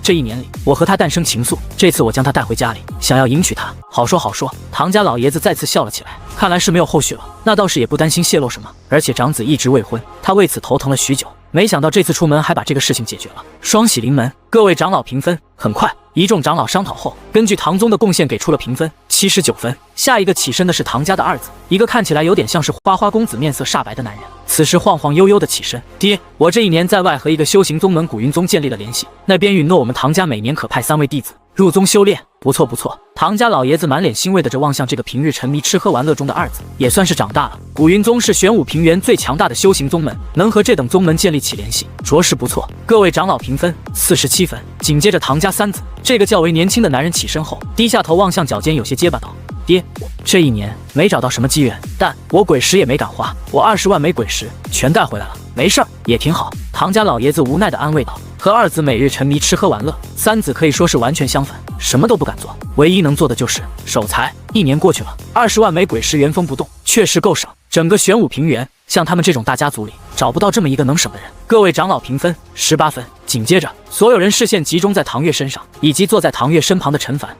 唐月起身轻咳了一声后，才一本正经地介绍道：“为大家介绍下，我身旁这位是齐天商会的会长，势力很强，来自玄武平原外。在我的介绍下，来我们唐家考察，万一谈成的话，会有一笔大生意。有多大呢？”话音刚落，人群中便传来一道带着笑声：“怕不是唐月你随便找了个人回来了演戏的吧？凭唐月你的能力，你能接触到什么大商会呢？”众人视线纷纷望去，只见一个身上戴满珠宝的中年妇女，身后跟着2个下人，从前院走来，停在桌子间望向唐家老爷子。唐家摆宴，不邀请我是什么意思？我不是唐家人吗？胡来！唐家老爷子面色难看道：“有贵客登门，此时不是你胡搅蛮缠的时候，退下。家家有本难念的经。”唐家表面光鲜亮丽，但私底下还是有些不为人知的事。这个女人确实是唐家人，是他哥哥的妻子。早些年，家族在崛起阶段，他哥哥为了唐家牺牲，此后他接手了哥哥的位置，成为唐家家主。唐家也渐渐一路壮大。只有这个女人一直心有不甘，认为如果不是她男人死了，此时唐家就是她男人的唐家，经常在一些鸡毛蒜皮的事儿上和他作对。她可以理解，但今日贵客登门，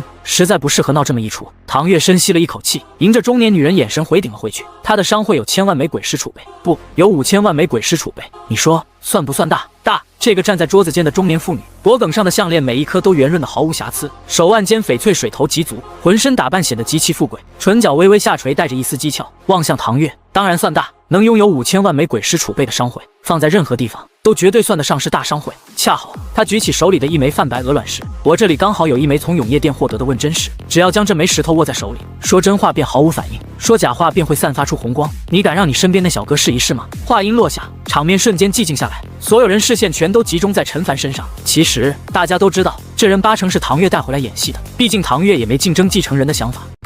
唐月眼眶有些泛红，语气中带着丝丝愤怒：“我又没惹你，你针对我干什么？”一直趴在脚下的那头龙猫此时也感受到主人的情绪，微微炸毛身子成功状，低吼着：“我可不是针对你。”这个浑身富贵的女人晃了晃手中的鹅卵石：“我只是在判断下真假而已。莫非唐家主这场继承人选拔只是一场儿戏？这么多长老过来玩过家家来了，够了！”唐家老爷子面子上有些挂不住，怒斥道：“这么多年来唐家没亏待你，你身上的那些珠宝，哪些不是唐家给你买的？你要买的东西，唐家从来没有少你。贵客在场。”你要干什么？那是我该得的。女人丝毫不惧地偏头望向唐家老爷子。倘若我男人不死，现在站在那里的是他，不是你。一句话，敢不敢测？不敢测就滚蛋。唐家不欢迎什么歪瓜裂枣进来混饭吃，实在吃不起，我让后厨给你们打包带走。你找死！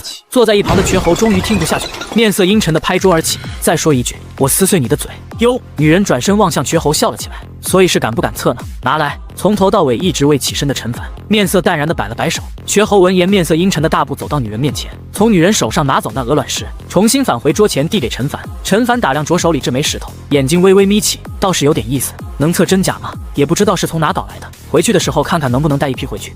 唐月有些慌乱地凑到陈凡耳边，急促小声道：“你不用测的，你现在快点发怒，就说你被辱了，然后赶紧离开，剩下的事我来处理。”不用。陈凡笑了起来，将这枚鹅卵石握在掌心。我商会拥有5000万枚鬼石储备。下一刻，红光四射，手里的鹅卵石突然变成血红，数道血红色的光芒从指缝间四射出来，变红则为假。院落内所有人全都僵在原地，什么情况？唐家老爷子此时深吸了一口气，双目紧闭，站在原地考虑该怎么收场。老哥，你这么硬气的一副底气十足的样子，但为什么冒红光了？哈哈哈哈！人群中的中年妇女也愣在原地，半晌后才忍不住大笑了起来。要不你试试4000万呢？说不定刚才你商会花掉了1000万，不行吗？陈凡撇了撇嘴，掂了掂手中的鹅卵石，这问真实倒是细节。再次将鹅卵石握在手中，轻声道：“我势力拥有5000万枚鬼石。”这次鹅卵石归于平静，并未显现红光。现场突然一片寂静，女人的笑声戛然而止，有些难以置信地望向陈凡手里的那枚鹅卵石。诺。陈凡笑着偏头望向唐月：“我说没问题的吧？带下去。”唐家老爷子第一时间反应过来，面色阴沉地下令。2个下人第一时间将中年女人拖下去，而女人也没有反抗，只是有些双目无神地望向那枚暗淡无光的鹅卵石，有些难以置信。怎么可能？真有5000万枚鬼石？这得是一个多大的势力啊！随后，唐家老爷子才大步走到陈凡面前，表示歉意。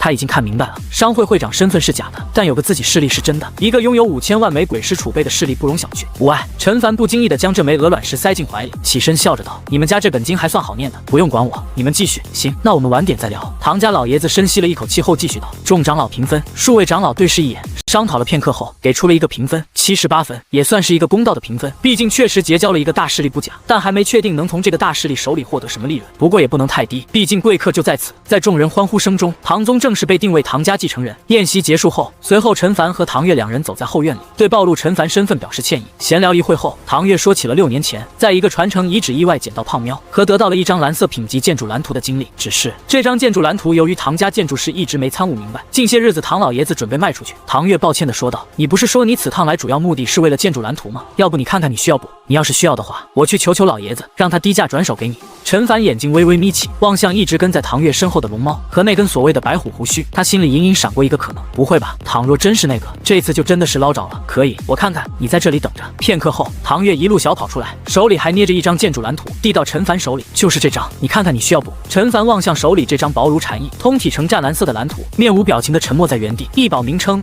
白虎炮，异宝效果：蓝色，异宝品级。建筑蓝图，城防建筑，真是瞌睡来了送枕头。4大神炮之一白虎炮就这么轻飘飘地出现在他手里。呼，他深吸了一口气，随后才高声道：“唐家老爷子，出来吧，谈价。”下一刻，唐家老爷子身形从阁楼里显现出来，直入正题：“陈会长，我也就不打马虎眼了。这张建筑蓝图是唐家唯一一张蓝色品级的建筑蓝图。陈会长，你应该也知道蓝色品级建筑蓝图的价格，但是你既然和我女儿是朋友，我就不问你要鬼石了。有一事，小女。”话音未落便被打断。2000万枚鬼石。唐家老爷子注意到陈凡手上的储物戒，瞳孔微缩。2000万枚鬼石，这个价格将他接下来要说的话全都堵死了。2000万，不墨迹，一手交钱，一手交货。陈凡再次强调了一遍，他不是不理解唐家老爷子的意思，但夜长梦多，此时这张蓝图就在他手里，他已经不想交出去了。成。话音刚落，数万枚高级鬼石突然凭空浮现在半空中，然后跌落在地面上。你点点。陈凡咧嘴笑了起来，当即将手里这张白虎炮的蓝图塞进怀里，已经开始考虑要不要返程的事情。唐家老爷子望向地面上的数万枚高级鬼石僵在原地，他现在可以确定一点，那就是陈会长背后的势力绝对不会只有5000万枚鬼石，一个能随身携带2000万枚鬼石的人，这得是什么人啊？不会是前线公子哥吧？那个。半晌后，唐家老爷子才反应过来，语气有些沙哑道：“陈会长，你还需要其他蓝色品级的蓝图吗？我知道有些势力也有没参悟明白的图纸，也准备脱手了，我帮你去低价收购，多多益善。”陈凡笑了起来，所有蓝色品级的蓝图，我都给你1000万枚鬼石，无论你以多少枚鬼石收到手的，我都给你1000万枚鬼石。如果有更高级别的，我可以给你1个亿，乃至更高级别的。唐家老爷子先是微微一愣，随后有些苦笑道：“这个应该是没了，蓝色品级上面不会有更高品级了，至少我别说见过了，连听也没有听过，说不定会有呢。”陈凡笑着道：“他也不抱什么期望，他已经知足了，剩下的都是意外之喜。”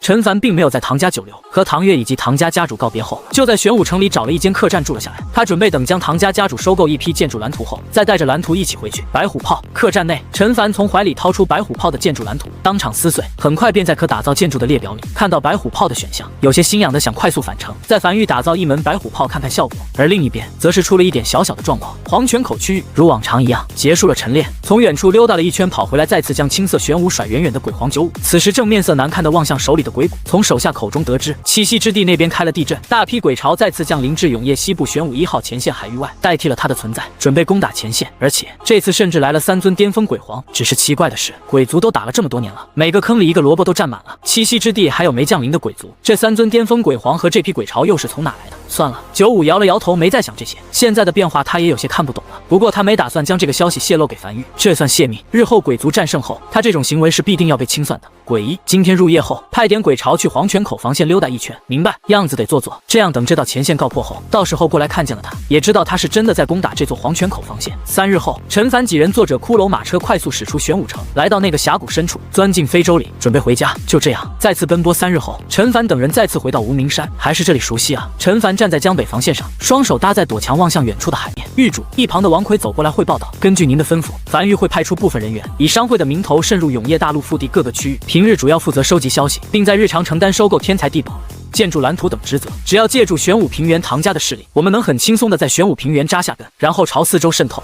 陈凡轻点了下头，唐家势力会成为他商会的天然背书，这样玄武平原的势力对他们的商会天然具备一定的信任度，否则一个陌生商会驻扎玄武平原，肯定会有一些阻力。这个商会就叫江北商会吧。随后陈凡才望向永业领主面板上的可打造建筑之一白虎炮，消耗1万枚鬼石将其打造出来，紧接着便开始升级。白虎炮升至2级，该建筑升级并无升级方向可选，每次升级威力都会得到提升，也无法通过其他手段获取任何升级方向。升至下1级所需3万枚鬼石，继续升级数万枚鬼石而已。很快一口气便将这座白虎炮升至满级，也就是10级。陈凡眼睛微微眯起，望向摆在身旁的这座格外张扬的巨炮，有点帅啊！比起玄武炮来，这白虎炮才更像是一个蓝色品级的城防建筑。最主要的是，白虎炮造价更便宜，现在就看威力了。此时尚未入夜，没有一个可发射目标，但他已经迫不及待地想来一发，试试效果了。下一刻，这座体型极大的白虎炮炮身的能量纹路被快速点亮，暗蓝色的光芒快速在炮头汇聚而去，夸张的能量在炮口快速凝聚。他站在距离较远的地方，都感觉到了一股扑面而来的死亡感。蓄力时间很久，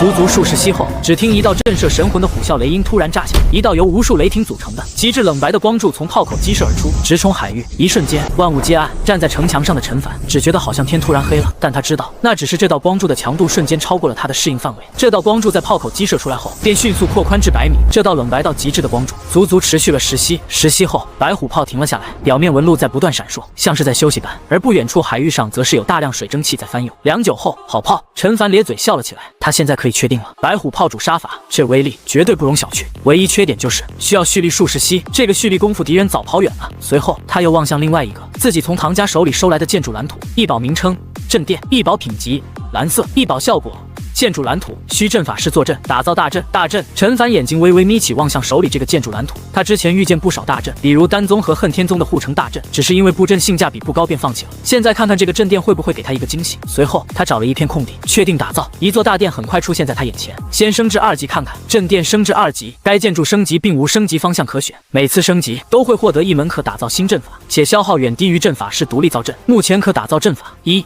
隐匿阵，可一定程度隐匿身形和气息；2. 遇水阵，可一定程度防水，该建筑需阵法师入主方可打造阵法，阵法可缩小至阵盘，随身携带。升至下1级所需2万枚鬼石，倒是便宜。陈凡点了点头，没有犹豫，升至将镇殿升至10级，获得新打造阵法传送阵。陈凡突然僵在原地，揉了揉双眼，有些不可置信地望向传送阵这3个字。传送阵这3个字能将樊玉整体实力提升数个阶段。随后陈凡联系上小邱，小邱翻樊玉成员履历，有没有阵法师，让等级最高的过来。很快，一个秃顶中年男人来到陈凡面前，陈凡打量着面前这个男人，没多说什么，只是递去一根针，取你一点血。他带着男人的指尖血，大步走入镇殿里，来到核心处，滴入进去。刹那间，这座原本暗淡无光的镇殿变得灯火通明，此时已经是有阵法师入驻状态，而他也得以看得到更多阵法的详细信息。阵法名称：传送阵，阵法效果。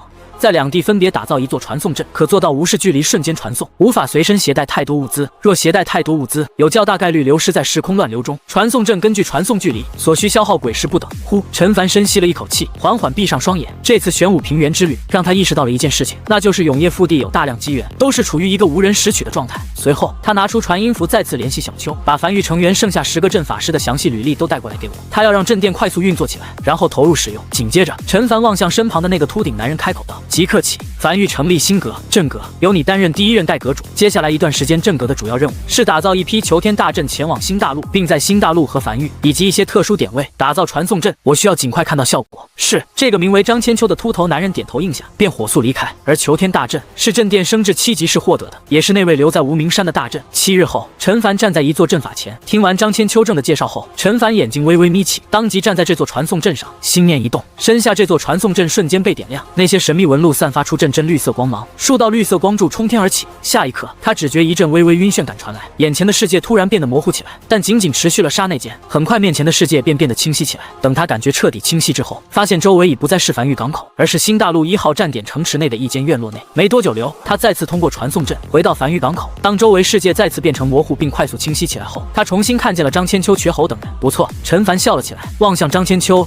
做得很不错。接下来在各个重要位置都铺设一座传送阵。就这样，1年过去了，年底雨季已过，来到了冬季。永业西部玄武1号前线防线上的气氛明显轻松了许多。1年多了，他们几乎没怎么见过鬼潮，甚至都没见过鬼物。只是前线负责人，这个曾经带着陈凡参观了前线的中年男人，此时站在城墙上，面色凝重地望向黄昏下的深海。最近一段时间，他明显感觉到氛围不太对了。前线的氛围在这1年里变得渐渐轻松了起来。夜里守夜时，大家开始有说有笑了，处于一个有些懈怠的状态，让他有些隐隐不安。就在这时，邱老身旁一个男人大步跑来，低声道：“派出去的非洲已经回来了，海面上没有任何动静，看起来可能真的没鬼潮了。”总负责人沉默着没有讲话，继续派非洲入夜后前往海域探查。是。男人微微迟疑，但还是很快应了下来。永业大陆某处被黑暗笼罩的区域，2条鳄鱼趴在地面上百无聊赖地发着呆，而一个中年男人盘膝坐在地面上闭目养神。突然，男人睁开眼，抬头望向头顶的黑暗，面色微变，只见周围的黑暗突然快速消散，如坠入油锅里的黑暗般。这团困了他数十年的黑暗，正以肉眼难以捕捉的速度快速消融着。等周围黑暗已全部逝去后，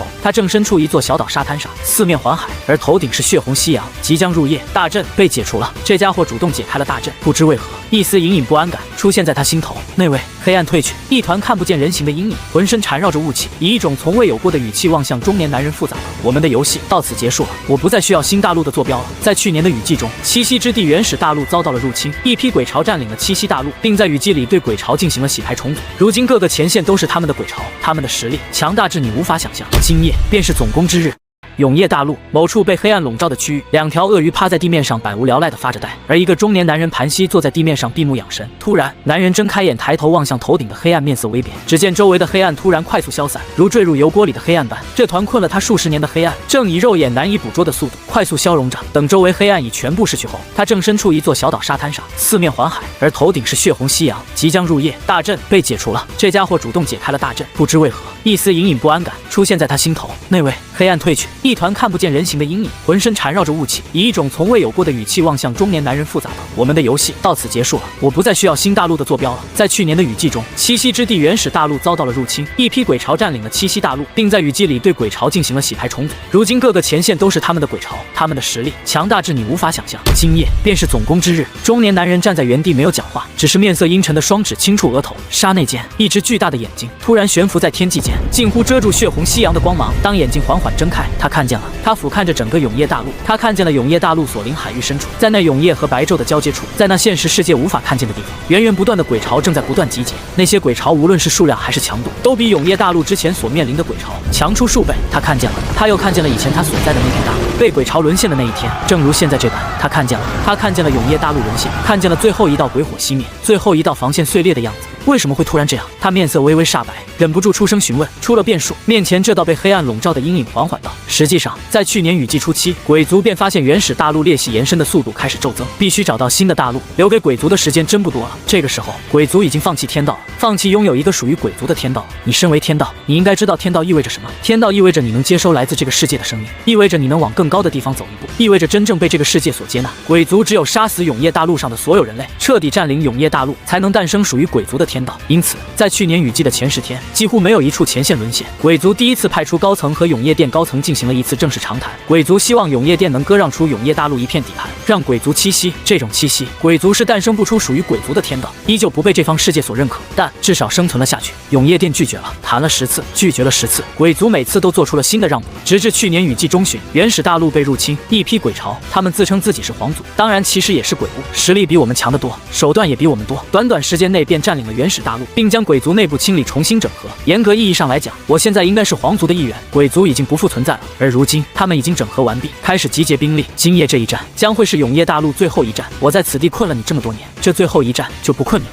回家看看吧，以后就没有江北了。中年男人面无表情的右手伸出，无数灵气从体内汹涌冒出，并快速在手里凝聚成一柄巨大的锤子。他站在锤柄上，右手虚脱，将身旁2条鳄鱼卷起，没留下一句话，便以极快的速度冲上云霄，消失在天地间。他要先将这个消息告诉永夜殿高层，再回江北。当他看见那一幕的时候，他就知道永夜大陆的结局已经注定了。只是和上一次不一样，上一次他只能观战，这一次他要自己上场，他要尽可能的守住永夜大陆。在中年男人走后，这个被黑暗笼罩的阴影，周遭黑暗才缓缓散去，露出自己的本体，是一个身材矮小的红皮鬼。此时正站在原地望向那位离开的背影，呢喃着：结束了。他们入侵了永夜大陆2次，打了数百年，一直无法拿下。他一直坚信，过不了几年，永夜大陆便会被鬼族彻底占领。直至栖息之地被入侵，他们第一次感受到了无力感，对方就像是正规军一样，流程熟练的征服一个又一个大陆，而这份胜利，这份荣耀却和他无关。樊玉，雨季刚过，陈凡有些恍惚地站在城墙上，只见不远处，一个老者正牵着一个小姑娘，端着饺子碗坐在城墙石阶上，彼此笑谈着。那是大鱼和公羊一月。在看见这一幕后，他不由微微笑了起来。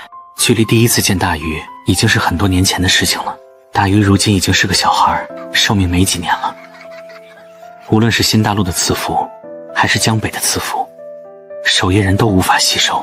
守夜人像是被这个世界所排斥的存在一样，但这2人看得也开。平日里就在西洋城种种地，倒也热闹。今年雨季过得很安静。根据永夜殿那边传来的消息，今年雨季没有任何一道前线沦陷，但他总感到有些隐隐不安。所有看似平静的海面下方都是暗流涌动，都是更狂暴的暴风雨来临的征兆。不过这次雨季结束了，又有1年的发育期。陈凡长吐了一口气，伸了个懒腰后，准备回无名山。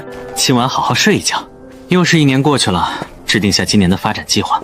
永夜西部玄武1号前线总负责人正站在城墙上，望向防线外的黑暗。一盏茶前，他派出了1艘非洲前往海域。此时永夜降临，倘若这片海域的鬼潮真的全部退去的话，那此时应该差不多有消息传来了。他有些忐忑地握着手里的子母石。就在这时，手里的子母石突然开始发烫。这里是永夜殿总战略部，通知永夜西部玄武1号前线负责人，一族有变。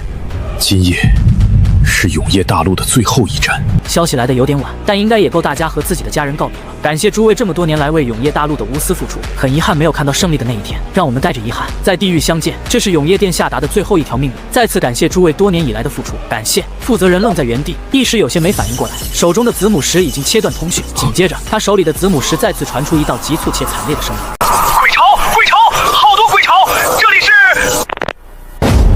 是派出去的那艘非洲的州长。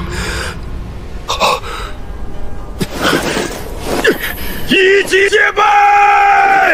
长达108公里的永夜西部玄武1号前线上，一座座炮塔表面的纹路开始快速泛起亮光，大批人快速回到自己的位置上，忐忑等待着。明明已经过了雨季，怎么会突然进入1级戒备？紧接着，他看见了近乎无穷无尽的鬼潮踏浪袭来，无论是数量还是强度都远超之前的鬼潮。其中3尊巅峰鬼皇眼里冒着凶光，冲在最前方。鬼皇带队冲锋，此前他们从未见过有鬼皇发起冲锋，而且这3尊鬼皇明显更猛。这里是1号前线，联系江北樊玉。负责人望向眼前这一幕，眼前闪过一丝慌乱，快速将刚才永夜殿告诉他的消息复述了一遍。下一刻，轰！2个1米多高鬼皇停在半空中，双臂张开，昂头站在空中，头顶分别凝聚出一颗猩红光球，光球在不断膨胀，散发出一阵威慑的气息。而另一尊体型巨大，足足有数十米高鬼皇，则是手持巨斧，冲在最前方，眼里满是暴虐凶光，硬抗炮塔轰炸狞笑着，重抡下巨斧。轰！光球和巨斧近乎是同时砸在一片区域，彼此配合极其默契。仅此一击，永夜西部玄武1号前线这座9级防线，这片城墙便开始摇摇欲坠。紧接着，又是2道猩红光球和巨斧砸在同一处区域。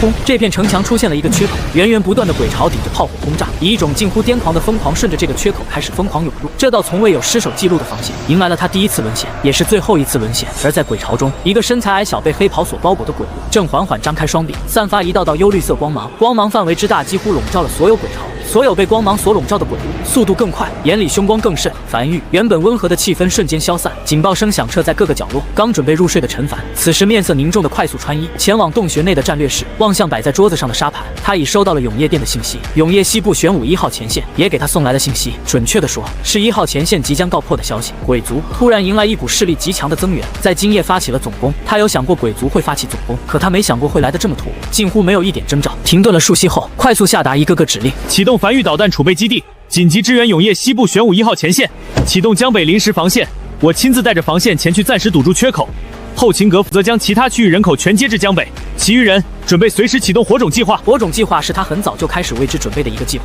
假设前线战局真的突然恶化到一定程度，那新大陆就是他的最后一个退路。退至新大陆，炸毁海底隧道。永夜殿传来的消息充斥着一股绝望感，但他还不知具体情况，总得先打一打再说，说不定没那么绝望。下一刻，无名山后山，沉寂许久的繁育巡航导弹储备基地，那一根根整整齐齐矗立在地面上的通天柱突然被依次点亮，地面开始剧烈震动。伴随着第一根通天柱升空，越来越多的通天柱开始齐齐升空，爆发出刺眼炽热蓝白光，没入黑暗。什么情况？黄泉口区域，鬼皇95正在美滋滋地享受着自己的退休生活，除了每天早上都要被迫晨跑一趟之外，这样的生活没有什么不好的。但刚才他的下属突然告诉他说，繁育黄泉口防线突然进入高度戒备状态，所有炮塔都被点亮，处于随时启动状态。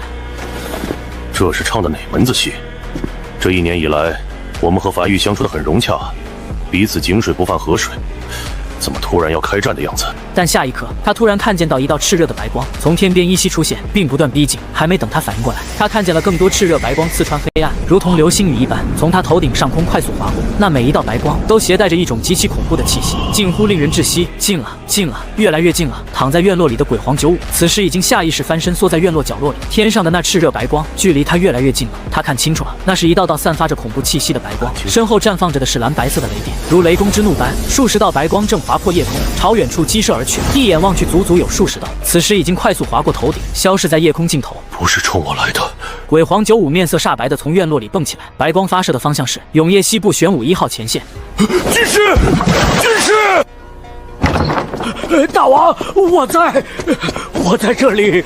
不等身形再稳，便开始快速分析情况。永夜西部玄武1号前线是9级防线，正常来讲不会危及到让繁育消耗底面支援，除非出现意外情况。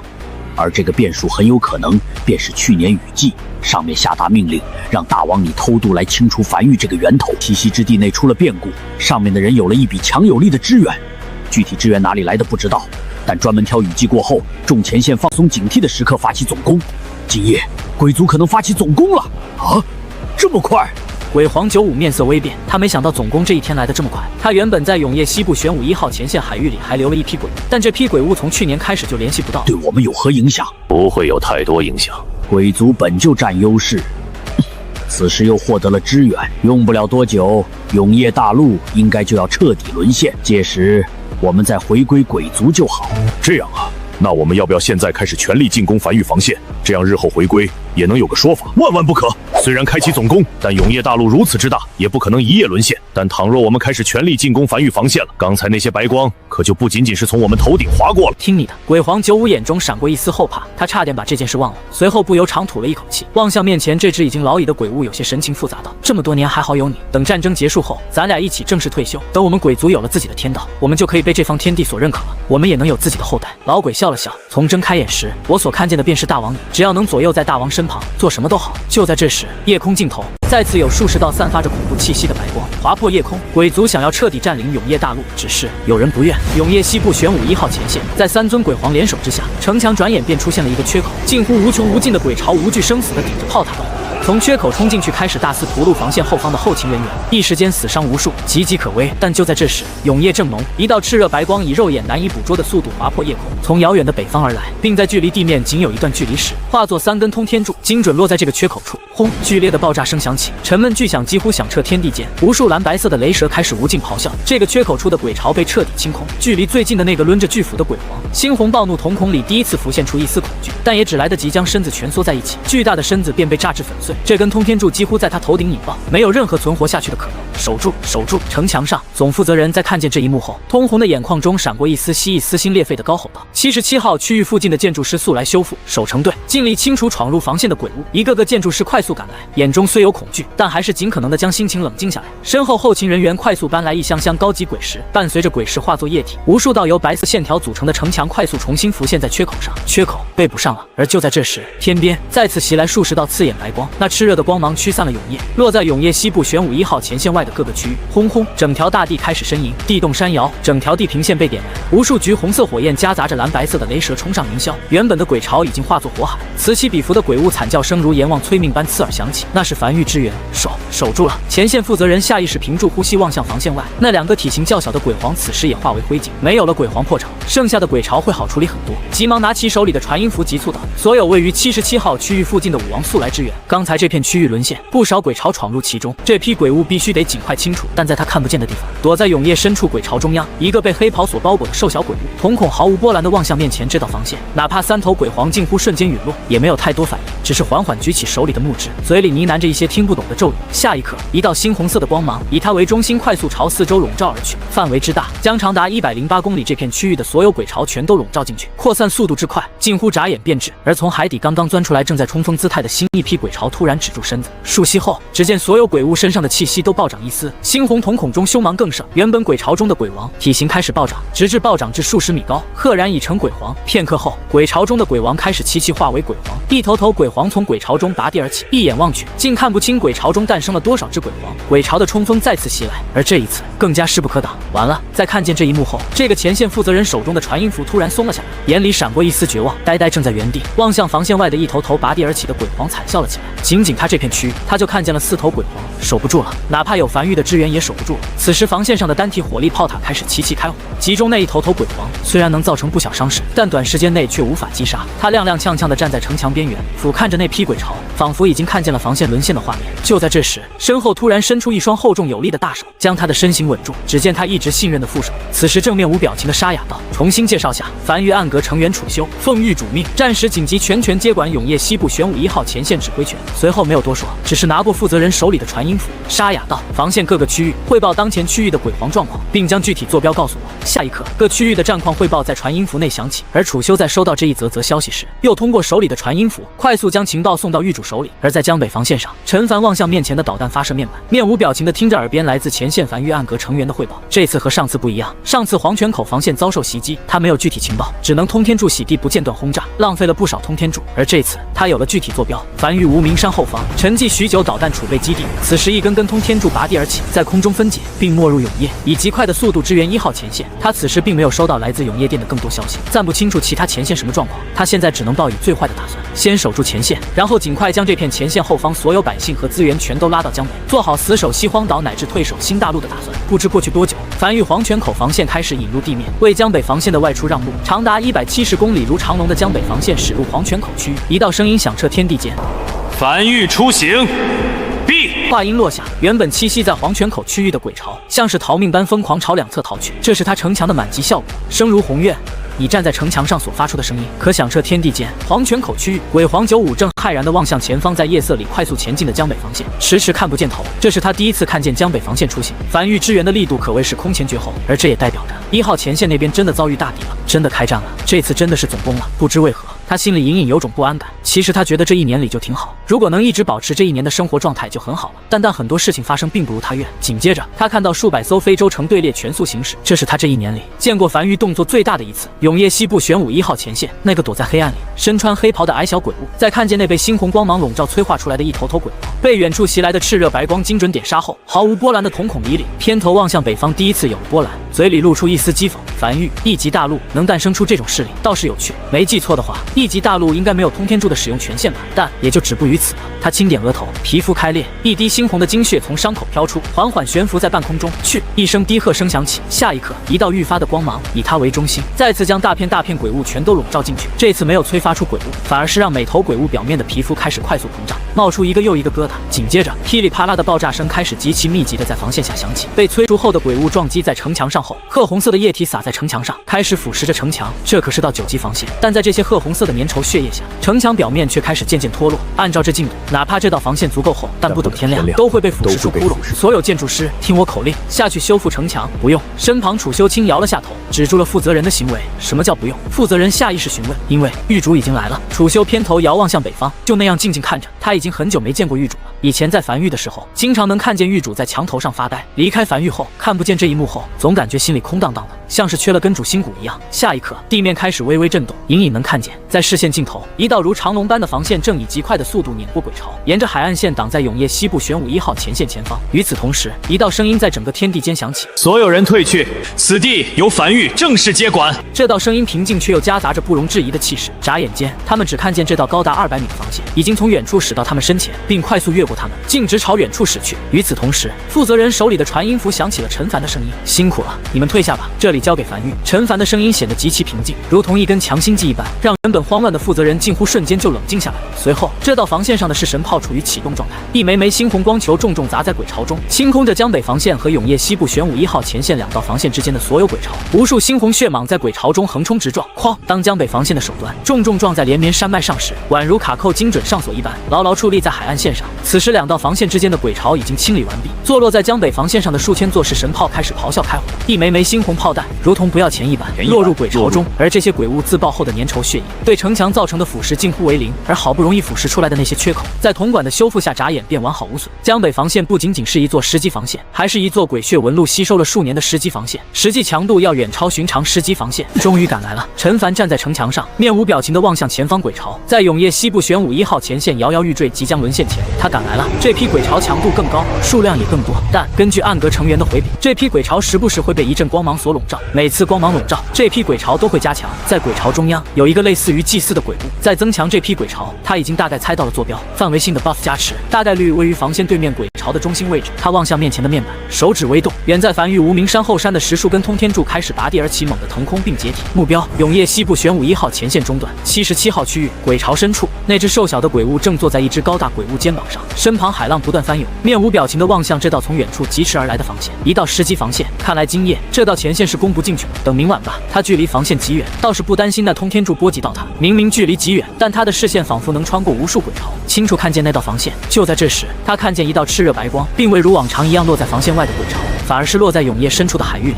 他忍不住嗤笑一声，看来是找他来了。他在百里外，这要是能找到他，他也认了。通天柱的储能耗时可需要不少时间，希望你明晚还有这么多通天柱可以用。这只被黑袍包裹的瘦小鬼物缓缓起身，如同一个优雅的绅士般，举起右手准备宣布撤军。今晚的冲锋已经没有意义了，等明晚上便支援吧。然而下一刻，一直以来他的瞳孔突然闪过一丝骇然，天空尽头突然多出10数道炽热光柱，分散开来，朝他击射而来。这批通天柱完全足以将他笼罩进去。对方确实不知道他的位置，但对方选择了覆盖性打击。来不及多说一句话，他面色顺敛，一扫往日淡然，从身下这头鬼物肩膀上跳进海里，发疯般的挥动着双臂和自己的小尾巴，向海底深处快速游去。这个时候唯一的生路就是尽可能的钻进海底。然而已经晚了，那10数根通天柱，每一根在空中化作3根通天柱，将数百公里范围内的海域全都笼罩进去。下一刻，海浪冲天，无数鬼物尸体残骸夹杂着爆炸声洒遍海域。永夜深处，一头头鬼物尚未登陆，便遭遇了洗地式轰炸。而那只瘦小鬼物眼里只来得及闪过一丝不甘，便只能眼睁睁地看着那炽热白光将他笼罩进去。怎么会？他怎么会死在1级大陆？然通天柱不会回答，陨落。紧接着，永夜西部玄武1号前线这批鬼巢突然僵在原地，紧接着身体开始快速融化，如早已从内部腐烂的螃蟹般。那些催化的代价是他们的性命。危机已解，看来是猜对了。站在城墙上的陈凡望向下方那一批原地融化的鬼物，轻声道：“应该是那个祭祀类的鬼物被轰死的缘故。”不知过了多久，天亮了，他怀里的子母室缓缓发烫，里面响起了裘老的声音：“陈凡，我刚收到樊玉支援永业西部玄武1号前线的消息，我仅代表永业大陆感谢樊玉数年以来对永业大陆的付出，但很遗憾，这场战争结束了。昨夜鬼族发起了总攻，强度和数量都远超以往。永业大陆除永业西部玄武1号前线外的所有9级前线近乎全部沦陷，10级前线沦陷了3座，剩余的10级防线也撑不了多久。此时已有大批鬼巢登陆永业大陆，开始大肆屠戮。预计不出7日，永业大陆所有前线均会沦陷。14日后，世间再无永业大陆。很遗憾，最终还是没有看见胜利的那一天。让我们带着遗憾在地狱相见。陈凡面无表情地听着子母室里传来的消息，他从未从裘老那听到过如此绝望的语气，近乎凝成实质。片刻后，他才轻声道：“这里是江北繁育，陈凡，对外传达一则重要消息。我是陈凡，永业大陆唯一天道建筑师，无论任何建筑蓝图，我可瞬间参悟，打造任何建筑。我的消耗比寻常建筑师要低得多，成功率是100%，速度也要更快。繁育县启动火种计划，申请永业店配合。即刻起，永业大陆所有人口、所有资源，请无限量供应繁育。繁育将会在西黄岛打造出最后一道防线，战争不会结束，人类不会输，永业大陆不会沦陷，繁育将会死守西黄岛。”子母石那边沉默了许久，约莫过了数息后，才再次传来声音，只不过已不是裘老的声音，而是一个他从未听到的声音：“我是永业店12店长之一叶巡，永业店收到，我们还有时间。前线沦陷，腹地还有时间撤离，我会尽快安排将人口和资源全都送到西荒岛。不知繁育最多可接纳多少人？”所有人。陈凡继续平静道：“江北繁育坐拥一座没有鬼巢的新大陆，可容纳永业大陆所有人。只要能撤到西荒岛，哪怕西荒岛守不住，也可退守新大陆。”好，对方答应得很快，甚至没有询问更多。永业店会全力配合江北繁育的火种计划，前线会尽可能撑住，为后方争取撤离时间。剩下的就交给樊玉了。如果可以的话，尽量守住西荒岛。只要西荒岛没有沦陷，永夜大陆就没有真正的沦陷，我们的天道就不会灭亡。天道灭亡，我们所有人都会沦为无根之水，所有建筑师等修行者的手段都会被剥夺，再无希望。只要守住西荒岛，我们就还有反攻的希望，永夜大陆就还有希望。子母师挂断的瞬间，一场极其简短的会议在永夜殿的核心高层12殿长中快速结束，紧接着一条条命令快速下达出去。永夜大陆所有势力开始配合樊玉执行火种计划，一场史无前例的大撤离行动在天刚刚亮起时快速席卷整个永夜大陆，整个永夜殿的底蕴开始不惜一切代价的调动起来，大批势力快速整理出自己势力的资源，并尽可能的带上足够多的人，一路向西前往江北樊玉。而在人潮中，一个个逆行者极为扎眼，单手拎刀面无表情的朝东走去，那里是前线，需要有人守住前线，后方才有撤离时间，前线每多守一天，就能有更多人和资源撤离至西荒岛。永夜西部玄武7号前线，这道9级防线在昨晚近乎被沦陷，启动了7个守夜人后才堪堪守住。此时城墙一片狼藉，数十个建筑师正在城墙上不断奔波着，快速修复着受损区域。大批人正在防线外疯狂从鬼物尸体内挖出鬼石，这都是今晚的弹药。偌大的一条防线，竟无一人交谈，明明一眼望去全是人，却又显得极其死寂。不回去吗？这里距离江北樊玉虽说有点距离，但也绝对够你撤回去的。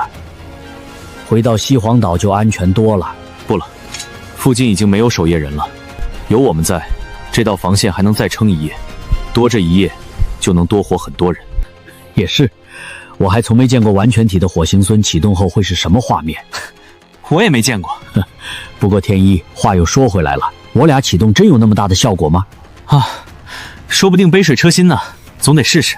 也是。天一没在讲话，只是望向远处海面，可能没办法回西洋城和奇虫一起种地了。被种在地里的那段时光虽然有些屈辱，但每日和奇虫斗嘴其实也挺有意思的。他真的很喜欢樊玉的气氛，如果战争可以胜利，他是真的想回樊玉种地，过平凡的生活。对了，裘老突然想起什么，坐在城墙边缘上，仰头望向天一，你在樊玉待了那么久，不知道樊玉有传送阵吗？樊玉那边正在用传送阵大批将腹地的人运往西荒岛。真不知道。天一突然有些无奈的笑了起来，他总算知道为何当时陈玉主会问他永夜殿有没有传送阵。他当时还有些懵，问了句难道樊玉有？结果樊玉真有，连传送阵这种存在都掏出来了。或许樊玉真能守住西荒岛吧。樊玉此时彻底运作起来。阵阁这个刚刚成立1年的部门，此时正在无名山后方快速批量制造传送阵，而商阁成员则是四处散去，乘坐非洲前往各个区域开始铺设传送阵。他们要尽可能将传送阵铺设到永夜大陆各个区域。传送阵只能拉人，不能拉资源。一辆辆高铁快速从黄泉口上空驶过，装满各式各样的资源。这是一场史无前例的大撤离行动。樊玉和永夜殿联手，在尽可能的将腹地所有资源和人口全都悉数运往西荒岛。快！王麻子亲自带队，将商阁成员打散，乘坐非洲不断深入永夜大陆腹地。每隔一段距离都会布下一座传送阵，同时不断望向手里的鬼皮地图。他手里的这份鬼皮地图是从永夜殿手里刚获得的，包含了整个永夜大陆的板块。此时一城区域已经彻底变成猩红，这意味着这些区域已经彻底沦陷，而且这些猩红区域因已沦陷，鬼潮可在白天活动，正如病毒般不断朝四周蔓延而去。前线只要破了一个口子，后果就不堪设想。而昨夜所有9级前线近乎全部沦陷，永夜殿完全没有同时收服这些前线的能力。平日里雨季沦陷2-3个前线就已经天大的事情了，这次沦陷的前线何止2-3个，这也代表着永夜大陆正式宣告战败了，剩下的便是撤离。非洲快速降落，数个商阁成员从非洲上快速鱼贯而出，熟练地将传送阵铺设在地面上。这个传送阵很快被点亮，有后勤阁成员传送过来，负责接收附近城池的人口。他们则是继续登上非洲，深入永夜腹地。下一站，王麻子盯着手里的鬼皮地图，去下一站。一众樊玉成员正奔波在永夜西部玄武1号前线，将一根根铜管铺设在城墙上，一座座祭坛和式神炮也被快速安置在城墙上。陈凡站在墙头望向眼前这一幕，沉默着。江北防线只是临时调度过来支援，今夜之前就得返回江北，坐镇江北。今夜所有鬼巢近乎同一时刻夜袭前线，没有袭击次要防线，毕竟前往次要防线还要偷渡损失兵力，前线能攻进去的情况下，打什么次要防线完全是脱裤子放屁没必要的事情。但一旦对方知道西荒岛江北有如此大的缺口，这批鬼巢肯定也不介意偷渡夜袭江北，故江北防线今日便得返程。临走前，他能做的就是尽量加固下永夜西部玄武1号前线，为后方撤离争取足够的多时间。至于剩余的防线，永夜大陆太大了，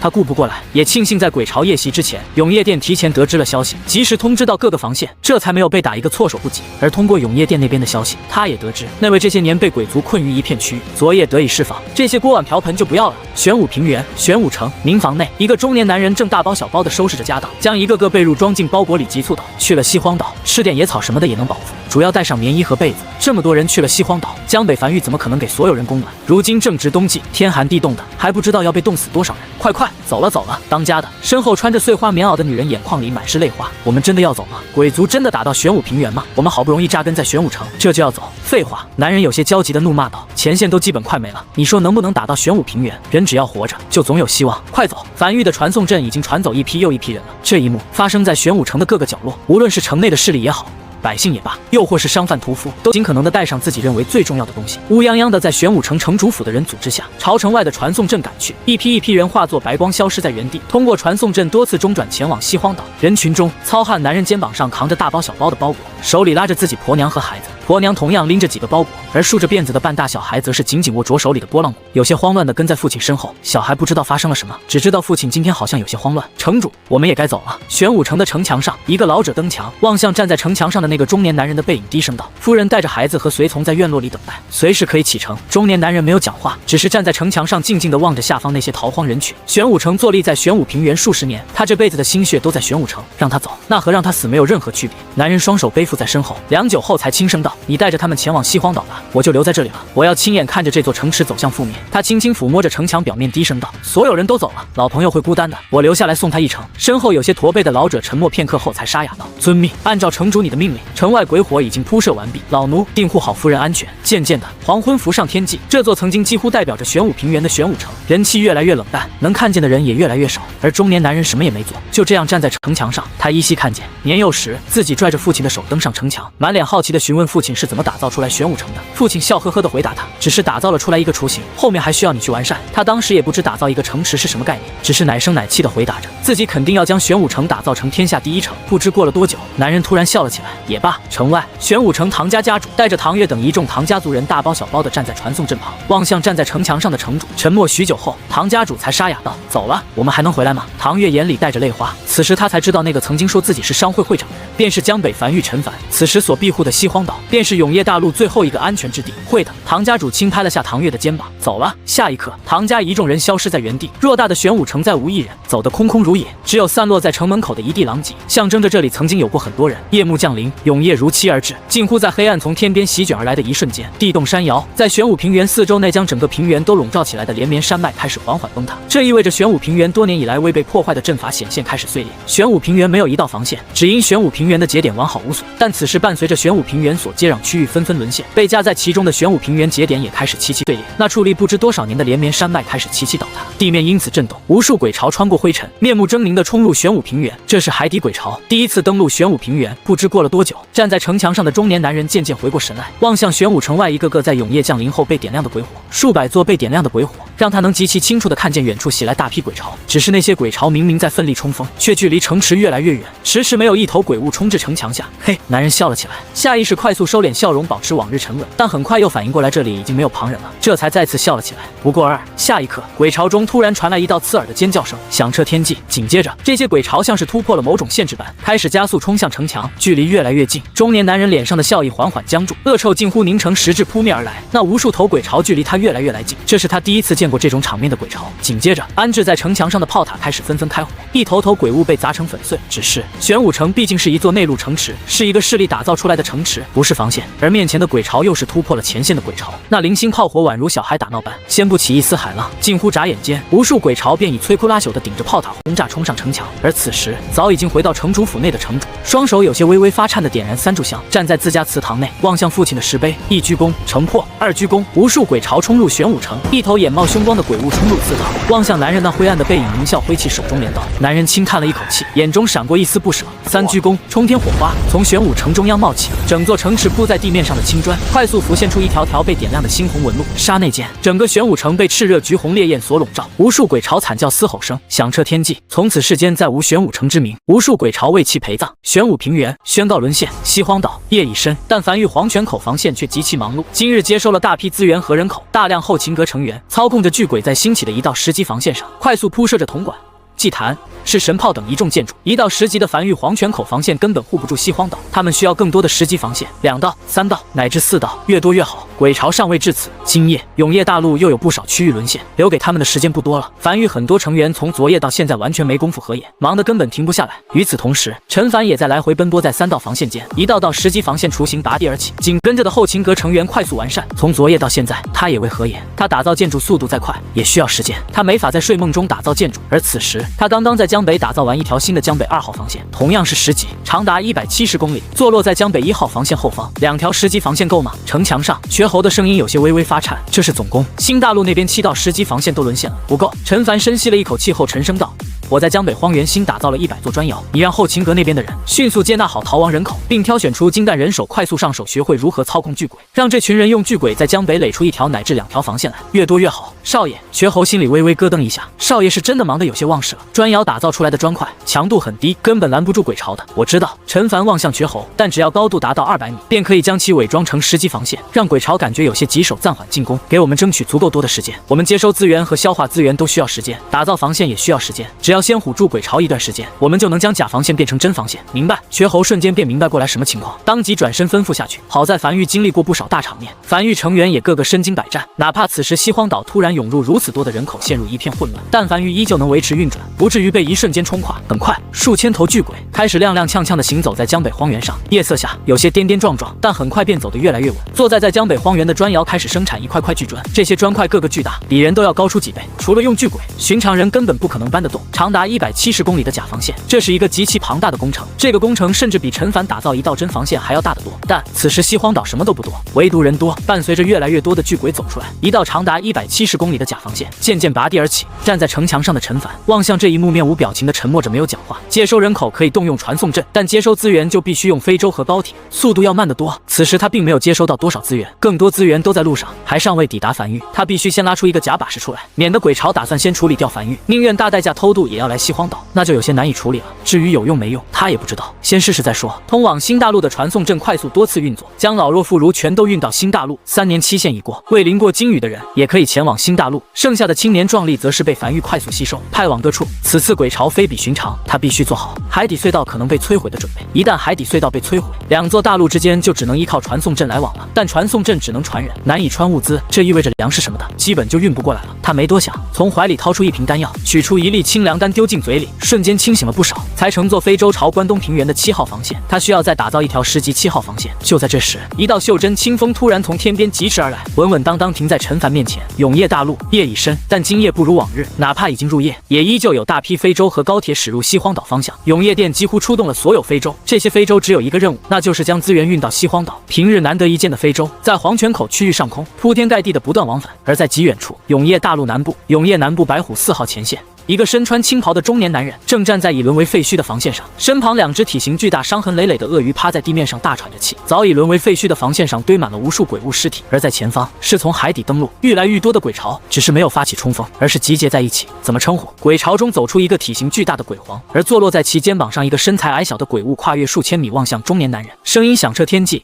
给个名号。”就叫我那位吧。中年男人站在废墟防线上，低头望向手里的3尺清风，轻笑着。他没有名字，一直想等找个合适的时机取一个正式点的名字，但一直没等到这个合适的时机。既然大家都叫他那位，索性就叫那位吧，也听顺口了。那位坐在鬼皇肩膀上的这只瘦小鬼物，面色毫无波澜的平静道：“老夫我征战无数，倒是第一次见过陨落的天道还能化为人形，而且还有了自己的情感。你拦住了我们2天1夜，我们杀不了你，你已超脱轮回，沦为不死存在。但我手下还有很多鬼物，你的剑却好像有些不利了。”中年男人没有讲话，只是继续低头望向手里的清风，下意识偏头遥望西北方向，那里是江北，算是他的家吧。永夜南部白虎4号前线，在第一夜鬼族发起总攻之日便已沦陷。他路过此地，见此情景，本想当作什么都没看见，快点赶回江北，回家一趟，顺便让跟着自己受苦这么久的2个家伙见见自己孩子。但跑了一半，又还是回来了。他还是见不得鬼物大肆屠戮人类。他从昨夜杀到今夜，杀了2天1夜，长达78公里的防线，无穷鬼巢，他一个人守住了。只是此时好像身体有些没有力气了，好像回不去了。还没回江北看看，还没再次坐在无名山上发呆，还没无奈地望向这2条家伙比谁挖的粪坑更大更深。唯一一个好消息就是他脱困后看见了那小家伙活得好好的，待在江北，尤其是在得知樊玉镇守江北，永夜大陆开启大撤离计划，所有人类和资源都在撤向西荒岛时，他就更得守住这里了。有意义吗？站在鬼皇肩膀上的那只瘦小鬼物嘴角闪过一丝讥笑道：“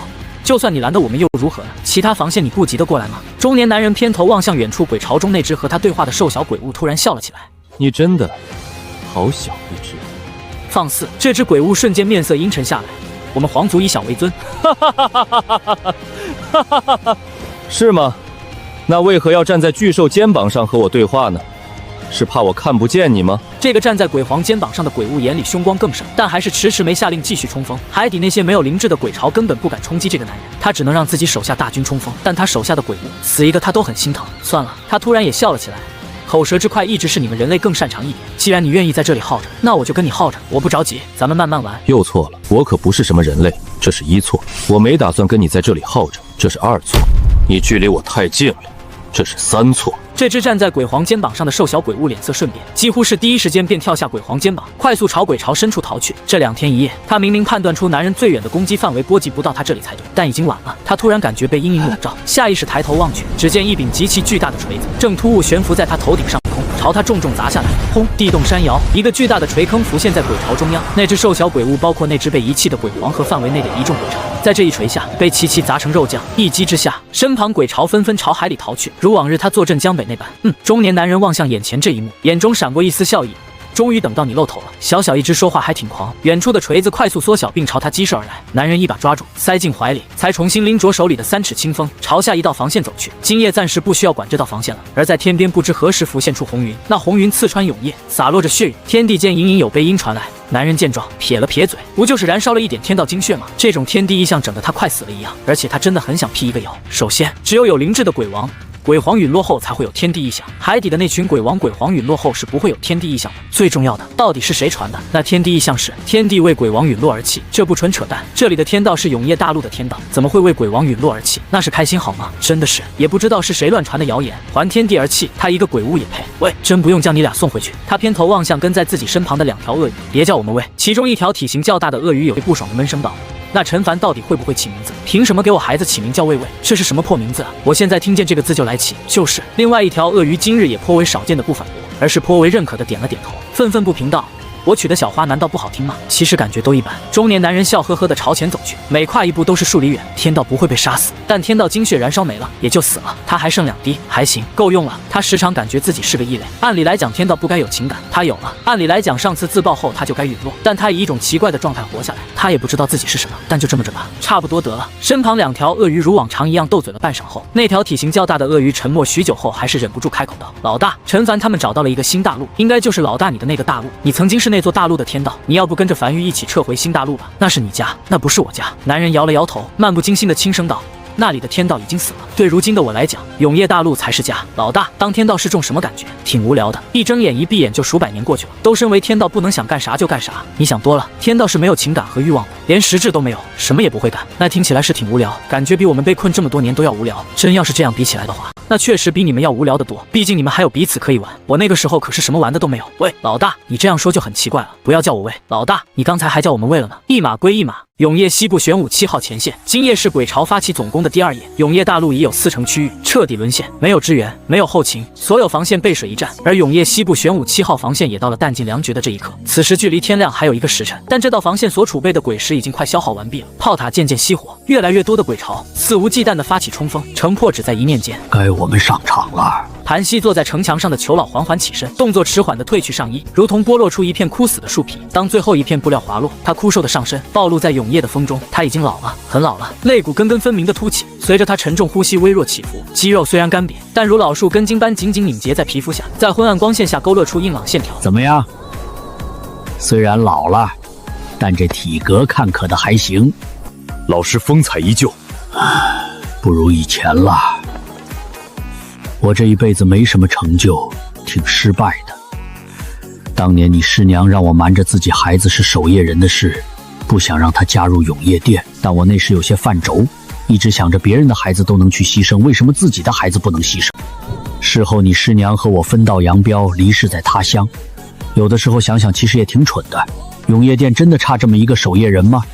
算了，寒风中，裘老嘴唇射动着，欲言又止的轻叹了口气，像是给自己这辈子画了一个句号般。虽然不满，但也就这样了。伴随着他缓缓吸气，鱼吕的脊椎一寸寸挺直，骨节爆发出炒豆般的噼啪脆响，紧接着皮肤下快速浮现出金红色的炽热光芒，宛如有岩浆在干涸血管中开始重新奔腾般。走了。裘老就这样丢下了最后一句话，像在和老友告别。他开始奔跑，沿着城墙朝北侧奔跑，起初缓慢，但3步后速度骤然提升。那是一种将毕生生命浓缩为短暂燃烧加速度的决绝。火焰开始渐渐溢出体外，每一步踏出都会在城墙上留下一圈火焰涟漪，直至当速度来到顶峰时，已不见裘老身影，只见一团金红色的太阳悬挂在高空中，宛如一道逆行的金色流星，直直撞入末般的鬼巢深处。所过之处，无数鬼物连惨叫声都来不及发出，便化作灰烬。天一站在原地，一言不发地望向老师离去背影。他依稀自己刚加入永夜店西部行动组的时候，墙上挂着一副对联，只有上半句，没有下半句。纵然浮游入海。他问老师下半句呢？老师说还没想好，等想好了就当做永夜店西部行动组的口号。后来他补上了后半句，他说我依然血焚天如何？老师很开心，笑着说就这句。后来这句话就挂在了永夜店西部行动组总部。再后来他才知道老师也是特殊修行者火星孙，所以老师才会很喜欢后半句。他又再次偏头望向北边西荒岛的方向，嘴角微微上扬。那段日子挺值得回味的，可惜了，他其实挺喜欢种田的。恍惚间，金黄色的火焰在他体内开始快速流淌，一股极其强大的力量充斥着他体内。他最后看了一眼老师离去的背影，低喃着。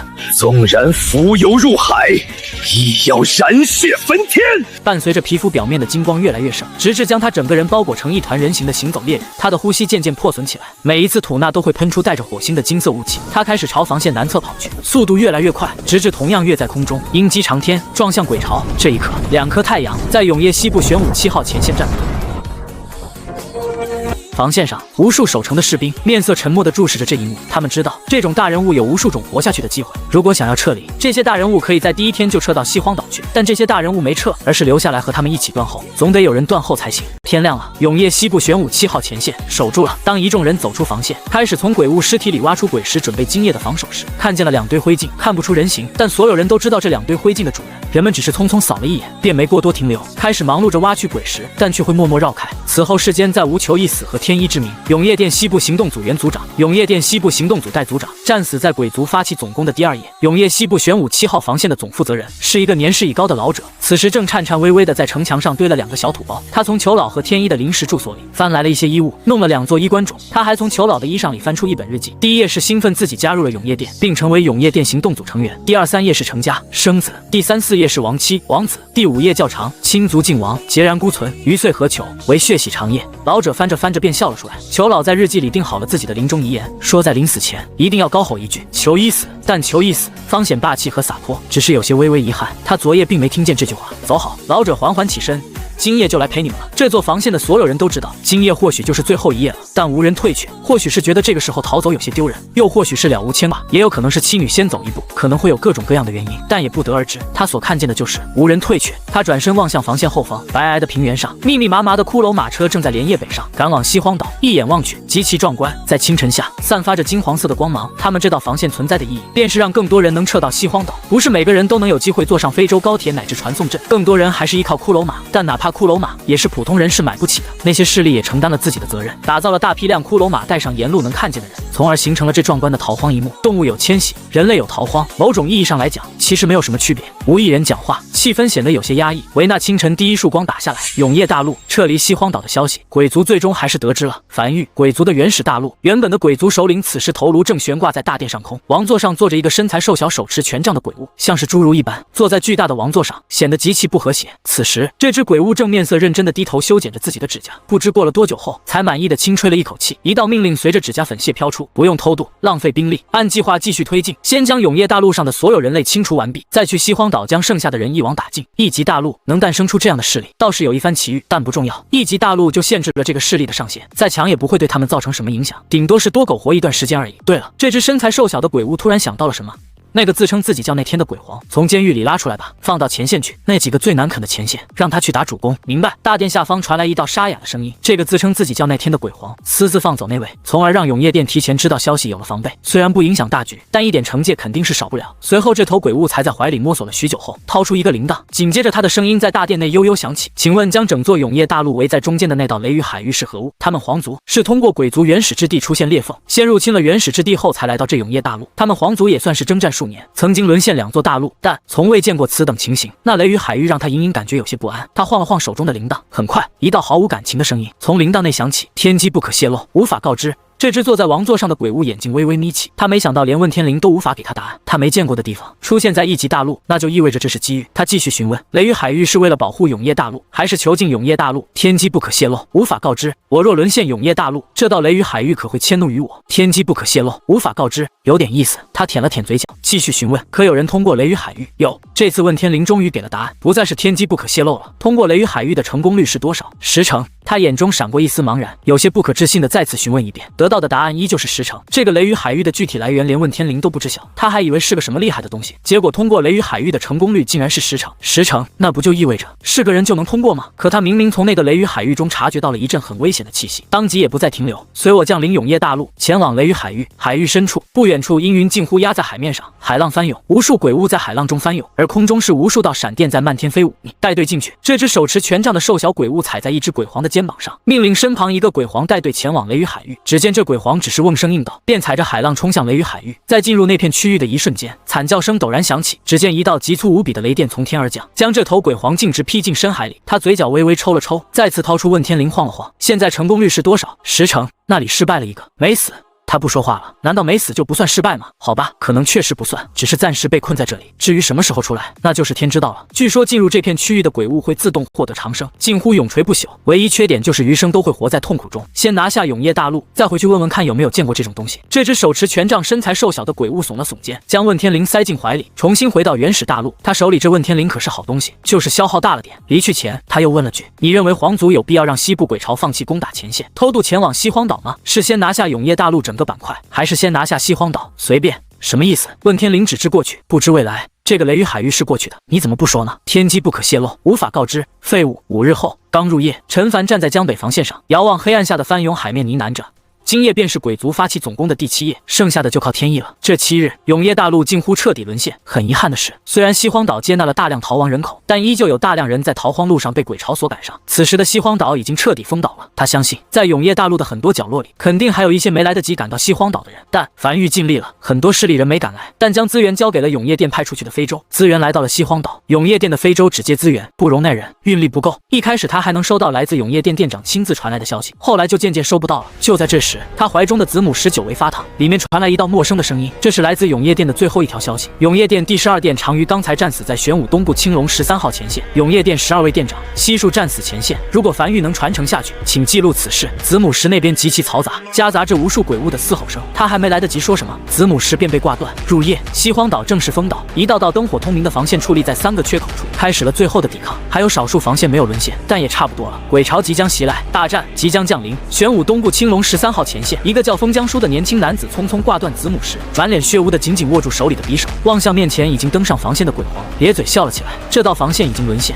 登上城墙的鬼皇面无表情地望向面前这只举起匕首的男人，随意挥手拍死了数只冲上去的鬼物后，才从怀里同样掏出自己的佩刀。鬼族向来喜欢人类的文化，也同样钦佩人类这种明知必死却勇往直前的决然。他自认鬼族和皇族不一样，一个人类在没了防线的屏障后，根本不可能是鬼皇的对手。数息后，他手中的佩刀插进男人胸口，低声道：我叫那天。在你们人类文化中，那自是一个比较尊贵的姓氏，虽不知你的姓名，但你配得上这个姓氏。处于濒死边缘的封将书死死抓住那天刺向他胸膛的手臂，用尽全力将一口血沫重重吐在那天脸上。如果带入到永夜大陆天道的视角，便可看见永夜大陆的鬼火在一座座熄灭，直至整座大陆都被永夜笼罩，一片死寂。只有西荒岛尚有鬼火仅存，那一道道防线是永夜大陆的最后希望。下雨了，一场大雨落在西荒岛，所有人都沐浴了这场大雨。他们感受到了自己身体的伤势在缓缓恢复，像是天道赐福般，又像是天道在哭泣。他们从雨水中感受到了一股极强的悲伤。天道在哭泣，天道是最容易感到悲伤的。所有人都知道永夜大陆近乎彻底沦陷，死了很多人，但他们没有亲眼看见那一幕。他们没有看见眼里满是绝望，夹杂着一丝希翼开始逃荒的人潮，被鬼巢所追上，彻底吞噬。他们没看见低喃着我必染血焚天死在前线的天意，他们也没看见明知不敌依旧举刀上前的小卒。而这一切，天道尽收眼底。天道没有感情，或许是对天道的一种保护。夜深了，樊玉黄泉口1号防线迎来了客人，2只伤痕累累、满身血污的巨大鳄鱼而在鳄鱼后背上还背着一个处于昏迷状态的中年男人，手里紧紧拽着一柄3尺清风。开城，魏魏有些不可思议又有些难过的冲了上去，不断舔舐着这2头鳄鱼身上的伤口。几乎第一时间，他便认出了这是他父母。魏魏，左边那头体型巨大的鳄鱼语气中带着笑容。见到爸爸开心不？魏魏先是一愣，没想到自己父亲竟然会口吐人言，眼眶瞬间通红，不断点头，随后才张大嘴巴吐出一大堆东西，有卤煮，有饺子，还有前些年在无名山一个人无聊时收集的稀奇古怪的石头，都是些什么玩意儿？这只体型巨大的鳄鱼有些不舍地深深望向魏魏，刚准备再说些什么，瞳孔突然开始涣散，他艰难地回头望向后背那道巨长的伤口，笑了笑，轰然倒地。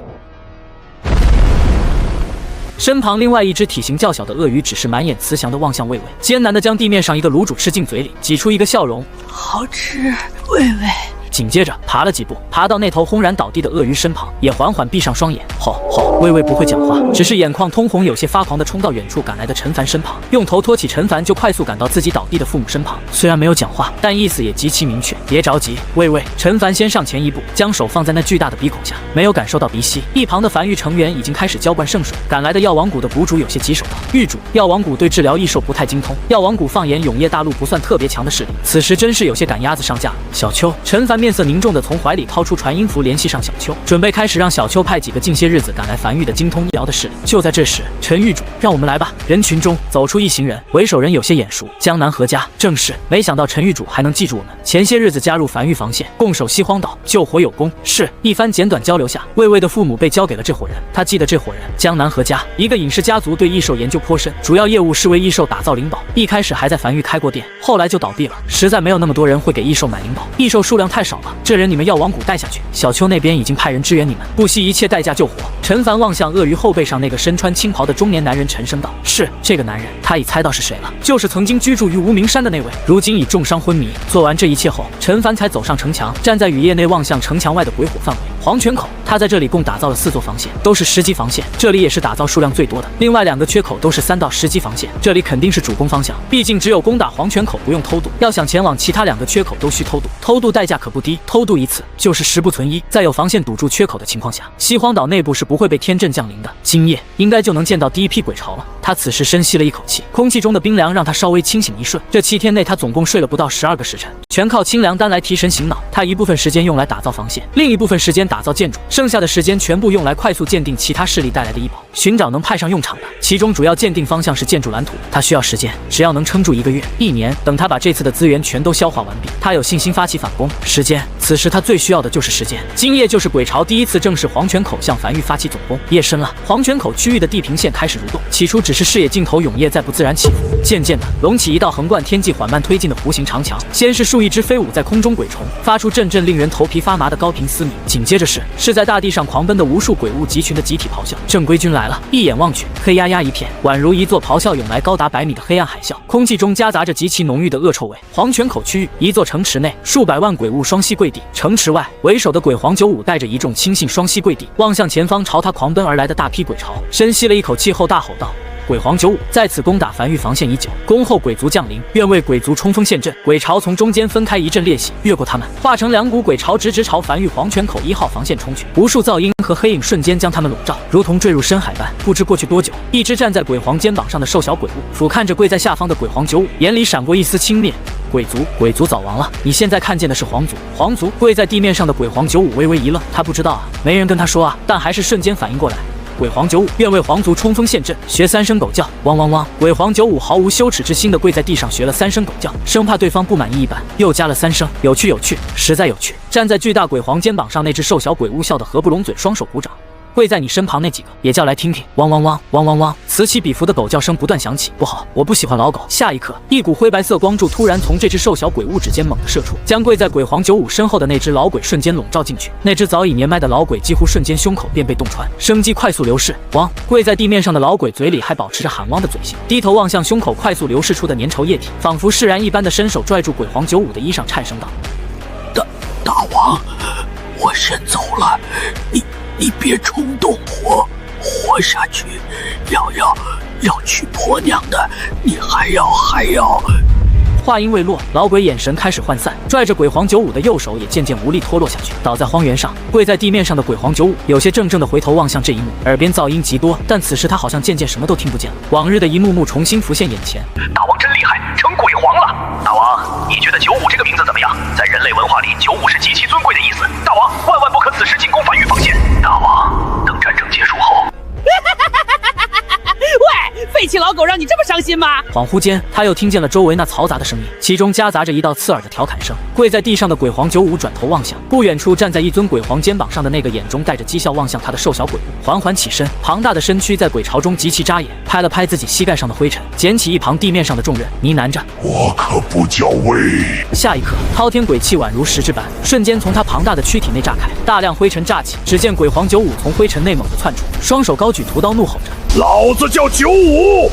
鬼皇95！”他从未拼过命，无论是当日攻打前线还是偷渡到繁育，他都没拼过命，差不多就行了。他很怕死的，他一直幻想的都是战争结束后的生活。他从未想过自己有朝一日会拼命，打不过就跑，跑不掉就投，这是他的宗旨。